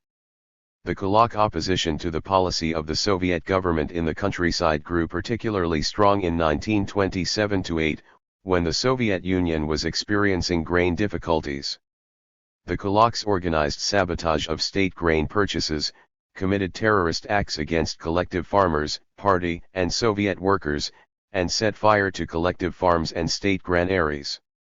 The policy of decisive struggle against the kulaks and the defense of the interest of the working peasantry rallied the poor and middle peasant masses around the Communist Party and the Soviet state. All-round collectivization and the elimination of the kulaks as a class. The decisive turn of the peasantry towards the collective farms in the USSR dates from the second half of 1929. By this time the economic and political prerequisites for the collectivization of agriculture had been created. Into the collective farms came the middle peasant, that is the basic mass of the peasantry. The peasantry were entering the collective farms no longer in separate groups but by whole villages and districts. The process of all-round collectivization in the Soviet countryside had commenced. Before all-round collectivization, the Communist Party and Soviet state had carried out a policy of restricting and squeezing out the rural capitalist elements. But this policy did not abolish the economic basis of the kulak element or eliminate them as a class. Such a policy was necessary until the conditions for all-round collectivization had been created, and until there was a broad network of collective and state farms in the countryside which could replace capitalist grain production by socialist production. In 1926-7 the kulaks produced 10 million tons of grain and sold over 2.03 million tons outside the countryside, while the state and collective farms produced 1.33 million tons and marketed just over 500,000 tons. The situation was fundamentally changed in 1929, when state and collective farms produced no less than 6.5 million tons and marketed nearly 2.1 million tons, that is, they outdistanced kulak production of marketed grain. The great turn of the bulk of the peasant masses to socialism meant a fundamental shift of the class forces of the country, in favor of socialism and against capitalism. This enabled the Communist Party and the socialist state to move forward from the old policy of restricting and squeezing out the capitalist elements in the countryside to a new policy, the policy of eliminating the kulaks as a class on the basis of all-round collectivization. All-round collectivization was achieved in the course of a mass struggle of the peasant against the kulaks, who offered furious resistance to collectivization. The working class, leading the main mass of the peasantry, took the last capitalist stronghold in the country by storm so as to defeat the kulaks in open battle, before the eyes of the entire peasantry, and to convince the peasant masses of the weakness of the capitalist elements. With all-round collectivization, the land around the villages passed into the use of the collective farms. But as a considerable part of this land had been held by the kulaks, the peasants, in organizing the collective farms, took from the kulaks land, cattle, and equipment and expropriated them. The Soviet government repealed the laws permitting leasing of land and hiring of labor. Thus the eliminating of the kulaks as a class was an essential constituent element of all-round collectivization. Collectivization was carried out with strict adherence to the Leninist principles for the building of collective farms, voluntary entry of the peasants into the collective farms, allowance for the differences in economic and cultural levels in different parts of the country, and the inadmissibility of sidestepping the agricultural artel, as the main form of collective farm construction, in favor of the commune. All-round collectivization and the elimination of the kulaks as a class which was based upon it, was a profound revolution, a leap from an old qualitative state of society to a new qualitative state, equivalent in its consequences to the Revolution of October 1917. Short course, English edition, p. 305. This was a revolution which abolished the old bourgeois system of individual peasant farming and created a new socialist collective farm system. A unique feature of this revolution was the fact that it was carried out from above, on the initiative of the state, with direct support from below, from the millions of peasants struggling against kulak bondage for a free collective farm life. This revolution solved a number of fundamental problems of socialist construction. In the first place, it eliminated the most numerous exploiting class in the country, the kulaks. The elimination of the kulaks as a class, on the basis of all-round collectivization, was a decisive step in abolishing the exploiting classes. The question who will beat whom had been answered not only in the towns but also in the countryside and in favor of socialism. The last sources for the restoration of capitalism in the USSR had been abolished. In the second place, it turned the most numerous toiling class in the country, the peasants, from individual farming which gives birth to capitalism to the path of socially owned, collective, socialist economy. In this way the most difficult historic problem of the proletarian revolution was solved. In the third place, it gave Soviet power a socialist basis in agriculture, in the most extensive and vitally necessary, and yet most backward, branch of the national economy. Agriculture began to develop on a common basis with industry, that of social ownership of the means of production. In this way one of the most profound contradictions of the transitional period, the contradiction between large-scale socialist industry and small-scale individual peasant farming, was resolved, and the basis for the antithesis between town and country was abolished. The old capitalist and petty bourgeois production relations in the countryside, which were a fetter on the productive forces, were replaced by new socialist relations of production. Thanks to this, the productive forces in agriculture acquired scope for their development. The agricultural artel as the main form of the collective farm. The experience of building collective farms in the USSR has shown that the agricultural artel, of all forms of collective farm, makes possible the development of the productive forces of socialist agriculture to the greatest extent. The agricultural artel properly combines the personal interests of the collective farmers with the social interests of the collective farm. The artel successfully adapts personal everyday interests to social interests, and in this way facilitates the training of the former individual farmers in a spirit of collectivism. In accordance with the statute of the agricultural artel, the following items are socialized: agricultural equipment, draft cattle, seed stocks, fodder resources for the socialized cattle, farm buildings necessary for the artel economy, and all plant for the processing of products. In the agricultural artel, such important branches of agriculture as grain farming and cultivation of industrial crops are completely socialized. Care of socialized livestock is organized in livestock departments of the collective farms.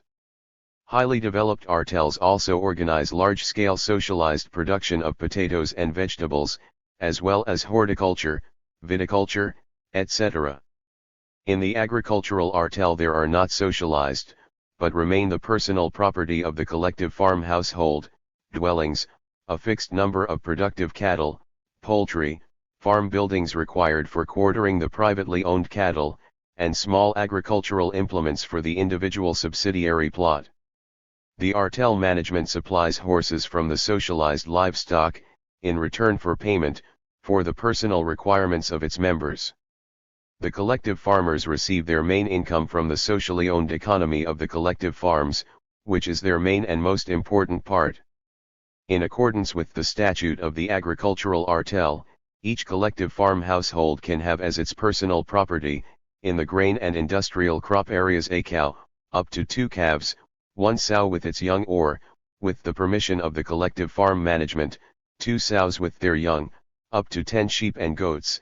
In the agricultural areas with well-developed livestock raising 2 or 3 cows and their young, 2 or 3 sows and their young, 20 to 25 sheep and goats.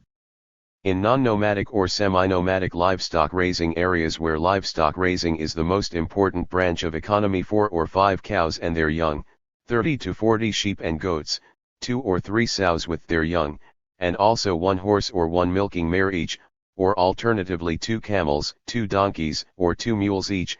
In nomadic livestock areas 8 to 10 cows and their young, 100 to 150 sheep and goats, up to 10 horses and 5 to 8 camels. In addition, an unlimited quantity of poultry and rabbits, as well as up to 20 beehives, are allowed in all areas. An allotment of 0.62 to 1.25 acres is allocated for the personal use of each collective farm household for its subsidiary economy, out of the socialized land. In some areas the allotment is up to 2.5 acres depending on the particular features of the district. The period of agricultural reorganization in the USSR was completed by the end of the first 5-year plan. By 1932 the collective farms embraced more than 60% of peasant farms and more than 75% of their sown area. But the kulaks, rooted in open battle, were not yet finished. Penetrating the collective farms by deceit, the kulaks strove to disrupt them from within by various wrecking methods. The Communist Party and the Soviet state put before themselves the organizational and economic strengthening of the collective farms, as the main task of collective farm construction. This meant strengthening the party and state guidance of the collective farms, cleansing them of the kulak dements which had infiltrated into them, protecting socialist property and improving the organization and discipline of collective labor. The victory of the collective farm system was won in decisive struggle against the exploiting classes and their Trotskyist and Bukharinist agents, who defended the kulaks in every possible way, combated the creation of collective and state farms and demanded the dissolution and abolition of the existing collective and state farms. The Communist Party rooted the Trotskyist line of the exploitation and forcible expropriation of the peasantry by means of high prices for industrial goods and excessive taxes, and also the right opportunist Bukharinist theory of the peaceful growing of the kulaks into socialism, and of letting things develop themselves in economic construction.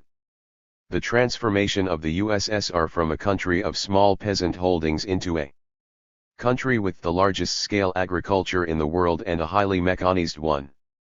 Collectivization was completed by the end of the second 5-year plan. The method of collectivization adopted proved to be by far the most progressive. It enabled the entire country to be covered in the course of a few years with large-scale collective farms capable of applying modern techniques, making use of all agronomic achievements and providing the country with a greater marketed surplus. It opened the way for a big rise in the living standards of the peasantry. The USSR had created and consolidated the largest scale agriculture in the world in the form of a comprehensive system of collective farms, MTS, and state farms. These represent the new socialist mode of production in agriculture. In place of the 25 million peasant farms in the USSR on the eve of all-round collectivization, By mid-1938 there were 242,400 collective farms. Each collective farm had an average of 3,820 acres of agricultural land, which included 1,200 acres of sowings. In the USA in 1940, only 1.6% of farms had a land area of 1,000 acres or more. The collective farm system demonstrated its indisputable superiority over the capitalist system of agriculture and over small-scale peasant farming. The great importance of the collective farms lies precisely in that they represent the principal basis for the employment of machinery and tractors in agriculture, that they constitute the principal base for remolding the peasant, for changing his mentality in the spirit of socialism. During the first 2 5-year plans a genuine technical revolution took place in agriculture, as a result of which a solid material and productive base for socialism in the countryside was created. By the beginning of the third 5-year plan, the agriculture of the USSR was the largest scale agriculture in the world and highly mechanized. While the use of machinery in agriculture is inevitably accompanied under capitalism by the ruin of the small peasants, mechanization of socialist agriculture, based on collective labor, eases the toil of the peasant and brings about an improvement in his living standards. In 1940 agriculture in the USSR had 684,000 tractors, 182,000 combine harvesters and 228,000 lorries. In 1930 there were 158 MTS and by the end of 1940, 7,069. Mechanization in collective farm work had reached the following levels by 1940, turning of fallow land 83%, spring plowing 71%, spring and winter sowing 52–3%, harvesting with grain combines 43%. The collective farm system ensured a considerable rise in agricultural production and a high marketable surplus. This was very important for the supply of the country with foodstuffs and raw materials. Gross agricultural production in the USSR in 1940 was almost double the pre-revolutionary level. The marketed surplus of collective and state farm grain production reached 40% of gross production by 1938, compared with 26% in 1913. Moreover, the marketed surplus of grain of the poor and middle peasant farms had amounted to only 14.7% in pre-revolutionary times. The collective and state farms have enormous possibilities for achieving a steady growth of production. They do not suffer from sales crises, since the systematic growth of the living standards of the people is accompanied by a constantly growing demand for agricultural produce. The victory of the collective farm system offered the Soviet peasantry a prosperous and cultured life. The collective farm system destroyed the possibility of differentiation of the peasantry. Poverty and beggary in the countryside were no longer possible. Tens of millions of poor peasants were assured of their livelihood by entering the collective farms. Thanks to the collective farms, there were no longer peasant farms without horses, cows, or implements. The personal income of the collective farmers from the socially owned economy of the collective farms and from their individual subsidiary plots increased 2.7-fold between 1932 and 1937 alone. The victory of the collective farm system made even stronger the friendly alliance of the workers and peasants. The collective farm peasantry became a firm pillar of Soviet power in the countryside.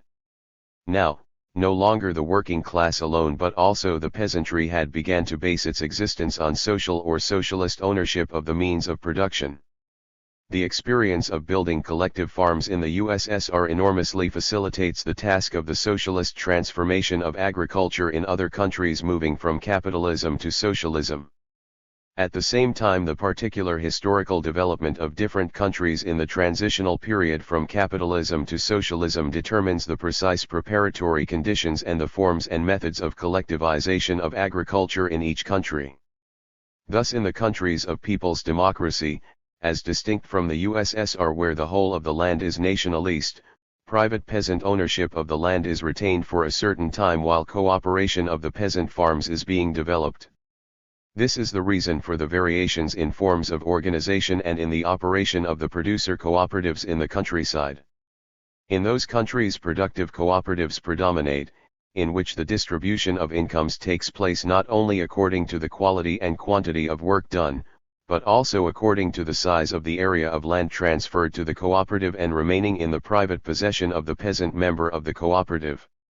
These cooperatives are a lower form of socialist farming compared to the agricultural artel, where the incomes received by the collective farmer from the socialized farm are distributed only according to work done.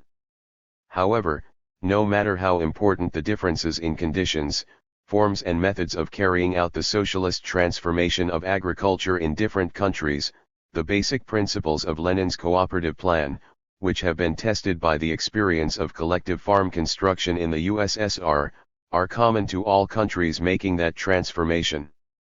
Brief conclusions. Collectivization of agriculture is an essential condition for building socialism. The essence of collectivization is the gradual and voluntary union of the peasant farms in producer cooperatives. Collectivization means the transition from small-scale, individual, backward private farming to large-scale socialist farming equipped with modern machine techniques. Collectivization corresponds to the vital interests of the peasantry and all the working people. The most important prerequisites for all-round collectivization are the socialist industrialization of the country, the development of agricultural cooperation, the experience of the first collective and state farms, which demonstrate to the peasantry the superiority of large-scale socialist farming, the creation of machine and tractor stations, and a decisive struggle against the kulaks. All-round collectivization, and with it the elimination of the kulaks as a class, which was carried out under the leadership of the Communist Party and the Soviet state, was a most profound revolutionary transformation involving the transition from the bourgeois individual peasant system to a new socialist collective farm system. This revolution eliminated the most numerous exploiting class, the kulaks, and turned the most numerous toiling class, the peasantry, from the capitalist to the socialist path of development. It created a firm socialist base for the Soviet state in agriculture. With the victory of the collective farm system, the Soviet Union was transformed from a country of small peasant farming to a country with the largest scale agriculture in the world and a highly mechanized one. The productive forces of agriculture acquired scope for their development. The Soviet peasantry escaped forever from exploitation, poverty, and beggary were abolished in the countryside, and conditions for an uninterrupted improvement in the material and cultural life of the collective farm peasantry were created. The friendly alliance of the workers and peasants became strong. Chapter XXVI, The Victory of Socialism in the USSR. The consolidation of the socialist mode of production. The successes of socialist industrialization of the USSR and collectivization of agriculture brought about a fundamental change in the balance of the types of economic structure and class forces in the USSR, in favor of socialism and to the detriment of capitalism. Up to the second half of 1929, the decisive onslaught against the capitalist elements had taken place primarily in the towns. On passing to all-round collectivization and the elimination of the kulaks as a class, this onslaught embraced the countryside, too, thereby acquiring a universal character. The general advance of socialism along the whole front had commenced. As a result of the swing of the bulk of the peasant masses towards socialism, the capitalist form of economy was deprived of its base in the shape of small commodity production and began to perish. By 1930, the socialist sector already held the levers of the development of the entire national economy in its hands. It then not only occupied completely the dominating position in industry but also began to play the decisive role in agriculture. This was evidence that the USSR had entered the period of socialism. Entry into the period of socialism did not yet mean the end of the transitional period, since the task of building a socialist society had not been fully accomplished. But this was already the last stage of the transitional period. At the beginning of NEP there was some revival of capitalism, but now the last stage of NEP had commenced, the stage of the complete elimination of the capitalist element in the country. The advance of socialism along the whole front was accompanied by a sharpening of the class struggle, in the course of overcoming enormous difficulties. These difficulties were connected with the fundamental reconstruction of industry and agriculture and with the technical reorganization of the entire national economy. Reconstruction in agriculture was impossible without the simultaneous reorganization of the old economic structure, without collectivization of the peasant farms, and without uprooting capitalism in the countryside. The advance of socialism inevitably evoked the desperate resistance of the dying exploiting classes, who undertook wrecking, sabotage, diversions and terror with the support of the capitalist environment. The difficulties of socialist construction differ fundamentally from those inherent in a capitalist economy. Crises and unemployment, which cannot be overcome within the framework of capitalism, are inherent in capitalist economy. The difficulties of socialist construction are those of growth, upsurge, and advance, and they accordingly contain within themselves the possibility of being surmounted. With the completion of the first 5-year plan in the USSR, the foundations of a socialist economy, in the form of socialist industry and large-scale collective agriculture equipped with modern techniques, had been laid. The capitalist elements in industry had been eliminated. Collectivization in the principal agricultural districts of the country had in the main been carried out, and the kulaks had been rooted, although not yet finished with.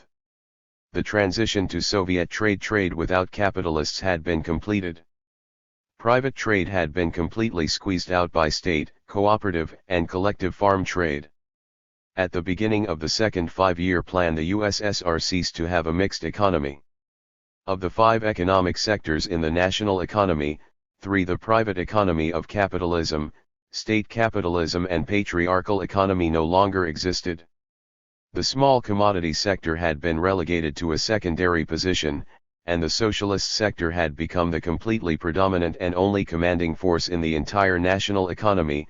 This meant that the Soviet government was now based, both in the town and in the countryside, on socialist foundations. In the second 5-year plan, the technical reconstruction of the entire national economy was completed. The USSR became an economically independent country, providing its economy and its defense requirements with the necessary technical equipment. Numerous cadres, successfully mastering the new techniques, had developed in all branches of the national economy. As a result of the successful fulfillment of the second 5-year plan, the main historic task of the second 5-year plan, the final elimination of all exploiting classes, of all the causes giving rise to the exploitation of man by man and the division of society into exploiters and exploited, was accomplished. The most difficult task of the socialist revolution has been carried out. The collectivization of agriculture has been completed and the collective farm system finally consolidated. With the completion of collectivization, capitalism had been uprooted from the economy. The differentiation of the peasantry and the rebirth of capitalist elements had ceased.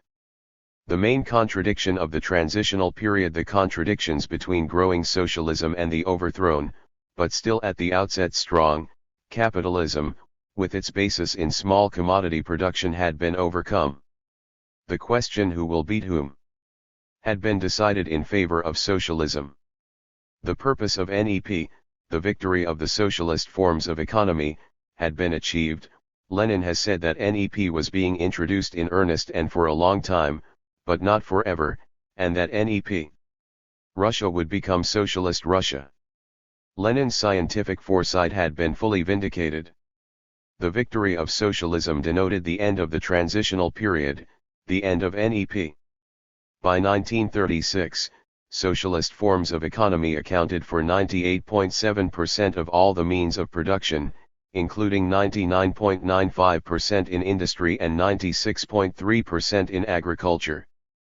Between 1923-4 and 1936, the share of the socialist forms of economy had increased as follows: in gross industrial production from 76.3 to 99.8%, in gross agricultural production from 1.5 to 97.7%, in retail trade turnover from 43 to 100%, and in the national income from 35% in 1924 to 5 to 99.1% in 1936.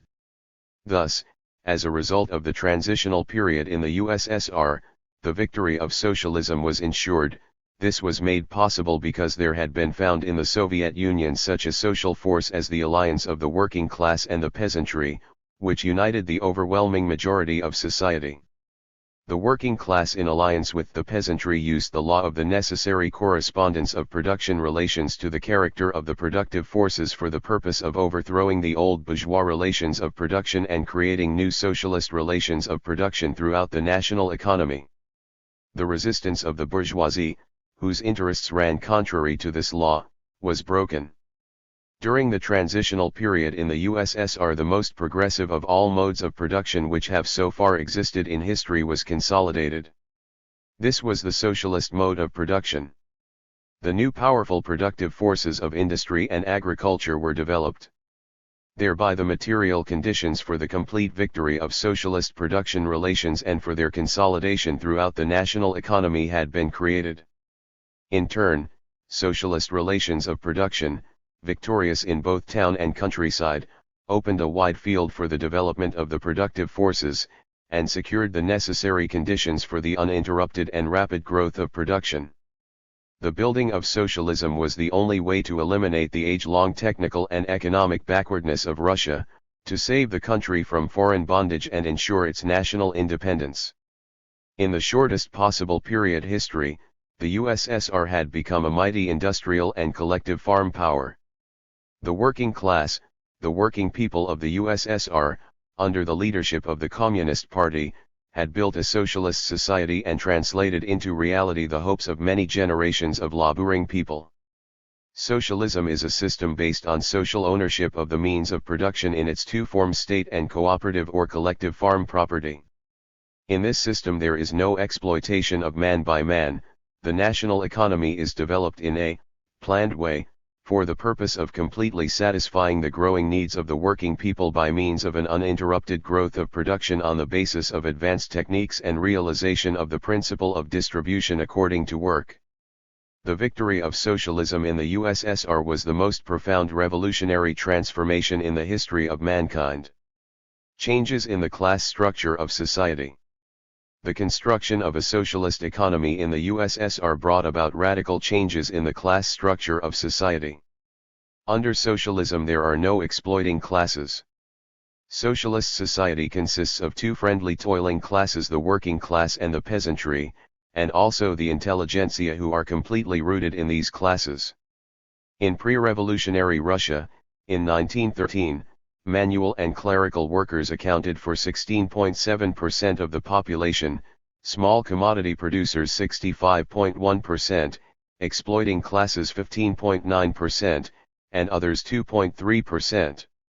By 1937, in the USSR, manual and clerical workers accounted for 34.7% of the population, collective farm peasantry and cooperative handicraftsmen 55.5%, students, pensioners, the army, and others, 4.2%.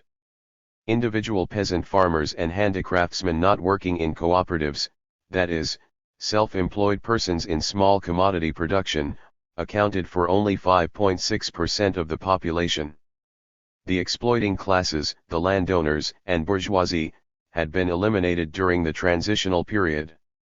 The victory of socialism fundamentally changed the character and position of the working class, the peasantry, and the intelligentsia.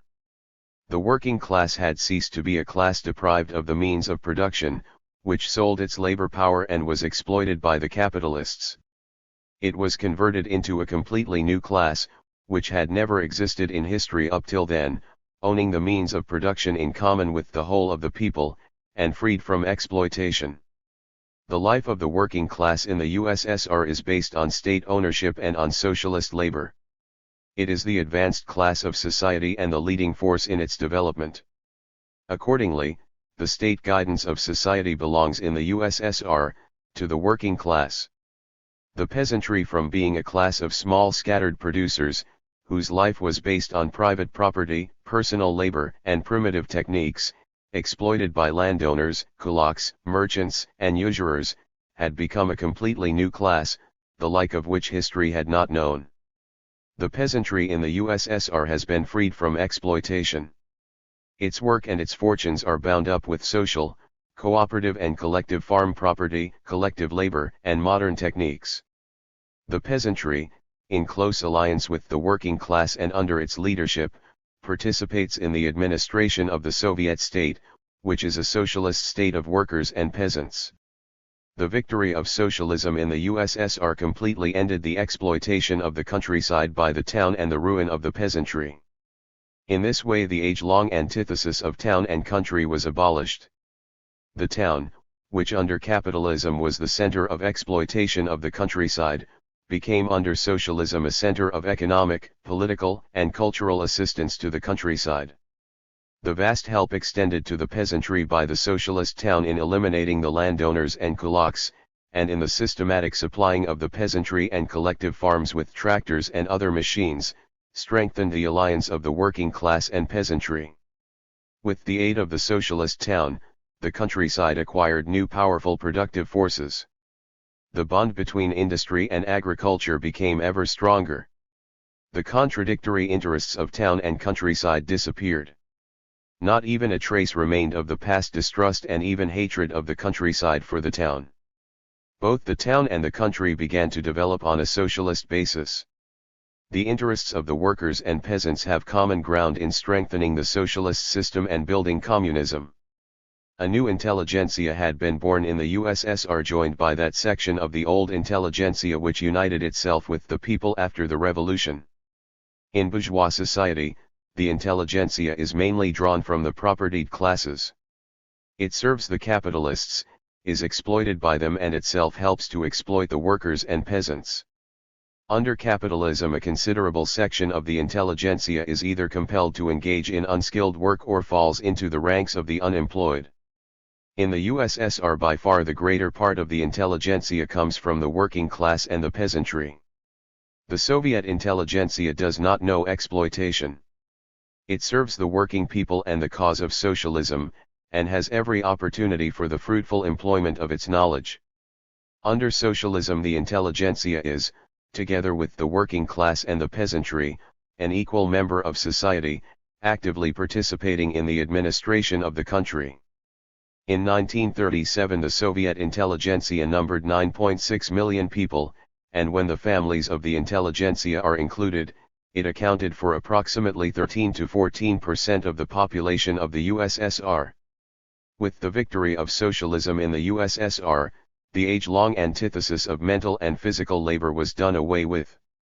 The conditions in which a considerable section of the workers by brain helped the ruling classes to exploit the manual workers, were ended. Under socialism, the workers and heads of enterprises are a single working collective, interested in the growth of production. The monopoly of education held by the propertied classes has been abolished. Science is used in the interest of the entire people, and education is a possession of the workers and peasants. The victory of socialism created all the necessary conditions for the masses of the people to lead a prosperous, cultured life.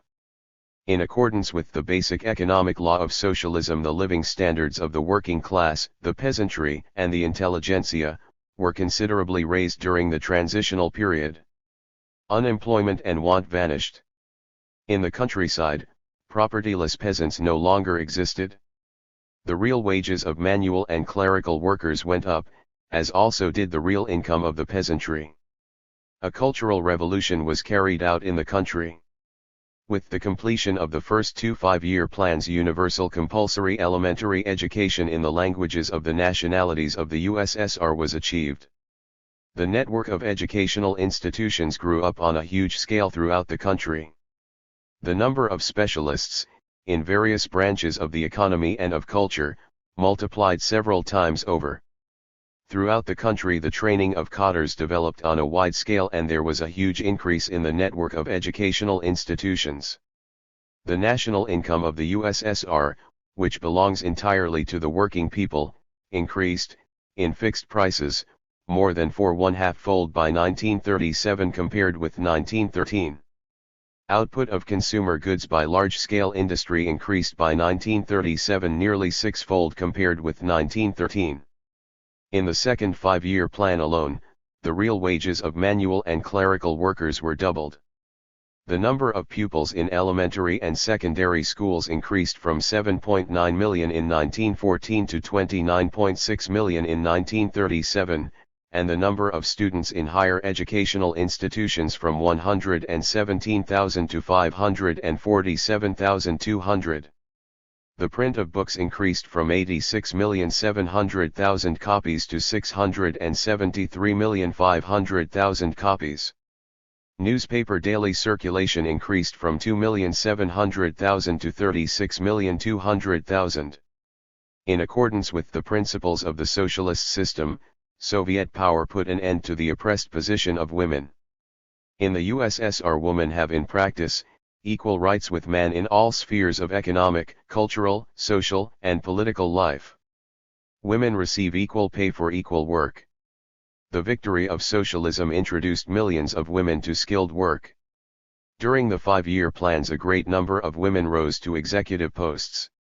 A fundamental transformation in the position of women in the countryside took place with the victory of the collective farms, which abolished the former inequality of women in the individual peasant economy. Women acquired the opportunity to stand on an equal footing with men and to occupy an honorable place in the social economy of the collective farms. The victory of socialism emancipated women from their semi-slave condition in a number of the national regions, where feudal and patriarchal traditions still survived.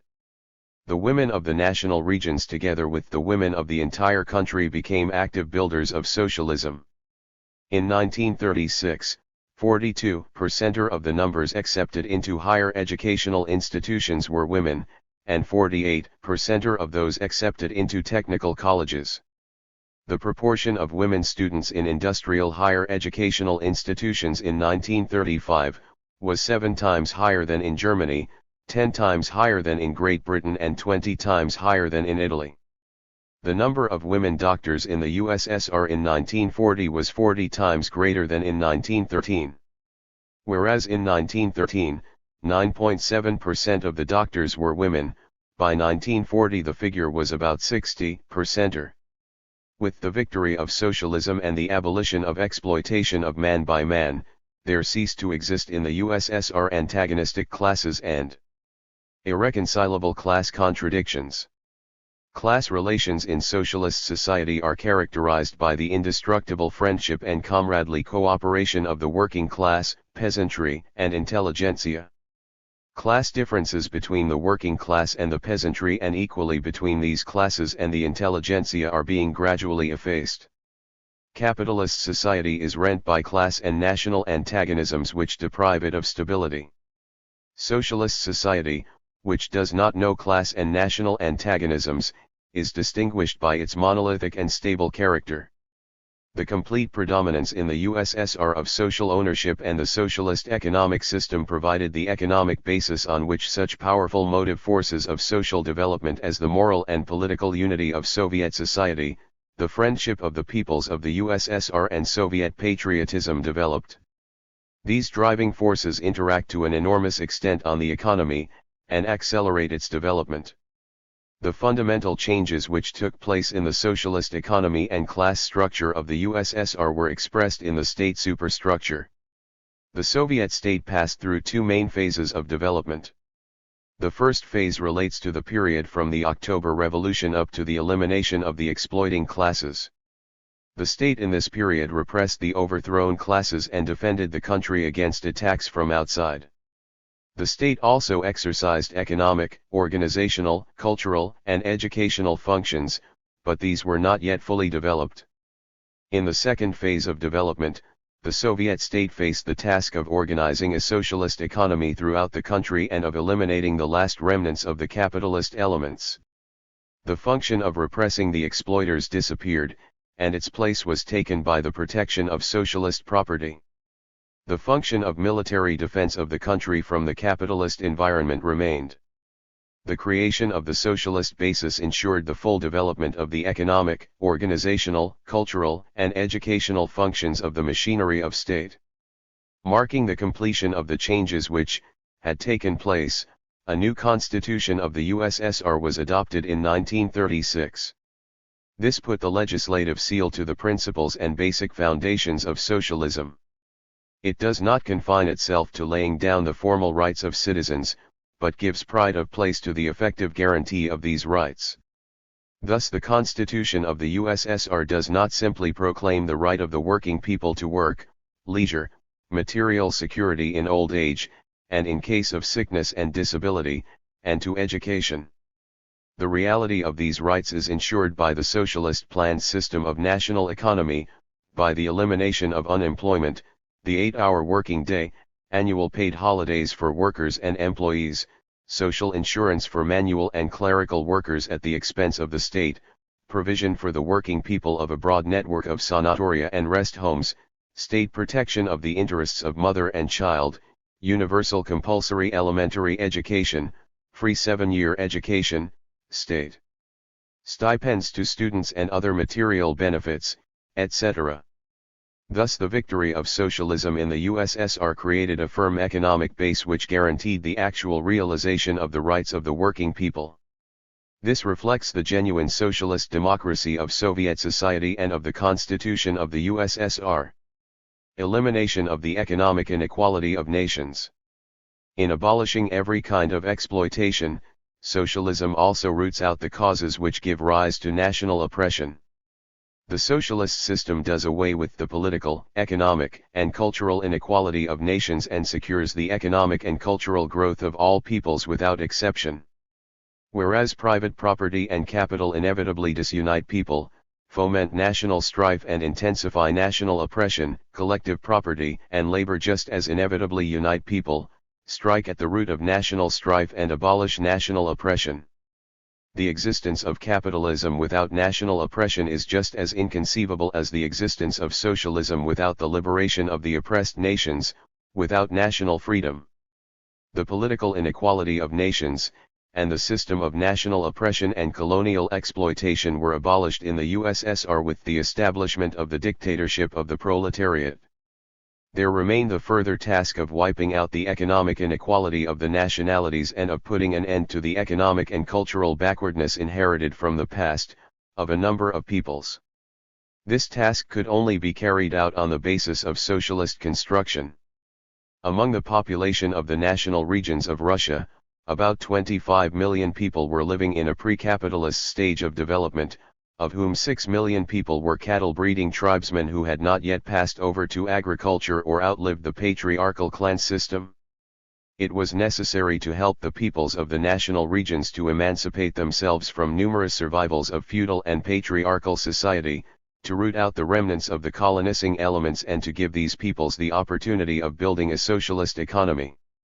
As has already been shown above, backward countries in throwing off the yoke of imperialism are able, with the assistance of the advanced countries of proletarian dictatorship, to move gradually onto the path of socialist construction, omitting the stage of capitalist development. In the Soviet Union, peoples of the formerly backward regions of Russia took such a path of non-capitalist development. With the all-round assistance of the Russian and other peoples of the USSR, the peoples of the national regions accomplished the greatest leap forward from patriarchal and feudal forms of economy to socialism, omitting the capitalist path of development. The development of the peoples of Central Asia, some of the Transcaucasian peoples, a number of the northern nationalities, and others, took place in this way. The construction of socialism in the USSR was accompanied by the most careful consideration for the special economic conditions, historical background, way of life and culture, of each individual people. In the USSR, the real economic and cultural inequality of the various nationalities, the inequality between Central Russia, which was moving forward, and the national regions which were lagging behind and which was inherited from the bourgeois Landowning system, was abolished. The former national regions of Tsarist Russia were transformed from colonies and semi-colonies into independent and developed state Soviet Socialist republics. In the formerly backward national republics and regions, large-scale socialist industry was created, the collective farm system was consolidated, numerous national cadres of the working class were trained, and a national intelligentsia grew up. The powerful economic advance of the national regions was accompanied by a rapid growth of the living standards and cultural level of the working people. While there was a general high speed of industrial growth in the USSR, the industry of the national republics grew with particular rapidity. In the USSR as a whole, gross output of large-scale industry had increased by 1940 almost 12-fold compared with 1913. In the Kazakh SSR it had increased 20-fold, in the Georgian SSR 27-fold, in the Kyrgyz SSR 153-fold and in the Tajik SSR 308-fold. Under Soviet power 48 nationalities acquired a written alphabet for the first time. Before the revolution a large majority of the population of the national regions was illiterate. As a result of the socialist revolution, the overwhelming majority of the population of the national republics had already become literate by 1939. The number of pupils in elementary and secondary schools had increased by 1940 as compared with 1914 to 15 as follows: Azerbaijan s.8.r 9-fold, Armenian SSR 9.4-fold, Kazakh SSR 10.9-fold, Turkmenian SSR 35-fold, Kyrgyz SSR 47-fold, Uzbek SSR 73-fold, and Tajik SSR 822-fold. The building of socialism fundamentally changes the nature of nations. As a result of the revolutionary transformation of social relations, there appear in place of the bourgeois nations, of which capitalist society consists, new socialist nations, formed on the basis of the old bourgeois nations. Whereas capitalism divides nations into classes and groups with contradictory interests, socialism unites nations on the basis of social ownership and unity of interest. Each socialist nation is monolithic, consisting of working people led by the working class. The victory of socialism strengthened the unity of economic and political interests of the peoples of the USSR and brought about a flowering of their cultures, national in form, socialist in content. The Soviet Union is a stable and vigorous multinational state, based on the brotherly cooperation of the peoples and a model of the solution of the national question. The USSR enters the phase of the completion of the building of socialist society, and of gradual transition from socialism to communism. With the victory of socialism, the USSR entered a new period of its development, that of the completion of the building of socialism and of gradual transition from socialism to communism.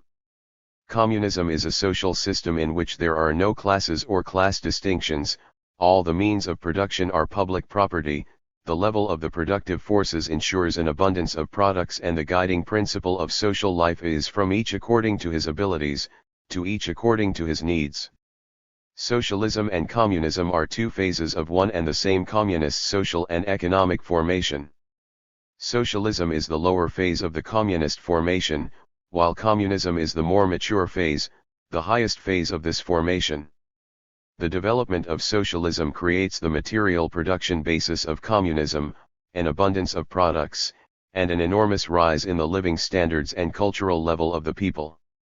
Thus the completion of the socialist stage of development of society means at the same time the effecting of a gradual transition to communism. The whole people, the working class, the peasantry, and the intelligentsia are profoundly interested in the creation of communist society, are active builders of communism, which denotes the greatest material and cultural flowering of society. Since under socialism there are no classes and social groups whose interests run contrary to communism, the transition to communism takes place gradually, without social revolution. As a result of the pre-war 5-year plans, the Soviet Union overtook all the other countries of Europe and occupied second place in the world as regards total volume of industrial output. To create the material conditions for the transition to communism, it is necessary for the USSR to catch up the most highly developed capitalist countries as regards the extent of industrial output per head of the population and achieve a further tremendous development of the productive forces. The volume of industrial output, compared with the size of the population of a country, is an index of its economic might. With the victory of socialism in the USSR, the task which V.I. Lenin advanced and which was extensively dealt with in the works of J.V. Stalin to overtake and surpass the chief capitalist countries in the economic sense, i.e., as regards volume of industrial output per head of the population, has become an important, practical task. This task was defined by the 18th Congress of the Communist Party as the chief economic task of the Soviet Union.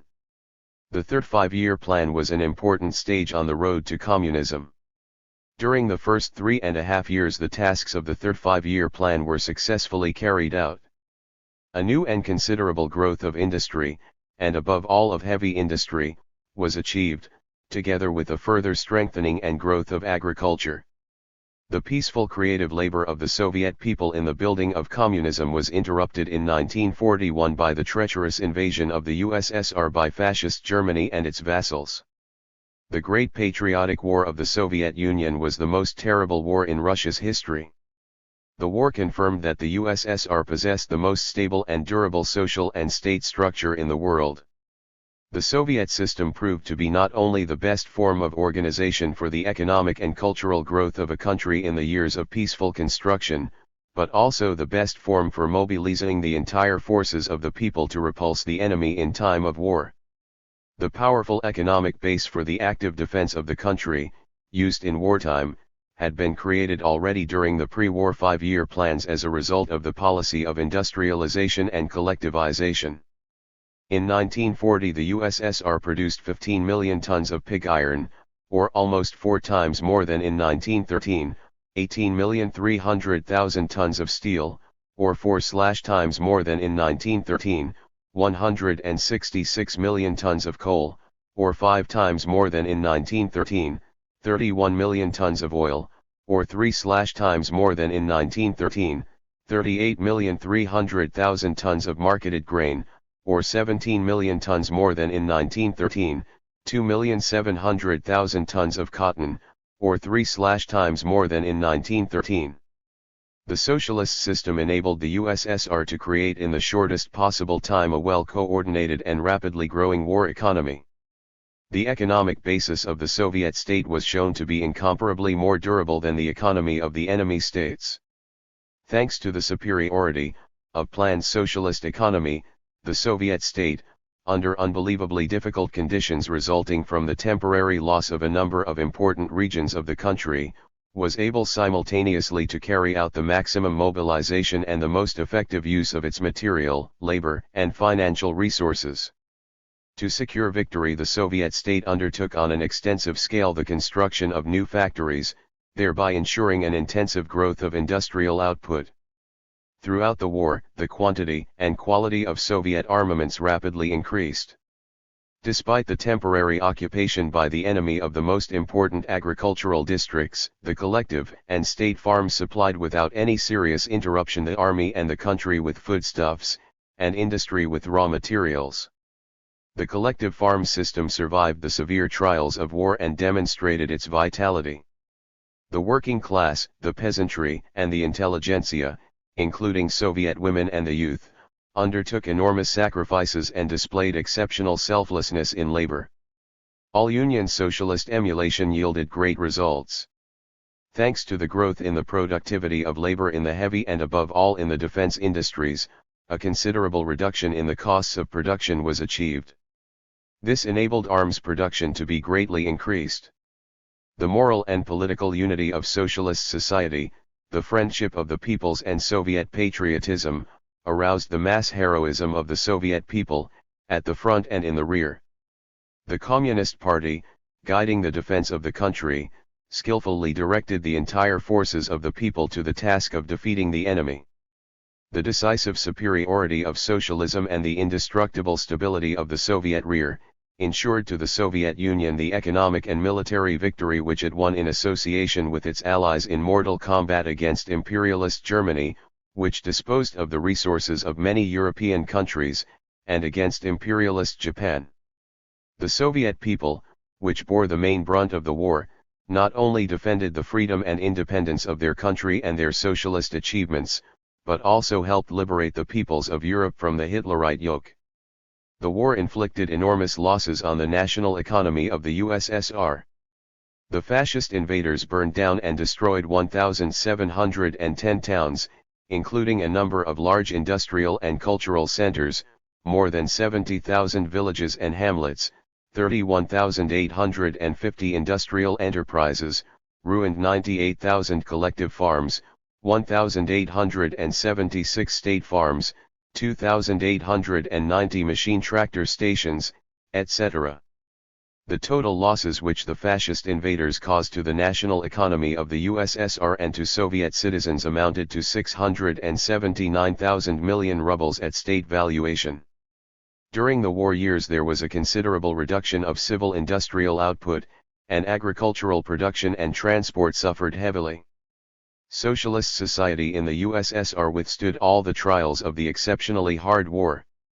This proved the stability of the socialist relations of production that had been established, their superiority over capitalist relations. Any other state, even the largest capitalist state, suffering such losses, would have been inescapably thrown back scores of years, and would have been turned into a second-rate power. But thanks to the advantages of the socialist system, the USSR successfully coped with the most difficult task of overcoming the effects of the war. Having brought the war to a victorious conclusion, the Soviet Union was able, in the course of a few years and with its own resources, not only to reach the pre-war level of production, but even to leave it far behind. The fourth five-year plan was successfully fulfilled. Its main tasks had been to restore the devastated areas of the country, restore the pre-war level of industry and agriculture, and subsequently to surpass this level considerably. The fourth five-year plan for industry was fulfilled ahead of time. The successful fulfillment of the fourth five-year plan meant a big step forward in the economic and cultural development of Soviet society. The further advance to communism of the USSR formed the task of the fifth five-year plan and of the decisions which the Communist Party and the Soviet government adopted during those years, decisions which aimed at a new, powerful advance in industry and agriculture for the purpose of obtaining a further increase in the standard of living and culture of the Soviet people. The tasks for industry of the fifth five-year plan were also fulfilled ahead of schedule. The victory of socialism in the USSR was of enormous international importance. It was a new and powerful blow to the world imperialist system, and shook its foundations even further. The consolidation of socialism demonstrated with full force the superiority of the socialist system of national economy over the capitalist system. Capitalism required approximately 100 years, and feudalism about 200 years to prove their superiority over the preceding modes of production. The socialist economic system demonstrated its indisputable superiority to capitalism already in the years of the transitional period, that is, in less than 20 years. The correctness of Marxism, as the revolutionary world outlook of the working class, the correctness of Lenin's theory of socialist revolution, were confirmed. This has fortified the belief of the working masses in the strength of the working class and in the final victory of socialism throughout the world. Brief conclusions. With the completion of the transitional period from capitalism to socialism in the USSR, the capitalist elements were eliminated from every sector of the economy. The socialist system became the sole system in the national economy, and the economic basis of socialist society came into being. The victory of socialism was reflected and given legislative force in the constitution of the U.S.S.R. the most democratic constitution in the world. Socialism is a system founded on social ownership of the means of production in its two forms, state and cooperative and collective farm property. In this system there is no exploitation of man by man. The national economy develops according to a plan, for the purpose of fully satisfying the growing needs of the working people by means of an uninterrupted growth of production, and the principle of distribution according to work is put into effect. Socialist society consists of two friendly classes, the working class and the peasants, together with an intelligentsia which is thoroughly rooted in these classes. The victory of socialism brought about a fundamental improvement in the material and cultural position of the working people. It eliminated the contradiction between town and country, between mental and physical labor, put an end to the inequality of nations and gave rise to new socialist nations. With the victory of socialism, the USSR entered the period of the completion of the building of socialist society and of the gradual transition from socialism to communism. Thanks to the superiority of the socialist system, the USSR won economic and military victory in the Great Patriotic War.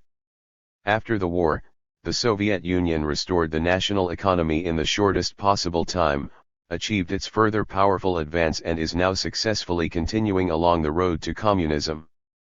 The victory of socialism in the USSR is internationally of historic importance. It has demonstrated in deeds the superiority of socialism over capitalism. B. The Socialist Economic System Chapter XXVII, the Material Production Basis of Socialism. Main features of the material production basis of socialism. The material production basis of socialism is large-scale machine production in all branches of the national economy. This is based on the highest technique and the labor of workers who have been freed from exploitation. Socialist production is integrated by social ownership of the means of production, and develops in a planned way in the interests of the whole of society. Its development does not encounter those obstacles which are caused by private ownership of the means of production. Socialist production is the largest and most concentrated production. Under socialism, large-scale production has undivided predominance in agriculture as well as in industry, whereas under capitalism small-scale individual peasant farmers are numerically predominant in agriculture. Socialism is free from the contradictions and restrictions in the application of machine techniques which are characteristic of capitalism.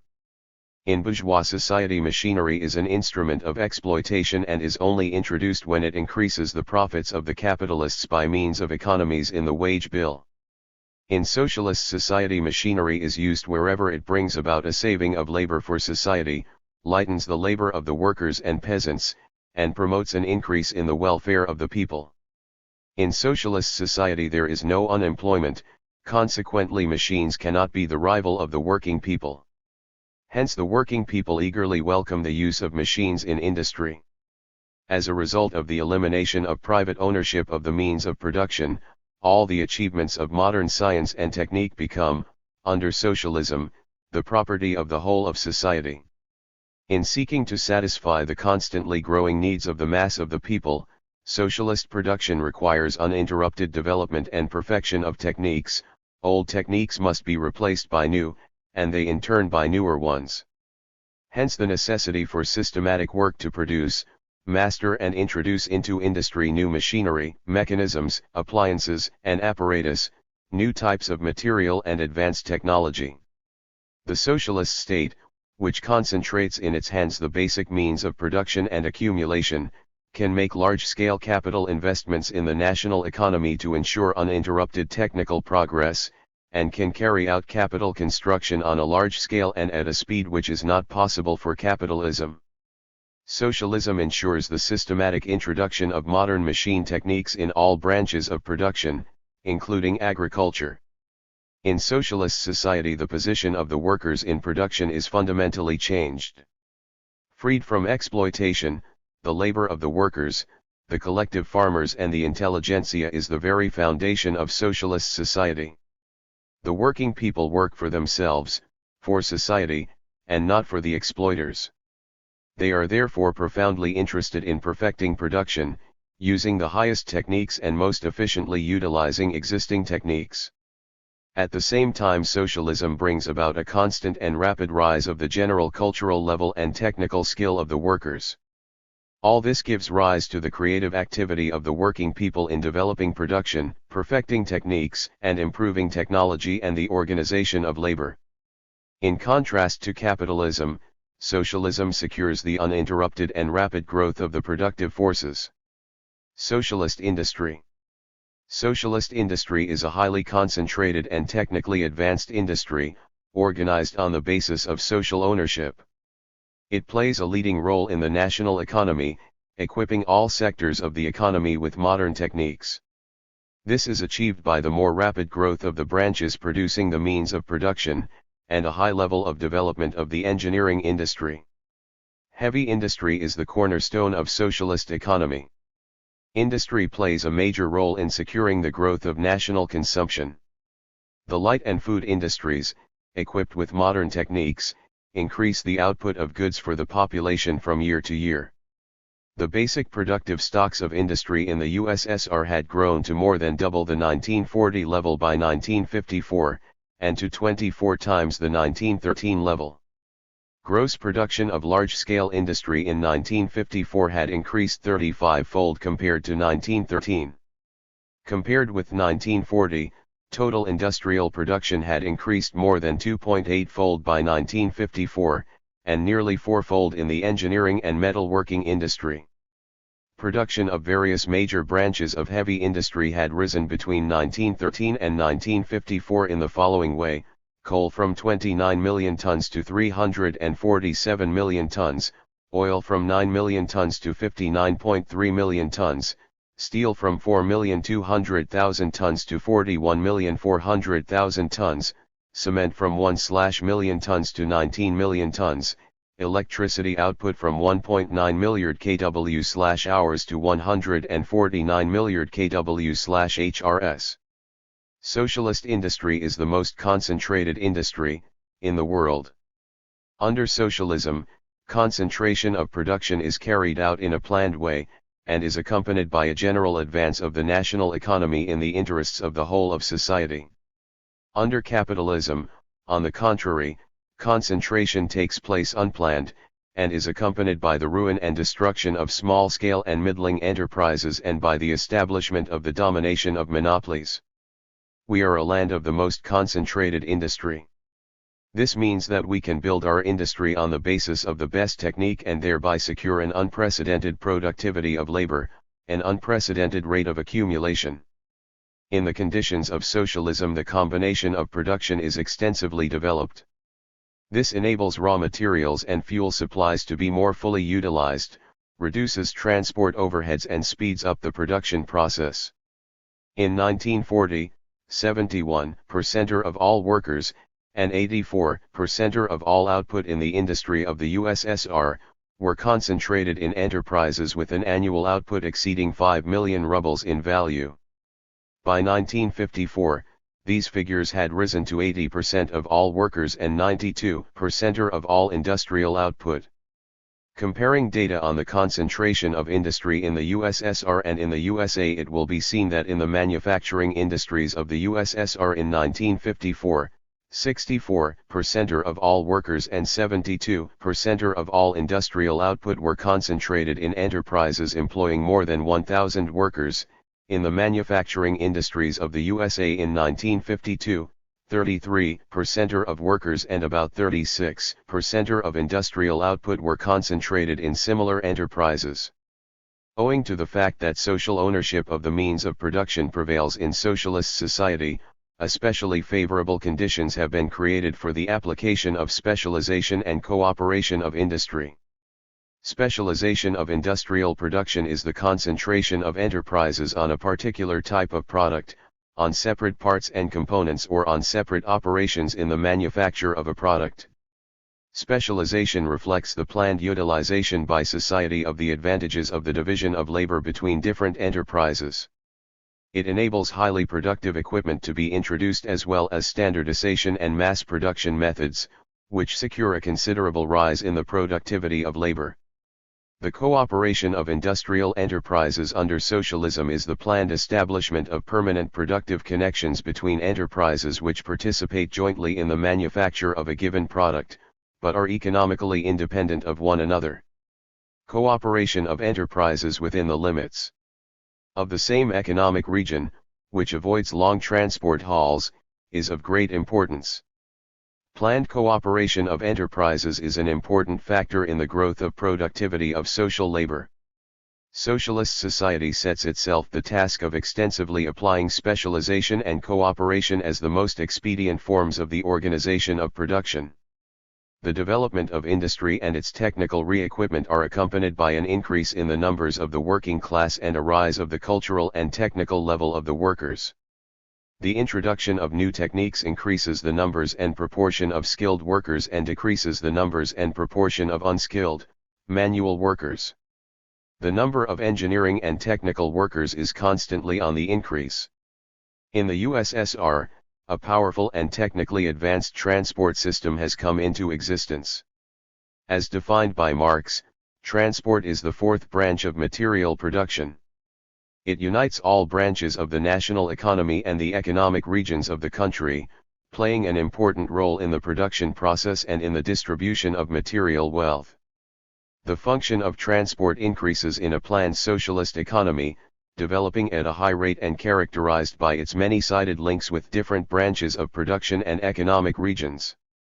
In outlining the function of the railways, Lenin pointed out that they are one of the manifestations of the very dear link between town and country, between industry and agriculture, on which socialism is wholly based. The concentration of all forms of transport in the hands of society has eliminated competition between the various forms of transport which is characteristic of capitalism. It has opened the way to the planned coordination of their work. A unified transport system, on a countrywide scale, has been created in the US.S.R. Combining and planning all forms of transport. The unified transport system under socialism is built on the basis of advanced transport technique, general introduction of the latest types of high-capacity rolling stock, mechanization of loading and unloading operations, perfection of the permanent way, etc. The basic productive stocks of transport in the USSR had increased sevenfold by 1954 compared with 1913. Freight turnover of all forms of transport had increased almost ninefold, and rail freight turnover 13-fold, by 1954 compared with 1913. Socialist agriculture. The socialization of the formerly scattered peasant economy, and the setting up of collective and state farms, made possible the widespread use of machinery and the introduction of advanced agricultural technique. It created the conditions for a big increase in agricultural production. Socialist agriculture in the USSR is based on social ownership and is the largest in the world and highly mechanized. It consists of agricultural enterprises, collective farms, machine and tractor stations and state farms. The size of collective farms has been greatly increased as a result of the amalgamation carried out in 1950-1 by decision of general meetings of the collective farmers. On January 1955, the country had 89,000 collective farms, instead of the 254,000 existing on January 1950. Whereas before the amalgamation each collective farm had an average of 1,470 acres of plough land, at the beginning of 1955 each had 4,870 acres of plough land. The machine and tractor stations have provided the collective farms with the material and technical basis of large-scale machine production. The Soviet state has created a complex system of machine and tractor stations in the grain, flax, cotton, sugar beet, and market gardening areas. Special machine and cattle breeding stations have been set up for the mechanization of arduous work in cattle breeding, and meadow amelioration stations for the mechanization of land drainage and improvement of meadows and pastures. The first electrified machine and tractor stations have been set up, which use electricity on a large scale in collective farming. All MTS, depending on the type of production of the collective farm, have appropriate agricultural machinery and qualified specialist personnel. On January 1955, there were about 9,000 MTS and other specialized stations in the USSR, servicing the collective farms and providing a high level of mechanization of agricultural production. In the agriculture of the USSR an important role is played by large state enterprises, the state farms, which are equipped with the latest techniques. On January 1955, there were more than 5,000 state farms, grain growing, livestock, cotton growing and other types of farms. Socialist industry has equipped agriculture with advanced techniques. To meet the peculiarities of agriculture there has been brought into being on the basis of tractor power a wide range of machinery for carrying out the main agricultural operations for a series of major crops, plowing, sowing, rotillage and harvesting. On July 1, 1955, there were in Soviet agriculture more than 1,400,000 tractors, 350,000 grain harvesters, more than 450,000 lorries and many other agricultural machines. The mechanization of agricultural operations had as a consequence increased. The introduction of machinery has fundamentally altered the structure of power resources in agriculture. In 1916 draft cattle accounted for 99.2%, and mechanical power only 0.8% of all power resources in agriculture. In 1940 draft cattle accounted for 22% and mechanical power 78% of power resources, while by the beginning of 1955, they accounted for 7% and 93% respectively. The socialist transformation of agriculture has eliminated the primitive, centuries-old, three-field system and has made possible the application of new, most advanced systems in agriculture. The main features of these systems are the general introduction of the latest techniques and the achievements of agronomy, correct crop rotations with the widespread cultivation of fodder, vegetable and technical crops, the use of artificial and organic fertilizers, irrigation of dry regions, draining of marshes, etc. The proper operation of socialist agriculture presupposes a definite specialization of agricultural enterprises. Specialization of socialist agricultural enterprises takes the form of planned selection for each enterprise, depending on the natural and economic peculiarities of a particular district or zone, of the main branches of production, and together with them the development of supplementary branches. Thus specialization does not reject, it presupposes the development of mixed farming with proper combination of the main and supplementary branches. Such farming makes possible the most productive use of land and labor power. Alongside the enlargement of the scale and the technical re-equipment of agriculture, there takes place the training of new cadres of agricultural workers who have mastered modern advanced techniques and agronomic science. In the USSR, agronomic scientific achievements have become the property of the broad masses of the peasantry for the first time in history. The mass introduction of new techniques has called into being new categories of workers in mechanized agriculture, tractor and combine operators, drivers, mechanics, operators of threshers, flax pullers, cotton harvesters, and other machines. The collective farm system has produced numerous skilled directors and organizers of production, collective farm chairmen, team leaders, agronomists, and livestock specialists, heads of farm sections and others. Methods of technical progress in a socialist economy. The main directions of technical progress in a socialist economy are, the perfecting of instruments of production and technological processes, mechanization and automation of labor processes, electrification of the national economy and widespread use of chemicals in production, and the use of atomic energy for peaceful purposes. Under socialism, mechanization of labor processes plays a tremendous role in technical progress.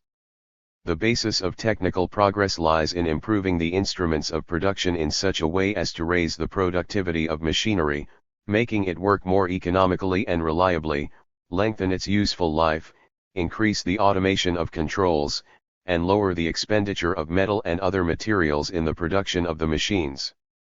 Improving the instruments of production is inseparably connected with improving the technological processes, methods of processing and utilizing raw and other materials, the introduction of new types of raw and other materials, the application of high and very high speeds, pressures, and temperatures.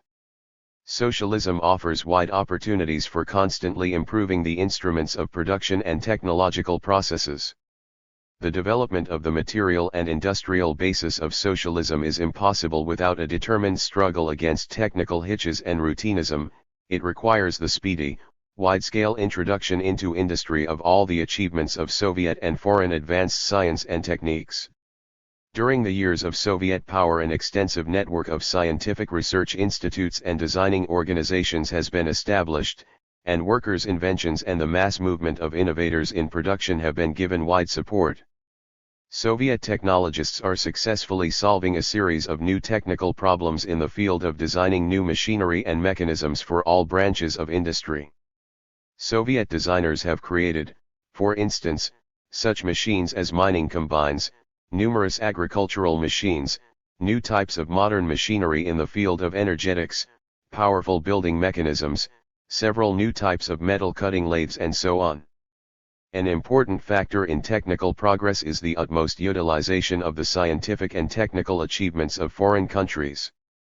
In a number of cases, the machinery that is made in Soviet enterprises is not up to the standard of the foreign types produced abroad.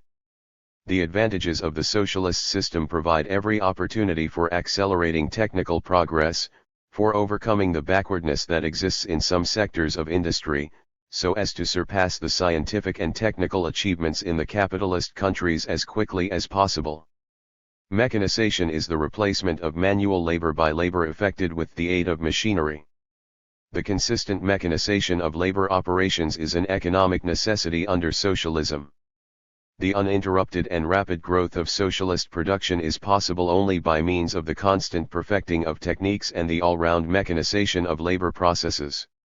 Mechanization of the main and most arduous production processes is being consistently carried out in all branches of the national economy in the USSR.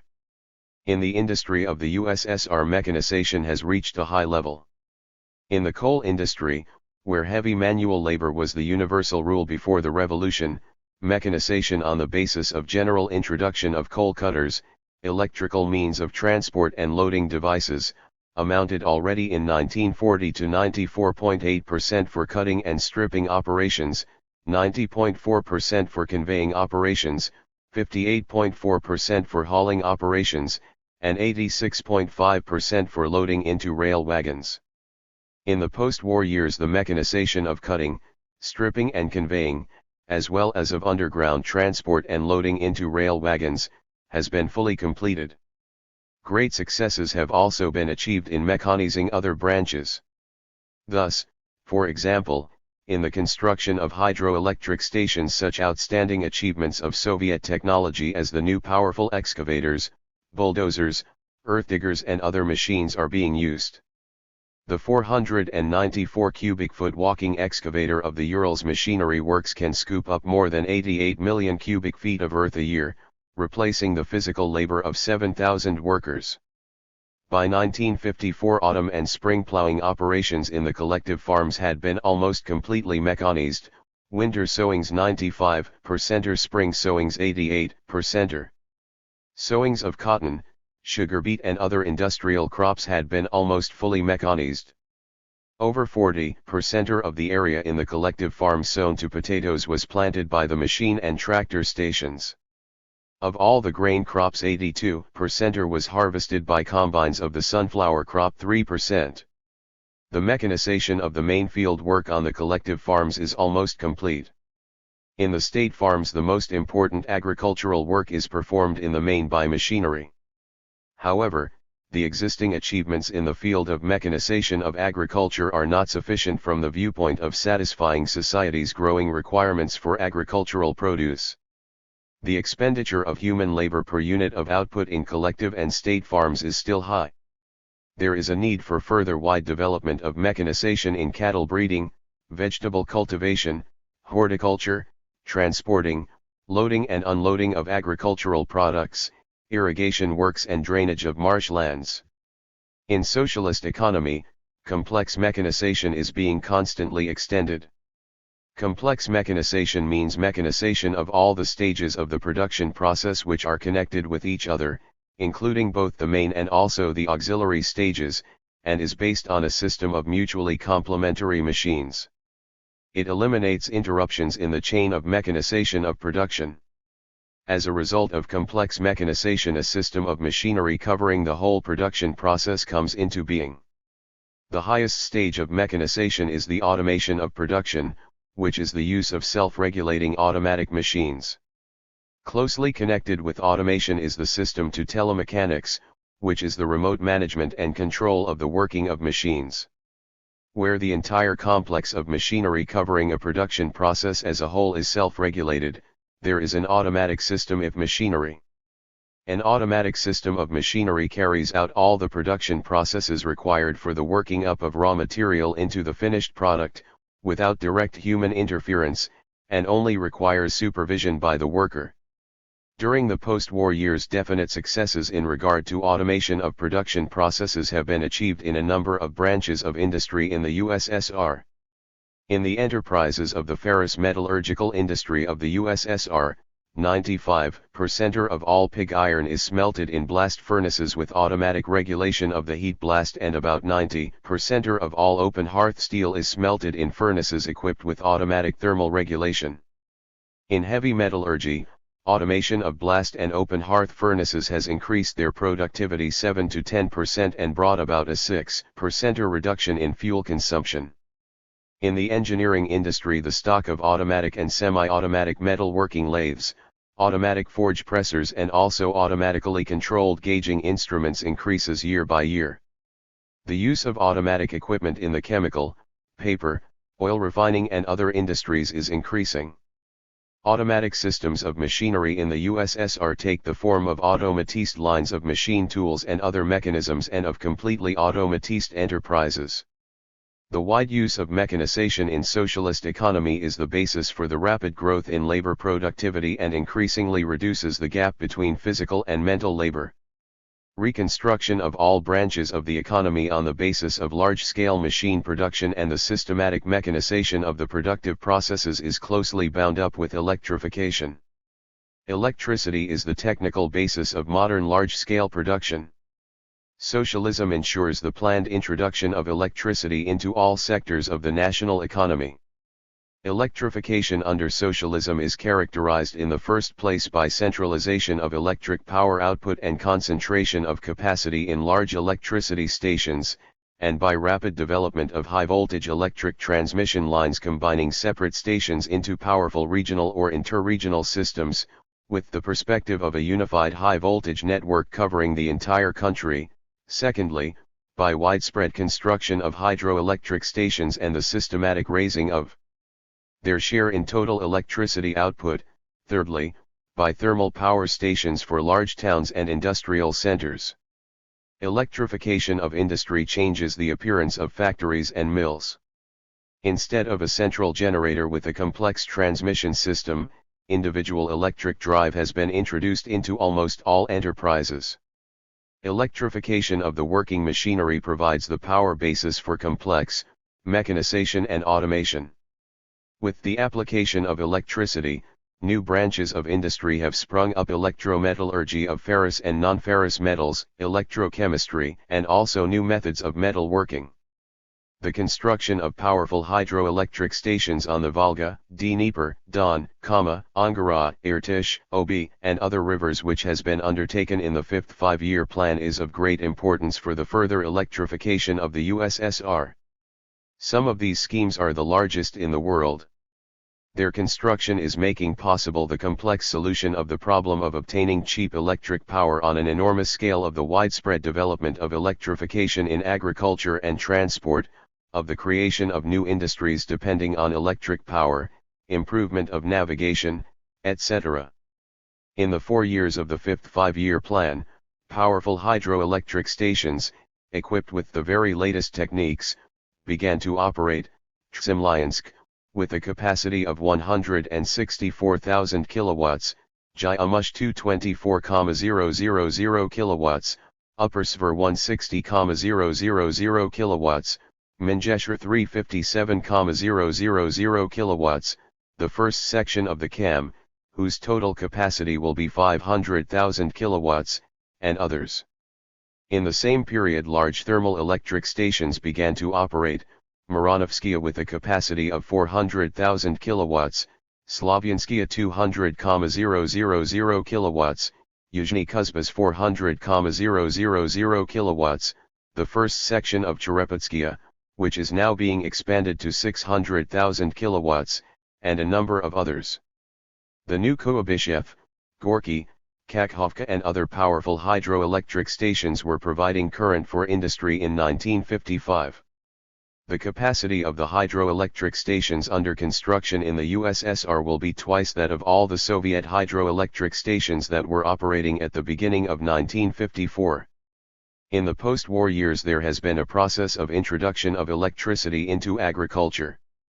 By the beginning of 1955 the capacity of rural power stations had increased six-fold compared with 1940, and 40% of all collective farms were using electric power. The mechanization of threshing operations, as well as a number of production processes in livestock farming, is taking place in many collective and state farms, on the basis of electricity. The progress of modern techniques is also reflected in the ever-growing development of chemistry and in the application of chemical methods of treating matter. Chemical methods imply the speeding up of production processes, the fullest utilization of raw materials and the creation of new types of raw materials. The chemical industry in the USSR has become a powerful factor in the technical development of the entire national economy. Modern chemical production is, as a rule, automatized. It is carried on uninterruptedly in closed apparatus, with automatic control and regulation and without direct human interference. Chemistry is a most important prerequisite for raising crop yields. The creation of an abundance of consumer goods is linked with the widespread use of chemicals in agriculture. The climax of the contemporary stage of technical development was the discovery of methods of obtaining and using atomic energy. The Soviet Union is the first country to utilize atomic energy for peaceful purposes. The USSR was the first country in the world to operate an industrial electric station by means of atomic energy, with a useful capacity of 5,000 kilowatts. The location of socialist production. Under socialism, a new location of production takes shape and, with it, a new system of communications between branches of production and regions of the country. In bourgeois society, competition and the hunt for profit lead to the unequal and irrational location of production. Industry is concentrated without plan in a small number of centers, while vast territories, particularly the colonial regions, are condemned to industrial backwardness. Under socialism, the location of industry takes place in a planned way for the purpose of raising the productivity of social labor, increasing the strength of the socialist state and raising the living standards of the working people. In locating socialist industry, the Soviet state bases itself on the following principles, which are determined by the economic laws of socialism. First, production to be sited as close as possible to the sources of raw materials and to the regions consuming industrial and agricultural output. In sketching out the basis for a plan for reorganizing industry and for the general economic revival of the country, Lenin pointed out, this plan must include rational location of industry in Russia, from the point of view of the proximity of raw materials and the possibility of reducing wastage of labor to the limit in passing from the processing of the raw material, through all the subsequent stages of processing the semi-finished product, right up to the receipt of the finished product. Location of production in this way makes possible the better utilization of natural resources and the elimination of irrational hauls. It provides a considerable economy in labor for society as a whole, and accelerates the rate of growth of the national economy. Secondly, the planned territorial division of labor between economic regions, combined with complex economic development within these regions, taking into account the natural conditions of each region and the economic expediency of producing particular industrial goods and agricultural products. The complex development of economic regions, which takes into account the needs of each region for fuel, building materials, mass-produced products of light industry and foodstuffs, reduces abnormally long and other irrational hauls, and promotes the use of local raw material resources. Thirdly, the planned location of industry throughout the territory of the country, securing the formation of new towns and industrial centers in formerly backward agrarian districts and thereby bringing agriculture and industry closer together. This helps to abolish the essential distinction between town and country. Fourthly, the elimination of the real economic inequality of peoples and the rapid development of the economy of formerly backward national regions. This is the material foundation for strengthening the friendship and cooperation of the peoples. Besides this, the location of socialist industry takes into account the interests of strengthening the defensive capacity of the socialist state, which determines the need for a particularly rapid growth of numerous branches of industry in the interior of the country. During the years of Soviet power, much work was done to eliminate the unequal location of production inherited from capitalism. The siting of industry close to raw material resources was reflected above all in the rapid development of the eastern regions of the country and the creation of new fuel and metallurgical bases, new centers of engineering and light industry, in the Urals, Western Siberia, Central Asia, and Kazakhstan. The newly created industrial areas have become economic and cultural centers, changing the whole character of these districts and regions. The creation of a powerful industrial base in the East was one of the most important factors in the victory of the Soviet Union in the Great Patriotic War. During the Patriotic War and post-war years, industry was still further developed in the eastern districts, the Volga region, the Urals, Siberia, the Far East, the Kazakh SSR and the Union Republics of Central Asia. In 1954, approximately one-third of the country's entire industrial output was produced in these regions, more than 60% of the total oil, over half the total steel and rolled metals, almost half the total coal and more than 40% of the output of electrical power. While total industrial output in the USSR had increased 2.8 times in 1954 compared with 1940, the total industrial output in the eastern areas had increased 4 times. In the Uzbek, Kazakh, Kyrgyz, Turkmenian, and Tajik Soviet republics, with population of less than 20 million, electric power output in 1954 was a little over 4 times as great as in the eastern countries bordering on the USSR-Turkey, Persia, Afghanistan and Pakistan combined, with a population of more than 130 million. The development of socialist industry in a number of economic regions which formerly had no industry has meant that the old division between industrial and agrarian regions belongs essentially to the past. Important changes have taken place in the location of agricultural production in the USSR, testifying to the fact that the former one-sided specialization of agriculture of pre-revolutionary Russia has been successfully eliminated. A powerful gram base has been created in the eastern regions of the USSR, agricultural crops have been pushed far to the north, and food-producing areas have grown up around the towns and industrial centers. In spite of the successes achieved, there are still serious shortcomings in the location of socialist industry. Thus, new enterprises are still not infrequently built in the old industrial areas without taking into account the supply of local raw materials and fuel for these enterprises. At the same time, there is a serious lag in the development of industrial construction in the east of the country, particularly in Siberia, the Far East, Central Asia, and Kazakhstan, where there are adequate resources of raw materials and power. One of the most important factors in the further progress of socialist economy is the elimination of these shortcomings and the improvement of the location of industry. Socialist location of production ensures the most effective utilization of the natural wealth and labor resources of the country and makes it possible to raise the productivity of social labor, accelerate the growth of production and strengthen the economic might of the USSR. Brief conclusions. Large-scale machine production, embracing all branches of national economy and based on advanced technique and the labor of workers free from exploitation, is the material production basis of socialism. In socialist economy, machinery serves to economize and lighten the labor of workers and peasants and to raise the living standards of the people. Socialist industry in the US.S.R. is the most highly concentrated in the world, technically advanced and centralized on a country-wide scale.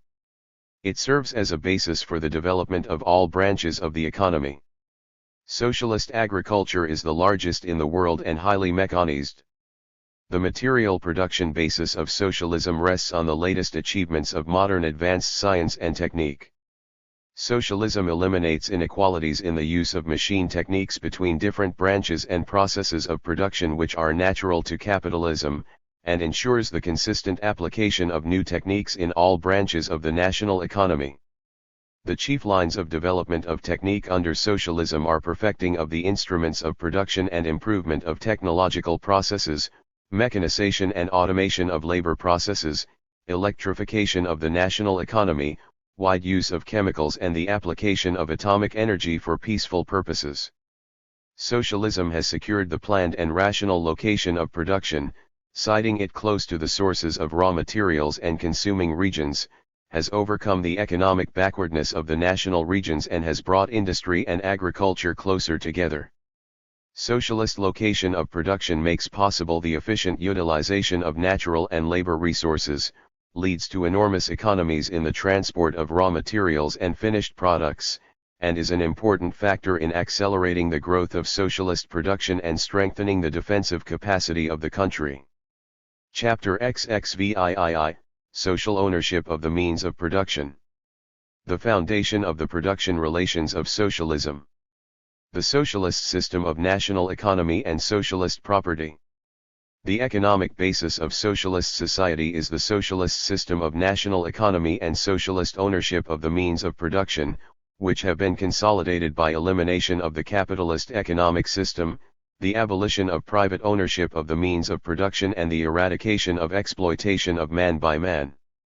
Exposing the concoctions of the apologists of capitalism who asserted that the program of scientific communism was a program for abolishing property altogether, Marx and Engels wrote, "The distinguishing feature of communism is not the abolition of property generally but the abolition of bourgeois property.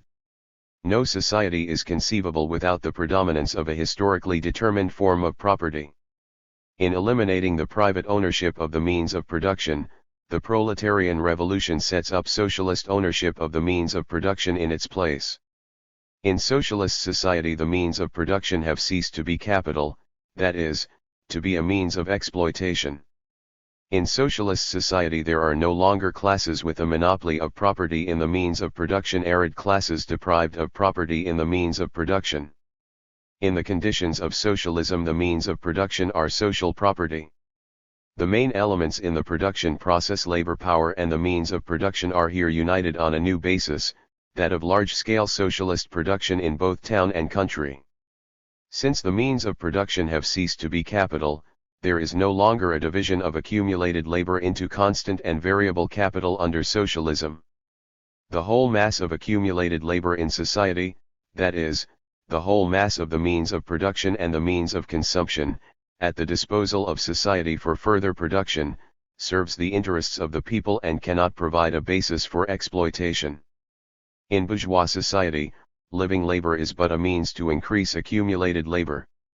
In communist society, accumulated labor is but a means to widen, to enrich, to promote the existence of the laborer. Under socialism, social ownership is completely predominant in all spheres of the national economy.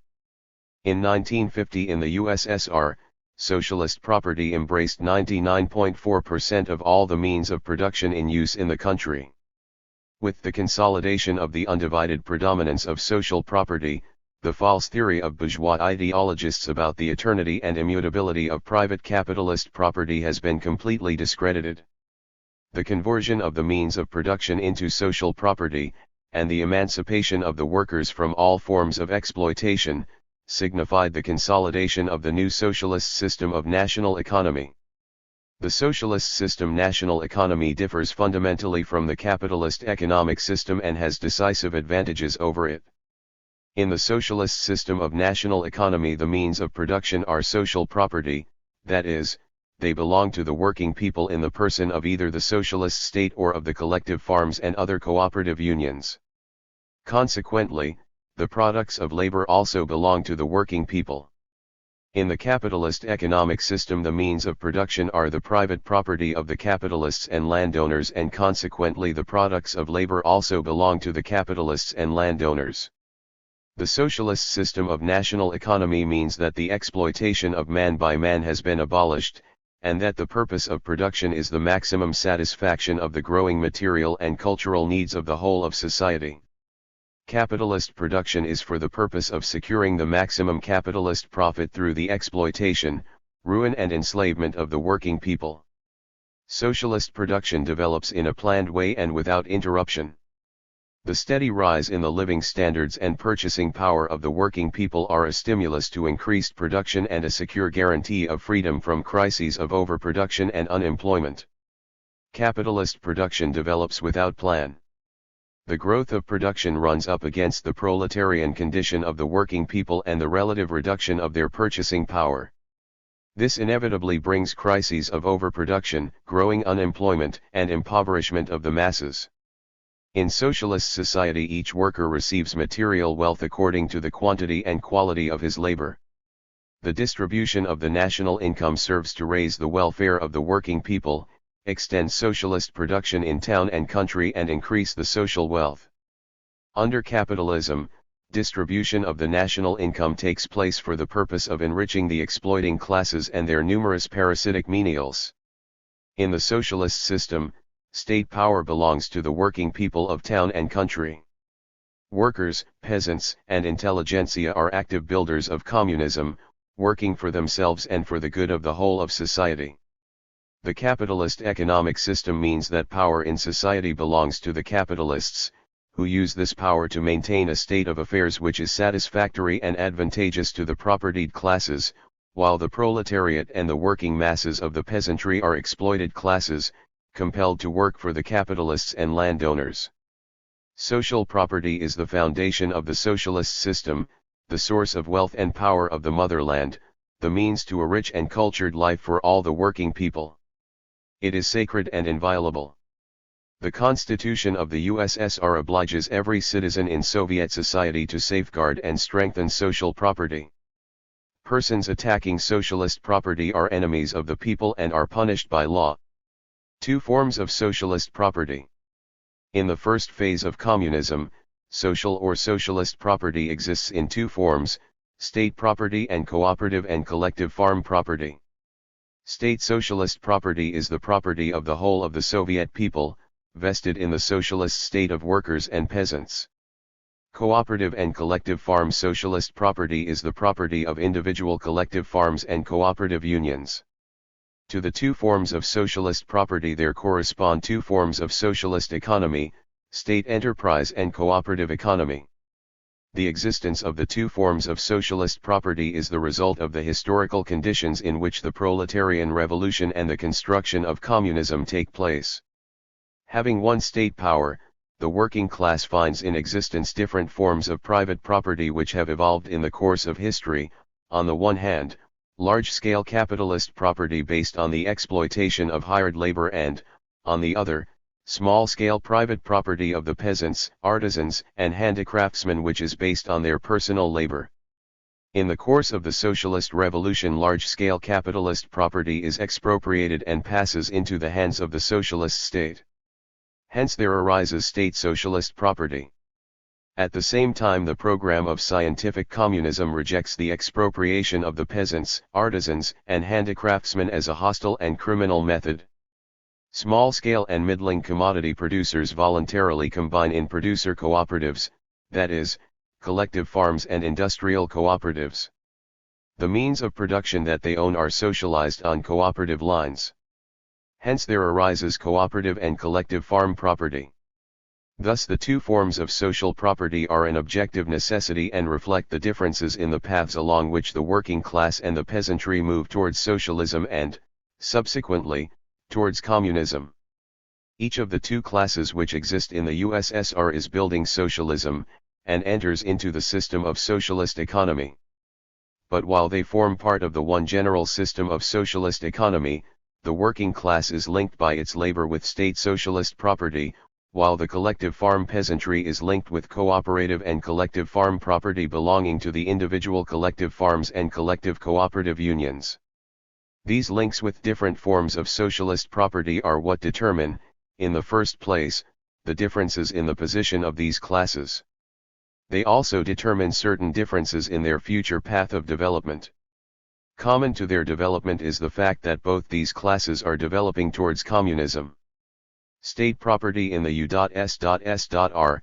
consists of the land, mineral wealth, waters, forests, mills, factories, pits, mines, rail, water and air transport, banks, communications, large agricultural enterprises organized by the state, trade and purchasing enterprises belonging to the state, and also municipal enterprises and the main house property in towns and industrial centers.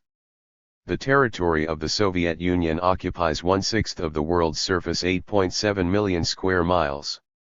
More than 1/4 of this territory, over 1,490 million acres, is agricultural land. The area covered by forests is 1,740 million acres. The USSR is the richest country in the world in its deposits of useful minerals. The socialist economic system has brought to life the wealth which remained untouched in Tsarist Russia. The USSR holds first place in the world in its deposits of iron ore, oil, potassium salts, apatites, peat, and a number of other important mineral deposits, and second place in coal deposits. 200,000 enterprises in state industry, the entire railway network, water transport installations and state enterprises in agriculture are national property. So are over 5,000 state farms, about 9,000 machine and tractor stations and thousands of subsidiary agricultural undertakings, likewise many thousands of state trading enterprises. Numerous scientific and cultural institutions also belong to the state. Thanks to the labor of the Soviet people, the state socialist property brought into being as a result of the nationalization of the factories, mills, transport, etc., has multiplied on a huge scale during the years of socialist construction. Thus the basic productive stocks of industry had increased 24-fold by 1954, compared with 1913. State socialist property differs fundamentally from state capitalist property. When one enterprise or another, or even a whole branch of the economy, becomes the property of the bourgeois state, its social nature is unaltered. The modern bourgeois state represents the interests of monopoly capital and is an instrument of coercion in its hands, with which it protects the oppression of the working majority by the propertied minority.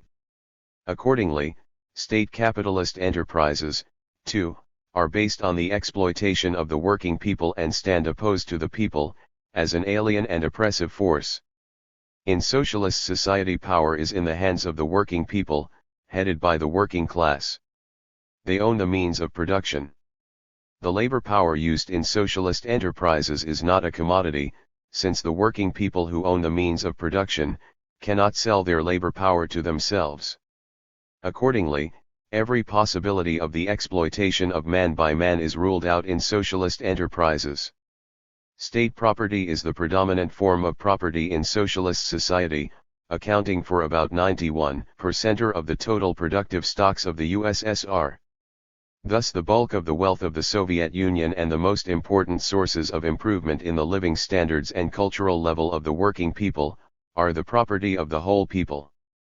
Cooperative and collective farm property in the USSR consists of socially owned enterprises in the collective farms and cooperative organizations, their livestock and implements, their output and also their socially owned buildings. The land which is cultivated by the collective farms and other cooperative enterprises is the property of the whole people.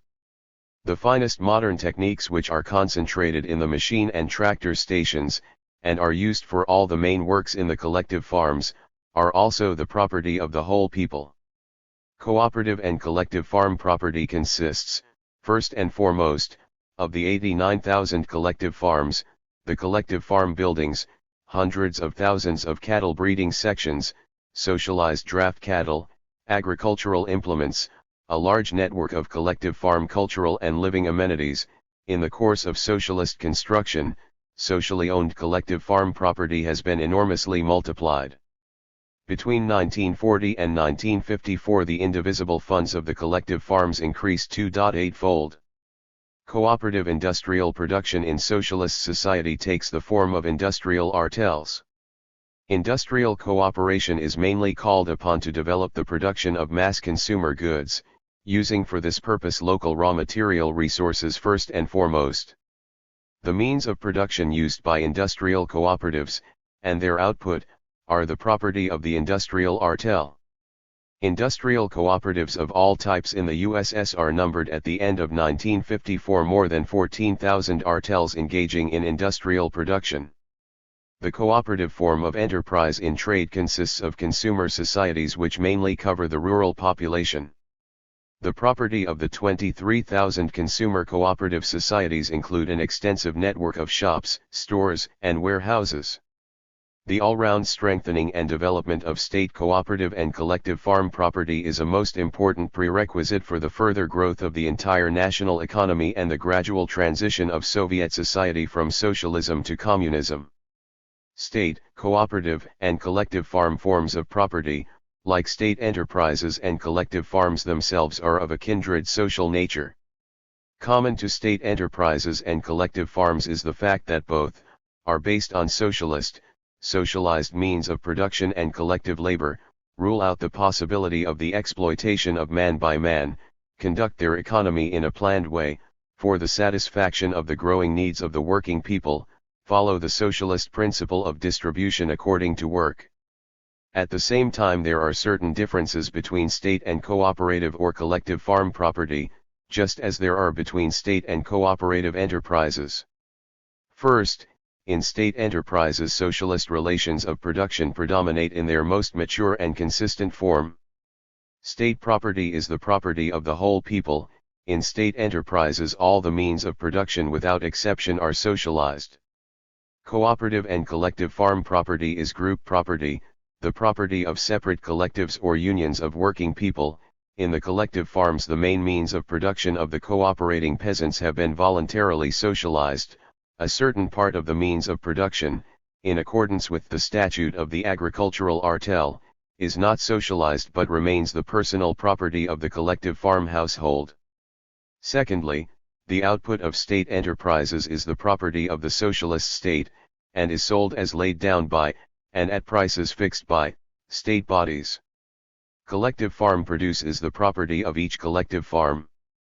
One part goes to meet the farm's obligations to the state, in the form of produce sold at fixed state prices and of payments in kind for the work carried out on the collective farm by the machine and tractor station. All remaining produce remains at the disposal of the collective farm, and is used to build up the prescribed, socially owned collective farm funds, and for distribution among the members according to labor days earned. The collective farms sell a part of their produce at purchase prices which exceed the state fixed prices, or at market prices in collective farm trade. 1. Thirdly, in the state enterprises, which are the property of the whole people, the share of the social product going to the worker for his personal consumption is paid out in the form of wages. The state lays down in advance fixed wage scales for a unit of product or of working time. Since the collective farmer is a member of an artel, which is group property, he receives the share of the income due to him in the form of payment for labor days, out of the funds of his collective farm. The size of this income depends on both the degree of participation of the collective farmer in social labor, which is expressed in the number of labor days which he has worked, and also on the level of labor productivity and degree of development of the socially owned economy of the collective farm, which is expressed in the size of payment for each labor day. The better the collective farm works as a whole, the higher the harvest yield and the productivity of the livestock, the higher is the income of each collective farmer. Wages are paid to the workmen in a money form. The incomes of the artel are distributed among the collective farmers both in money and in kind. While the workman's sole source of income is his labor in a socialist enterprise, the main source of income of the collective farmer is his labor in the socially owned economy of the collective farm, and a supplementary source is his labor in the personal subsidiary plot of his household.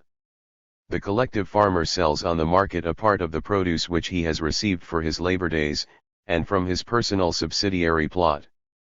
Fourthly, the socialist state directly guides the enterprises belonging to it, administering them through its representatives, the directors of enterprises, who are appointed and removed by the appropriate state institutions.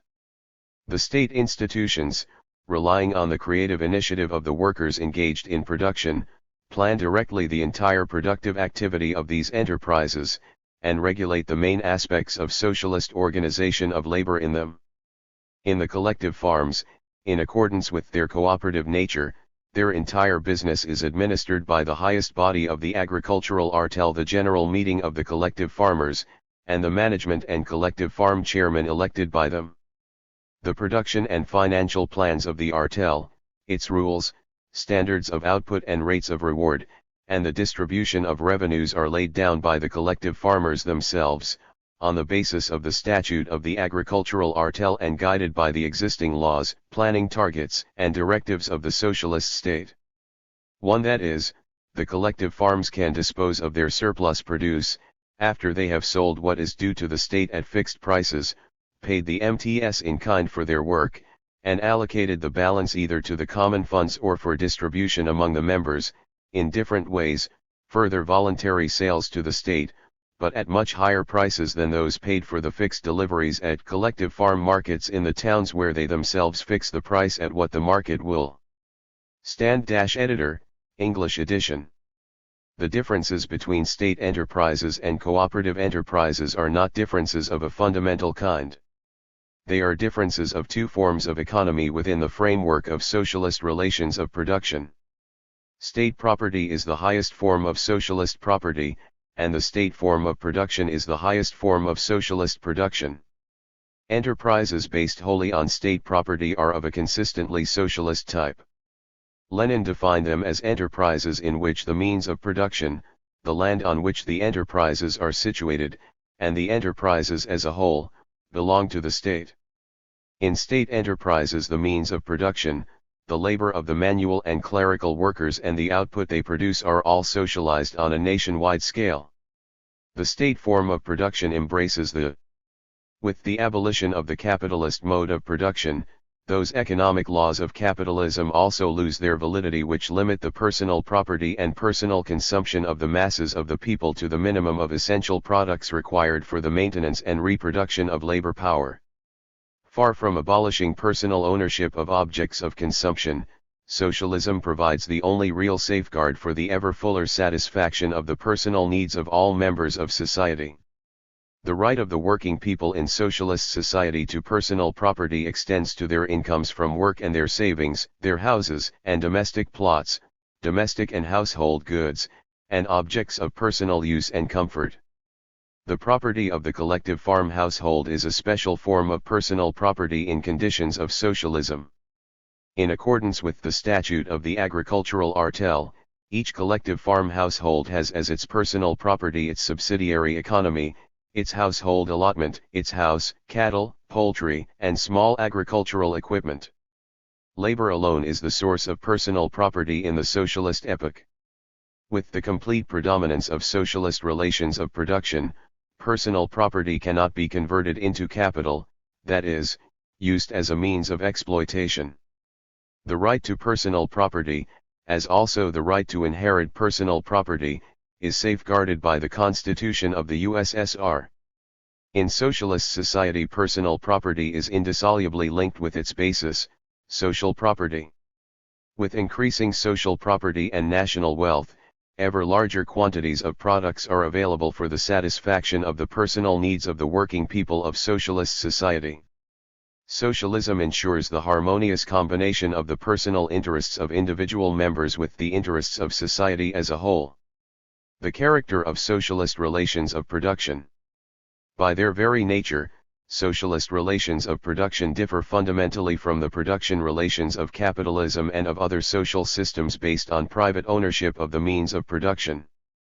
Socialist relations of production are characterized by complete predominance of social ownership of the means of production, existing in two forms: state ownership and cooperative collective farm ownership, emancipation of the working people from exploitation and the establishment of comradely cooperation and socialist mutual aid, distribution of the products of labor in the interests of the working people according to the principle, to each according to his labor. Socialist ownership of the means of production gives rise to mutual relations between people engaged in the production process which are quite different from those obtaining under capitalism. Private property in the means of production inevitably divides people, gives rise to relations of domination and subordination and to the exploitation of some people by others, evokes antagonism of interests, class struggle, and competition. On the other hand, social ownership of the means of production unites people, ensures a genuine community of interests and comradely cooperation. The predominance of social ownership of the means of production gives rise also to a quite different kind of distribution in a socialist society from that existing under capitalism. Because exploiting classes and the exploitation of man by man do not exist in socialist society, there is no division of labor into necessary and surplus labor, and equally no division of the product into necessary and surplus product. Socialist relations of production give rise to an objective necessity for a quite different division of labor and its product from that obtaining under capitalism. Under socialism the means of production are socially owned, and production itself is for the satisfaction of the needs of society as a whole and of each of its members. Consequently the labor of the producers is divided into the following two parts: work for oneself and work for society. Accordingly, the product of labor also, is divided into two parts, the product for oneself and the product for society. Work for oneself provides the product which is distributed between the producers in accordance with the quantity and quality of their work, and covers the personal needs of the worker and his family. Work for society provides the product which is used for social needs, expansion of production, development of education, health services, provision for defense, etc. In socialist society, where the working people are themselves in power, work for society is as necessary to them as is work for oneself. The product for society, which is used to expand socialist production, augments the material prerequisites of a further improvement in the welfare of the working people. The product for society which is expended on education, health services, social welfare, and other material requirements of the whole people, also serves to satisfy the needs of the working people, in the same way as the product for oneself. Social ownership of the means of production and of the products of labor, together with the distribution of products in the interests of the working people, account for the decisive superiority of the socialist over the capitalist economic system. All the advantages of large-scale social production, which ensures an enormous growth in the productive capacity of labor, accrue to society as a whole and to the working masses, and not, as under capitalism, to the exploiters. The predominance of social ownership of the means of production means that socialist production is freed from the contradiction, inherent in capitalism, between the social character of production and the private capitalist form of appropriating its fruits. In socialist society, socialist property in the means of production is in conformity with the social character of production. Accordingly, the relations of production in socialist society fully correspond to the productive forces.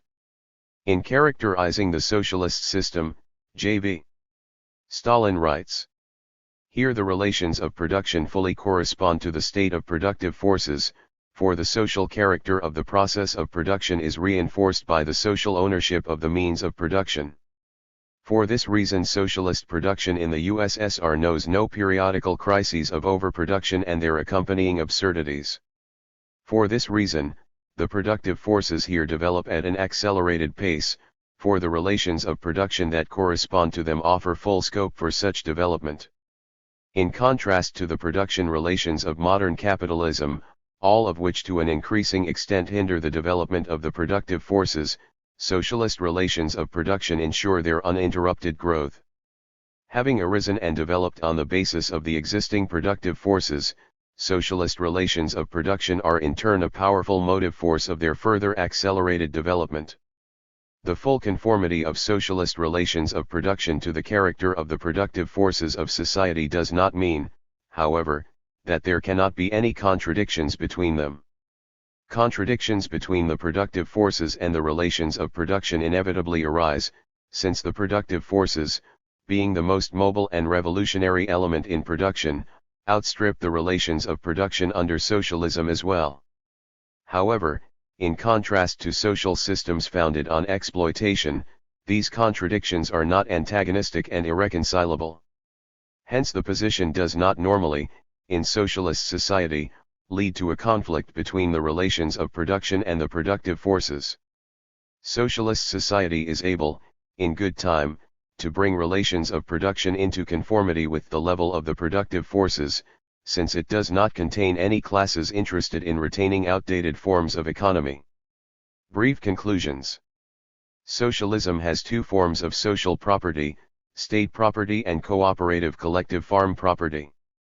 There are correspondingly two kinds of socialist economy, state enterprises and cooperative enterprises. In socialist society, state property is the property of the whole people. State property is the highest and most developed form of socialist property. The leading and determining role in the entire national economy belongs to it. In the USSR it includes the overwhelming bulk of the nation's wealth. Cooperative collective farm property is the group property of individual collective farms, industrial cooperative artels and consumer societies. In socialist society personal property extends to the objects of consumption. A special form of personal property is the personal property of the collective farm household. The personal property of the working people grows with the increase of socially owned socialist property. The production relations of socialism are characterized by complete predominance of social property in the means of production, existing in two forms: state property and cooperative collective farm property, emancipation of the working people from exploitation, comradely cooperation and socialist mutual aid between people in the process of producing material wealth, distribution of the product in the interests of the working people, according to the principle, to each according to his labor. Under socialism, the division of labor into necessary and surplus labor, and also the division of the product into necessary and surplus product, disappear. The labor of workers engaged in socialist production is divided into two parts: work for oneself and work for society. In work for oneself, the workers make the product which is distributed among them according to the quantity and quality of their labor. In work for society, they make the product which is used for social requirements. In socialist society, the relations of production fully conform to the character of the productive forces, and are the major and decisive force which determines the uninterrupted growth at a rapid pace of the productive forces of socialist society. The contradictions which arise in the course of socialist construction between the productive forces and the relations of production are not of an antagonistic character and do not develop into conflicts, since socialist society is able in good time to bring the relations of production into accord with the level of the productive forces. Chapter XXIX, the Basic Economic Law of Socialism. The nature of economic laws under socialism. As a result of the replacement of the old bourgeois production relations by socialist production relations, the economic laws of capitalism, expressing relations based on the exploitation of man by man, cease to operate. The law of surplus value, the basic economic law of modern capitalism, disappears from the scene. The general law of capitalist accumulation, the law of competition and anarchy of production, together with other laws, also disappear.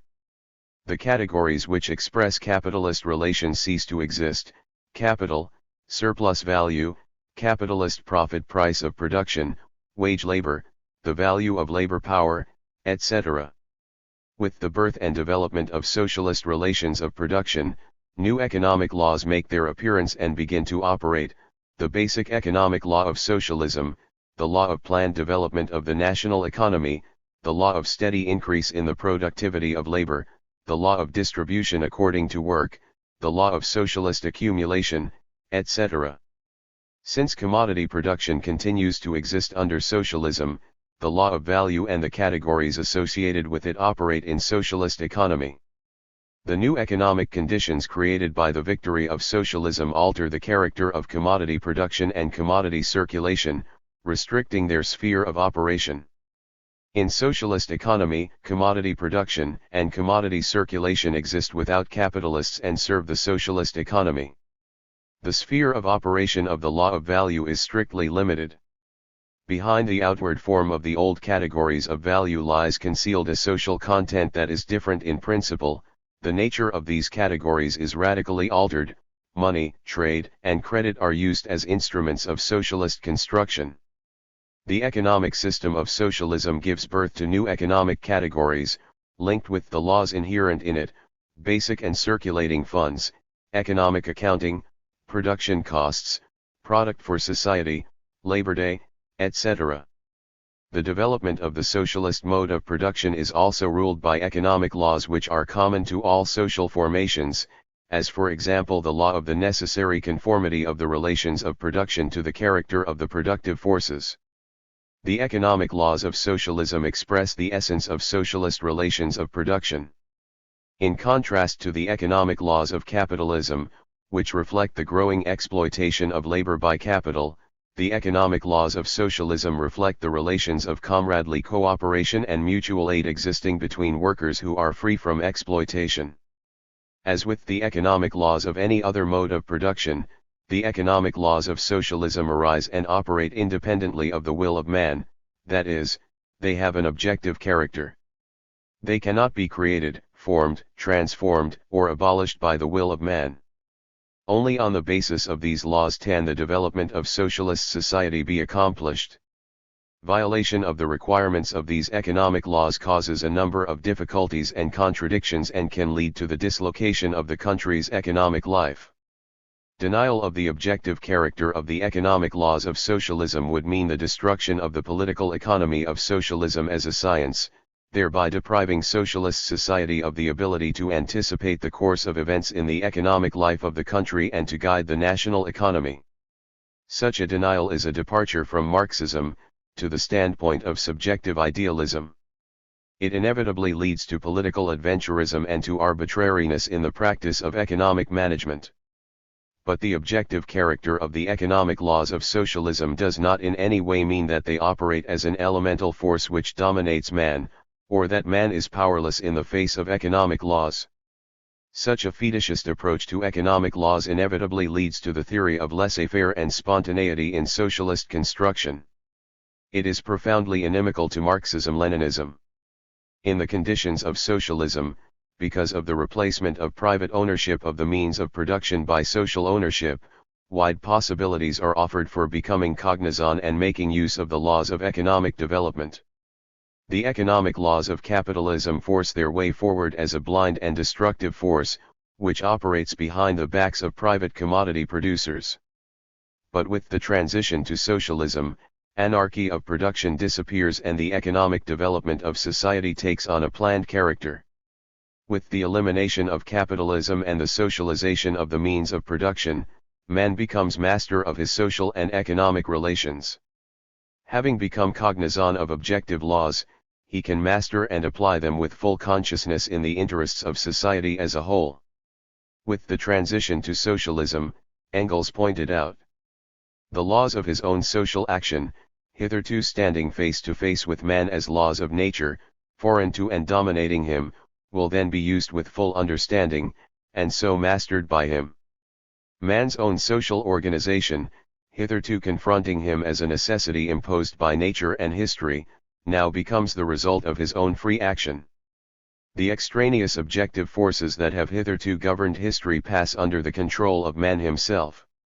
Only from that time will man himself, with full consciousness, make his own history. Only from that time will the social causes set in motion by him have, in the main and in constantly growing measure, the results intended by him. It is the ascent of man from the kingdom of necessity to the kingdom of freedom. This refers to freedom as conceived by Marxism, that is to say freedom in the sense of the recognition of necessity as the basis of the conscious activity of people. In capitalist society, the spontaneous nature of the development of economy and the class limitations of the bourgeoisie put narrow limits to becoming cognizant of the economic laws of capitalism, which lead in the end to the destruction of the capitalist system, to the victory of socialism. As far as the bourgeoisie is capable of becoming cognizant of objective economic laws, it makes use of them for narrow, class interests, which contradict the interests of the working masses. The class interests of the proletariat fully correspond to the objective course of the progressive development of society, which leads to the victory of communism, and coincide with the interests of the overwhelming majority of society. Under socialism there are no conditions of a social and class nature that prevent people from fully cognizing the laws of economic development and using them to serve society. The working class and all working people are vitally interested in cognizing and using the laws of economic development. The predominance of social ownership of the means of production and the planned nature of the development of socialist economy make the cognizance and utilization of economic laws objectively essential, since otherwise planned leadership of communist construction would not be possible. The economic laws of socialism make possible the development and progress of the socialist economy along the path to communism. In order, however, to make this possibility a reality, it is necessary to apply these objective economic laws with expert knowledge. Scientific cognition and correct application of objective economic laws is the foundation of the economic policy of the Communist Party and the socialist state. The more fully socialist society masters economic laws, the more accurately it reflects their requirements in its practical activity, the more successfully will it achieve its purpose. To apply economic laws with full knowledge, it is essential to learn to take into account the concrete economic and political conditions in which these laws operate in each given period. Essential features of the basic economic law of socialism. Marx and Engels foresaw that in socialist society the purpose of planned organization of production would be the satisfaction of the needs both of society as a whole and of its individual members. In developing this Marxist thesis, Lenin wrote in the draft program of the Russian Social Democratic Labor Party in 1902 that the substitution of socialist society for capitalist society would be achieved to ensure the fullest well-being and free, all-round development of all its members. The objective necessity and possibility of a systematic and rapid growth of socialist industry, the electrification of the country, the development of heavy industry, as the material basis for socialism, and of achieving a productivity of social labor higher than that of capitalism and of raising the welfare and cultural level of the working masses were placed by Lenin on a scientific footing. In this way Lenin revealed the main principles of the basic economic law of socialism, which have served to guide the policy of the Communist Party and the Soviet government. Basing himself on these principles, Stalin set forth a developed formulation of the basic economic law of socialism. The essential features and requirements of the basic economic law of socialism are: the securing of the maximum satisfaction of the constantly rising material and cultural requirements of the whole of society, through the continuous expansion and perfection of socialist production on the basis of the highest techniques. The basic economic law of socialism expresses the purpose of socialist production and the means of achieving it. The purpose of production is determined by relations of ownership of the means of production. When the means of production belong to the bourgeoisie, production is inevitably carried on for the enrichment of the owners of capital, while the working people, that is, the overwhelming majority of society, are merely an object for exploitation. Consumption by the working people is necessary to capitalism only to the extent that it is essential for the extraction of profits. Under these conditions, man and his needs cannot be the purpose of production. When the means of production belong to the working people, and the exploiting classes have been eliminated, production is carried on in the interests of the working people, that is, the whole of socialist society. Accordingly, the fullest satisfaction of man's growing material and cultural requirements becomes the direct purpose of production. The purpose to which production is subordinated is inseparable from the means of its achievement. The degree of satisfaction of the needs of the people depends on the level of development of production reached in the given period and on the resources at the disposal of socialist society. A steady rise in consumption by the people cannot be secured without a continuous growth of production. Uninterrupted growth of production not only ensures the creation of the output necessary to satisfy the growing requirements of society, also stimulates the emergence of new requirements. In turn, the steady growth of the material and cultural needs of the working people and of their purchasing power is a necessary condition without which production cannot continuously advance. Thanks to the systematic increase in the purchasing power of the population, a steadily expanding effective demand arises for the output from socialist industry and agriculture. In socialist economy, the basic contradiction of capitalism between the social character of production and the private capitalist method of appropriation has been abolished. Consequently, the inherent contradiction of capitalism between production and consumption, which reflects the fundamental contradiction of the bourgeois system, is unknown to socialism. The basic economic law of socialism provides the opportunity for harmonious coordination of the growing purchasing power of the population with the simultaneous growth of production. Under capitalism, the low level of consumption, and of the purchasing power of the masses of the people, inevitably hinders the growth of production and lags behind it. Consequently, economic development takes place with interruptions moving from boom to crisis and from crisis to boom. Thanks to the systematic increase in consumption by the people, socialist society is insured against crises of overproduction and consequently is able to expand production continuously. The non-antagonistic contradiction arising in the course of development of socialist society between the level of socialist production achieved at any particular time and the rapidly growing needs of the masses is solved in a planned way by increased production, which leads to a rise in consumption by the working people and a fresh increase in requirements, calling for a further expansion of production. The development of socialist production does not consist merely in quantitative expansion. The continuous growth of socialist production requires constant perfecting of production methods and a steady increase in the productivity of social labor, enabling prices to be systematically lowered and the quality of output improved, which is of great importance in satisfying the requirements of the working people. All this is impossible without constantly raising the technical level of production.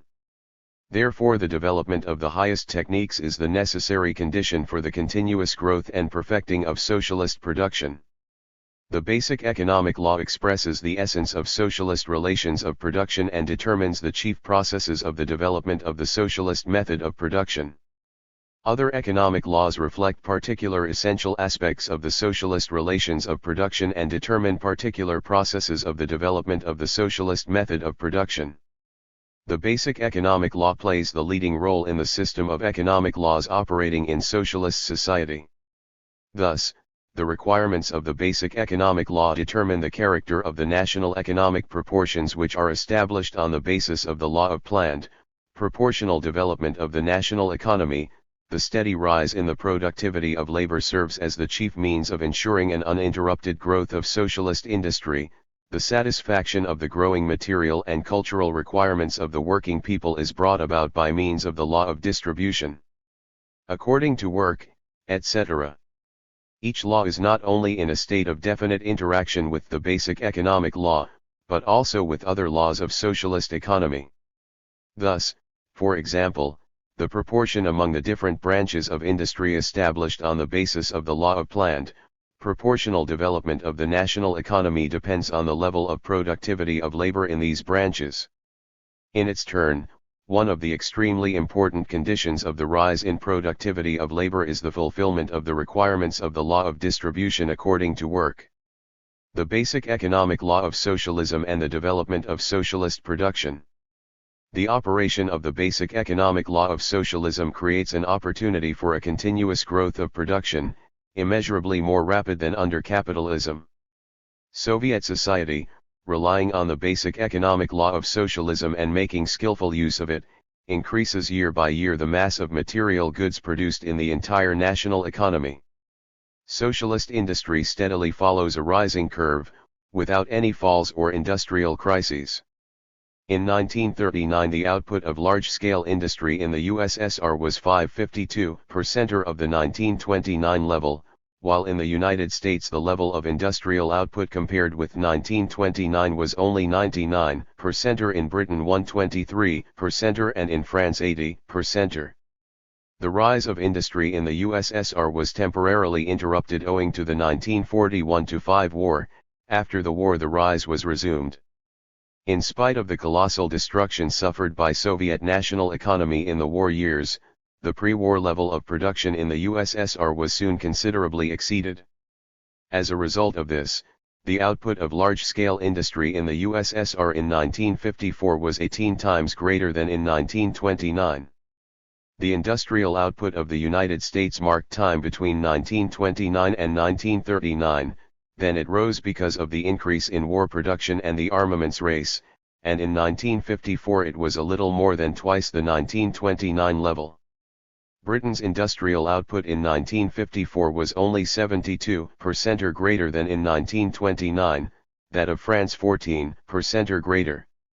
The basic economic law of socialism is inseparably linked with the law of the priority development of industries producing means of production, that is to say their relatively more rapid development compared with that of industries producing consumer goods. This economic law of expanded reproduction is of special importance for socialism. Heavy industry with engineering as its core is the chief source of the steady rise of socialist industry as a whole.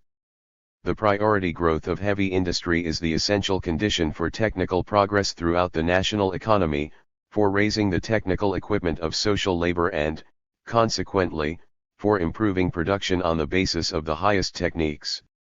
Without the priority development of heavy industry, which supplies all branches of the national economy with equipment, machinery, fuel, and energy, it is impossible to expand systematically the industries producing articles of consumption and to ensure satisfaction of the growing requirements of the working people. The priority growth of the production of means of production is the most important prerequisite for a rise in labor productivity. The chief lever for raising the productivity of labor is the introduction into industry of advanced techniques and ever more perfect instruments of labor produced by heavy industry. The priority development of the production of means of production, heavy industry, is a vitally important condition for ensuring the economic might and defensive capacity of the country. Marxist political economy rejects the vulgarist, narrow consumer's approach to the basic economic law of socialism. This anti-Marxist approach finds expression in ignoring the determining role of production in relation to consumption, in denying the necessity for priority growth of the production of means of production under socialism, and in the assertion that in the conditions prevailing under socialism it is necessary that both departments of social production should develop equally or that industries producing consumer goods should develop even more rapidly than industries producing means of production. In connection with the measures recently taken for increasing the output of consumer goods, some comrades are guilty of confusion in the question of the rate of development of heavy and light industry in our country. Relying on incorrect conceptions and a vulgarist interpretation of the basic economic law of socialism, these pseudo-theoreticians try to prove that at some stage of socialist construction the development of heavy industry ceases to be a main task and that light industry can and should precede all other branches of industry. This is a deeply mistaken view, alien to the spirit of Marxism-Leninism. A revision of the Marxist-Leninist theses on the priority development of the production of means of production would in fact mean a reduction of heavy industry, which would inevitably lead to weakening all branches of the national economy, lowering the living standards of the working people, and undermining the economic might and defensive capacity of the Soviet Union. The priority development of heavy industry serves as the basis for a sharp rise in agriculture, for a further development of the light and food industries. The basic economic law of socialism, which expresses the radical advantages of the socialist over the capitalist system, provides objective possibilities for the Soviet Union to overtake and surpass the chief capitalist countries in economic respects, i.e., as regards the extent of output per head of the population. The accomplishment of this task requires expansion of capital construction, continuous improvement of the organization industry, rational use of all industrial resources and a systematic rise in the productivity of labor in all sectors of socialist economy. Socialist relations of production provide wide scope for technical progress and, compared with capitalism, considerably extend the possibility of applying the most up-to-date techniques in all branches of the national economy. Under socialism, as already stated, new machines are introduced whenever they provide an economy of social labor, lighten labor, make possible the introduction of new forms of production and promote the growth of the welfare of the people. Disproportions and periodic interruptions in technical development, connected with the cyclic character of the development of industry and the narrow markets, are natural to capitalism. Socialism, on the contrary, is characterized by the continuous perfecting of technique on a scale covering the whole of the national economy. The higher the level of technique and the organization of production, the greater are the means at the disposal of socialist society for satisfying the growing needs of the working people. The socialist economic system creates a direct interest of the working people in increasing production and applying the most advanced techniques on an extensive scale. In turn, this interest of the people in developing socialist production is a constant factor in developing the creative initiative of the broad masses, aimed at improving production in every possible way. This is the greatest factor in the continuous growth of the socialist economy. The basic economic law of socialism and the growth of the welfare of the working people. The basic economic law of socialism reflects the organic unity of aim of socialist production and the means to achieve this aim, the direct dependence of the increase in national consumption upon the growth of production, upon the productivity of social labor. Only socialism converts social labor into a source of continuous rise in the welfare of the people. In socialist society, the priority development of the production of means of production serves as the basis for a rise in national consumption, whereas under capitalism it leads to increased unemployment and the impoverishment of the working people. Socialism has eliminated the narrow limits of consumption by the working masses, which are typical of the bourgeois system and are determined by the drive of the capitalists for the maximum profit. The continuous growth of socialist production is the secure foundation for the constant rise of the material and cultural level of life of the people. In socialist economy there is an unfailing increase in the mass of products created by work for oneself, and used for the personal consumption of the working people, the mass of products created by work for society, and used to expand production and to satisfy material and cultural requirements of the working people, also increases. In the USSR there is a steady growth of real incomes and a systematic increase of the quantity of consumer goods purchased by the population at falling prices.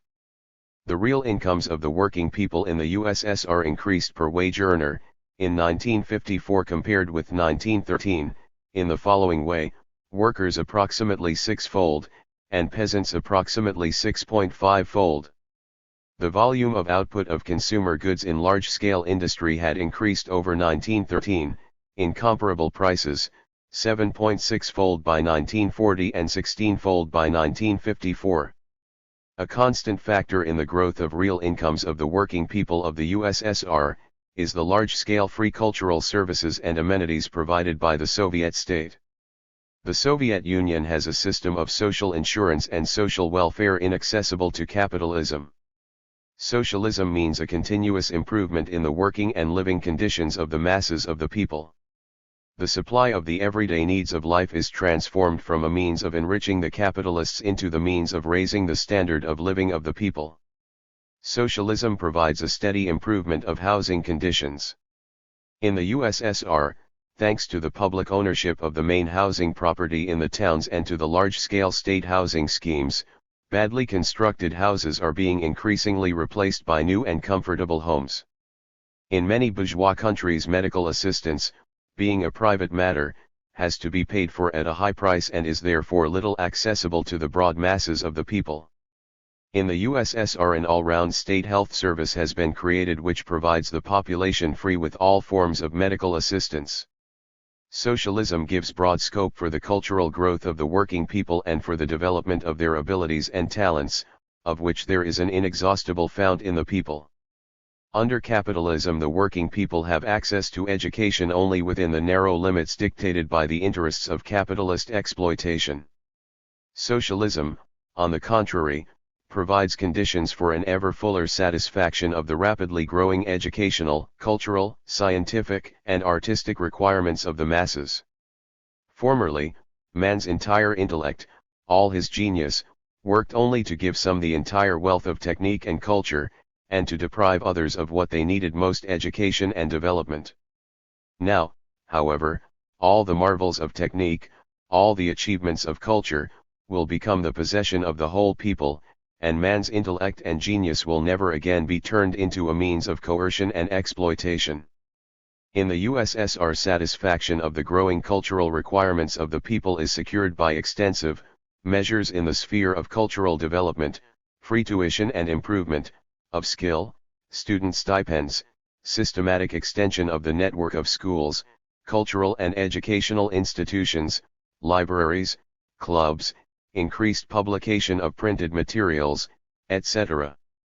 The number of people participating in all forms of study in the USSR increased from 8 million in 1914 to over 50 million in 1954.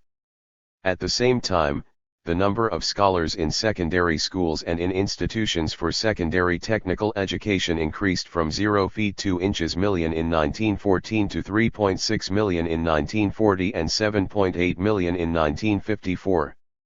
The number of students in higher educational institutions increased from 117,000 in 1914 to 812,000 in 1940 and to 1,732,000 in 1954. The number of teachers and tutors in all educational institutions, together with those in children's institutions, amounted to more than 2 million in 1954, nearly 10 times as many as in 1914. Relying on the basic economic law of socialism, the Communist Party and the Soviet state are pursuing a policy which ensures a steady rise in the welfare and cultural level of the masses. The economic role of the socialist state. The objective economic laws operating in the economy of socialism are recognized and utilized by the socialist state in the practice of building a communist society. The success of economic policy depends above all on the extent to which it correctly conforms to the requirements of economic laws. The character of the socialist state is determined by the economic basis of socialism. The political power of the working people, headed by the working class, corresponds to the socialist economic system and the social ownership of the means of production by the working people. The policy of the modern bourgeois state reflects the interests of the capitalist monopolies, is directed towards increasing their profits and is hostile to the masses of the people. The policy of the socialist state, on the contrary, the state of workers and peasants, expresses the fundamental, vital interests of the working people and enjoys the unlimited support of the masses of the people.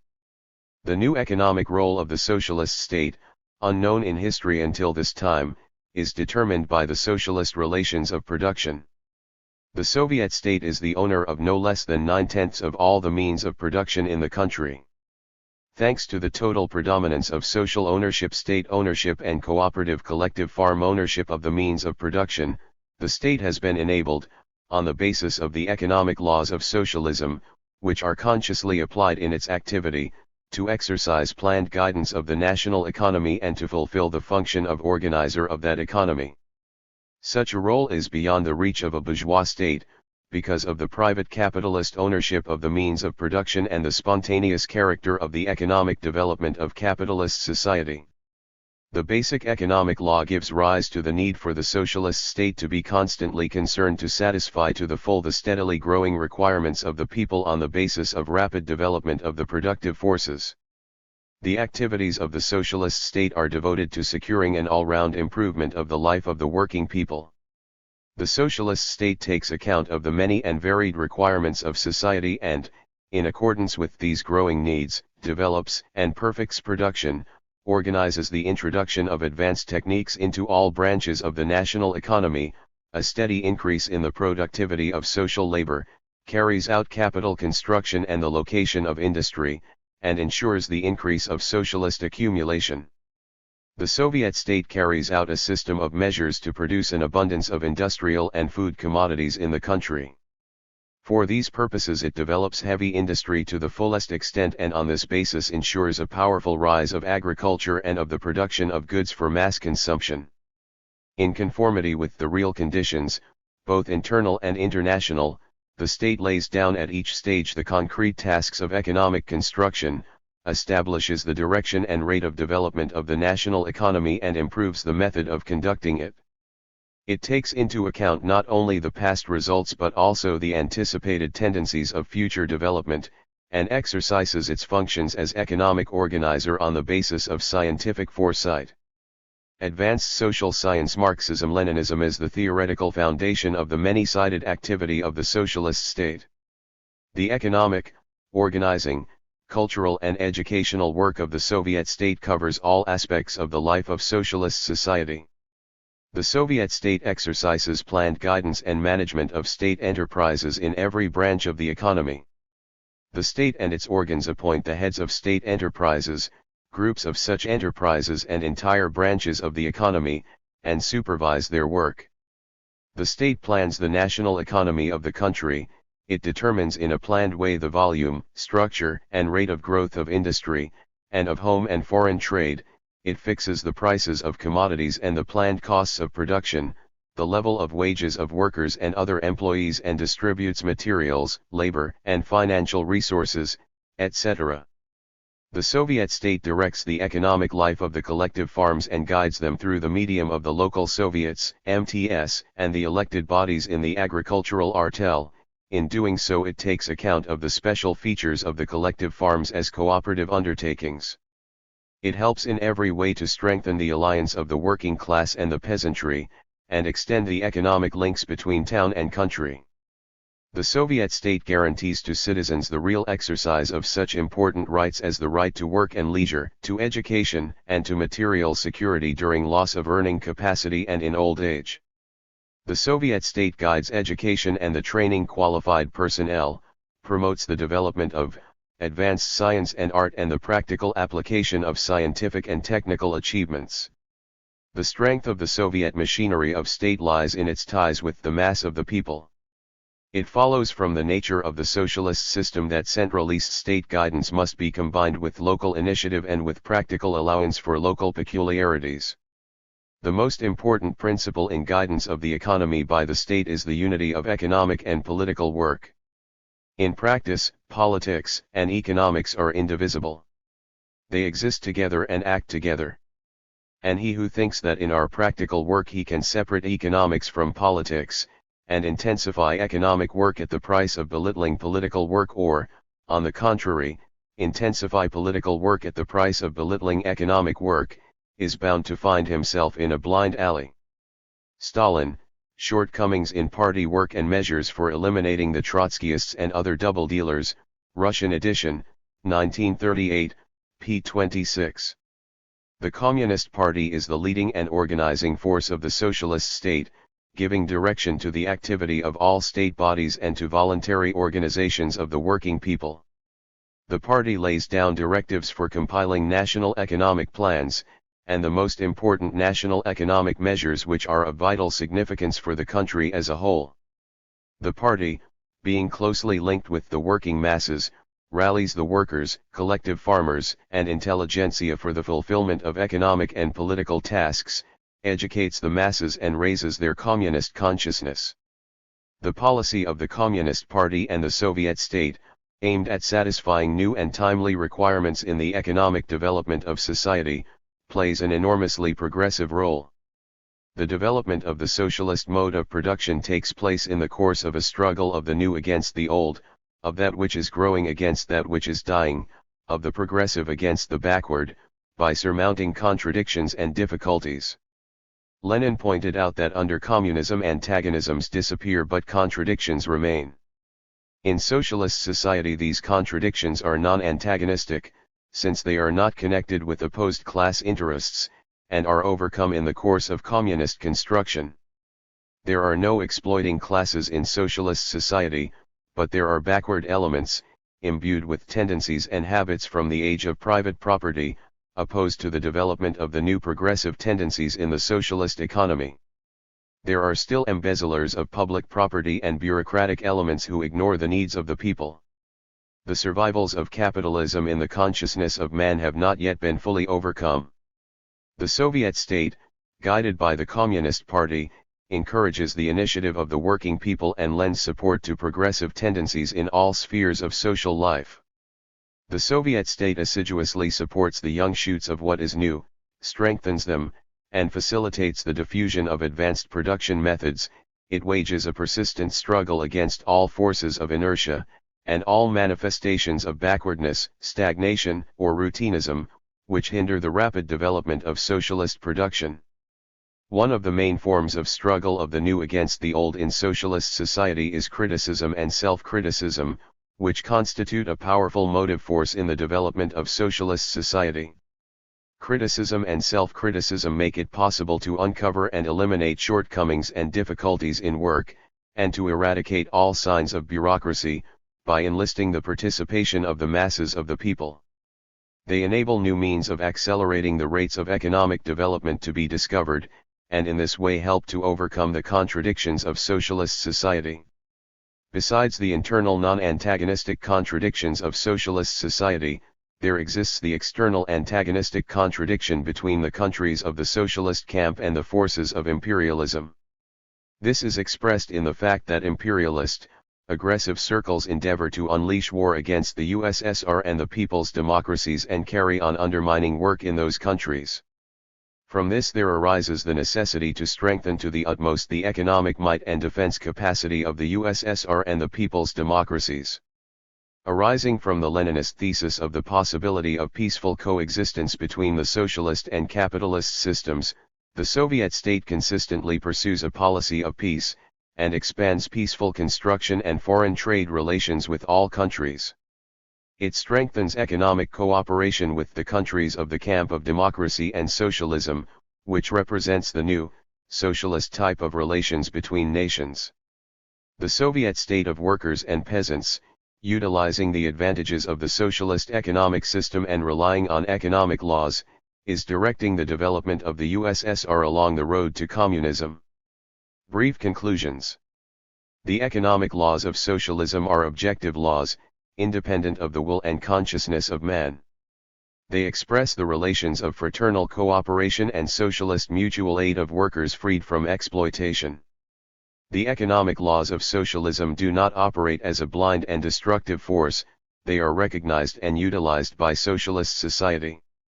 The Communist Party and the Socialist State base their economic policy on the economic laws of socialism. The basic economic law of socialism determines all the main aspects and main processes of development of the socialist mode of production, the purpose of socialist production and the means to achieve this purpose. The essential features and requirements of the basic economic law of socialism are the securing of the maximum satisfaction of the constantly rising material and cultural requirements of the whole of society, through the continuous expansion and perfecting of production on the basis of higher techniques. In socialist economy, the growth of requirements of the masses is the motive force of socialist production and drives it forward. The continuous growth of socialist production is the material foundation for the steady growth of consumption by the people and the growth of new requirements. The priority development of the production of means of production is the essential condition for the continuous growth of socialist production. Socialism ensures the steady development of advanced techniques, essential to the continuous growth of perfecting the socialist production and the ever fuller satisfaction of the growing needs of the working people. Corresponding to the constantly increasing mass of products for oneself and products for society, the real incomes of the working people are constantly raised. Socialism means a constant improvement in the working and living conditions of the people. It opens up the fullest opportunities for cultural development and makes the entire wealth of technique, science, and culture the possession of the whole people. Expressing the vital interests of the people, the socialist state guided by the Communist Party develops on an ever-increasing scale its economic, organizing, cultural and educational activity, directed towards securing a continuous growth of production and a steady rise in the level of welfare and culture of the people. The development of the socialist mode of production proceeds through the surmounting of contradictions and difficulties. Relying on scientific knowledge of objective economic laws and making use of them, the socialist state assures the victory of the new and progressive over the old in all spheres of the economy, and directs the development of society along the road to communism. Chapter XXX, The Law of Planned Proportional Development of the National Economy. The necessity for planned development of the economy in a socialist system. As is known, every social formation requires for its existence and development definite proportions in the distribution of labor and means of production among the different branches of the national economy. Under capitalism, the essential proportions in the development of production are arrived at spontaneously, through constant fluctuations, disproportions and periodic crises. In directing their capital into one or other branch of production, capitalists are guided by such spontaneous barometers of economic life as the fluctuations of market prices, rates of profits, rates of interest, quotations of shares, etc. In socialist economy, as a result of the socialization of the means of production, the spontaneous barometers of economic life are abolished. Socialist society cannot develop blindly and by drifting along of its own accord. In socialist conditions, the necessary proportions in the distribution of means of production and labor power between branches of the economy can only be achieved in a planned way. Planned development of socialist economy is made necessary and possible by social ownership of the means of production. Engels stated that the passing of the means of production into social ownership makes possible socialized production upon a predetermined plan. In contradistinction to private ownership of the means of production, which disunites the commodity producers and gives rise to competition and anarchy in production, social ownership unites a multitude of enterprises into a single national economic whole, subordinated to a single aim arising from the requirements of the basic economic law of socialism. Large-scale socialized production in a socialist society can develop only through two general plan, which provides unity of action for the whole of society and ensures the necessary proportions in the development of individual industries and enterprises and of the national economy as a whole. Demonstrating the need for the planned development of socialist economy, Lenin pointed out that the economy cannot be run without a long-term plan, and that one of the gigantic tasks of the socialist revolution was the transformation of the whole of the state economic mechanism into a single, huge machine, into an economic organism that will work in such a way as to enable hundreds of millions of people to be guided by a single plan.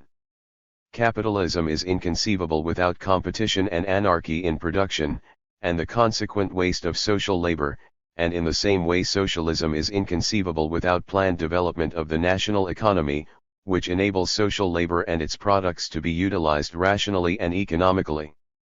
Thus socialist ownership of the means of production, and large-scale socialist production both in industry and in agriculture, make the planned, proportional development of the whole economy objectively possible and necessary. The planned, proportional development of the national economy is an economic law of socialism. The basic features and requirements of the law of planned development of the national economy. The law of planned, proportional development of the national economy is the regulator of socialist industry, distribution of means of production and labor power among the various branches of socialist economy is effected on the basis of this law. This law requires planned conduct of the national economy, proportional development of all branches of socialist economy, the fullest and most effective use of the country's material, labor, and financial resources. The law of planned development of the national economy signifies, above all, the need for due proportion between the parts and elements of the national economy. V.I. Lenin pointed out that planning means constant, deliberately supported proportionality. But the tasks on which the proportions planned for the national economy must be dependent are not included in the law of planned development. The nature of the proportions in socialist economy is determined by the requirements of the basic economic law of socialism. The law of planned development of the national economy can yield the desired result only if there is a purpose for the sake of which economic development is planned. This purpose is inherent in the basic economic law of socialism. Stalin, Economic Problems of Socialism in the USSR, 1952, English edition, p. 46. Consequently, the law of planned, proportional development of the national economy plays the part of a regulator of production in socialist economy in accordance with the requirements of the basic economic law of socialism. The way in which the requirements of the basic economic law of socialism are met at each particular stage depends on the level of development of the productive forces which has been reached, the material resources which are available, and the internal and external situation of the socialist country. The proportions in the national economy are fixed in accordance with these factors and on the basis of the law of planned proportional development. The major proportions in the development of the national economy include in the first place a correct relationship between the production of means of production and the production of consumer goods. As was stated above, for continuous growth of production on the basis of a rising technical level, branches producing means of production must develop more rapidly than branches making consumer goods. The development of heavy industry is a prerequisite for technically equipping all branches of the national economy, including the light and food industries, which produce consumer goods, and for their continuous growth. A correct relationship between the two departments of social production therefore requires above all priority development of branches producing means of production, especially heavy industry with engineering as its core. Further, it requires growth of the consumer goods branches sufficient to satisfy the continuously increasing needs of the mass of the people to the maximum extent possible at the given level of productive forces. The development of those branches of industry for which produce articles of mass consumption is realized on the basis of the development of heavy industry in the USSR. During the period from 1925 to 1954, the production of means of production as a whole increased more than 60 times and the production of consumer goods 14 times. In 1954, the production of means of production from the whole of industry increased about 3.5 times compared with 1940, and the production of consumer goods almost doubled. The level reached in the production of consumer goods and the rate of its growth are still not in accord with the increased needs of the population for these goods. Real conditions have been established for a rapid increase in the production of consumer goods on the basis of the success achieved in developing heavy industry. In view of this, the Communist Party and the Soviet state, on the basis of priority development of heavy industry, are putting into effect a large program for the rapid growth of agriculture and the light and food industries, so that within a short period the production of consumer goods will be considerably increased and the material conditions and cultural level of the Soviet people will be further improved. Fixing correct proportions between industry and agriculture is of major importance for planned development of the national economy. The proportions in the development of industry and agriculture must ensure, on the one hand, the leading position of industry, which equips agriculture with advanced technique and supplies manufactured goods to the countryside, and on the other hand, the further growth of state farm and collective farm production, so as to supply the urban population with food and industry with raw materials. During the period of its existence, socialist agriculture has been very successful on the basis of the collective farm system. But the rate of growth of agriculture is insufficient for satisfying society's growing needs for agricultural products. From 1940 to 1952, industrial output increased 2.3-fold, but the gross output of agriculture in comparable prices increased overall by only 10%. Important branches of agriculture such as grain production, livestock farming, and the production of potatoes and vegetables, are particularly behind. As a result, an obvious disparity has appeared between the increased need of the population for grain, meat, dairy products, vegetables, fruit, etc., on the one hand, and the level of agricultural production on the other. The lag of agriculture behind the growing needs of society has made it impossible to increase consumption to the level it could have reached at the present stage of the country's industrial development. The great development of heavy industry has established conditions for a steep advance in socialist agriculture. It has become possible and necessary to speed up the rate of growth of agricultural production in every way. In view of this, the plenum of the Central Committee of the Communist Party of the Soviet Union in January 1955 set the following task: to achieve in the next 5 or 6 years a gross harvest of grain in the country of not less than 10,000 million poods annually, and to double, or more than double, the output of the chief agricultural products, so that the growing needs of the population for foodstuffs are satisfied in full and the light and food industries are supplied with the necessary raw materials. Industry and agriculture are closely interdependent, as are, in their turn, the separate branches of industry and agriculture.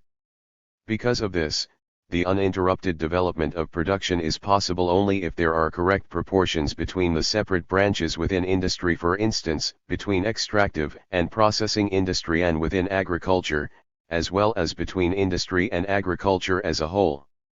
For example, the lag in livestock farming over a long period has held up the further development of the light and food industries, and in turn the growth of livestock farming was retarded by insufficient fodder supplies, by the lag in grain farming.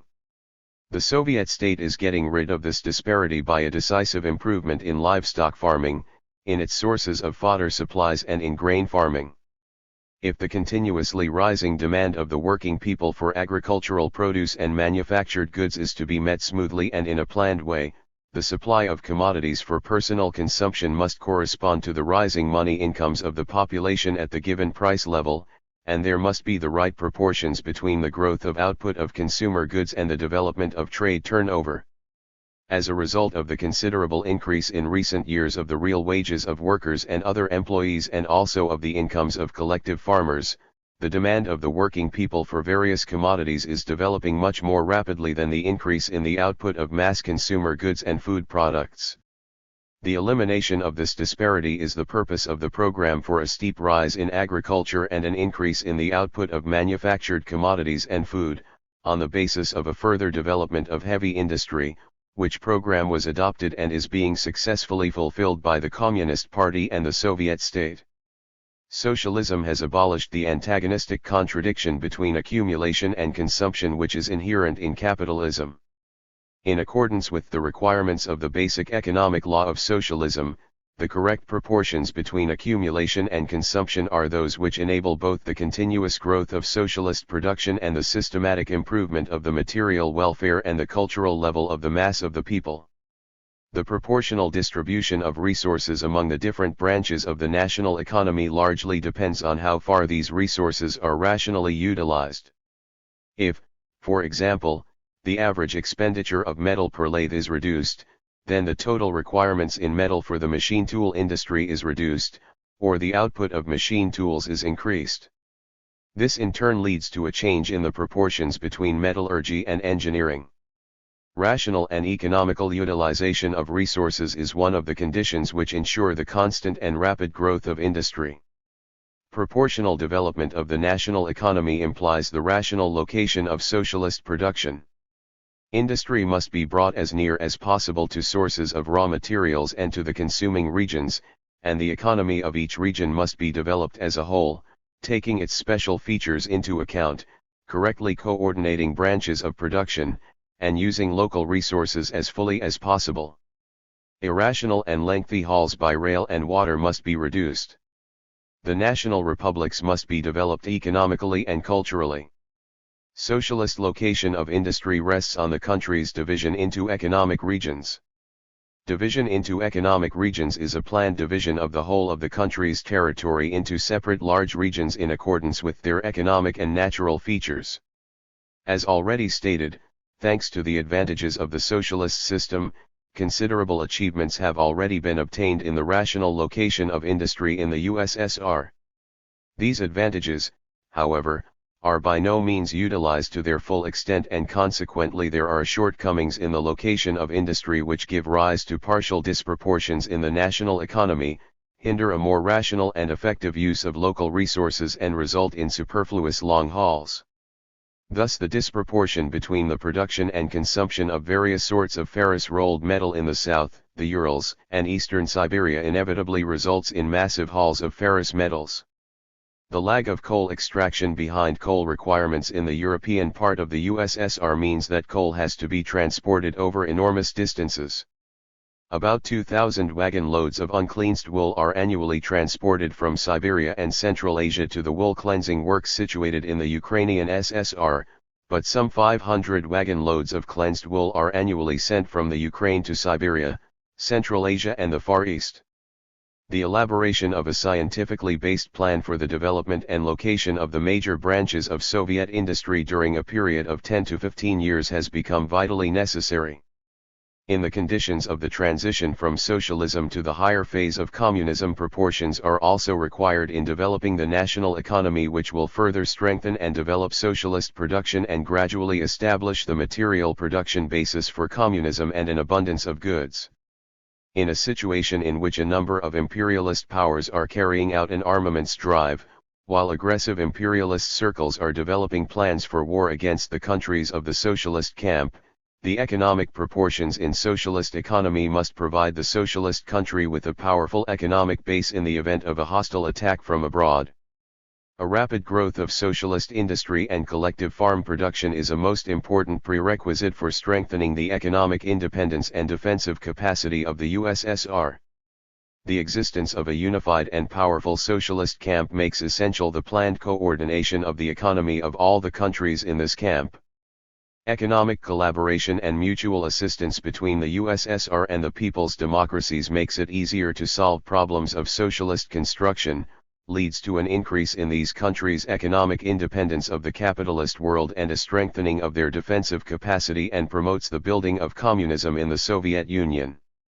The law of planned development of the national economy and socialist planning. The requirements of the law of planned development of the national economy are put into effect by the Communist Party and the Socialist State, by means of plans which organize and direct into useful channels the creative activity of the mass of working people. Planned management of the national economy is a very important feature of the work of the Socialist State in its function as economic organizer. By developing economy in a planned way, the socialist state is able to ensure uninterrupted, rapid, and all-round growth of production and maximum satisfaction of the needs of the people. In the hands of the Soviet state, planning is a mighty force, organizing and guiding the labor of millions of people.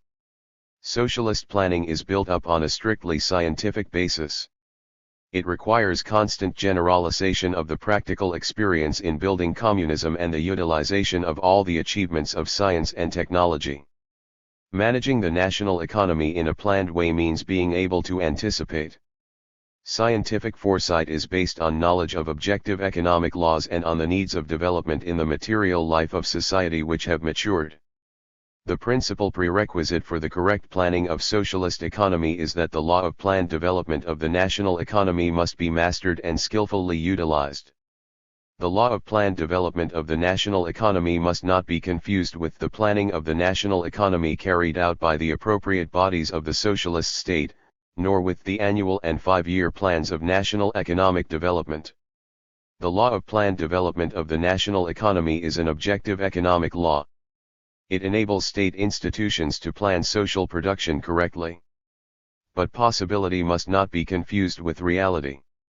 To turn possibility into reality, it is necessary to learn how to apply the law of planned development, and it is necessary to compile plans which fully reflect the requirements of the law.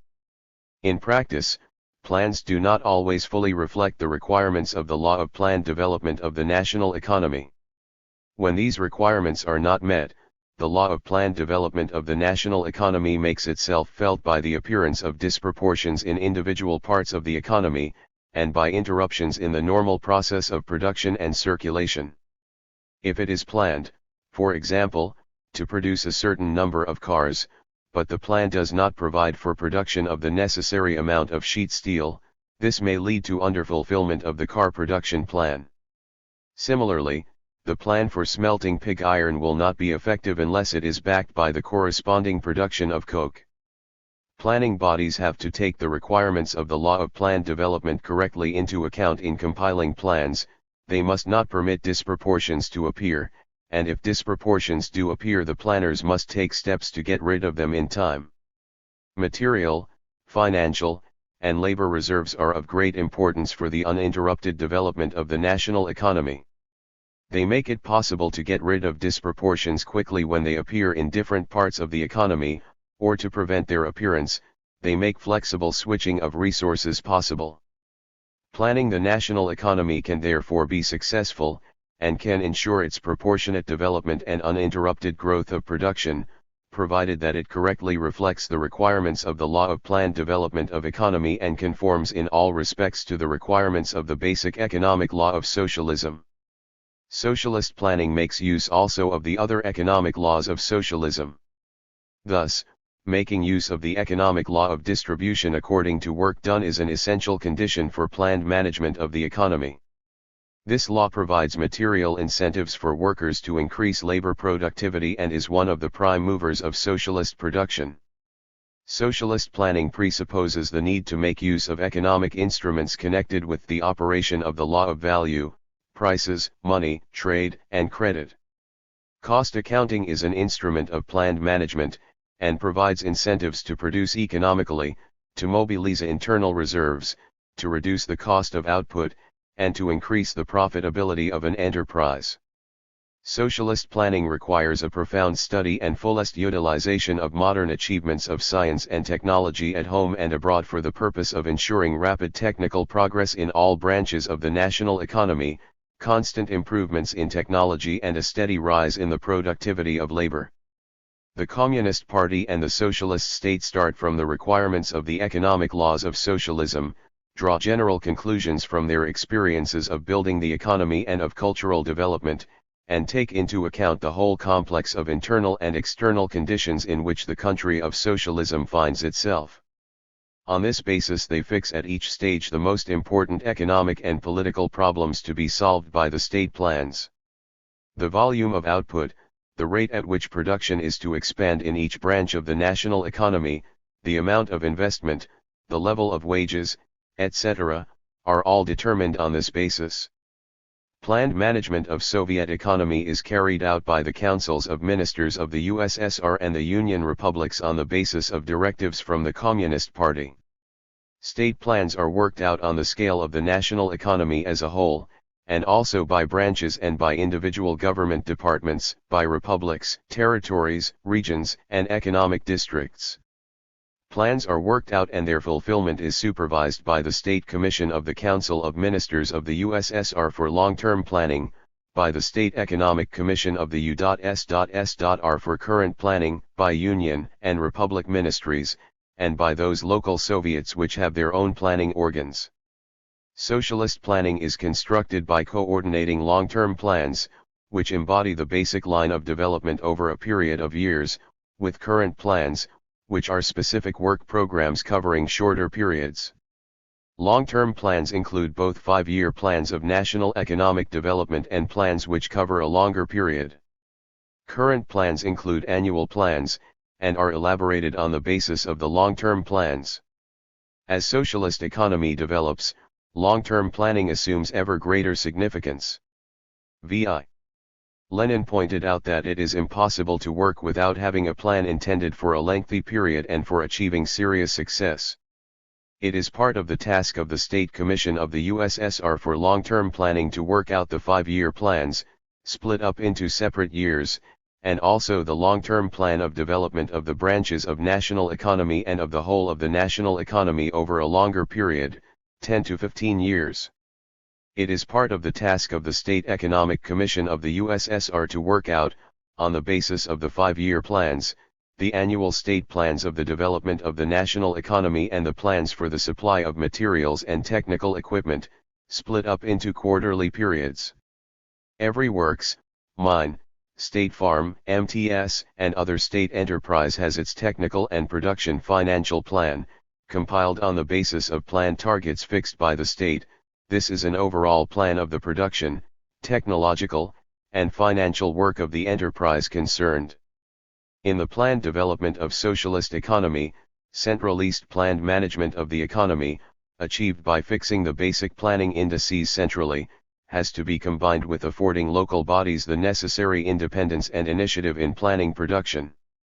In the work of planning it is extremely great importance to take into account local conditions and specific local features. A stereotyped approach planning which ignores these specific features ignores also the requirements of the law of the planned development of national economy.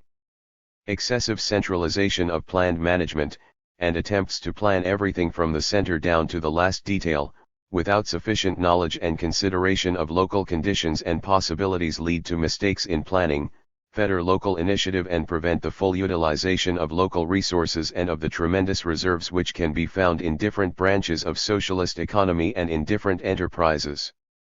The special features of state-planned management of collective farms result from the nature of cooperative and collective farm property. Planned management of collective farms by socialist state rests on the independent initiative of the mass of collective farmers. The initiative of the collective farms and their members is one of the decisive factors in improving agriculture and in making full use of the economic and natural conditions in every geographical district and every collective farm. A correct planning system presupposes that basic and decisive indices and targets for agricultural production, and for deliveries of agricultural produce to the state, are fixed for each region, territory, and republic by the central planning bodies. These assignments are fixed according to commodity output, starting out from the need to ensure that the needs of the population as regards food, and of industry as regards raw materials, will be satisfied. Guided by the assignments for the delivery to the state of produce from field cultivation and animal husbandry, the collective farms determine, at their own discretion, the sizes of the areas sown to various crops and also the productivity of animal husbandry and the number of the individual types of livestock. The annual production plans, worked out by the boards of the collective farms, are examined and adopted at general meetings of the collective farmers.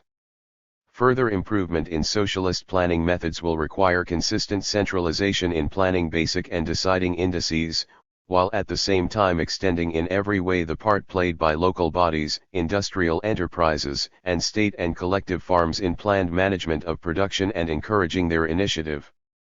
It also presupposes a differentiated approach in planning, suited to every particular economic region, agricultural zone, enterprises, and collective farm. In planned management of the national economy, its key links must be singled out. The plan singles out the most important branches, on which the successful fulfillment of the whole national economic plan depends. The key links of the 5-year plans are the branches of heavy industry, including engineering, since they determine the development of all branches of industry and the national economy as a whole. These branches have priority in the allocation of means of production, labor power, and money. The other branches are planned to conform to the leading branches, so that the whole economy will advance on this basis, and its component parts will be coordinated as rationally as possible. The law of planned, proportional development of the national economy requires that the development plans of separate branches should be strictly coordinated and interconnected in a single economic plan.